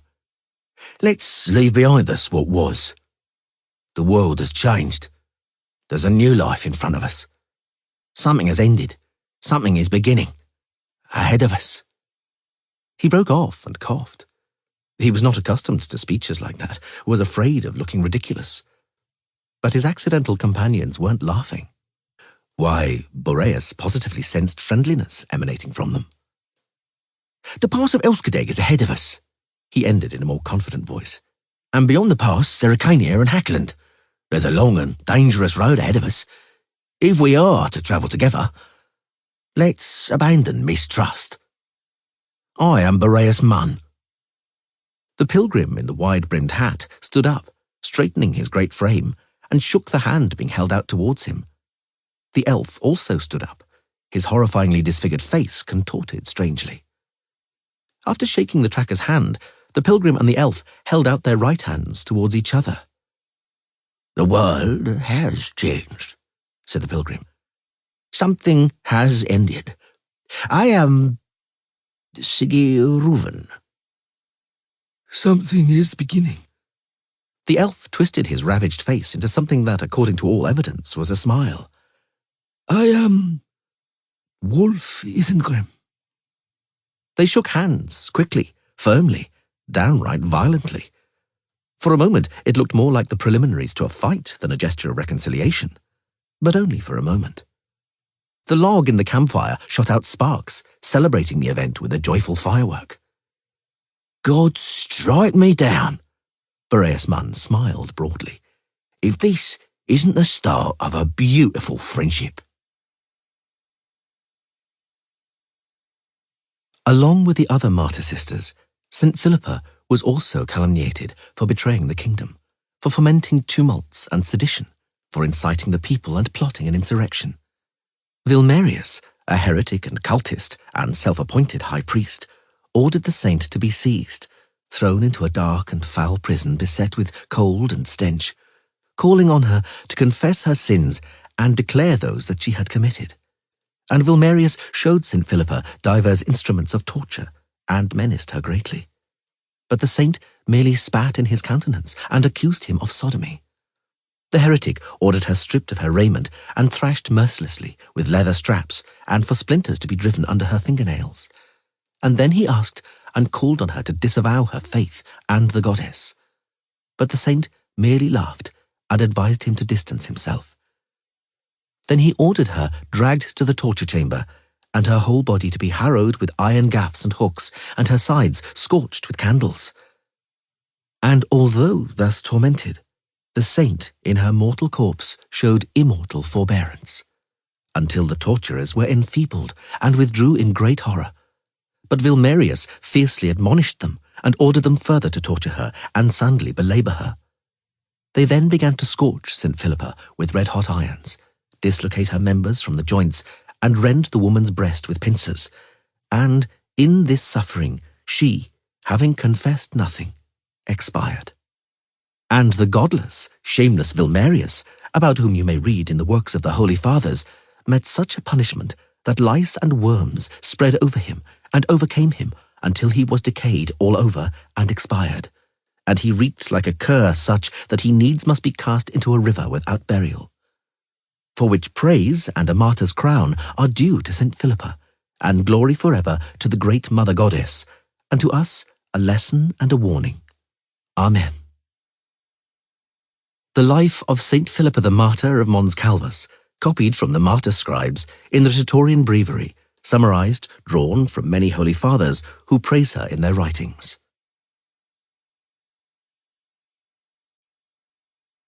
Chapter 11. They rushed like the wind, like mad things, at breakneck speed. They rode through the days, now burgeoning with spring. The horses carried them in a light-footed gallop, and the people, straightening their necks and backs from toiling on the soil, watched them as they went, uncertain of what they had seen, riders or apparitions.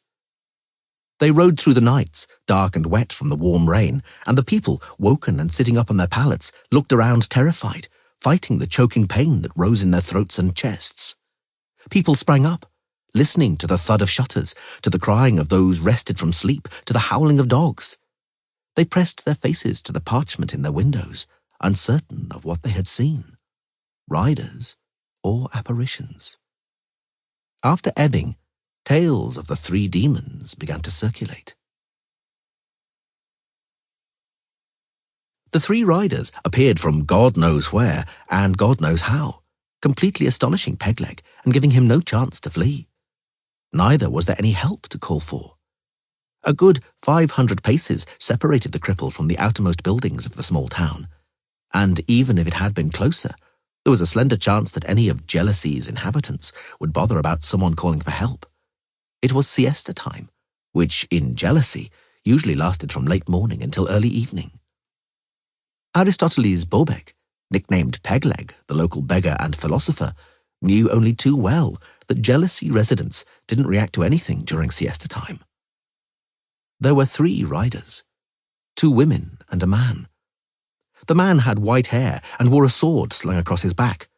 One of the women, more mature and dressed in black and white, had raven black hair curled in locks. The younger one, whose straight hair was the colour of ash, had a hideous scar on her left cheek. She was sitting on a splendid black mare. Pegleg felt he'd seen a mare like that before. It was the younger one that spoke first. "Are you from round here?" It wasn't me, Pegleg said, teeth chattering. I'm not but gathering mushrooms. Forgive me. Don't harm a cripple. Are you from round here? She repeated, and her green eyes flashed menacingly. Pegleg cowered.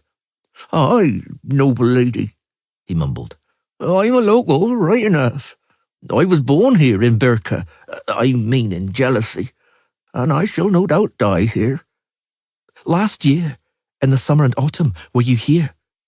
Where should I have been? Answer when I ask you. I was, good lady. The black mare shook its head and pricked up its ears.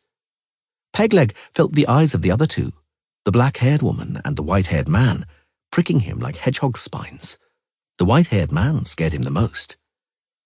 A year ago, continued the girl with the scar, in the month of September, the 9th of September to be precise, in the first quarter of the moon, 6 young people were murdered here, 4 lads and 2 girls.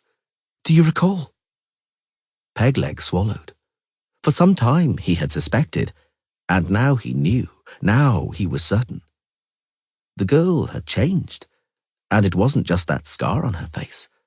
She was completely different to how she had been when she was screaming, tied to a hitching post, watching as Bonhart cut off the heads of the murdered rats.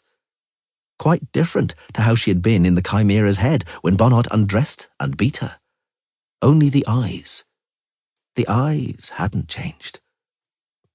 Talk, the other black-haired woman urged him. You were asked a question. I remember, my lord and ladies, confirmed Pegleg. How could I not remember? 6 youngsters were killed. By truth, it was last year, in September. The girl said nothing for a long time, looking not at him, but somewhere in the distance over his shoulder. So, you must know, she finally said with effort. You must know where those boys and those girls were buried. By which fence, on what rubbish tip or muck heap. Or if their bodies were cremated, if they were taken to the forest and left for the foxes and wolves. You'll show me that place. You'll take me there, understand? I understand, noble lady. Come with me, for it's not far at all. He hobbled, feeling on his neck the hot breath of their horses. He didn't look back. Something told him he shouldn't. Here it is, he finally pointed. This is our jealousy boneyard, here in this grove. And the ones you was talking about, Miss Folker, they lie over there.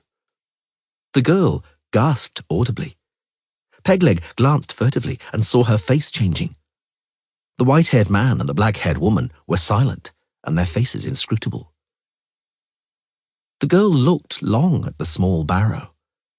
It was orderly, level, tidy, edged by blocks of sandstone and slabs of spar and slate.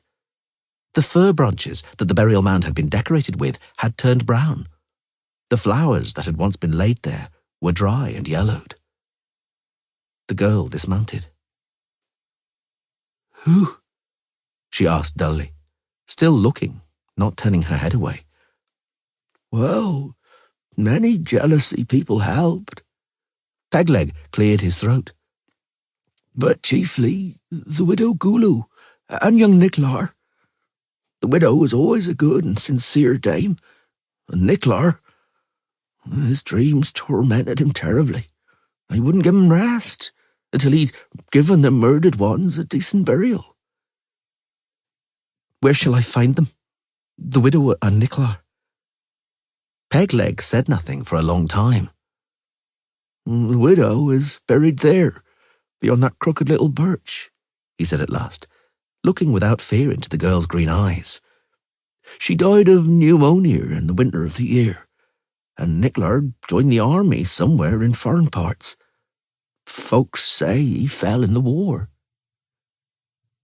I forgot, she whispered. I forgot that destiny tied both of them to me. She approached the small burial mound and knelt down, or rather fell onto one knee. She bent over low, very low, her forehead almost touching the stones around the base. Pegleg saw the white-haired man make a movement, as though meaning to dismount, but the black-haired woman caught him by the arm, stopping him with a gesture and a look. The horses snorted, shook their heads, the rings of their bits jingling.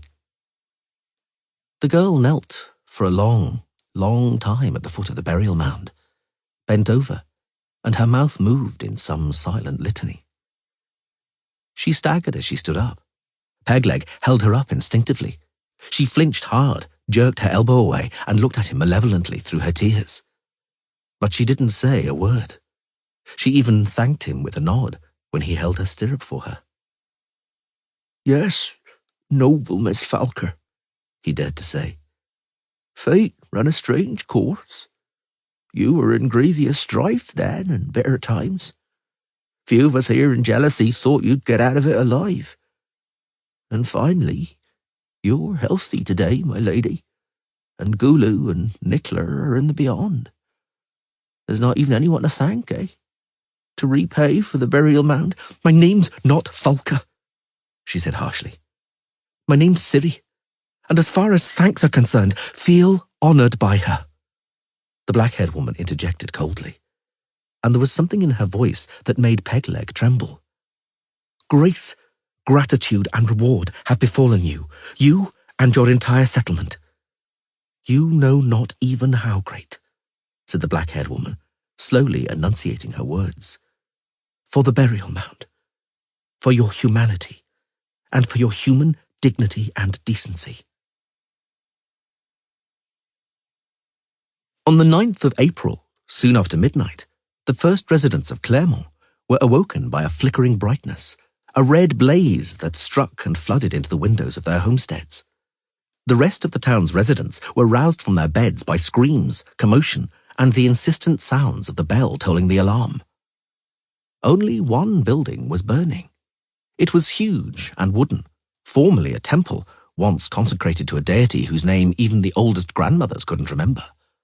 A temple now converted into an amphitheatre, where animal baiting, fights, and other entertainment was held, capable of hauling the small town of Clermont out of its boredom, depression, and drowsy torpor. It was the amphitheatre that was now burning in a sea of roaring fire, shaking from explosions. Ragged tongues of flame, several yards long, shot from all the windows. "Fire!" roared the merchant Huvernagel, the owner of the amphitheatre, running and waving his arms around, his great paunch wobbling. He was wearing a nightcap and a heavy caracul coat he had thrown over his nightshirt.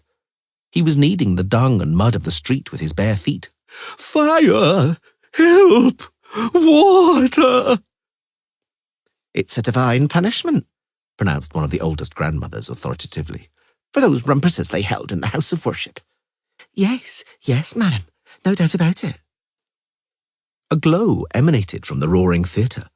Horse urine steamed and stank, and sparks hissed in puddles.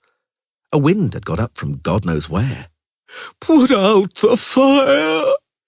Huvernagel howled desperately, seeing it spreading to the brewery and granary. "Help! Fetch buckets! Fetch buckets!" There was no shortage of volunteers. Why, Clermont even had its own fire brigade, equipped and maintained by Huvernagel. They tried to put the fire out doggedly and with dedication, but in vain. "We can't cope," groaned the chief of the fire brigade, wiping his blistered face. "That's no ordinary fire. It's the devil's work." "Black magic!" Another fireman choked on the smoke. From inside the amphitheatre could be heard the terrible cracking of rafters, ridges, and posts breaking. There was a roar, a bang, and a crash. A great column of fire and sparks exploded into the sky, and the roof caved in and fell onto the arena. Meanwhile, the whole building listed over. You could say it was bowing to the audience, which it was entertaining and diverting for the last time, pleasing it with a stunning, truly fiery spectacle. And then the walls collapsed. The efforts of the firefighters and rescuers meant half of the granary and about a quarter of the brewery were saved. A foul-smelling dawn arose. Huvernagel sat in the mud and ash in his soot-covered nightcap and caracul coat. He sat and wept woefully, whimpering like a child. The theatre, brewery and granary he owned were insured, naturally. The problem was that the insurance company was also owned by Hoovernagel.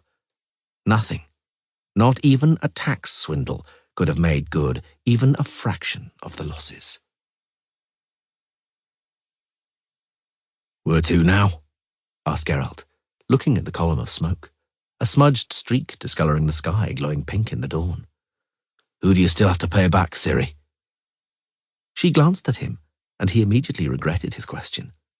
He suddenly desired to hug her, dreamed of embracing her, cuddling her, stroking her hair, protecting her, never allowing her to be alone again, to encounter evil, to encounter anything that would make her desire revenge. Yennefer remained silent. Yennefer had spent a lot of time silent lately.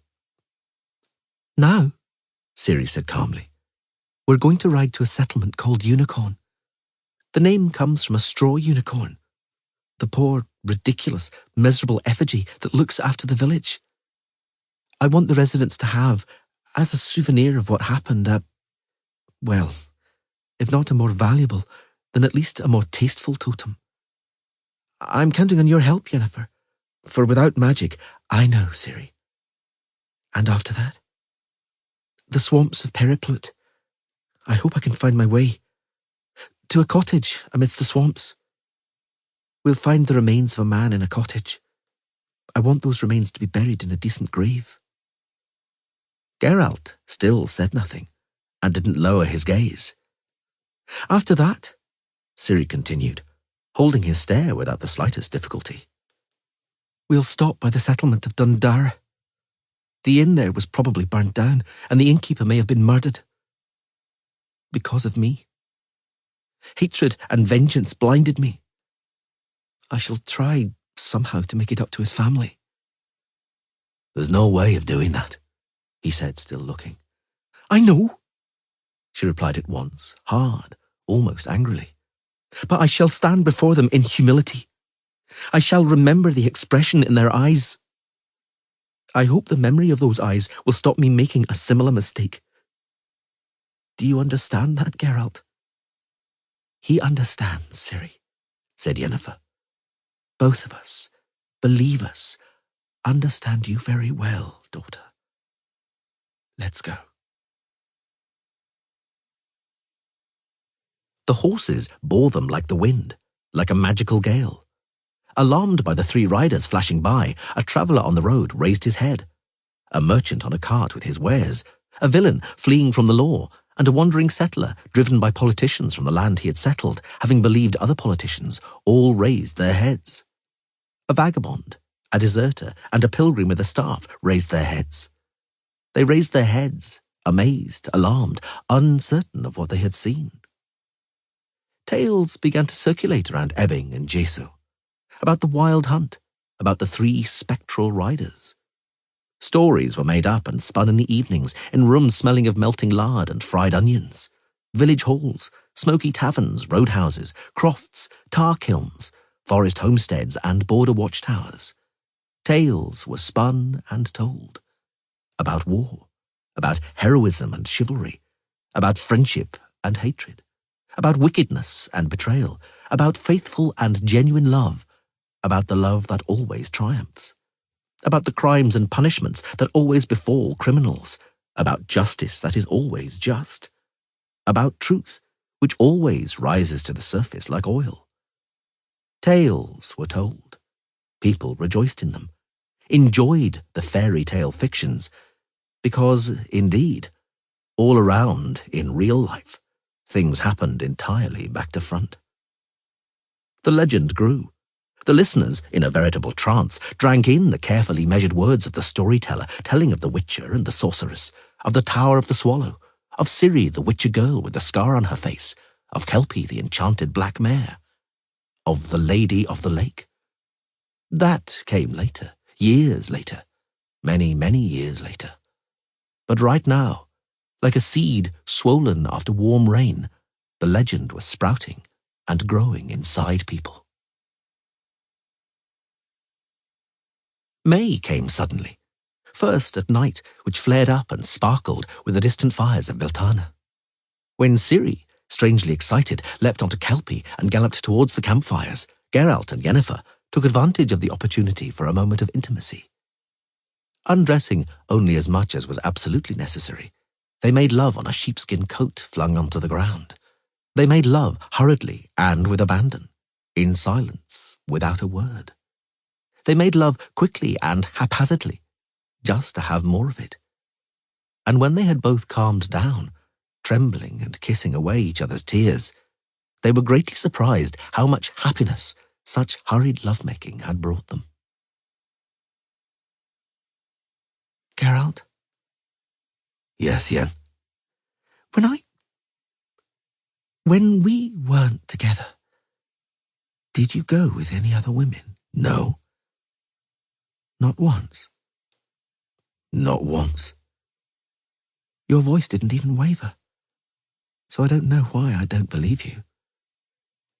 I only ever thought about you, Yen. Now I believe you. May came unexpectedly during the daytime too. Dandelions spattered and dotted the meadows yellow, and the trees in the orchards became fluffy and heavy with blossom. The oak woods, too distinguished to hurry, remained dark and bare, but were already being covered in a green haze, and at the edges grew bright with green splashes of birch. One night, when they were camping in a valley covered in willows, the Witcher was woken by a dream. A nightmare where he was paralyzed and defenseless, and a huge grey owl raked his face with its talons and searched for his eyes with its curved beak. He awoke, and wasn't sure if he hadn't been transported from one nightmare into another. There was a brightness billowing over their camp that the snorting horses took fright at. There was something inside the brightness, something like a dark interior, something shaped like a castle hall with a black colonnade. Geralt could see a large table, around which sat 10 shapes, 10 women. He could hear words, snatches of words. Bring her to us, Yennefer. We order you. You may not order me. You may not order her. You have no power over her. I'm not afraid of them, Mama. They can't do anything to me. If they want, I'll stand before them. Is meeting in the 1st of June at the new moon. We order you both to appear. We warn you that we shall punish disobedience. I shall come right away, Philippa. Let her stay with him a little longer. Let him not be alone. Just a few days. I shall come immediately as a hostage of goodwill. Comply with my request, Philippa. Please. The brightness pulsated. The horses snorted wildly, banging their hooves.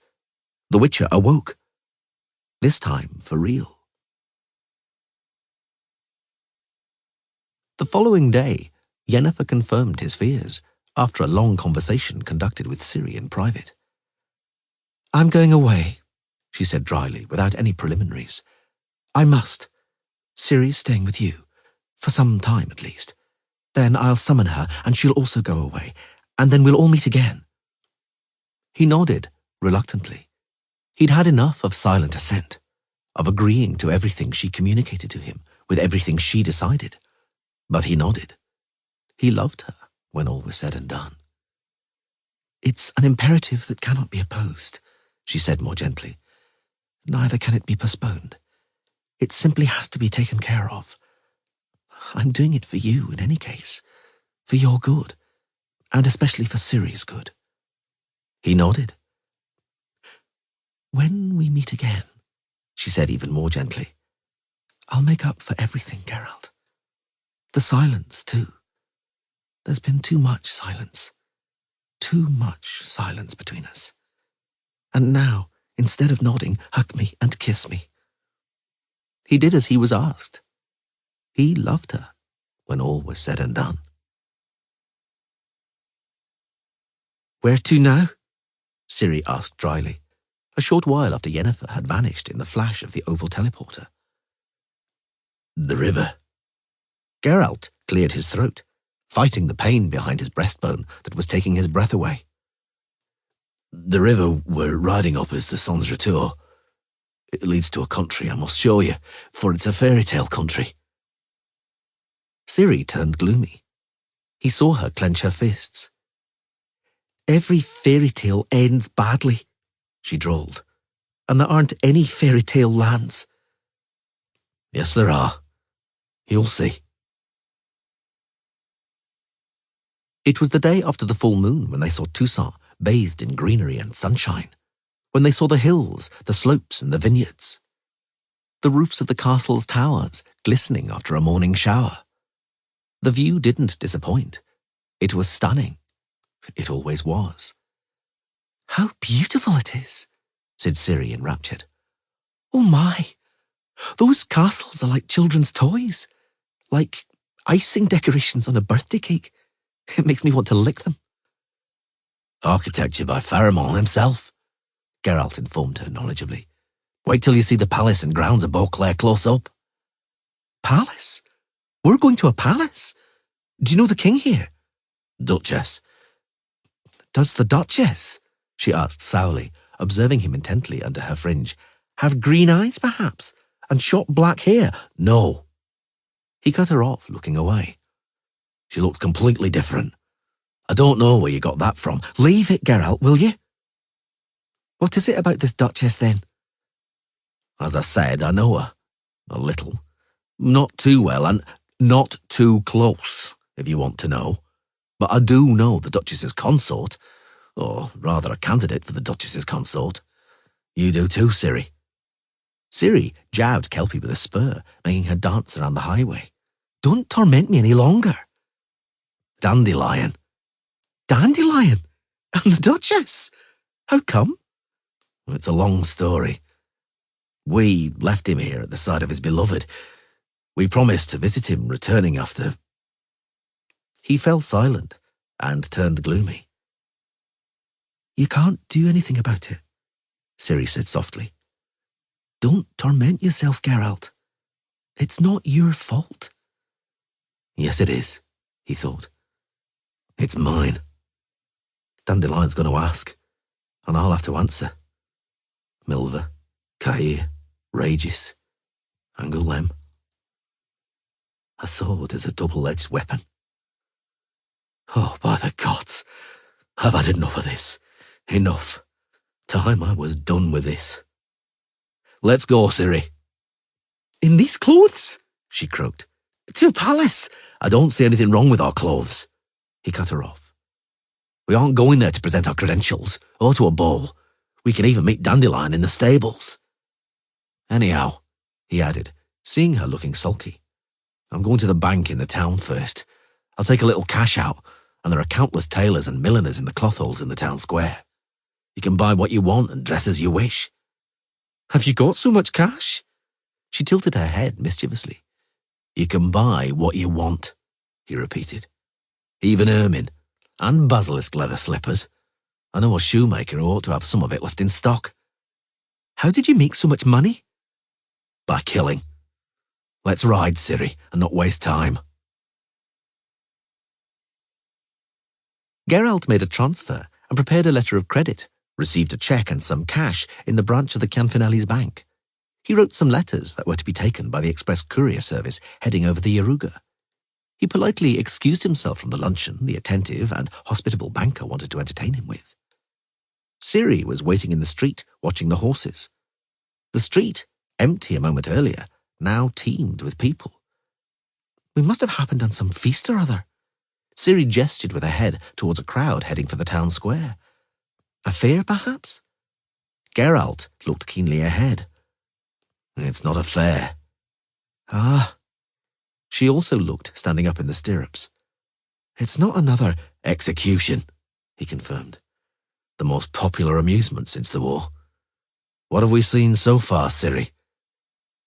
Desertion, treason, cowardice in the face of the enemy, she quickly recited, and financial cases. For supplying mouldy hardtack to the army. The Witcher nodded. The life of an enterprising merchant is tough in wartime. They aren't going to execute a tradesman here. Ciri reined back Kelpie, who was already submerged in the crowd as though in a rippling field of corn. Just look. The scaffold's covered in a cloth, and the executioner has a fresh new hood on. They'll be executing somebody important, at least a baron, so it probably is cowardice in the face of the enemy. Toussaint didn't have an army in the face of any foe. Geralt shook his head. No, Ciri. I think it's economics again. They're executing somebody for swindles in the trade of their famous wine, the basis of the economy here. Let's ride on, Ciri. We won't watch. Ride on? How exactly? Indeed, riding on was impossible. In no time at all, they had become stuck in the crowd gathered in the square and were mired in the throng. There was no chance of their getting to the other side of the square. Geralt swore foully and looked back.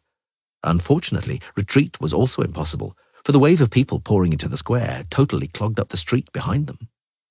For a moment, the crowd carried them like a river, but the movement stopped when the common folk came up against the serried wall of halberdiers surrounding the scaffold. "They're coming!" somebody shouted, and the crowd buzzed, swayed, and took up the cry. "They're coming!" The clatter of hooves and the rattle of a wagon faded and was lost amidst the throng's bee-like humming. So they were astonished when a rack wagon pulled by 2 horses trundled out of a side street, and on it, having difficulty keeping his balance, stood... "Dandelion," groaned Ciri. Geralt suddenly felt bad. Very bad. "That's Dandelion," Ciri repeated in an unfamiliar voice. "Yes, it's him." It's unfair, thought the Witcher. It's one big bloody injustice. It can't be like this. It shouldn't be like this. I know it was stupid and naive to think that anything ever depended on me, that I somehow influenced the fate of this world, or that this world owes me something. I know it was a naive, arrogant opinion. But I know it. There's no need to convince me about it. It doesn't have to be proved to me. Particularly like this. It's unfair. It can't be Dandelion, he said hollowly, looking down at Roach's mane. "It is Dandelion," Ciri said again. "Geralt, we have to do something." "What?" he asked bitterly. "Tell me what?" Some soldiers pulled Dandelion from the wagon, treating him, however, with astonishing courtesy, without brutality, with positive reverence, the most they were capable of. They untied his hands before the steps leading to the scaffold. Then he, nonchalantly, scratched his behind and climbed the steps without being urged. One of the steps suddenly creaked, and the railing, made of a rough pole, cracked. Dandelion almost lost his balance. "That needs fixing, damn it," he yelled. "You'll see. One day somebody will kill themselves on these steps, and that wouldn't be funny." Dandelion was intercepted on the scaffolding by 2 hangman's assistants in sleeveless leather jerkins. The executioner, as broad in the shoulders as a castle keep, looked at the condemned man through slits in his hood. Beside him stood a character in a sumptuous, though funereally black, outfit. He also wore a funereal expression. "Good gentlemen and burghers of Beauclair and the surroundings," he read thunderously and funereally from an unrolled parchment. "It is known that Julian Alfred Pancratz, Viscount de Littenhove, alias Dandelion—" "Pancratz what?" Ciri whispered a question. "By sentence of the Ducal High Court, has been found guilty of all the crimes, misdeeds, and offences of which he is accused, namely, lèse-majesté, treason, and furthermore, sullying the dignity of the noble estate through perjury, lampooning, calumny, and slander, also roistering and indecency, as well as debauchery, in other words, harlotry. Thus, the tribunal has adjudged to punish Viscount Julian, etc., primo, by defacing his coat of arms, by painting diagonal black lines on his escutcheon, secundo, by the confiscation of his property, lands, estates, copses, forests, and castles." "Castles?" groaned the Witcher. "What castles?" Dandelion snorted insolently. The expression on his face demonstrated emphatically that he was heartily amused by the confiscation announced by the tribunal. "Tertio, the chief penalty. Anna Henrietta, reigning over us as Her Enlightenment, the Duchess of Toussaint and Lady of Beauclair, has deigned to commute the punishment provided for the above-mentioned crimes of being dragged behind horses, broken on the wheel and quartered, to beheading by axe. May justice be done." The crowd raised several incoherent shouts. The women standing in the front row began to hypocritically wail and falsely lament. Children were lifted up or carried on shoulders so as not to miss any of the spectacle. The executioner's assistants rolled a stump into the centre of the scaffold and covered it with a napkin. There was something of a commotion, since it turned out someone had swiped the wicker basket for the severed head, but another one was quickly found. 4 ragged street urchins had spread out a kerchief beneath the scaffold to catch blood on it. There was great demand for that kind of souvenir. You could earn good money from them. Geralt! Ciri didn't raise her lowered head. We have to do something. He didn't answer. I wish to address the townspeople, Dandelion proudly declared. Make it short, Viscount. The poet stood on the edge of the scaffold and raised his hands. The crowd murmured and fell silent. Hey, people, called Dandelion. What cheer? How go you? Muddling along, muttered someone, after a long silence, in a row towards the back. That's good. The poet nodded. I'm greatly content. Well now, we may begin. Master Executioner, the funereal one said with artificial emphasis, do your duty. The executioner went closer, kneeled down before the condemned man in keeping with the ancient custom, and lowered his hooded head. Forgive me, good fellow, he requested gravely. Me? Asked Dandelion in astonishment. Forgive you? Uh-huh. Not a chance. I'll never forgive you. Why should I? Have you heard him, the prankster? He's about to cut my head off, and I'm supposed to forgive him. Are you mocking me or what, at a time like this? How can you, sir? Asked the executioner, saddened. For there's a law, and a custom. The condemned man must forgive the executioner in advance. Good sir, expunge my guilt, absolve my sin. No. No? No! I won't behead him, the executioner declared gloomily, getting up from his knees. He must forgive me, otherwise there's nothing doing. Lord Viscount, the funereal clerk caught Dandelion by the elbow. Don't make things difficult. People have gathered. They're waiting. Forgive him. He's asking politely, isn't he? I won't forgive him, and that's that. Master Executioner. The funereal man approached the executioner. Chop off his head without being forgiven, eh? I'll see you right. Without a word, the executioner held out a hand as large as a frying pan. The funereal man sighed, reached into a pouch, and tipped some coins out into his hand. The executioner looked at them for a while, then clenched his fist. The eyes in the slits of his hood flashed malevolently. Very well, he said, putting the money away and turning towards the poet. Kneel down then, Mr. Stubborn. Put your head on the block, Mr. Spiteful. I can also be spiteful if I want to. I'll take 2 blows to behead you. 3, if I'm lucky. I absolve you, howled Dandelion. I forgive you. Thank you. Since he's forgiven you, said the funereal clerk gloomily, give me back my money. The executioner turned around and raised the axe. Step aside, noble sir, he said forebodingly in a dull voice. Don't get in the way of the tool, for where heads are being chopped off, if you get too close, you might lose an ear. The clerk stepped back suddenly and almost fell off the scaffold. Like this? Dandelion kneeled down and stretched his neck on the block. Master? Hey, Master? What? You were joking, weren't you?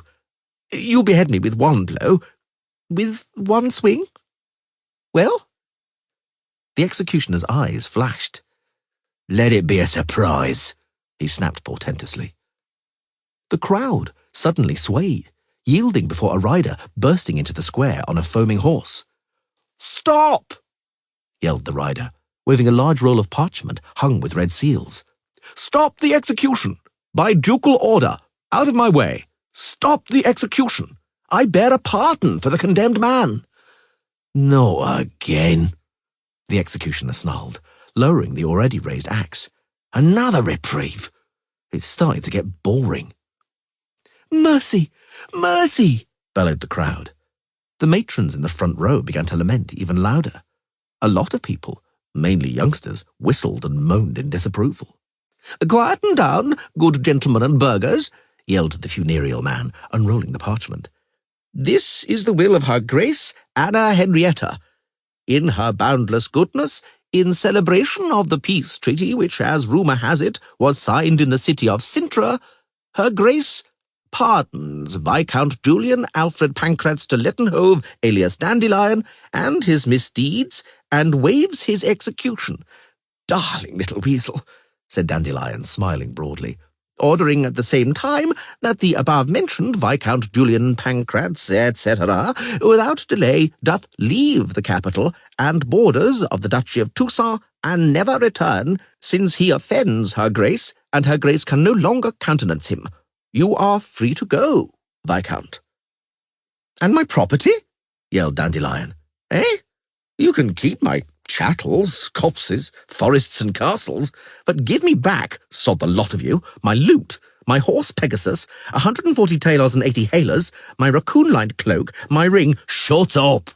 Shouted Geralt, jostling the fulminating and reluctantly parting crowd with his horse. Shut up and get down and come here, you blockhead. Ciri, clear the way. Dandelion, do you hear me? Geralt? Is that you? Don't ask, just get down. Over here, leap onto my horse. They forced their way through the throng and galloped down the narrow street, Ciri first, and Geralt and Dandelion on Roach behind her. Why the hurry? Said the bard behind the witch's back. No one's following us. For now. Your Duchess likes to change her mind and suddenly cancel what she's already decided.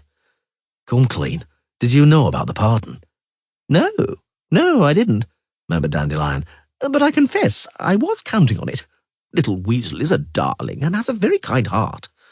Enough of that bloody little weasel, damn it. You've only just wriggled out of lese majesty.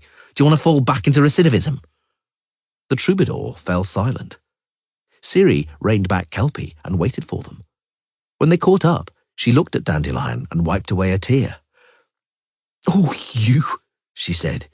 You Pancratz. Let's go, urged the Witcher. Let's leave this town and the borders of this enchanting duchy while we still can.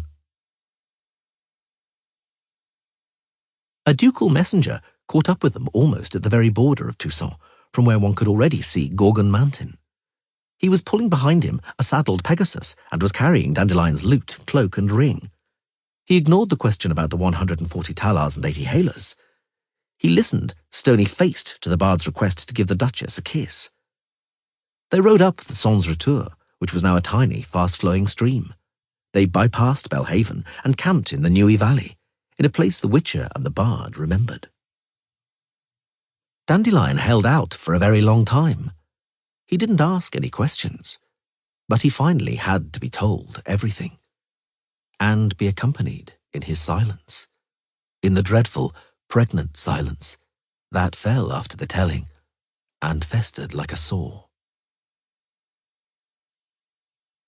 At noon the next day, they were at the slopes outside Riedbrunner. Peace and order reigned all around. The people were sanguine and helpful. It felt safe. Gibbets, heavy with hanging corpses, stood everywhere. They steered clear of the town, heading towards Dolangre. Dandelion. Geralt had only just noticed what he should have noticed much earlier. Your priceless tube. Your centuries of poetry. The messenger didn't have them. They were left in Toussaint. They were. The bard nodded indifferently. In little Weasel's wardrobe, under a pile of dresses, knickers and corsets, and may lie there forever. Would you like to explain?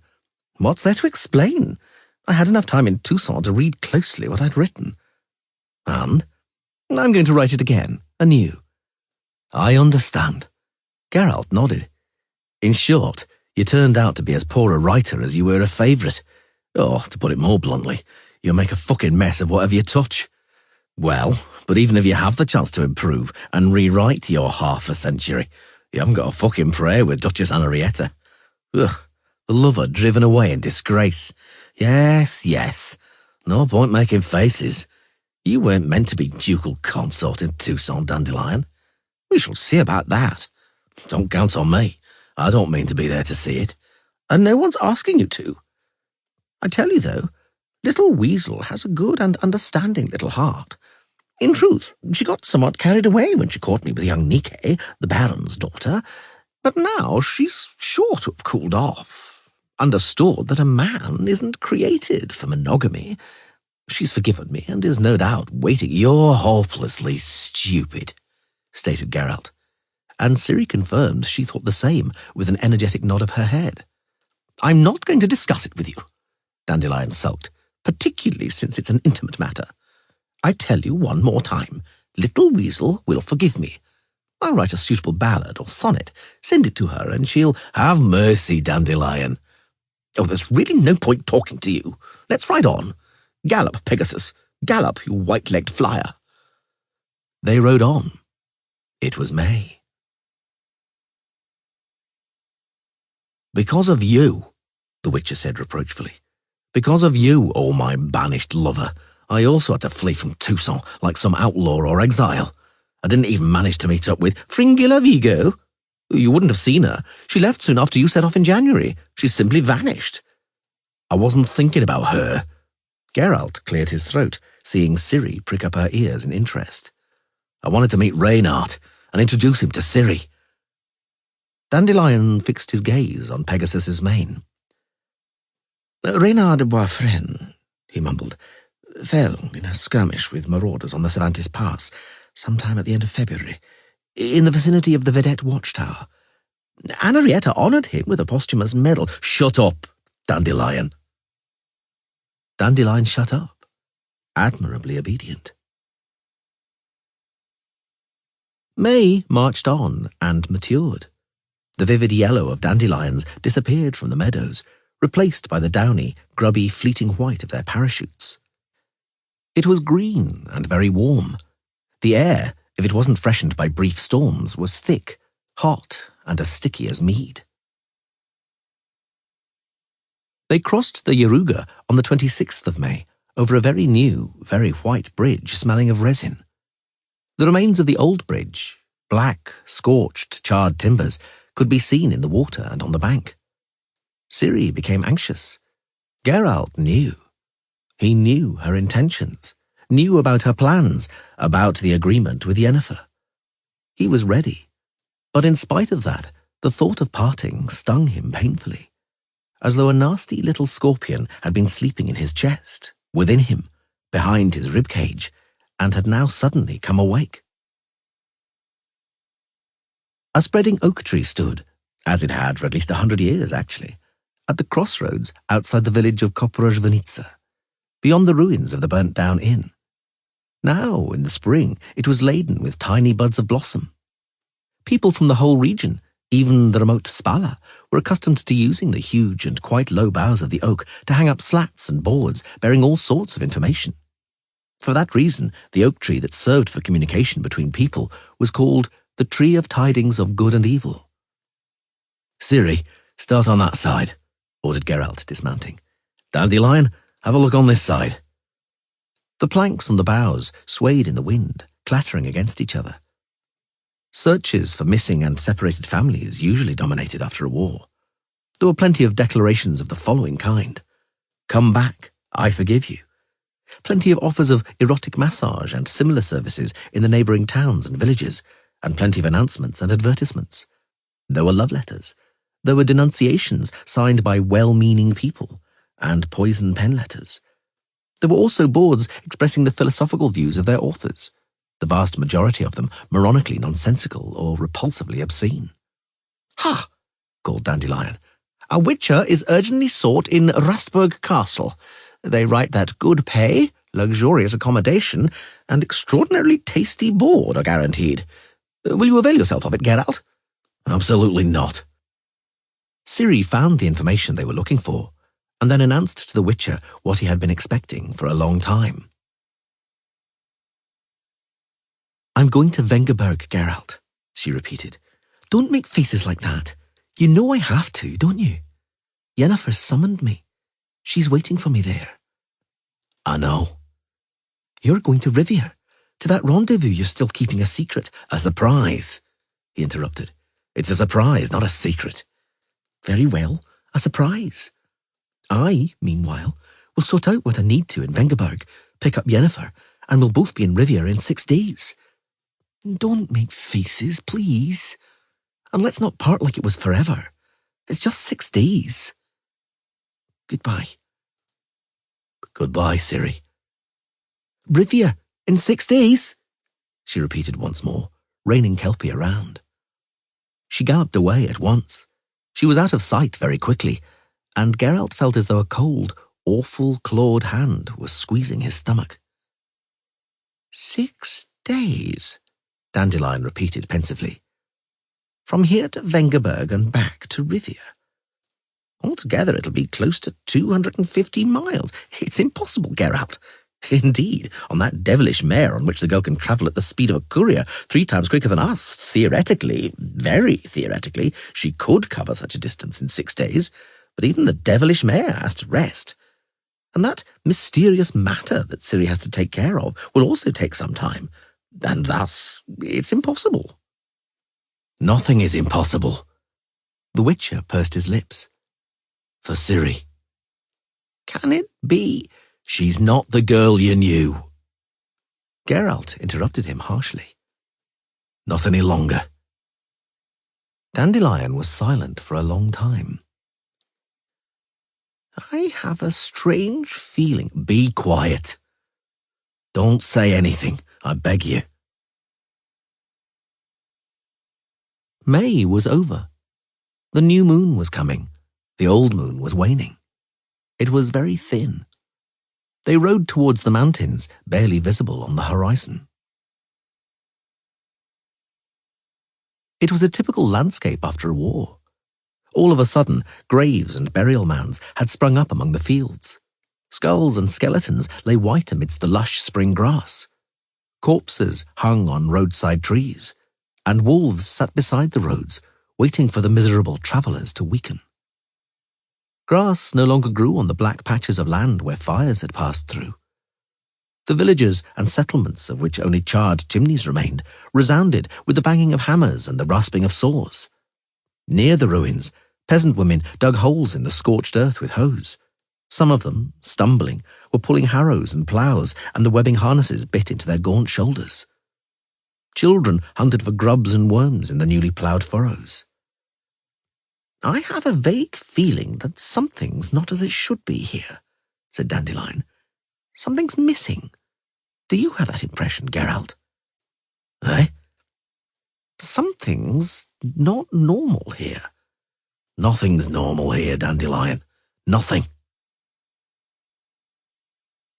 During the warm, black and windless night, lit up by distant flashes of lightning and restless growls of thunder, Geralt and Dandelion saw from their camp the horizon in the west blooming with the red glow of fire. It wasn't far, and the wind that blew up brought the smell of smoke. The wind also brought snatches of sound.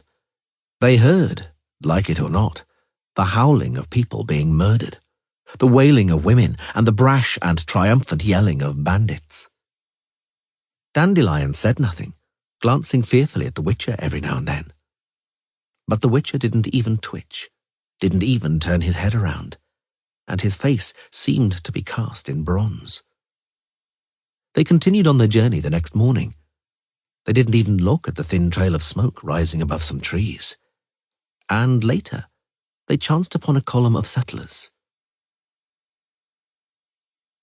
They were walking in a long line, slowly, carrying small bundles. They walked in complete silence.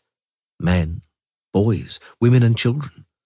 They walked without grumbling, without tears, without a word of complaint, without screams, without any desperate wailing.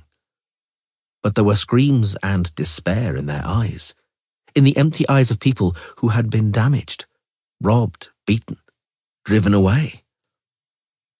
Who are they? Dandelion ignored the hostility visible in the eyes of the officer supervising the march. Who are you driving like this? The Nilfgaardians, snapped a sub-lieutenant from the height of his saddle. He was a ruddy-faced stripling of no more than 18 summers. Nilfgaardian settlers. They appeared in our lands like cockroaches, and we'll sweep them away like cockroaches. So it was decided in Sintra, and so it was written in the peace treaty." He leaned over and spat. "And if it was up to me," he continued, looking defiantly at Dandelion and the Witcher, "I wouldn't let them get out of here alive, the rats." "And if it depended on me," said a non-commissioned officer with a grey moustache, in a slow, drawling voice, looking at his commander with a gaze strangely devoid of respect, "I'd leave them in peace on their farms. I wouldn't drive good farmers from the land. I'd be glad that agriculture was prospering, that there's something to eat." "You're as thick as pig shit, Sergeant," snapped the sub-lieutenant. "It's Nilfgaard. It's not our language, not our culture, not our blood. We'd be glad of the agriculture and nursing a viper in our bosom. Traitors, ready to stab us in the back. Perhaps you think there'll be harmony with the Black Cloaks forever. No, they can go back where they came from. Hey, soldiers, that one has a cart. Get it off him, at the double." The order was carried out extremely zealously, with the use not only of heels and fists, but truncheons too. Dandelion gave a slight cough. "What? Something not to your liking, perhaps?" The youthful sub-lieutenant glared at him. "Perhaps you're a Nilfgaard lover." "Heaven forbid." Dandelion swallowed. Many of the empty-eyed women and girls, walking like automatons, had torn garments, swollen and bruised faces, and thighs and calves marked by trickles of dried blood. Many of them had to be supported as they walked. Dandelion looked at Geralt's face and began to be afraid. "Time we were going," he mumbled.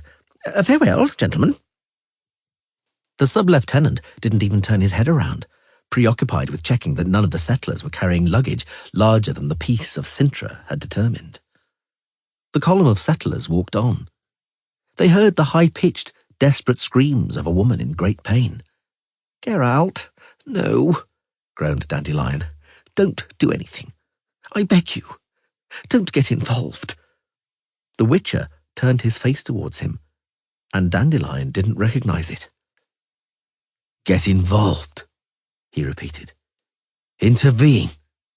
Rescue somebody. Risk my neck for some noble principles or ideas. Oh no, Dandelion. Not any longer." One night, a restless night lit up by distant flashes of lightning, a dream woke the Witcher again. He wasn't certain this time either, if he hadn't gone straight from one nightmare to another. Once again, a pulsating brightness that frightened the horses rose above the remains of the campfire. Once again, there was a great castle, black colonnades, and a table with women sitting around it in the brightness. Two of the women weren't sitting but standing, one in black and white, and the other in black and grey. It was Yennefer and Ciri. The Witcher groaned in his sleep. Yennefer was right to quite categorically advise Ciri against wearing male clothing. Dressed like a boy, Ciri would have felt foolish here, now, in the hall among these elegant women sparkling with jewellery. She was pleased she'd agreed to dress in a combination of black and grey. It flattered her when she felt approving looks on her puffed, paned sleeves and high waist, on the velvet ribbon bearing the small rose-shaped diamond brooch. "Please, come closer." Ciri shuddered a little, not just at the sound of that voice. Yennefer, it turned out, had been right in one more thing. She had advised against a plunging neckline. Ciri, however, had insisted, and now had the impression the draft was literally raging over her chest, and her whole front, almost to her navel, was covered in gooseflesh. "Come closer," repeated the dark-haired, dark-eyed woman, whom Ciri knew and remembered from the Isle of Thanet. And although Yennefer had told her whom she would meet in Monte Calvo, had described them all and taught her all of their names, Ciri at once began to entitle her Madame Owl in her thoughts. "Welcome to the Monte Calvo Lodge," said Madame Owl. "Miss Ciri." Ciri bowed as Yennefer had instructed, politely, but more in the male fashion, without a ladylike curtsy, without a modest and submissive lowering of her eyes. She responded with a smile to Tris Merigold's sincere and pleasant smile, and with a somewhat lower nod of the head to Margarita Losantilla's friendly look. She endured the remaining 8 pairs of eyes, although they pierced like gimlets, stabbed like spear blades. "Please be seated," beckoned Madame Owl with a truly regal gesture. "No, not you, Yennefer. Just her. You, Yennefer, are not an invited guest, but a felon, summoned to be judged and punished. You will stand until the lodge decides on your fate." Protocol was over for Ciri in a flash. "In that case, I shall also stand," she said, not at all quietly. "I'm no guest either. I was also summoned to be informed about my fate. That's the first thing. And the second is that Yennefer's fate is my fate. What applies to her applies to me. We cannot be rent asunder, with all due respect." Margarita Lozantilla smiled, looking her in the eyes. The modest, elegant woman with a slightly aquiline nose, who could only be the Nilfgaardian Azirava Anahid, nodded and tapped her fingers lightly on the table. "Philippa," said a woman with her neck wrapped in a silver fox-fur boa, "we don't have time to be so uncompromising, it seems to me. At least not today. Not right now. This is the lodge's round table. We sit at it as equals, even if we are to be judged. I think we can all agree about what we should—" She didn't finish, but swept her eyes over the remaining sorceresses. They, meanwhile, expressed their agreement by nodding. Margarita, Azira, Triss, Sabrina Glevissig, Kira Metz, and the 2 beautiful elf women. Only the other Nilfgaardian, the raven-haired Fringilla Vigo, sat motionless, very pale, not resting her eyes from Yennefer. "Let it be so." Philippa Eilhart waved a ringed hand. "Sit down, both of you, despite my opposition. But the lodge's unity comes before everything.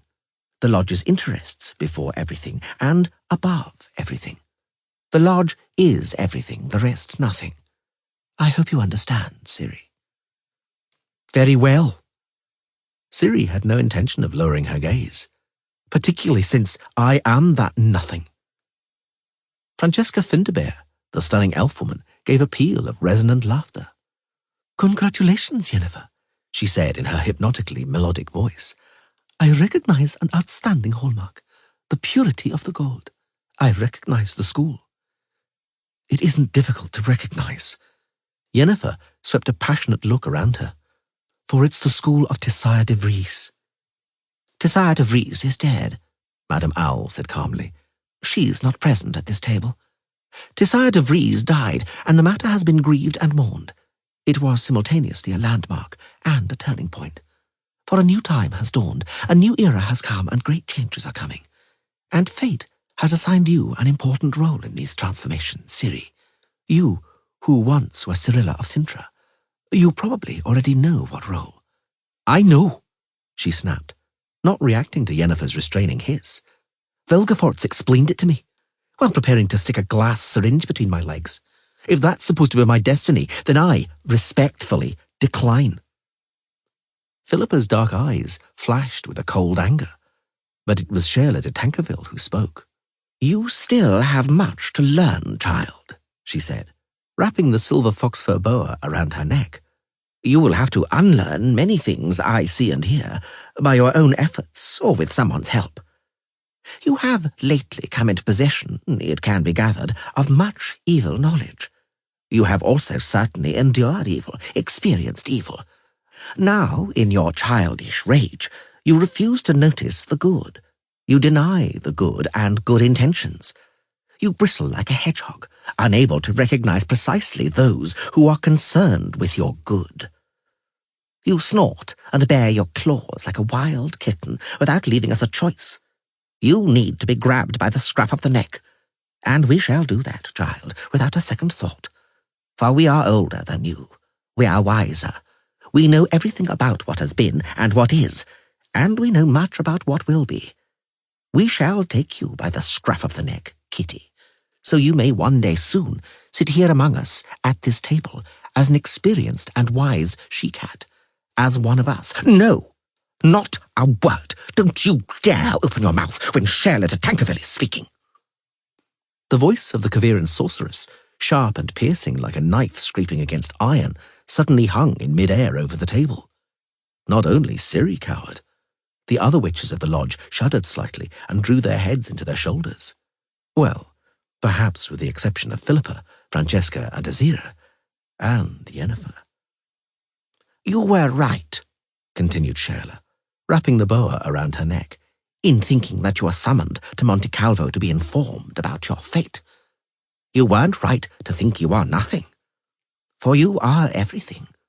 You are the future of the world. At this moment, naturally, you don't know that, can't know that. At this moment, you're a puffed up and spitting kitten, a traumatized child who sees in everybody Emir Emrys or Vilgefortz holding his inseminator.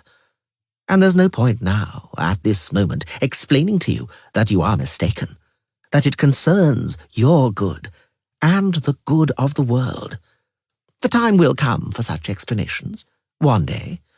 Now, hot under the collar, you don't want to listen to the voice of reason. Now, for every argument, you will have a riposte in the form of childish stubbornness and noisy indignation. Now, you will simply be grabbed by the scruff of the neck. I have finished. Inform the girl of her fate, Philippa. Ciri sat stiff, stroking the heads of the sphinxes carved into the armrests of the chair. You will go to Kovir with Sheila and I. Madame Owl broke the heavy and dead silence. To Point Varnis, the royal summer capital. Because you are no longer Cirilla of Cintra, you will be presented at the audience as a novice in magic, our pupil. At the audience, you will meet a very wise king, Esterad Tyson, of genuine royal blood. You will meet his wife, Queen Zuleika, a person of extraordinary nobility and goodness. You will also meet the royal couple's son, Prince Tancred. Ciri, beginning to understand, opened her eyes widely. Madame Owl noticed it. Yes, she confirmed, you must make an impression on Prince Tancred above all, for you will become his lover and bear his child. Were you still Cirilla of Cintra? Philippa took the conversation up after a long pause. Were you still the daughter of Pavetta and the granddaughter of Calanthe, we would make you Tancred's wedded wife, princess, and later queen of Kovir and Povis. Sadly, and I say this with real sorrow, fate has deprived you of everything, including the future. You will only be a lover, a favourite, by name and formally, interjected Sheila, for in practice we shall try hard for you to gain the status of princess by Tancred's side, and afterwards even of queen. Your help will be necessary, naturally. Tancred must desire you to be at his side, day and night. We'll teach you how to fuel such a desire, but whether the lesson is learned will depend on you. Those titles are essentially trifles, said Madame Owl. It's important that Tancred impregnates you as quickly as possible. Well, that's obvious, Ciri muttered. The lodge will provide for the future and position of your child. Philippa didn't take her eyes off Ciri. You deserve to know we're thinking here about matters of great note. You will be participating in it in any case, since, right after the birth of the child, you will begin to take part in our gatherings. You will learn, since you are, although it may be incomprehensible to you today, one of us. You called me a monster on the Isle of Thaneth, Madame Owl. Ciri overcame the constriction in her throat. And today, you tell me I'm one of you? There's no contradiction in that, resounded the voice of Enid Angleana, the daisy of the valleys, as melodic as the burbling of a stream. We, Meluned, are all monsters, each in our own way. Isn't that right, Madame Owl? Philippa shrugged. We shall disguise that hideous scar on your face with an illusion. Sheila spoke again, tugging at her boa, apparently indifferently. You will be beautiful and mysterious, and Tancred Tyson, I assure you, will lose his head for you. We'll have to invent some personal details for you. Cirilla is a nice name, and is by no means so rare that you would have to give it up to remain incognito. But we have to give you a surname. I wouldn't protest if you chose mine. Or mine, said Madame Owl, smiling with the corners of her mouth. Cyrilla Eilhart also sounds nice. That name, the silver bells of the Daisy of the Valleys jingled in the hall again, sounds nice in every combination, and each of us sitting here would like to have a daughter like you, Zirael, O swallow with the eyes of a falcon, you who bear the blood and bones of Laradorin's blood and bones. Each of us would give up everything, even the lodge, even the fate of the kingdoms and the whole world, to have a daughter like you. But it's impossible. We know that it's impossible, which is why we envy Yennefer. Thank you, Madame Philippa, Ciri said a moment later, clenching her hands on the Sphinx's heads. I'm also honoured at the offer of bearing the name Tankerville.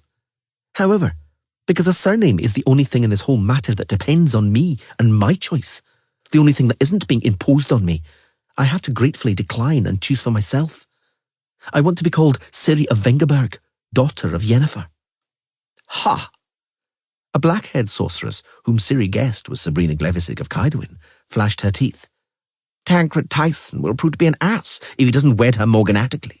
If instead of her, he lets some drippy princess be foisted upon him, he'll turn out to be an ass and a blind man, unable to recognize a diamond among pieces of glass.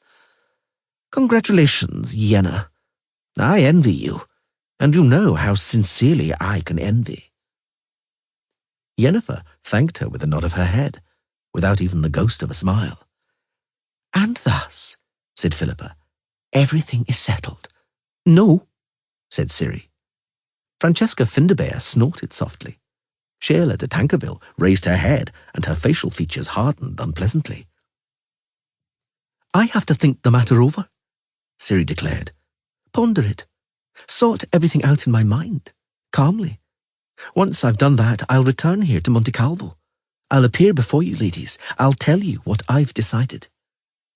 Sheila moved her lips as though she'd found something in her mouth she ought to spit out at once, but she didn't speak. I have arranged to meet the Witcher Geralt in the city of Rivia. Ciri lifted her head up. I promised him I'd meet him there, that I'd ride there with Yennefer. I'll keep that promise, with your permission, or without it. Madame Rita, who is here, knows that I always find a crack in the wall if I'm going to Geralt. Margarita Lozantila nodded with a smile. I must talk to Geralt, say goodbye to him, and admit he's right. Because you ought to know one thing, ladies. When we were riding away from Stigger Castle, leaving corpses in our wake, I asked Geralt if it was the end, if we were victorious, if evil had been overcome, and if good had triumphed. And he just smiled, somehow strangely and sadly. I thought it was from tiredness, because we had buried all of his friends at the foot of Stigger. But now I know what that smile meant. It was a smile of pity, at the naivety of a child who thought that the slit throats of Vilgefortz and Bonhart meant the triumph of good over evil. I really must tell him I've grown wiser, that I've understood. I really must tell him. I must also try to convince him that what you want to do with me fundamentally differs from what Vilgefortz wanted to do to me with a glass syringe. I have to explain to him that there is a difference between Monte Calvo Castle and Stigger Castle, even though Vilgefortz was concerned with the good of the world, and you are also concerned with the good of the world. I know it won't be easy to convince an old wolf like Geralt. Geralt will say I'm a chit, that it's easy to beguile me with appearances of nobility, that all this bloody destiny and good of the world are stupid platitudes. But I must try. It's important that he understands and accepts it. It's very important. For you too, ladies. You haven't understood anything, said Sheila de Tankerville harshly. You're still a child, passing from the stage of callow howling and foot-stamping to callow arrogance. The only thing that raises hope is your sharpness of mind. You'll learn quickly. Soon, believe me, you'll laugh, recalling the nonsense you talked here. As regards your trip to Rivia, I pray you let the lodge express its opinion. I'm expressing my firm opposition, for fundamental reasons, to prove to you that I, Sheila de Tankerville, never waste words, and am capable of making you bend your proud neck. You need to be taught discipline for your own good. Let's settle this matter then, Philippa Eilhart placed her palms on the table. Ladies, please express your opinions. Are we to permit the haughty maid Ciri to ride to Rivia for a meeting with some witcher for whom there soon won't be a place in her life? Are we to let sentimentalism grow in her, sentimentality that she will soon have to utterly get rid of? Sheila is opposed, and the rest of you ladies? I'm against, declared Sabrina Glevisig, also for fundamental reasons. I like the girl. I like what she says, her insolence and hot-tempered impudence. I prefer it to spineless acquiescence. I wouldn't have anything against her request, particularly since she would certainly return. People such as she don't break their word. But the little madam has threatened us. She must know we disregard such threats. I'm opposed, said Kira Metz, for practical reasons. I like the girl too, and Geralt carried me in his arms on Thaneth. There isn't a scrap of sentimentality in me, but it was awfully pleasant. It would be a way of repaying him. But no. For you are mistaken, Sabrina. The girl is a witcher and is trying to outwit us. In short, make a run for it. Does anyone here, Yennefer drawled malevolently, dare to doubt the words of my daughter? You, Yennefer, be quiet, hissed Philippa. Don't speak or I'll lose my patience. There are 3 votes against. Let's hear the rest. I vote to allow her to go, said Triss Merigold. I know her and vouch for her. I'd also like to accompany her on her journey, if she agrees. Help her in her deliberations and reflections, if she agrees. And in her conversation with Geralt, if she agrees. I'm also in favour, smiled Margarita Lozantila. What I will say will astonish you, ladies, but I'm doing it for Tessire de Vries. Were Tessire here, she would be outraged at the suggestion that compulsion and the restriction of personal freedom are necessary to maintain the unity of the lodge. I vote in favour, said Francesca Findabair, straightening the lace on her neckline. There are many reasons, but I don't have to reveal them, nor do I intend to. I vote in favour, said Ida Emain Epsivni, just as laconically, because my heart compels me thus. And I'm opposed, declared Azirva Anahid dryly. I'm not driven by any sympathy, antipathy, or fundamental issues. I fear for Ciri's life. She is safe in the lodge's care, but an easy target on the roads leading to Rivia. And I worry that there are people who, even having taken away her name and identity, will still think that's not enough. It remains for us to learn the position of Madame Fringilla Vigo, said Sabrina Glevisig quite scathingly, although it should be obvious, for I take the liberty of reminding you all of Rhys Run Castle. Although I am grateful for the reminder, Fringilla Vigo lifted her head proudly, I vote for Ciri, to show the respect and affection I have for the girl. And more than anything, I'm doing it for Geralt of Rivia, the Witcher, without whom that girl wouldn't be here today, who, in order to rescue Ciri, went to the end of the world, fighting everything that stood in his way, even himself. It would be wickedness to deny him a meeting with her. Yet there was too little wickedness, Sabrina said cynically, and too much naive sentimentality. The same sentimentality we mean to eradicate from this maiden. Why, there was even talk about hearts, and the result is that the scales are in the balance, in deadlock. We haven't decided anything. We'll have to vote again. I suggest by secret ballot. What for? They all looked at the person who had spoken. Yennefer. I am still a member of this lodge, said Yennefer. No one has taken my membership away from me. No one has taken my place. I have the formal right to vote. I think it's clear who I'm voting for. The votes in favour prevail, so the matter is settled. Your insolence, said Sabrina, locking her fingers, armed with onyx rings, borders on bad taste, Yennefer. In your place, madam, I would sit in humble silence, added Sheila grimly, bearing in mind the voting of which you soon will be the subject. I backed Ciri, said Francesca, but I must take you to task, Yennefer.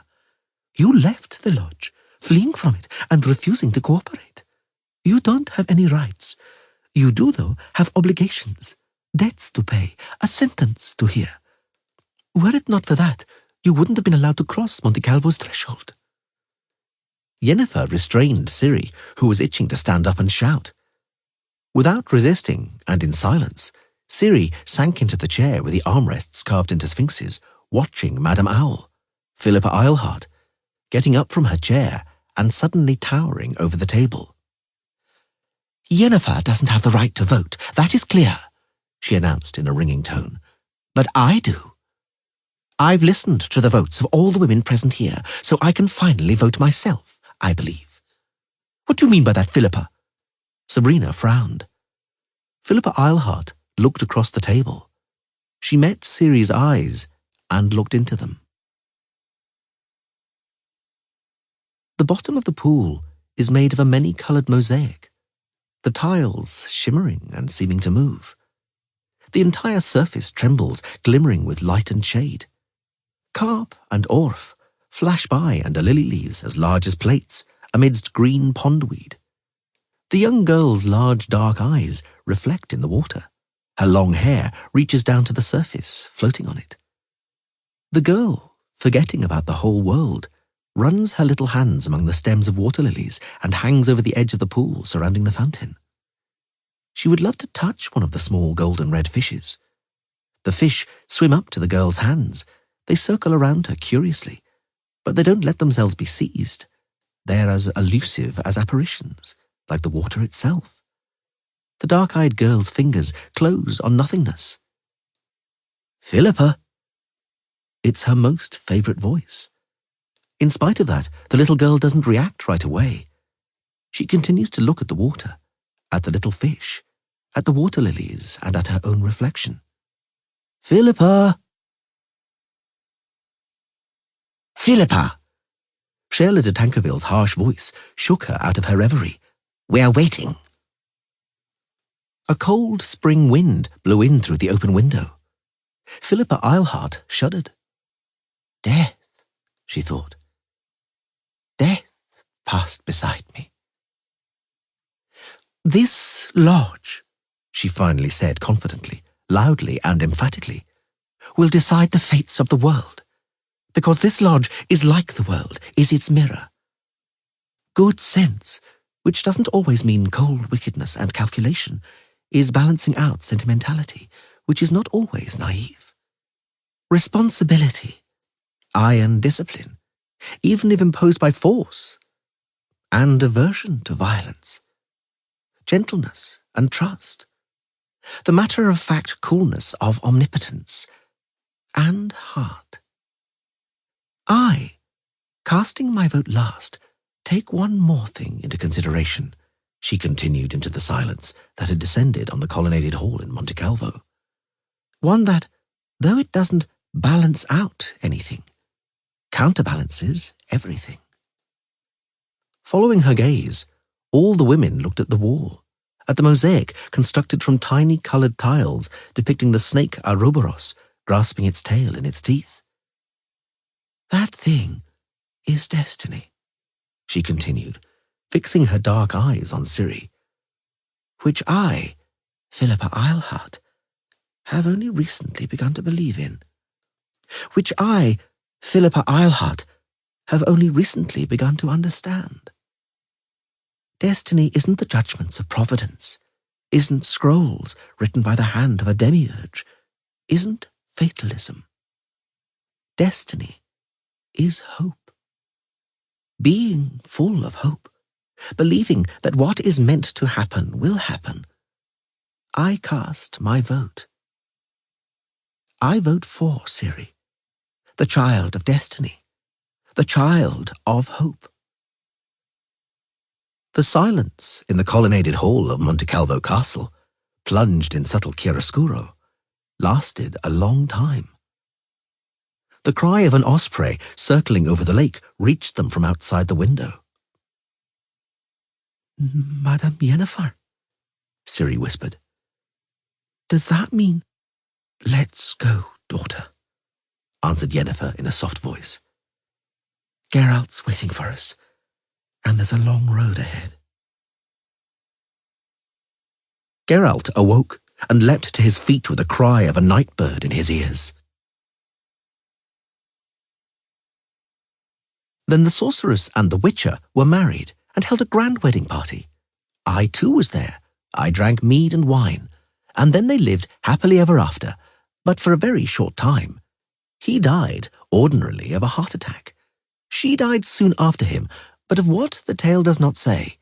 They say of sorrow and longing, but who would lend credence to fairy tales? Florence Delanoy, Fairy Tales and Stories.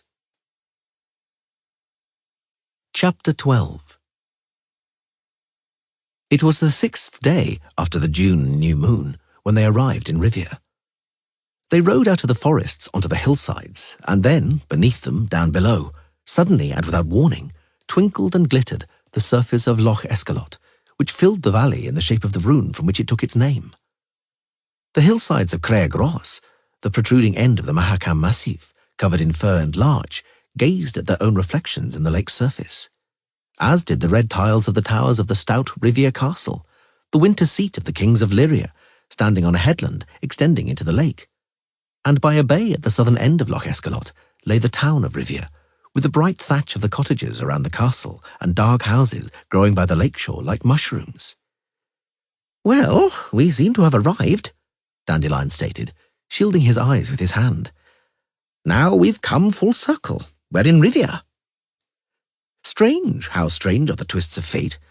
I don't see blue and white pennants on any of the castle towers, and thus Queen Maeve is not residing at the castle.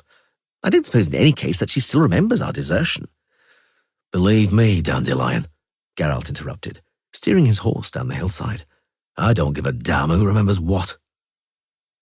A colourful tent resembling a cake stood outside the city not far from the turnpike.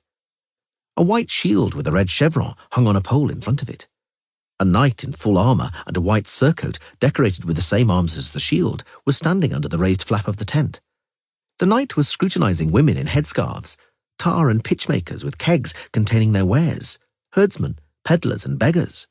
His eyes lit up in hope at the sight of Geralt and Dandelion riding slowly along.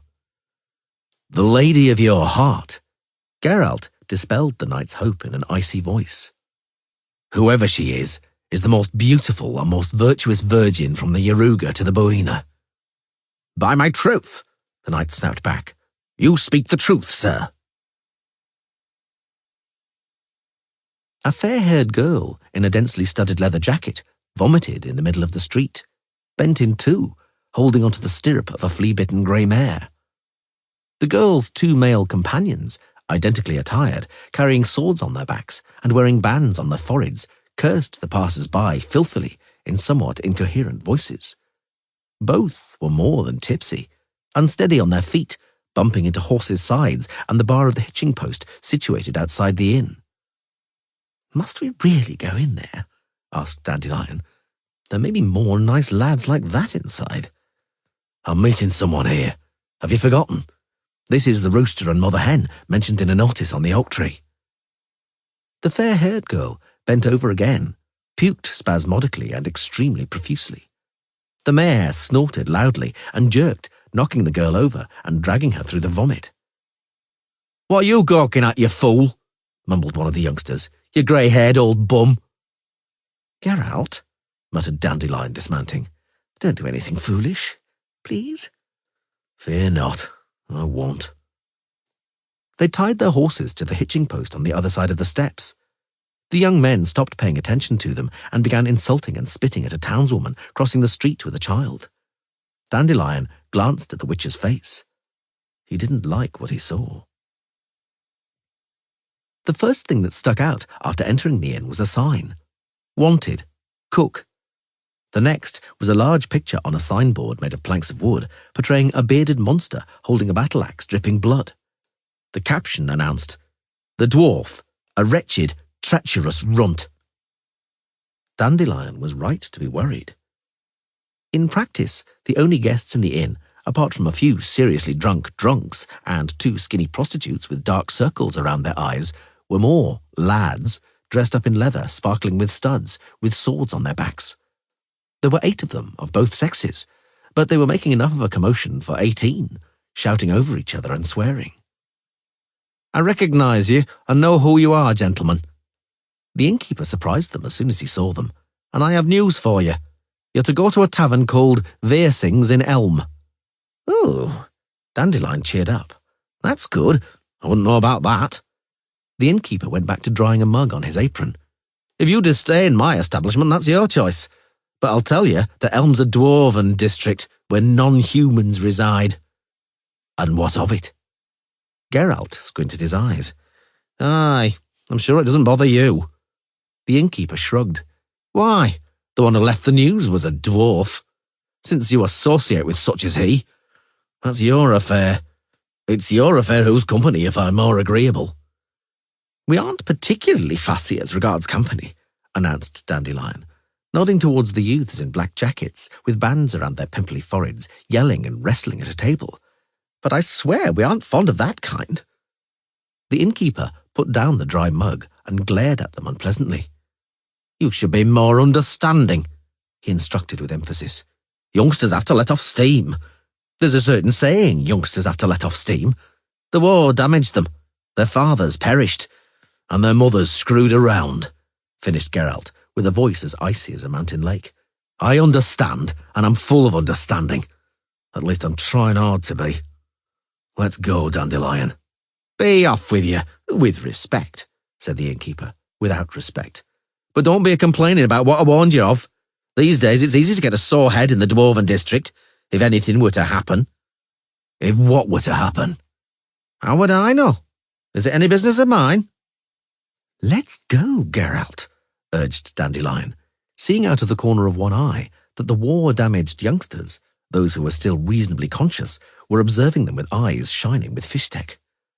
Goodbye, Master Innkeeper. Who knows?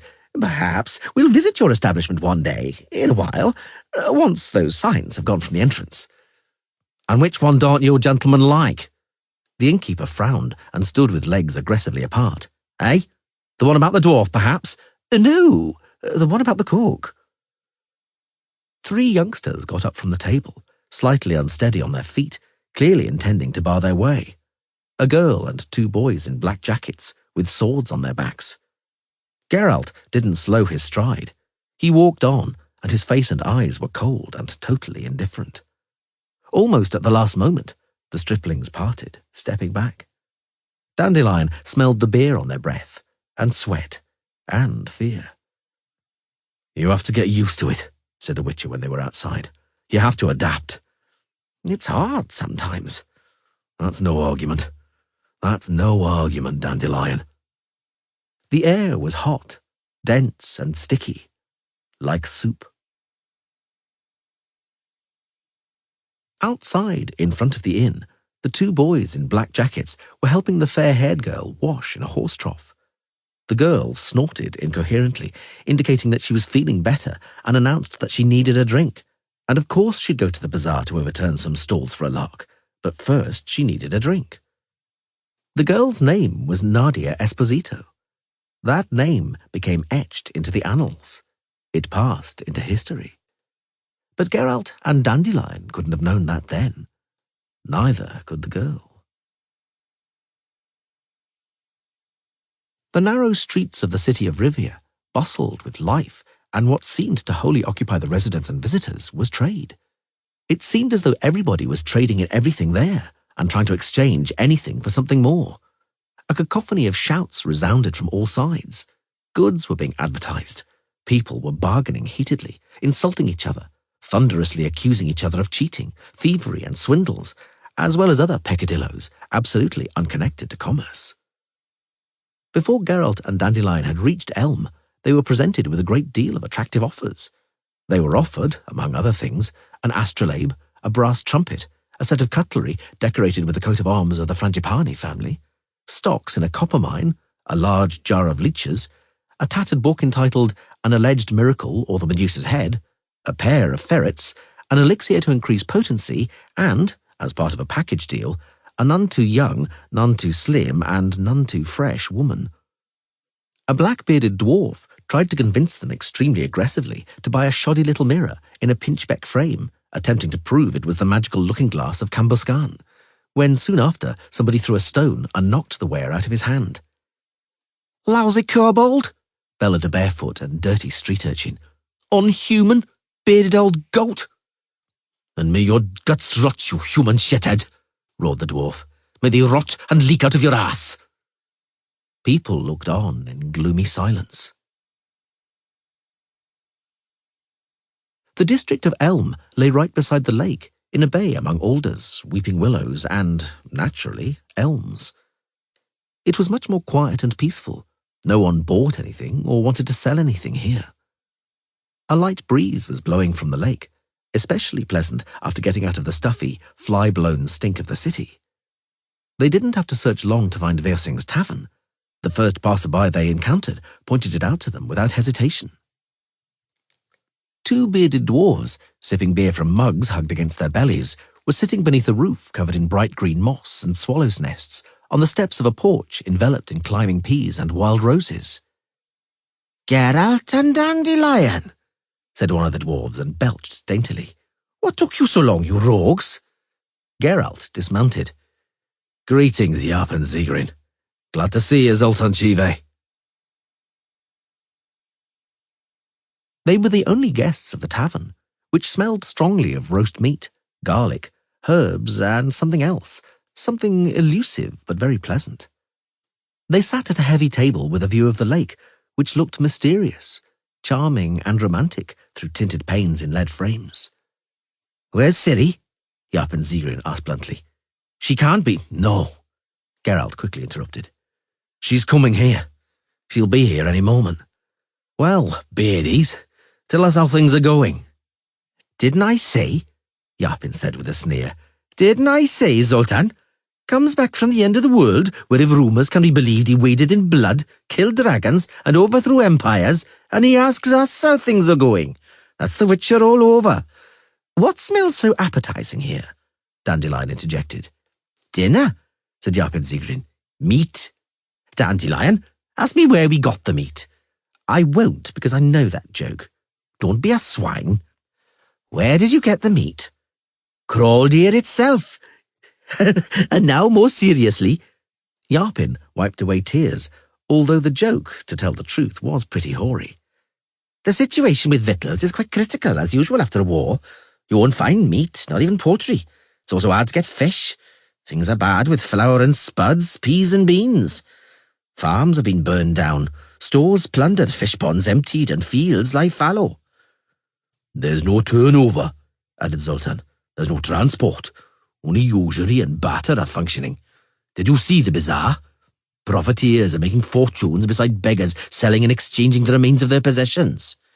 If the crops fail on top of that, people will begin to die of hunger in the winter."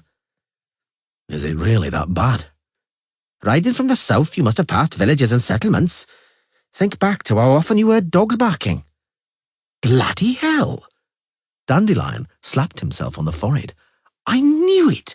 I told you, Geralt, that it wasn't normal, that something was missing. Ha! Now I get it. We didn't hear any dogs. There weren't any around." He suddenly broke off and glanced towards the kitchen and the smell of garlic and herbs with terror in his eyes. "Fear not," snorted Yapin. "Our meat doesn't come from anything that barks, meows, or calls out mercy. Our meat is totally different. It's fit for kings." "Let us in on it, dwarf." "When we received your letter and it was clear we'd meet in Rivia, Zoltan and I pondered over what to serve you. We racked our brains till all our racking made us want to piss, and then we went down to a little lakeside alder. We looked, and there were positively tons of snails. So we took a sack and caught a load of the dear mollusks, as many as we could stuff in it." "A lot of them escaped?" Zoltan Chive nodded. "We were a tad drunk and the devilish fast." Again, both dwarves wept with laughter at another old chestnut. "Versing," Yapin pointed at the innkeeper bustling around by the stove, "knows how to cook snails, and that, you ought to know, demands considerable arcane knowledge. He nonetheless is a born chef de cuisine. Before he became a widower, he and his wife ran the roadhouse in Maribor, with such a table that the king himself entertained guests there. We'll soon be tucking in, I tell you." "And before that," nodded Zoltan, "we'll have a starter of freshly smoked whitefish caught on a gaff in the bottomless depths of this lake, and we'll wash it down with hooch from the depths of the cellar." "And the story, gentlemen," reminded Yapin, pouring. "The story." The whitefish was still hot, oily, and smelled of smoke from alder chips, The vodka was so cold it stung the teeth. Dandelion spoke first, elaborately, fluently, colourfully, and volubly, embellishing his tale with ornaments so beautiful and fanciful they almost obscured the fibs and confabulations. Then the Witcher spoke. He spoke the same truth, and spoke so dryly, boringly and flatly, that Dandelion couldn't bear it and kept butting in, for which the dwarves reprimanded him.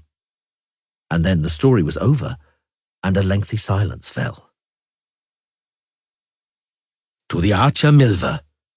Zoltan Chive cleared his throat, saluting with his cup. To the Nilfgaardian. To Regis the herbalist, who entertained the travellers in his cottage with moonshine and mandrake. And to Angoulême, whom I never knew. May the earth lie lightly on them all. May they have in the beyond plenty of whatever they were short of on earth, and may their names live forever in songs and tales. Let's drink to them. Versing, a grey-haired fellow, pale and thin as a rake, the sheer opposite of the stereotype of an innkeeper and master of culinary secrets, brought to the table a basket of snow-white aromatic bread, and after that a huge wooden dish of snails on a bed of horseradish leaves, sizzling and spitting garlic butter. Dandelion, Geralt and the dwarves set about eating with a will. The meal was exquisitely tasty, and at the same time extremely comical, considering the need to fiddle with bizarre tongs and little forks. They ate, smacked their lips, and caught the dripping butter on bread. They swore cheerfully as one snail after another slipped from the tongs. 2 young kittens had great fun rolling and chasing the empty shells across the floor. The smell coming from the kitchen indicated that Versing was cooking another batch. Jarpen Zegrin reluctantly waved a hand, but realized that the Witcher wouldn't give up. Nothing new with me by and large, he said, sucking out a shell. A bit of soldiering, a bit of politicking because I was elected vice starosta. I'm going to make a career in politics. There's great competition in every other trade, and there are no end of fools, bribe-takers and thieves in politics. It's easy to make a name for yourself. Well, I don't have a flair for politics, said Zoltan Chive, gesticulating with a snail held in his tongs. I'm setting up a steam and water hammer works in partnership with Figs Maruzzo and Munro Broyce. Remember them, Witcher? Figs and Broyce? Not just them. Yes and Vada fell at the Battle of the Yaruga, Zoltan informed them dryly. Pretty stupidly in one of the last skirmishes. Shame. And Percival Schuttenbach? The gnome? Oh, he's doing well. The crafty thing. He got out of the draft using some ancient gnomish laws as an excuse, claiming his religion forbade him from soldiering. And he managed it, even though everybody knows he'd give the whole pantheon of gods and goddesses for a marinated herring. He has a jeweller's workshop in Novigrad. Do you know, he bought that parrot Field Marshal Duda and turned the bird into a living advertisement after teaching it call Diamonds, Diamonds. And just imagine, it works. The gnome has lots of custom, hands full of work, and a well-stuffed safe. Yes, that's Novigrad. Money lies in the streets there. That's also why we want to start our hammerworks in Novigrad. People will be smearing shit on your door, said Jarpen, and throwing stones at the windows and calling you a filthy short ass. It won't help you at all that you're a war veteran, that you fought for them. You'll be a pariah in that Novigrad of yours. You're right, said Zoltan cheerfully. There's too much competition in Mahakam and too many politicians. Let's drink a toast, lads, to Caleb Stratton and Jason Vada. To Regan Dahlberg, added Jarpen, growing gloomy. Geralt shook his head. Regan, too? Aye, at Maena. Old Mrs. Dahlberg was left a widow. By the devil, enough of that, let's drink. And hurry with those snails. I see Versing's bringing another bowl.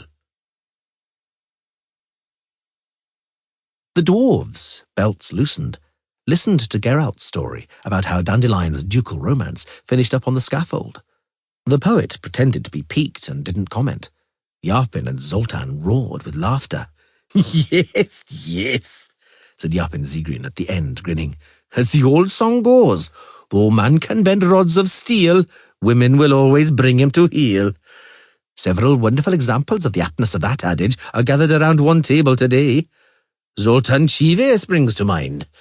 When I told you what's new with him, I forgot to add he's taking a wife. And soon, in September, the lucky girl is called Eudora Breckerkex.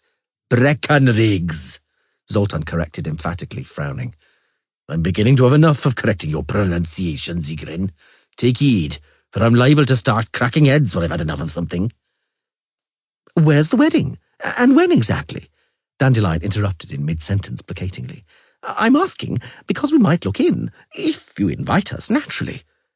It hasn't been decided what, where or how, or even if it's happening, Zoltan mumbled, clearly disconcerted. Yapin's getting ahead of himself. Eudora and I are engaged right enough, but who knows what might happen in these fuck-awful times.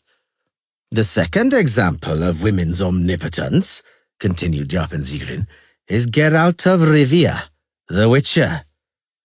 Geralt pretended to be occupied with a snail. Yapin snorted. Having miraculously regained Ciri, he continued, he lets her ride off, agreeing to another farewell. He leaves her on her own again, although as somebody here rightly observed, the times are not too peaceful for fuck's sake. And said Witcher does all that because that's what a certain woman wants. The Witcher always does everything that woman, known to society as Yennefer of Vingerberg, wants. And if only said Witcher got any benefit from it. But he doesn't. Indeed, as King Desmond used to say when looking into his chamber pot after completing a motion, the mind is unable to grasp it. I suggest, Geralt raised his cup with a charming smile, we drink up and change the subject. Well said, said Dandelion and Zoltan in unison. Wirsing brought to the table a third and then a fourth great bowl of snails. Neither did he forget, naturally, about the bread and vodka. The diners had now eaten their fill, so it was no surprise that toasts were being drunk somewhat more frequently. Neither was it a surprise that philosophy crept into the discourse more and more often. The evil I fought against, repeated the Witcher, was a sign of the activities of chaos, activities calculated to disturb order. Since wherever evil is at large, order may not reign, and everything order builds collapses, cannot endure. The light of wisdom and the flame of hope, the glow of warmth, instead of flaring up, go out. It'll be dark, and in the darkness will be fangs, claws and blood. Yapin Zigrin stroked his beard, greasy from the herb and garlic butter that had dripped from the snails. Very prettily said, Witcher, he admitted. But, as the young Sero said to King Vridenek during their first tryst, it's not a bad-looking thing, but does it have any practical use? The reason for existence, the Witcher didn't smile, and the raison d'etre of witches has been undermined since the fight between good and evil is now being waged on a different battlefield, and is being fought completely differently. Evil has stopped being chaotic. It has stopped being a blind and impetuous force against which a witcher, a mutant as murderous and chaotic as evil itself had to act. Today, evil acts according to rights because it is entitled to. It acts according to peace treaties because it was taken into consideration when the treaties were being written. He's seen the settlers being driven south, guessed Zoltan Chive. Not only that, Dandelion added grimly. Not only that. So what? Yapin Zigrin sat more comfortably, locking his hands on his belly. Everyone's seen things. Everybody's been pissed off. Everybody's lost his appetite for a shorter or a longer time. Or lost sleep. That's how it is. That's how it was. And how it's going to be. Like these shells here. I swear you won't squeeze any more philosophy out of it, because there isn't any more. What's not to your liking, Witcher? What doesn't suit you? The changes the world's undergoing? Development? Progress? Perhaps. Yapin said nothing for a long time, looking at the Witcher from under his bushy eyebrows. Progress, he said finally, is like a herd of pigs. That's how you should look at progress. That's how you should judge it. Like a herd of pigs trotting around a farmyard. Numerous benefits derived from the fact of that herd's existence. There's pork knuckle, there's sausage, there's fatback, there are trotters in aspic. In a word, there are benefits. There's no point turning your nose up at the shit everywhere. They were all silent for some time, weighing up in their minds and consciences the various important issues and matters. "Let's have a drink," said Dandelion finally. No one protested. "Progress," said Yapin Zigrin amidst the silence, "will eventually light up the darkness. The darkness will yield before the light, but not right away, and definitely not without a fight." Geralt, staring at the window, smiled at his own thoughts and dreams. "The darkness you're talking about," he said, "is a state of mind, not matter. Quite different witches will have to be trained to fight something like that. It's high time to start." "Start retraining? Is that what you had in mind?" "Not entirely. Being a witcher doesn't interest me any longer. I'm retiring." "Like hell." "I'm totally serious. I'm done with being a witcher." A long silence fell, broken only by the furious meowing of the kittens, which were scratching and biting one another under the table, faithful to the custom of that species for whom there's no sport without pain. "He's done with being a witcher," Yapin Zigrin finally repeated in a drawling voice. "Ha! I don't know what to think about it, as King Desmond said when he was caught cheating at cards. But one may suspect the worse. Dandelion, you travelled with him, spent a lot of time with him. Is he showing any other signs of paranoia?" Yes. Geralt was stony-faced. "Joking aside, as King Desmond said when the guests at the banquet suddenly began to go blue and die, I've said what I intended to say. And now to action." He picked up his sword from the back of the chair. "This is your sire, Zoltan Chive. I return it to you with thanks and a low bow. It has served. It has helped. Saved lives and taken lives. Witcher." The dwarf raised his hands in a defensive gesture. "The sword is yours. I didn't lend it to you. I gave it. Gifts quiet, Chive. I'm returning your sword. I don't need it any longer." "Like hell," repeated Yapin. "Pour him some vodka, Dandelion, because he sounds like old Schrader when a pickaxe fell on his head down a mine shaft. Geralt, I know you have a profound nature and a lofty soul, but don't talk such crap, please, because, as it's easy to see, neither Yennefer nor any other of your magical concubines are in the audience, just us old buggers. You can't tell old buggers like us that your sword's not needed, that witches aren't needed, that the world's rotten, that this, that, and the other. You're a witcher, and always will be. No, I won't." Geralt responded mildly. "It may surprise you old buggers, but I've come to the conclusion that pissing into the wind is stupid, that risking your neck for anybody is stupid, even if they're paying, and existential philosophy has nothing to do with it. You won't believe it, but my own skin has suddenly become extremely dear to me. I've come to the conclusion it will be foolish to risk it in someone else's defence." "I've noticed," Dandelion nodded. "On one hand, that's wise. On the other—" "There is no other." "Do Yennefer and Ciri," Yapin asked after a short pause, "have anything to do with your decision?" "A great deal." "Then everything's clear," sighed the dwarf. "Admittedly, I don't exactly know how you, a professional swordsman, intend to sustain yourself and intend to organize your worldly existence, even though, however you slice it, I can't see you in the role of, let's say, a cabbage planter. Nonetheless, one must respect your choice. Innkeeper, if you be so kind, this is a Mahakam Sail sword from the very forge of Rundurin. It was a gift. The receiver doesn't want it. The giver may not take it back. So you take it. Fasten it above the fireplace. Change the name of the tavern to the Witch's Sword. May tales of treasure and monsters, of bloody wars and fierce battles, of death be told here on winter evenings, of great love and unfailing friendship, of courage and honour. May this sword cheer up the listeners and inspire the storytellers. And now, pour me vodka, gentlemen, For I shall continue talking, shall present profound truths and diverse philosophies, including existential ones. The cups were filled with vodka silently and solemnly.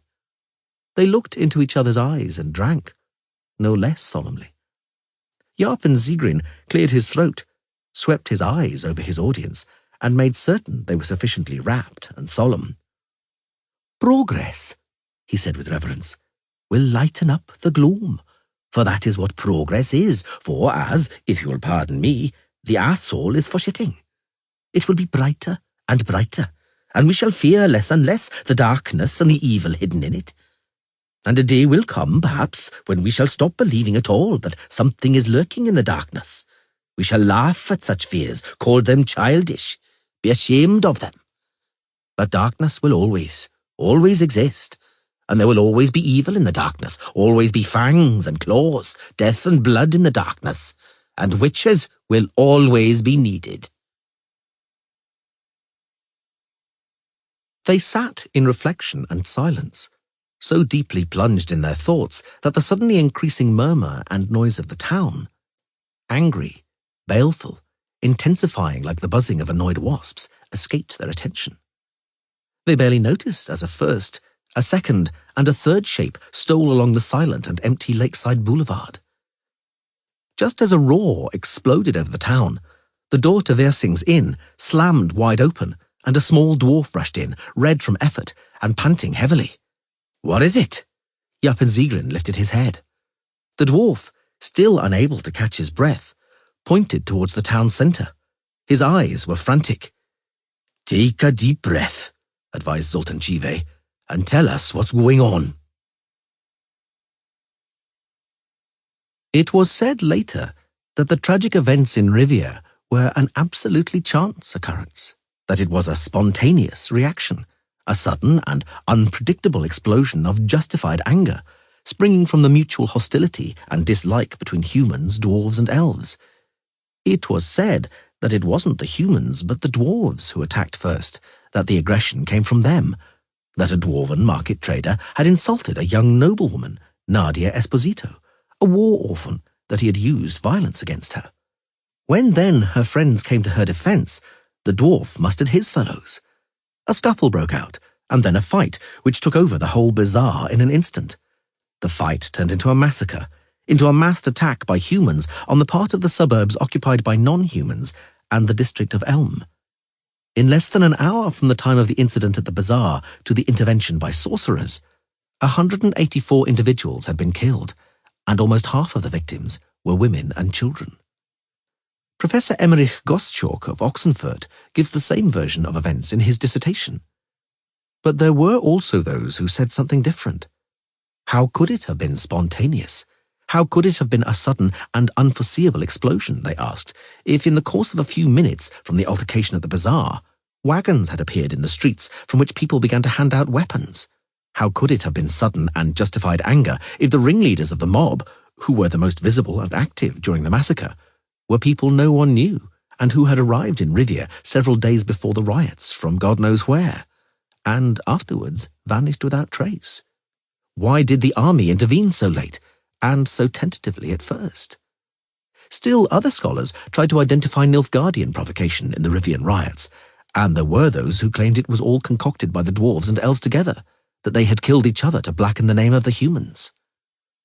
Utterly lost among the serious academic voices was the extremely bold theory of a certain young and eccentric graduate who, until he was silenced, claimed that it was not conspiracies or secret plots that had manifested themselves in Rivia, but the simple and indeed universal traits of the local people: ignorance, xenophobia, callous boorishness, and thorough brutishness. And then everybody lost interest in the matter and stopped talking about it at all. "Into the cellar," repeated the Witcher, anxiously listening to the quickly growing roar and yelling of the mob. "Dwarves, into the cellar, without any stupid heroics." "Witcher," Zoltan grunted, clenching the haft of his battle-axe. "I can't. My brothers are dying out there." "Into the cellar. Think about Eudora Breckakex. Do you want her to be a widow before her wedding?"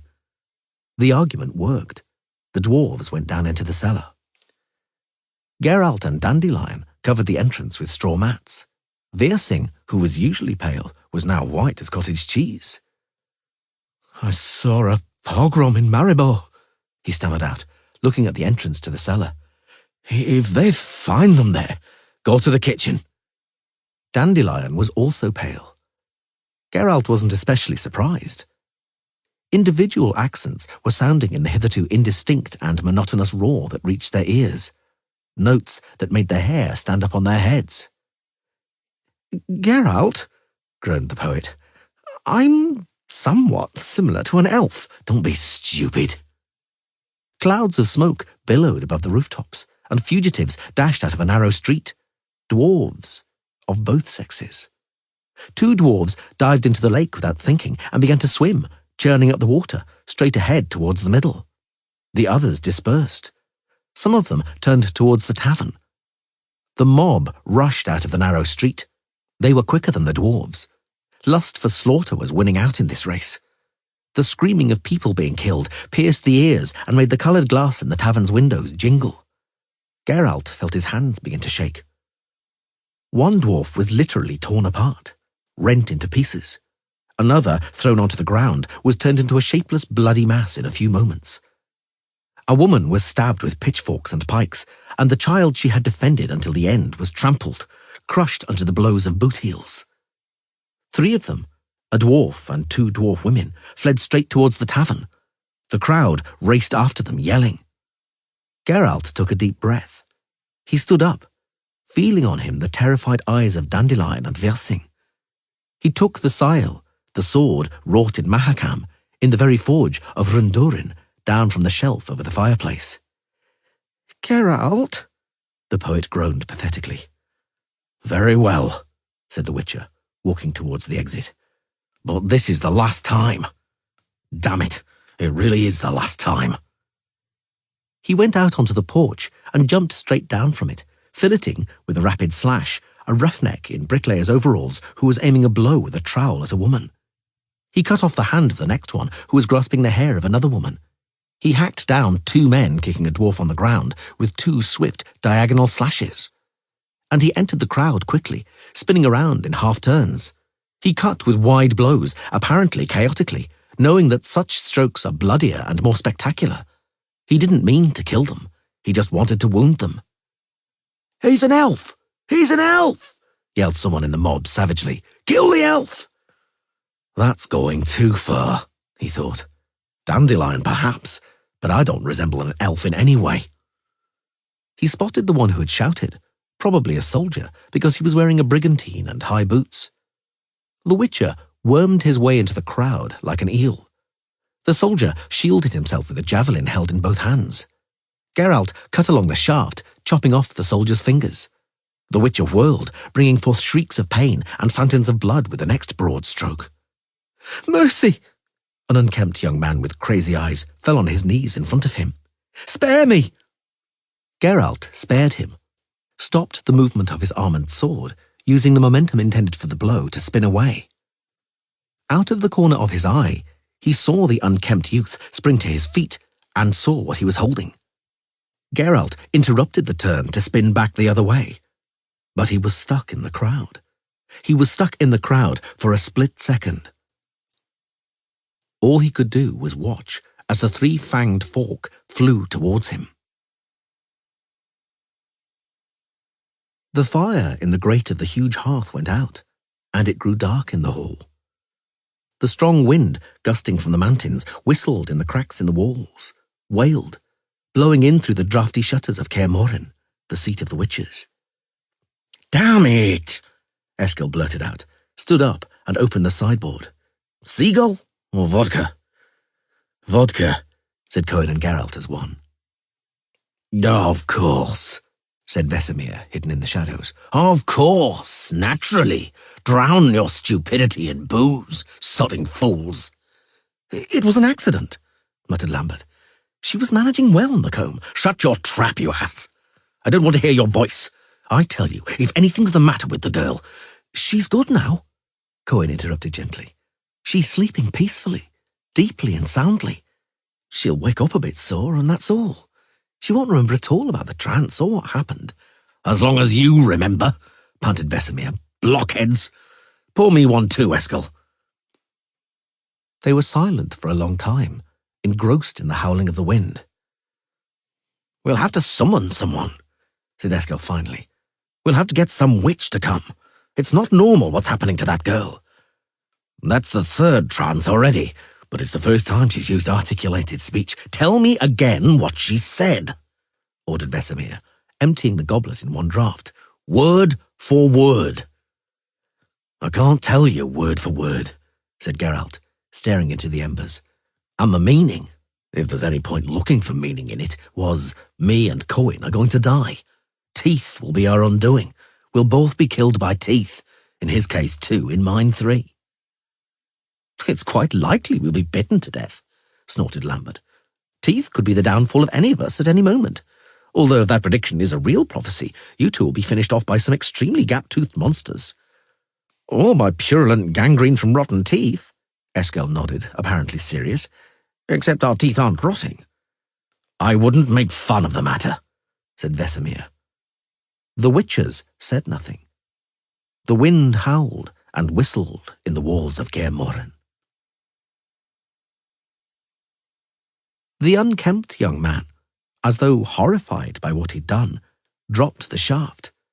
The witcher cried out in pain in spite of himself and bent over. The trident, sticking into his stomach, overbalanced him, and when he fell onto his knees, it slid out of his body and fell onto the cobbles. Blood poured out with a swoosh and a splash worthy of a waterfall. Geralt tried to rise from his knees. Instead, he fell over on his side. The sounds around him resonated and echoed.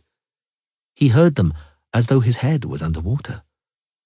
His vision was also blurred, with distorted perspective and totally false geometry. But he saw the crowd take flight, saw them run from the relief, from Zoltan and Yarpen holding battle axes, Versing holding a meat cleaver, and Dandelion armed with a broom. Stop, he wanted to cry. Where are you going? It's enough that I always piss into the wind. But he couldn't cry out. His voice was choked by a gush of blood. It was getting towards noon when the sorceresses reached Rivia. Down below, viewed from the perspective of the highway, the surface of Loch Escalot glittered with the sparkling reflections of the castle's red tiles and the town's roofs. Well, we've arrived, stated Yennefer. Rivia. How strange are the twists of fate. Ciri, who had been excited for a long time, made Kelpie dance and take short steps. Triss Merigold sighed imperceptibly. At least she thought it was imperceptible. Well, well. Yennefer glared at her. What strange sounds are lifting your virgin breast, Triss? Ciri, ride on ahead and see if you're already there. Triss turned her face away, determined not to provoke or give any pretext. She wasn't counting on a result. For a long time, she had sensed the anger and aggression in Yennefer getting stronger the closer they got to Rivia. You, Triss, Yennefer repeated scathingly.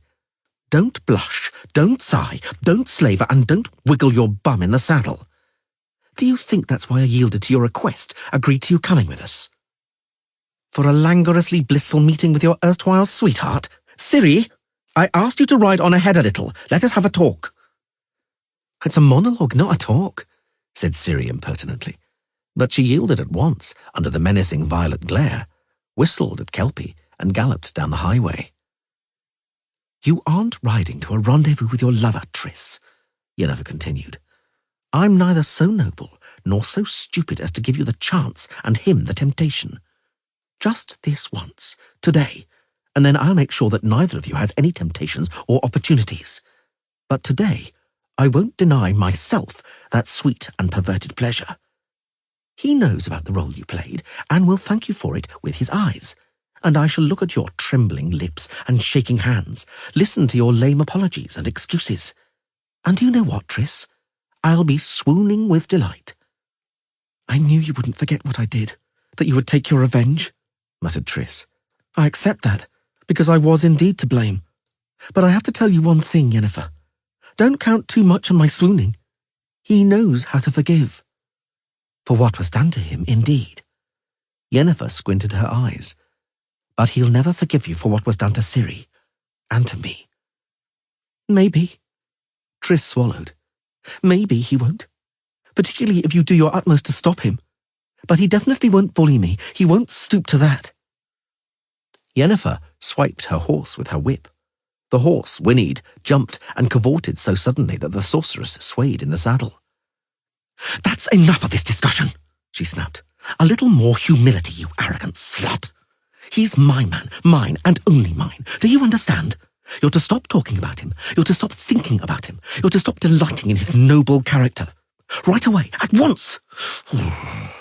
I feel like grabbing you by that ginger mop of hair. Just you try, yelled Triss. Just try, you bitch, and I'll scratch your eyes out. They fell silent, seeing Ciri hurtling towards them in a cloud of dust. They knew right away that something was afoot, and saw at once what it was, before Ciri even reached them. Tongues of flame suddenly shot up over the thatched roofs of the now nearby suburbs and over the tiles and chimneys of the city, and smoke belched in billows. Screaming, like the distant buzzing of annoying flies, like the droning of angry bumblebees, reached the sorceress's ears. The screaming grew. It increased, counterpointed by single, high-pitched cries.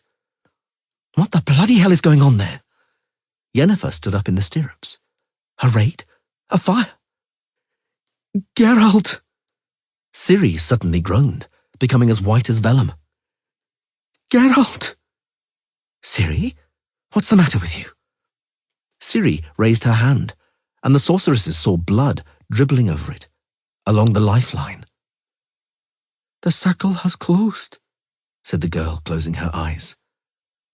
A thorn from Sheroweth pricked me, and the snake Ouroboros has sunk its teeth into its own tail. I'm coming, Geralt. I'm coming to you. I won't leave you alone. Before either of the sorceresses had time to protest, the girl had turned Kelpie around and galloped off at once. They had enough presence of mind to immediately urge their own horses into a gallop, but their steeds were no match for Kelpie. What is it? Screamed Yennefer, gulping the wind. What's happening? But you know, sobbed Triss, galloping beside her. Fly, Yennefer! Before they had dashed among the shacks of the suburbs, before they were passed by the first fugitives fleeing the town, Yennefer already had a clear enough picture of the situation to know that what was happening in Rivia wasn't a fire or a raid by enemy troops, but a pogrom.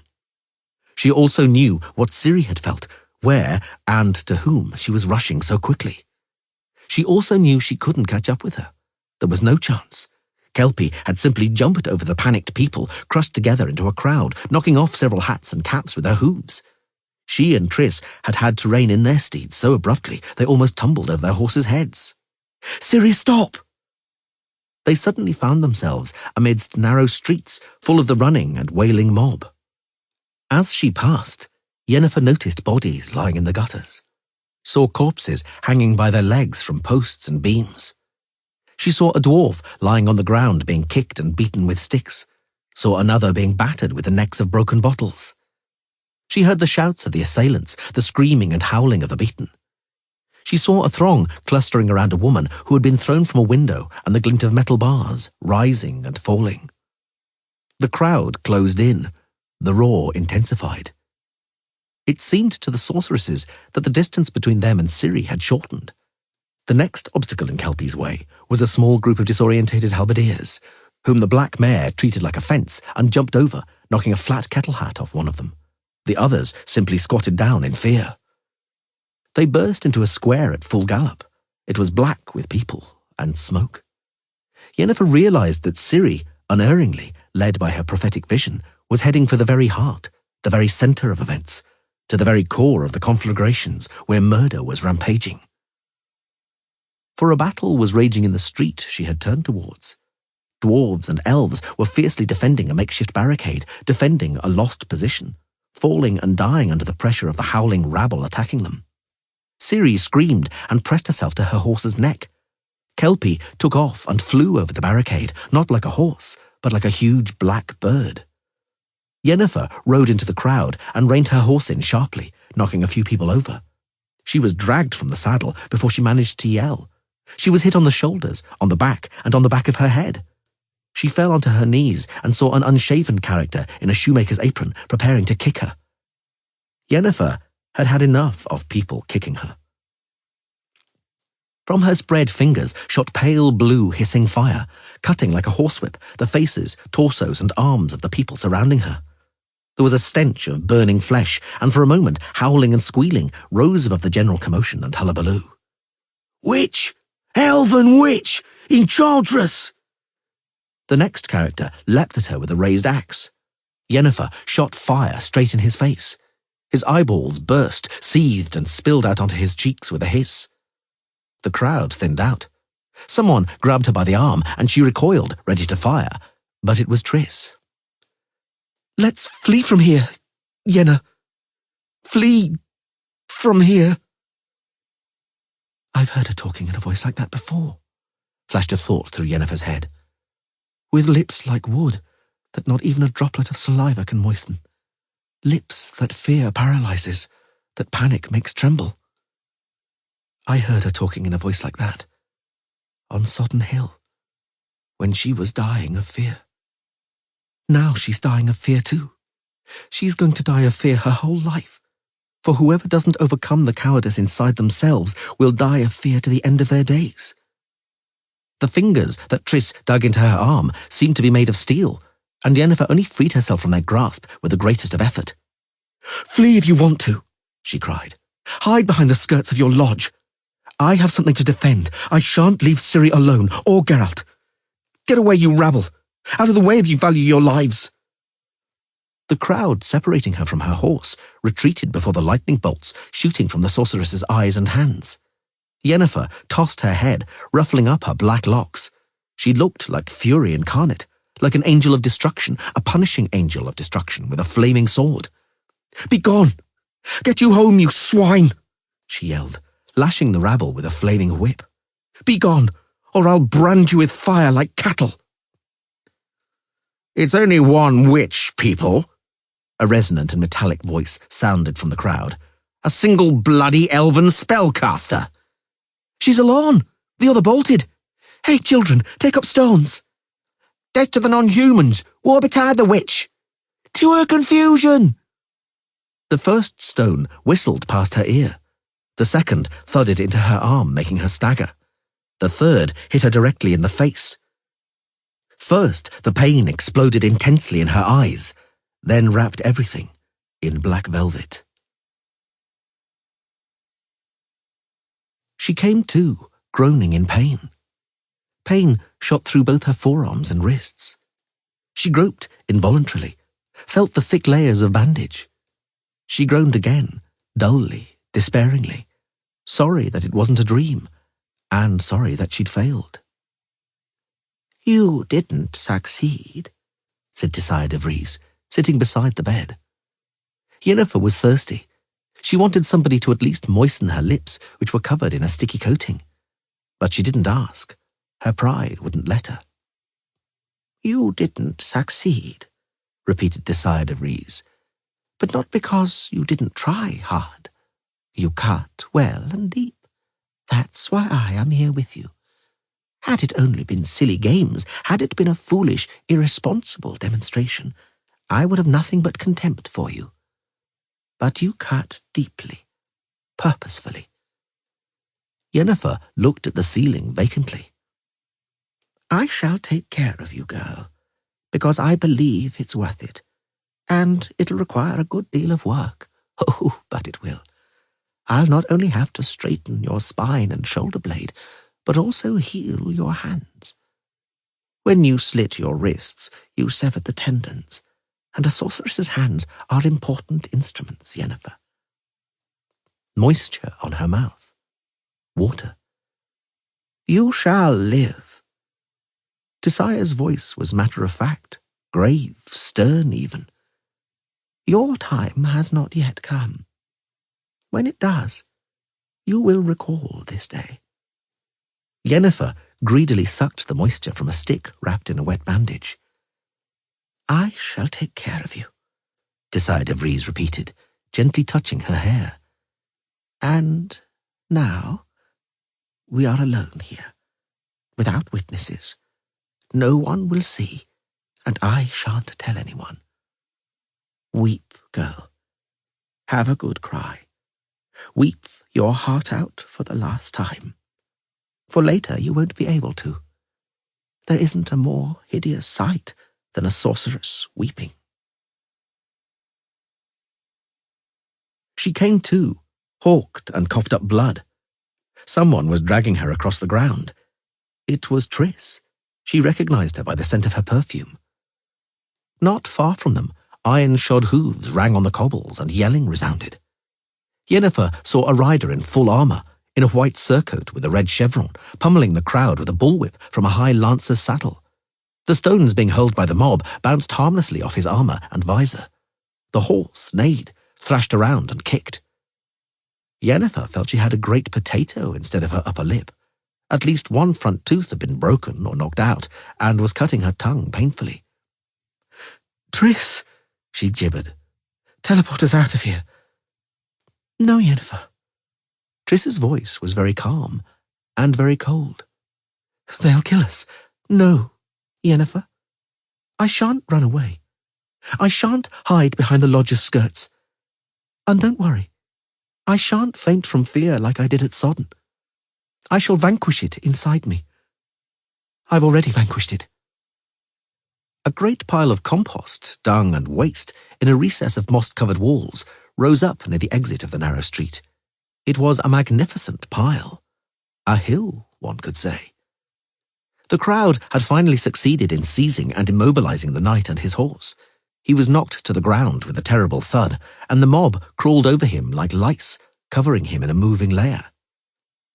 After hauling Yennefer up, Triss stood on the top of the pile of garbage and raised her arms in the air.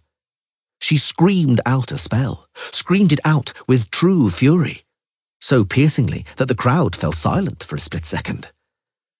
"They'll kill us." Yennefer spat blood. "As sure as anything. Help me." Triss interrupted the incantation for a moment. "Help me, Yennefer. We'll cast Alzur's thunder at them." "And we'll kill about 5 of them," thought Yennefer. "Then the rest will tear us to pieces. But very well, Triss, as you wish. If you don't run away, you won't see me running away." She joined in the incantation. The 2 of them screamed. The crowd stared at them for a second, but quickly came to their senses.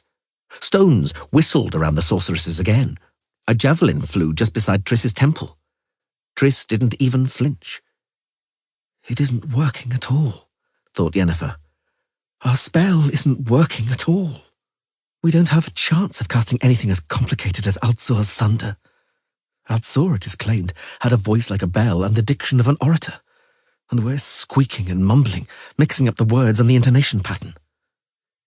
She was ready to interrupt the chant and concentrate the rest of her strength on some other spell, capable either of teleporting them both away or treating the charging rabble, for a split second at least, to something unpleasant.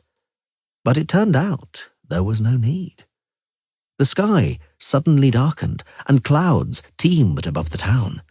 It became devilishly sombre, and there was a cold wind. "Oh my," Yennefer groaned. "I think we've stirred something up." "Marigold's distractive hailstorm," repeated Nimue. "Actually, that name is used illegally. The spell was never registered because no one ever managed to repeat it after Triss Marigold, for mundane reasons. Triss's mouth was cut, and she was speaking indistinctly. Malicious people claim, furthermore, that her tongue was faltering from fear." "It's hard to believe that." Condwiramures pouted her lips. "There's no shortage of examples of the venerable Triss's valour and courage. Some chronicles even call her the Fearless. But I want to ask about something else. One of the legend's versions says that Triss wasn't alone on the Rivian Hill, that Yennefer was there with her." Nimue looked at the watercolour, portraying the steep black razor-sharp hill against a background of deep blue clouds lit from below. The slender figure of a woman with arms outstretched and hair streaming around was visible on the hill's summit. The rhythmic rattle of the Fisher King's oars reached them from the fog covering the surface of the water. If anyone was there with Tris, they didn't endure in the artist's vision, said the Lady of the Lake. Oh, what a mess, Yennefer repeated. Look out, Tris. In a moment, hailstones, angular balls of ice the size of hen's eggs, plummeted onto the town from the black cloud billowing above Rivia.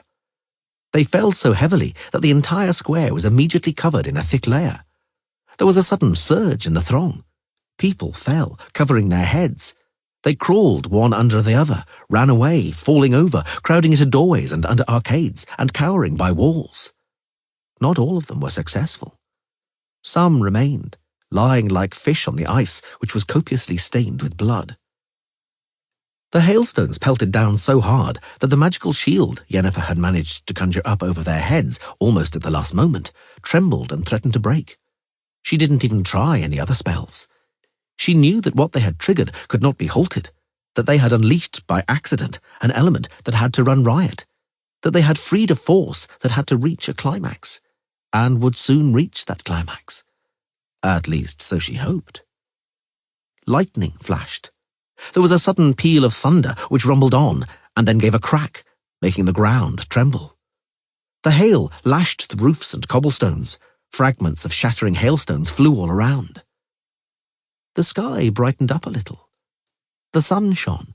A ray breaking through the clouds lashed the town like a horsewhip. Something escaped Triss's lips, neither a groan nor a sob. The hail was still falling, hammering down, covering the square in a thick layer of icy balls gleaming like diamonds. But now the hail was lighter and more patchy. Yennefer could tell from the change in the thudding on the magical shield, and then it stopped. All at once, all of a sudden. Armed men rushed into the square. Iron-shod hooves crunched on the ice. The mob roared and fled, whipped by knouts, struck by spear shafts and the flats of swords. Bravo, Triss, Yennefer croaked. I don't know what that was, but you did a nice job. There was something worth defending, croaked Triss Merigold, the heroine of the hill. There always is. Let's run, Triss, because it probably isn't over yet. It was over. The hail that the sorceresses had unleashed on the town cooled down hot heads, enough for the army to dare to strike and bring order. The soldiers had been afraid before. They knew what they were risking with an attack on the enraged mob, on a rabble drunk on blood and killing, that feared nothing and would retreat before nothing. But the explosion of the elements had brought the cruel, many-headed beast under control, and a charge by the army accomplished the rest. The hailstones had caused awful havoc in the town, and a man who a moment earlier had beaten a dwarf woman to death with a swingle tree and shattered her child's head against a wall was now sobbing, was now weeping, was now swallowing back tears and snot, looking at what was left of the roof of his house. Peace reigned in Rivia. Were it not for the almost 200 mutilated corpses and a dozen burned-down homesteads, one might think nothing had happened. In the district of Elm, on Loch Escalot, over which the gorgeous arc of a rainbow was shining, weeping willows were reflected beautifully in the smooth, mirror-like water. Birds had resumed their singing, and it smelt of wet foliage. Everything looked pastoral. Even the Witcher, lying in a pool of blood, with Ciri kneeling over him. Geralt was unconscious, and as white as a sheet. He lay motionless, but when they stood over him, he began to cough, wheeze, and spit blood. He began to shake and tremble so hard, Ciri couldn't stop him. Yennefer kneeled down beside her. Triss saw that her hands were shaking. She herself suddenly felt as weak as a kitten, and everything went black. Someone held her up, stopped her from falling. She recognized Dandelion. "It's not working at all." She heard Ciri's voice emanating despair. "Your magic isn't healing him at all, Yennefer." "We arrived." Yennefer had difficulty moving her lips. "We arrived too late." "Your magic's not working," Ciri repeated, as though she hadn't heard her. "What's it worth then, your confounded magic?" "You're right, Ciri," thought Triss, feeling a lump in her throat. "We know how to cause a hailstorm, but we can't drive death away, although the latter would seem to be easier." "We've sent for a physician," said the dwarf, standing beside Dandelion hoarsely. "But he's taken his time." "It's too late for a physician," said Triss, surprising herself by the calm in her voice. "He's dying." Geralt trembled once more, coughed up blood, tensed, and went still. Dandelion, supporting Triss, sighed in despair, and the dwarf swore. Yennefer groaned. Her face suddenly changed, contorted and grew ugly. "There's nothing more pathetic," Ciri said sharply, "than a weeping sorceress. You taught me that yourself. But now you're pathetic, really pathetic, Yennefer. You and your magic, which isn't fit for anything." Yennefer didn't respond. She was holding Geralt's limp, paralyzed head in both hands and repeating spells, her voice quavering. Pale blue sparks and crackling glimmers danced over her hands and the witch's cheeks and forehead. Triss knew how much energy spells like that used up. She also knew the spells wouldn't help in any way.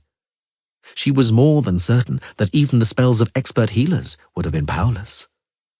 It was too late. Yennefer's spells were only exhausting her. Triss was amazed that the black-haired sorceress was holding out so long. She stopped being amazed when Yennefer fell silent halfway through the next magical formula and slumped down onto the cobbles beside the witcher. One of the dwarves swore again. The other stood with head lowered. Dandelion, still holding Triss up, sniffed. It suddenly became very cold. The surface of the lake, filled with fog like a sorceress's cauldron, became enveloped in mist. The fog rose swiftly, billowed over the water, and rolled onto the land in waves, enveloping everything in a thick white milk, in which sounds grew quieter and died away, in which shapes vanished and forms blurred. "And I once renounced my power," said Ciri slowly, still kneeling on the blood-soaked cobbles. "Had I not renounced it, I would have saved him now. I would have healed him. I know it. But it's too late. I renounced it, and now I can't do anything. It's as though I've killed him." The silence was first interrupted by Kelpie's loud neighing, then by Dandelion's muffled cry. Then they were all struck dumb. A white unicorn emerged from the fog, running very lightly, ethereally and noiselessly, gracefully raising its shapely head. There actually wasn't anything unusual in that. Everybody knew the legends, and they were unanimous about unicorns running very lightly, ethereally and noiselessly, and raising their heads with characteristic grace. If anything was strange, it was that the unicorn was running over the surface of the water, and the water wasn't even rippling. Dandelion groaned, but this time in awe. Triss felt herself being seized by a thrill, by euphoria. The unicorn clattered its hooves on the stone boulevard. It shook its mane, and neighed lengthily and melodically. "Ehwarachwax," said Ciri. "I'd hoped you'd come." The unicorn came closer, neighed again, tapped with a hoof, and then struck the cobbles hard. He bent his head. The horn, sticking out of his domed forehead, suddenly lit up with a bright glare, a brilliance that dispersed the fog for a moment. Ciri touched the horn. Triss cried out softly, seeing the girl's eyes suddenly lighting up with a milky glow, saw her surrounded by a fiery halo. Ciri couldn't hear her, couldn't hear anyone.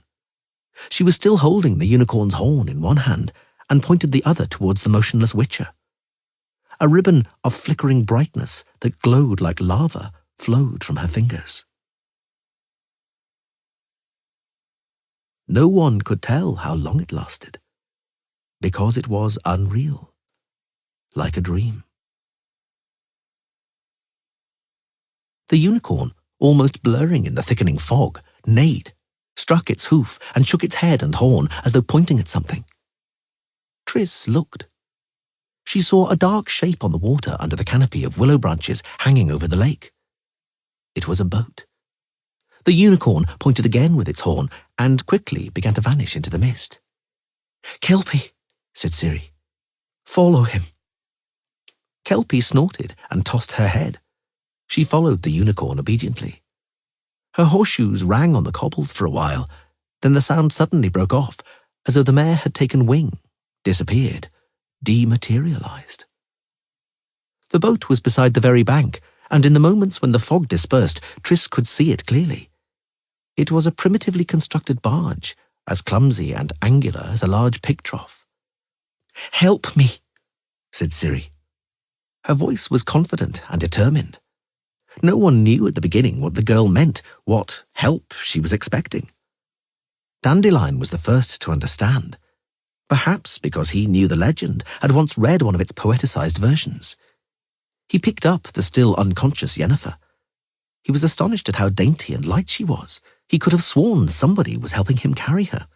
He could have sworn he could feel Kaia's shoulder beside his arm. Out of the corner of one eye, he caught sight of a flash of Milva's flaxen plait. When he placed the sorceress in the boat, he could have sworn he saw Angoulême's hands steadying the side. The dwarves carried the Witcher, helped by Tris, who was supporting his head. Jaap and Zigrin positively blinked on seeing both Dalberg brothers for a second. Zoltan Chive could have sworn that Caleb Stratton had helped him lay the Witcher in the boat. Tris Merigold was absolutely certain she could smell the perfume of Litanade, also called coral. And for a moment she saw amidst the haze the bright yellow-green eyes of Cohen from Ger Morin. That was the kind of tricks played on the senses by the fog, the thick fog over Loch Escalot. "It's ready, Ciri," the sorceress said dully. "Your boat is waiting." Ciri brushed her hair back from her forehead and sniffed. "Apologize to the ladies of Monte Calvo, Tris," she said. "But it can't be otherwise. I cannot stay when Geralt and Yennefer are departing. I simply cannot. They ought to understand. They ought to. Farewell, then, Tris Merigold. Farewell, Dandelion. Farewell, all of you." "Ciri," whispered Tris. "Little sister, let me sail away with you." "You don't know what you're asking, Tris." "Will you ever—" "For certain," she interrupted firmly. She boarded the boat, which rocked and immediately began to sail away, to fade into the fog. Those that were standing on the bank didn't hear even the merest splash, didn't see any ripples or movements of the water, as though it wasn't a boat, but an apparition. For a very short time they could still see Ciri's slight and ethereal silhouette, saw her push off from the bottom with a long pole, saw her urge on the already quickly gliding barge. And then there was only the fog. She lied to me, thought Tris. I'll never see her again. I'll never see her because Vaese Tereath ip again. Something ends. Something has ended, said Dandelion in an altered voice.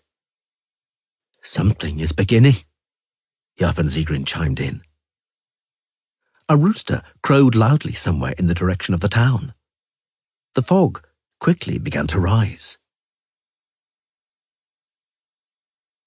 Geralt opened his eyes, irritated by the play of light and shadow through his eyelids. He saw leaves above him, a kaleidoscope of leaves flickering in the sun. He saw branches heavy with apples. He felt the soft touch of fingers on his temple and cheek. Fingers he knew. Fingers he loved so much it hurt. His belly and chest hurt. His ribs hurt, and the tight corset of bandages left him in no doubt that the town of Rivia and the three-fanged trident hadn't been a nightmare. Lie still, my darling, Yennefer said gently. Lie still. Don't move. Where are we, Yen? Is it important? We're together. You and me. Birds, either greenfinches or thrushes, were singing. It smelled of grass, herbs and flowers, and apples. Where's Ciri? She's gone away. She changed her position, gently freeing her arm from under his head, and lay down beside him on the grass so that she could look in his eyes. She looked at him voraciously, as though she wanted to feast her eyes on the sight, as though she wanted to eat him up with her eyes, to store it away for the whole of eternity. He looked at her too, and longing choked him. We were with Ciri in a boat, he recalled. On a lake. Then on a river. On a river with a strong current. In the fog. Her fingers found his hand and squeezed it strongly. Lie still, my darling. Lie still. I'm beside you. It doesn't matter what happened. Doesn't matter where we were. Now I'm beside you, and I'll never leave you. Never. I love you, Yen. I know. All the same, he sighed. I'd like to know where we are. Me too, said Yennefer, quietly and not right away. And is that the end of the story? Galahad asked a moment later. Not at all, protested Ciri, rubbing one foot against the other, wiping off the dried sand that had stuck to her toes and the sole of her foot. Would you like the story to end like that? Like hell, I wouldn't. So what happened then? Nothing special, she snorted. They got married. Tell me. What is there to tell? There was a great big wedding. They all came. Dandelion, Mother Nenneker, Yoller and Yrnead, Yap and Sigrin, Vesemir, Eskel, Cohen, Melver, Angulem, and my missile. And I was there. I drank mead and wine, and they, Geralt and Yennefer, had their own house afterwards and were happy. Very, very happy. Like in a fairy tale. Do you understand? Why are you weeping like that, O Lady of the Lake? I'm not weeping at all. My eyes are watering from the wind, and that's that. They were silent for a long time, and looked as the red-hot glowing ball of the sun touched the mountain peaks. Indeed, Galahad finally interrupted the silence. It was a very strange story. Oh, very strange. Truly, Miss Ciri, the world you came from is incredible. Ciri sniffed loudly. Yes, continued Galahad, clearing his throat several times, feeling a little uncomfortable by her silence. But astounding adventures also occur here, in our world. Let's take, for instance, what happened to Sir Gawain and the Green Knight, or to my uncle, Sir Bors and Sir Tristan. Just consider, Lady Ciri, Sir Bors and Sir Tristan set off one day for the west, towards Tintagel. The road led them through forests, untamed and perilous. They rode, and looked, and there stood a white hind, and beside it a lady dressed in black. Truly, a blacker black you couldn't even see in nightmares. And that comely lady, so comely you couldn't see a comelier one in the whole world.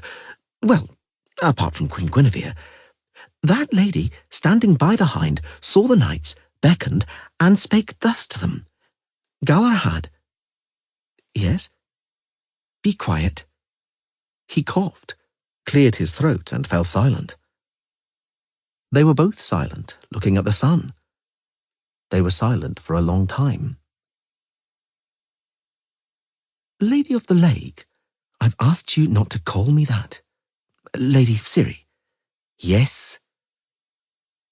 Ride with me to Camelot, O Lady Ciri. King Arthur, you'll see, will show you honour and respect, while I shall always love you and revere you. Get up from your knees at once. Or maybe not. If you're there, rub my feet. They're really frozen. Oh, thank you. You're sweet. I said my feet. My feet finish at the ankles. Lady Ciri, I haven't gone anywhere. The day is drawing to a close. Indeed. Ciri fastened her boot buckles and stood up. Let's saddle up, Galahad. Is there somewhere around here we can spend the night?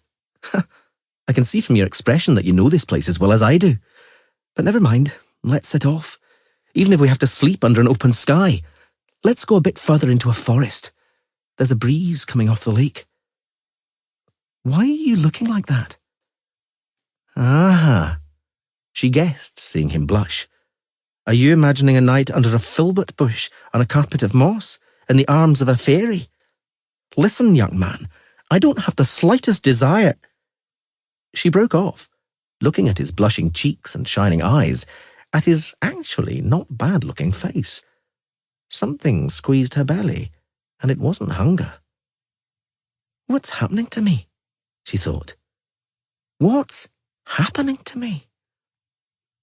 Don't dilly-dally, she almost shouted. Saddle your stallion. When they mounted, she looked at him and laughed out loud. He glanced at her, and his gaze was one of amazement and questioning. Nothing, she said freely. I just thought of something. On we go, Galahad. A carpet of moss, she thought, suppressing a giggle. Under a filbert bush, with me playing the fairy. Well, well. Lady Ciri? Yes? Will you ride with me to Camelot? She held out her hand, and he held out his. They joined hands, riding side by side. By the devil, she thought. Why not? I'd bet any money that in this world a job could be found for a witcher girl. Because there isn't a world where there wouldn't be work for a witcher. Lady Ciri, let's not talk about it now. Let's go. They rode straight into the setting sun, leaving behind them the darkening valley. Behind them was the lake, the enchanted lake, the blue lake as smooth as a polished sapphire. They left behind them the boulders on the lakeside, the pines on the hillsides. That was all behind them. And before them was everything.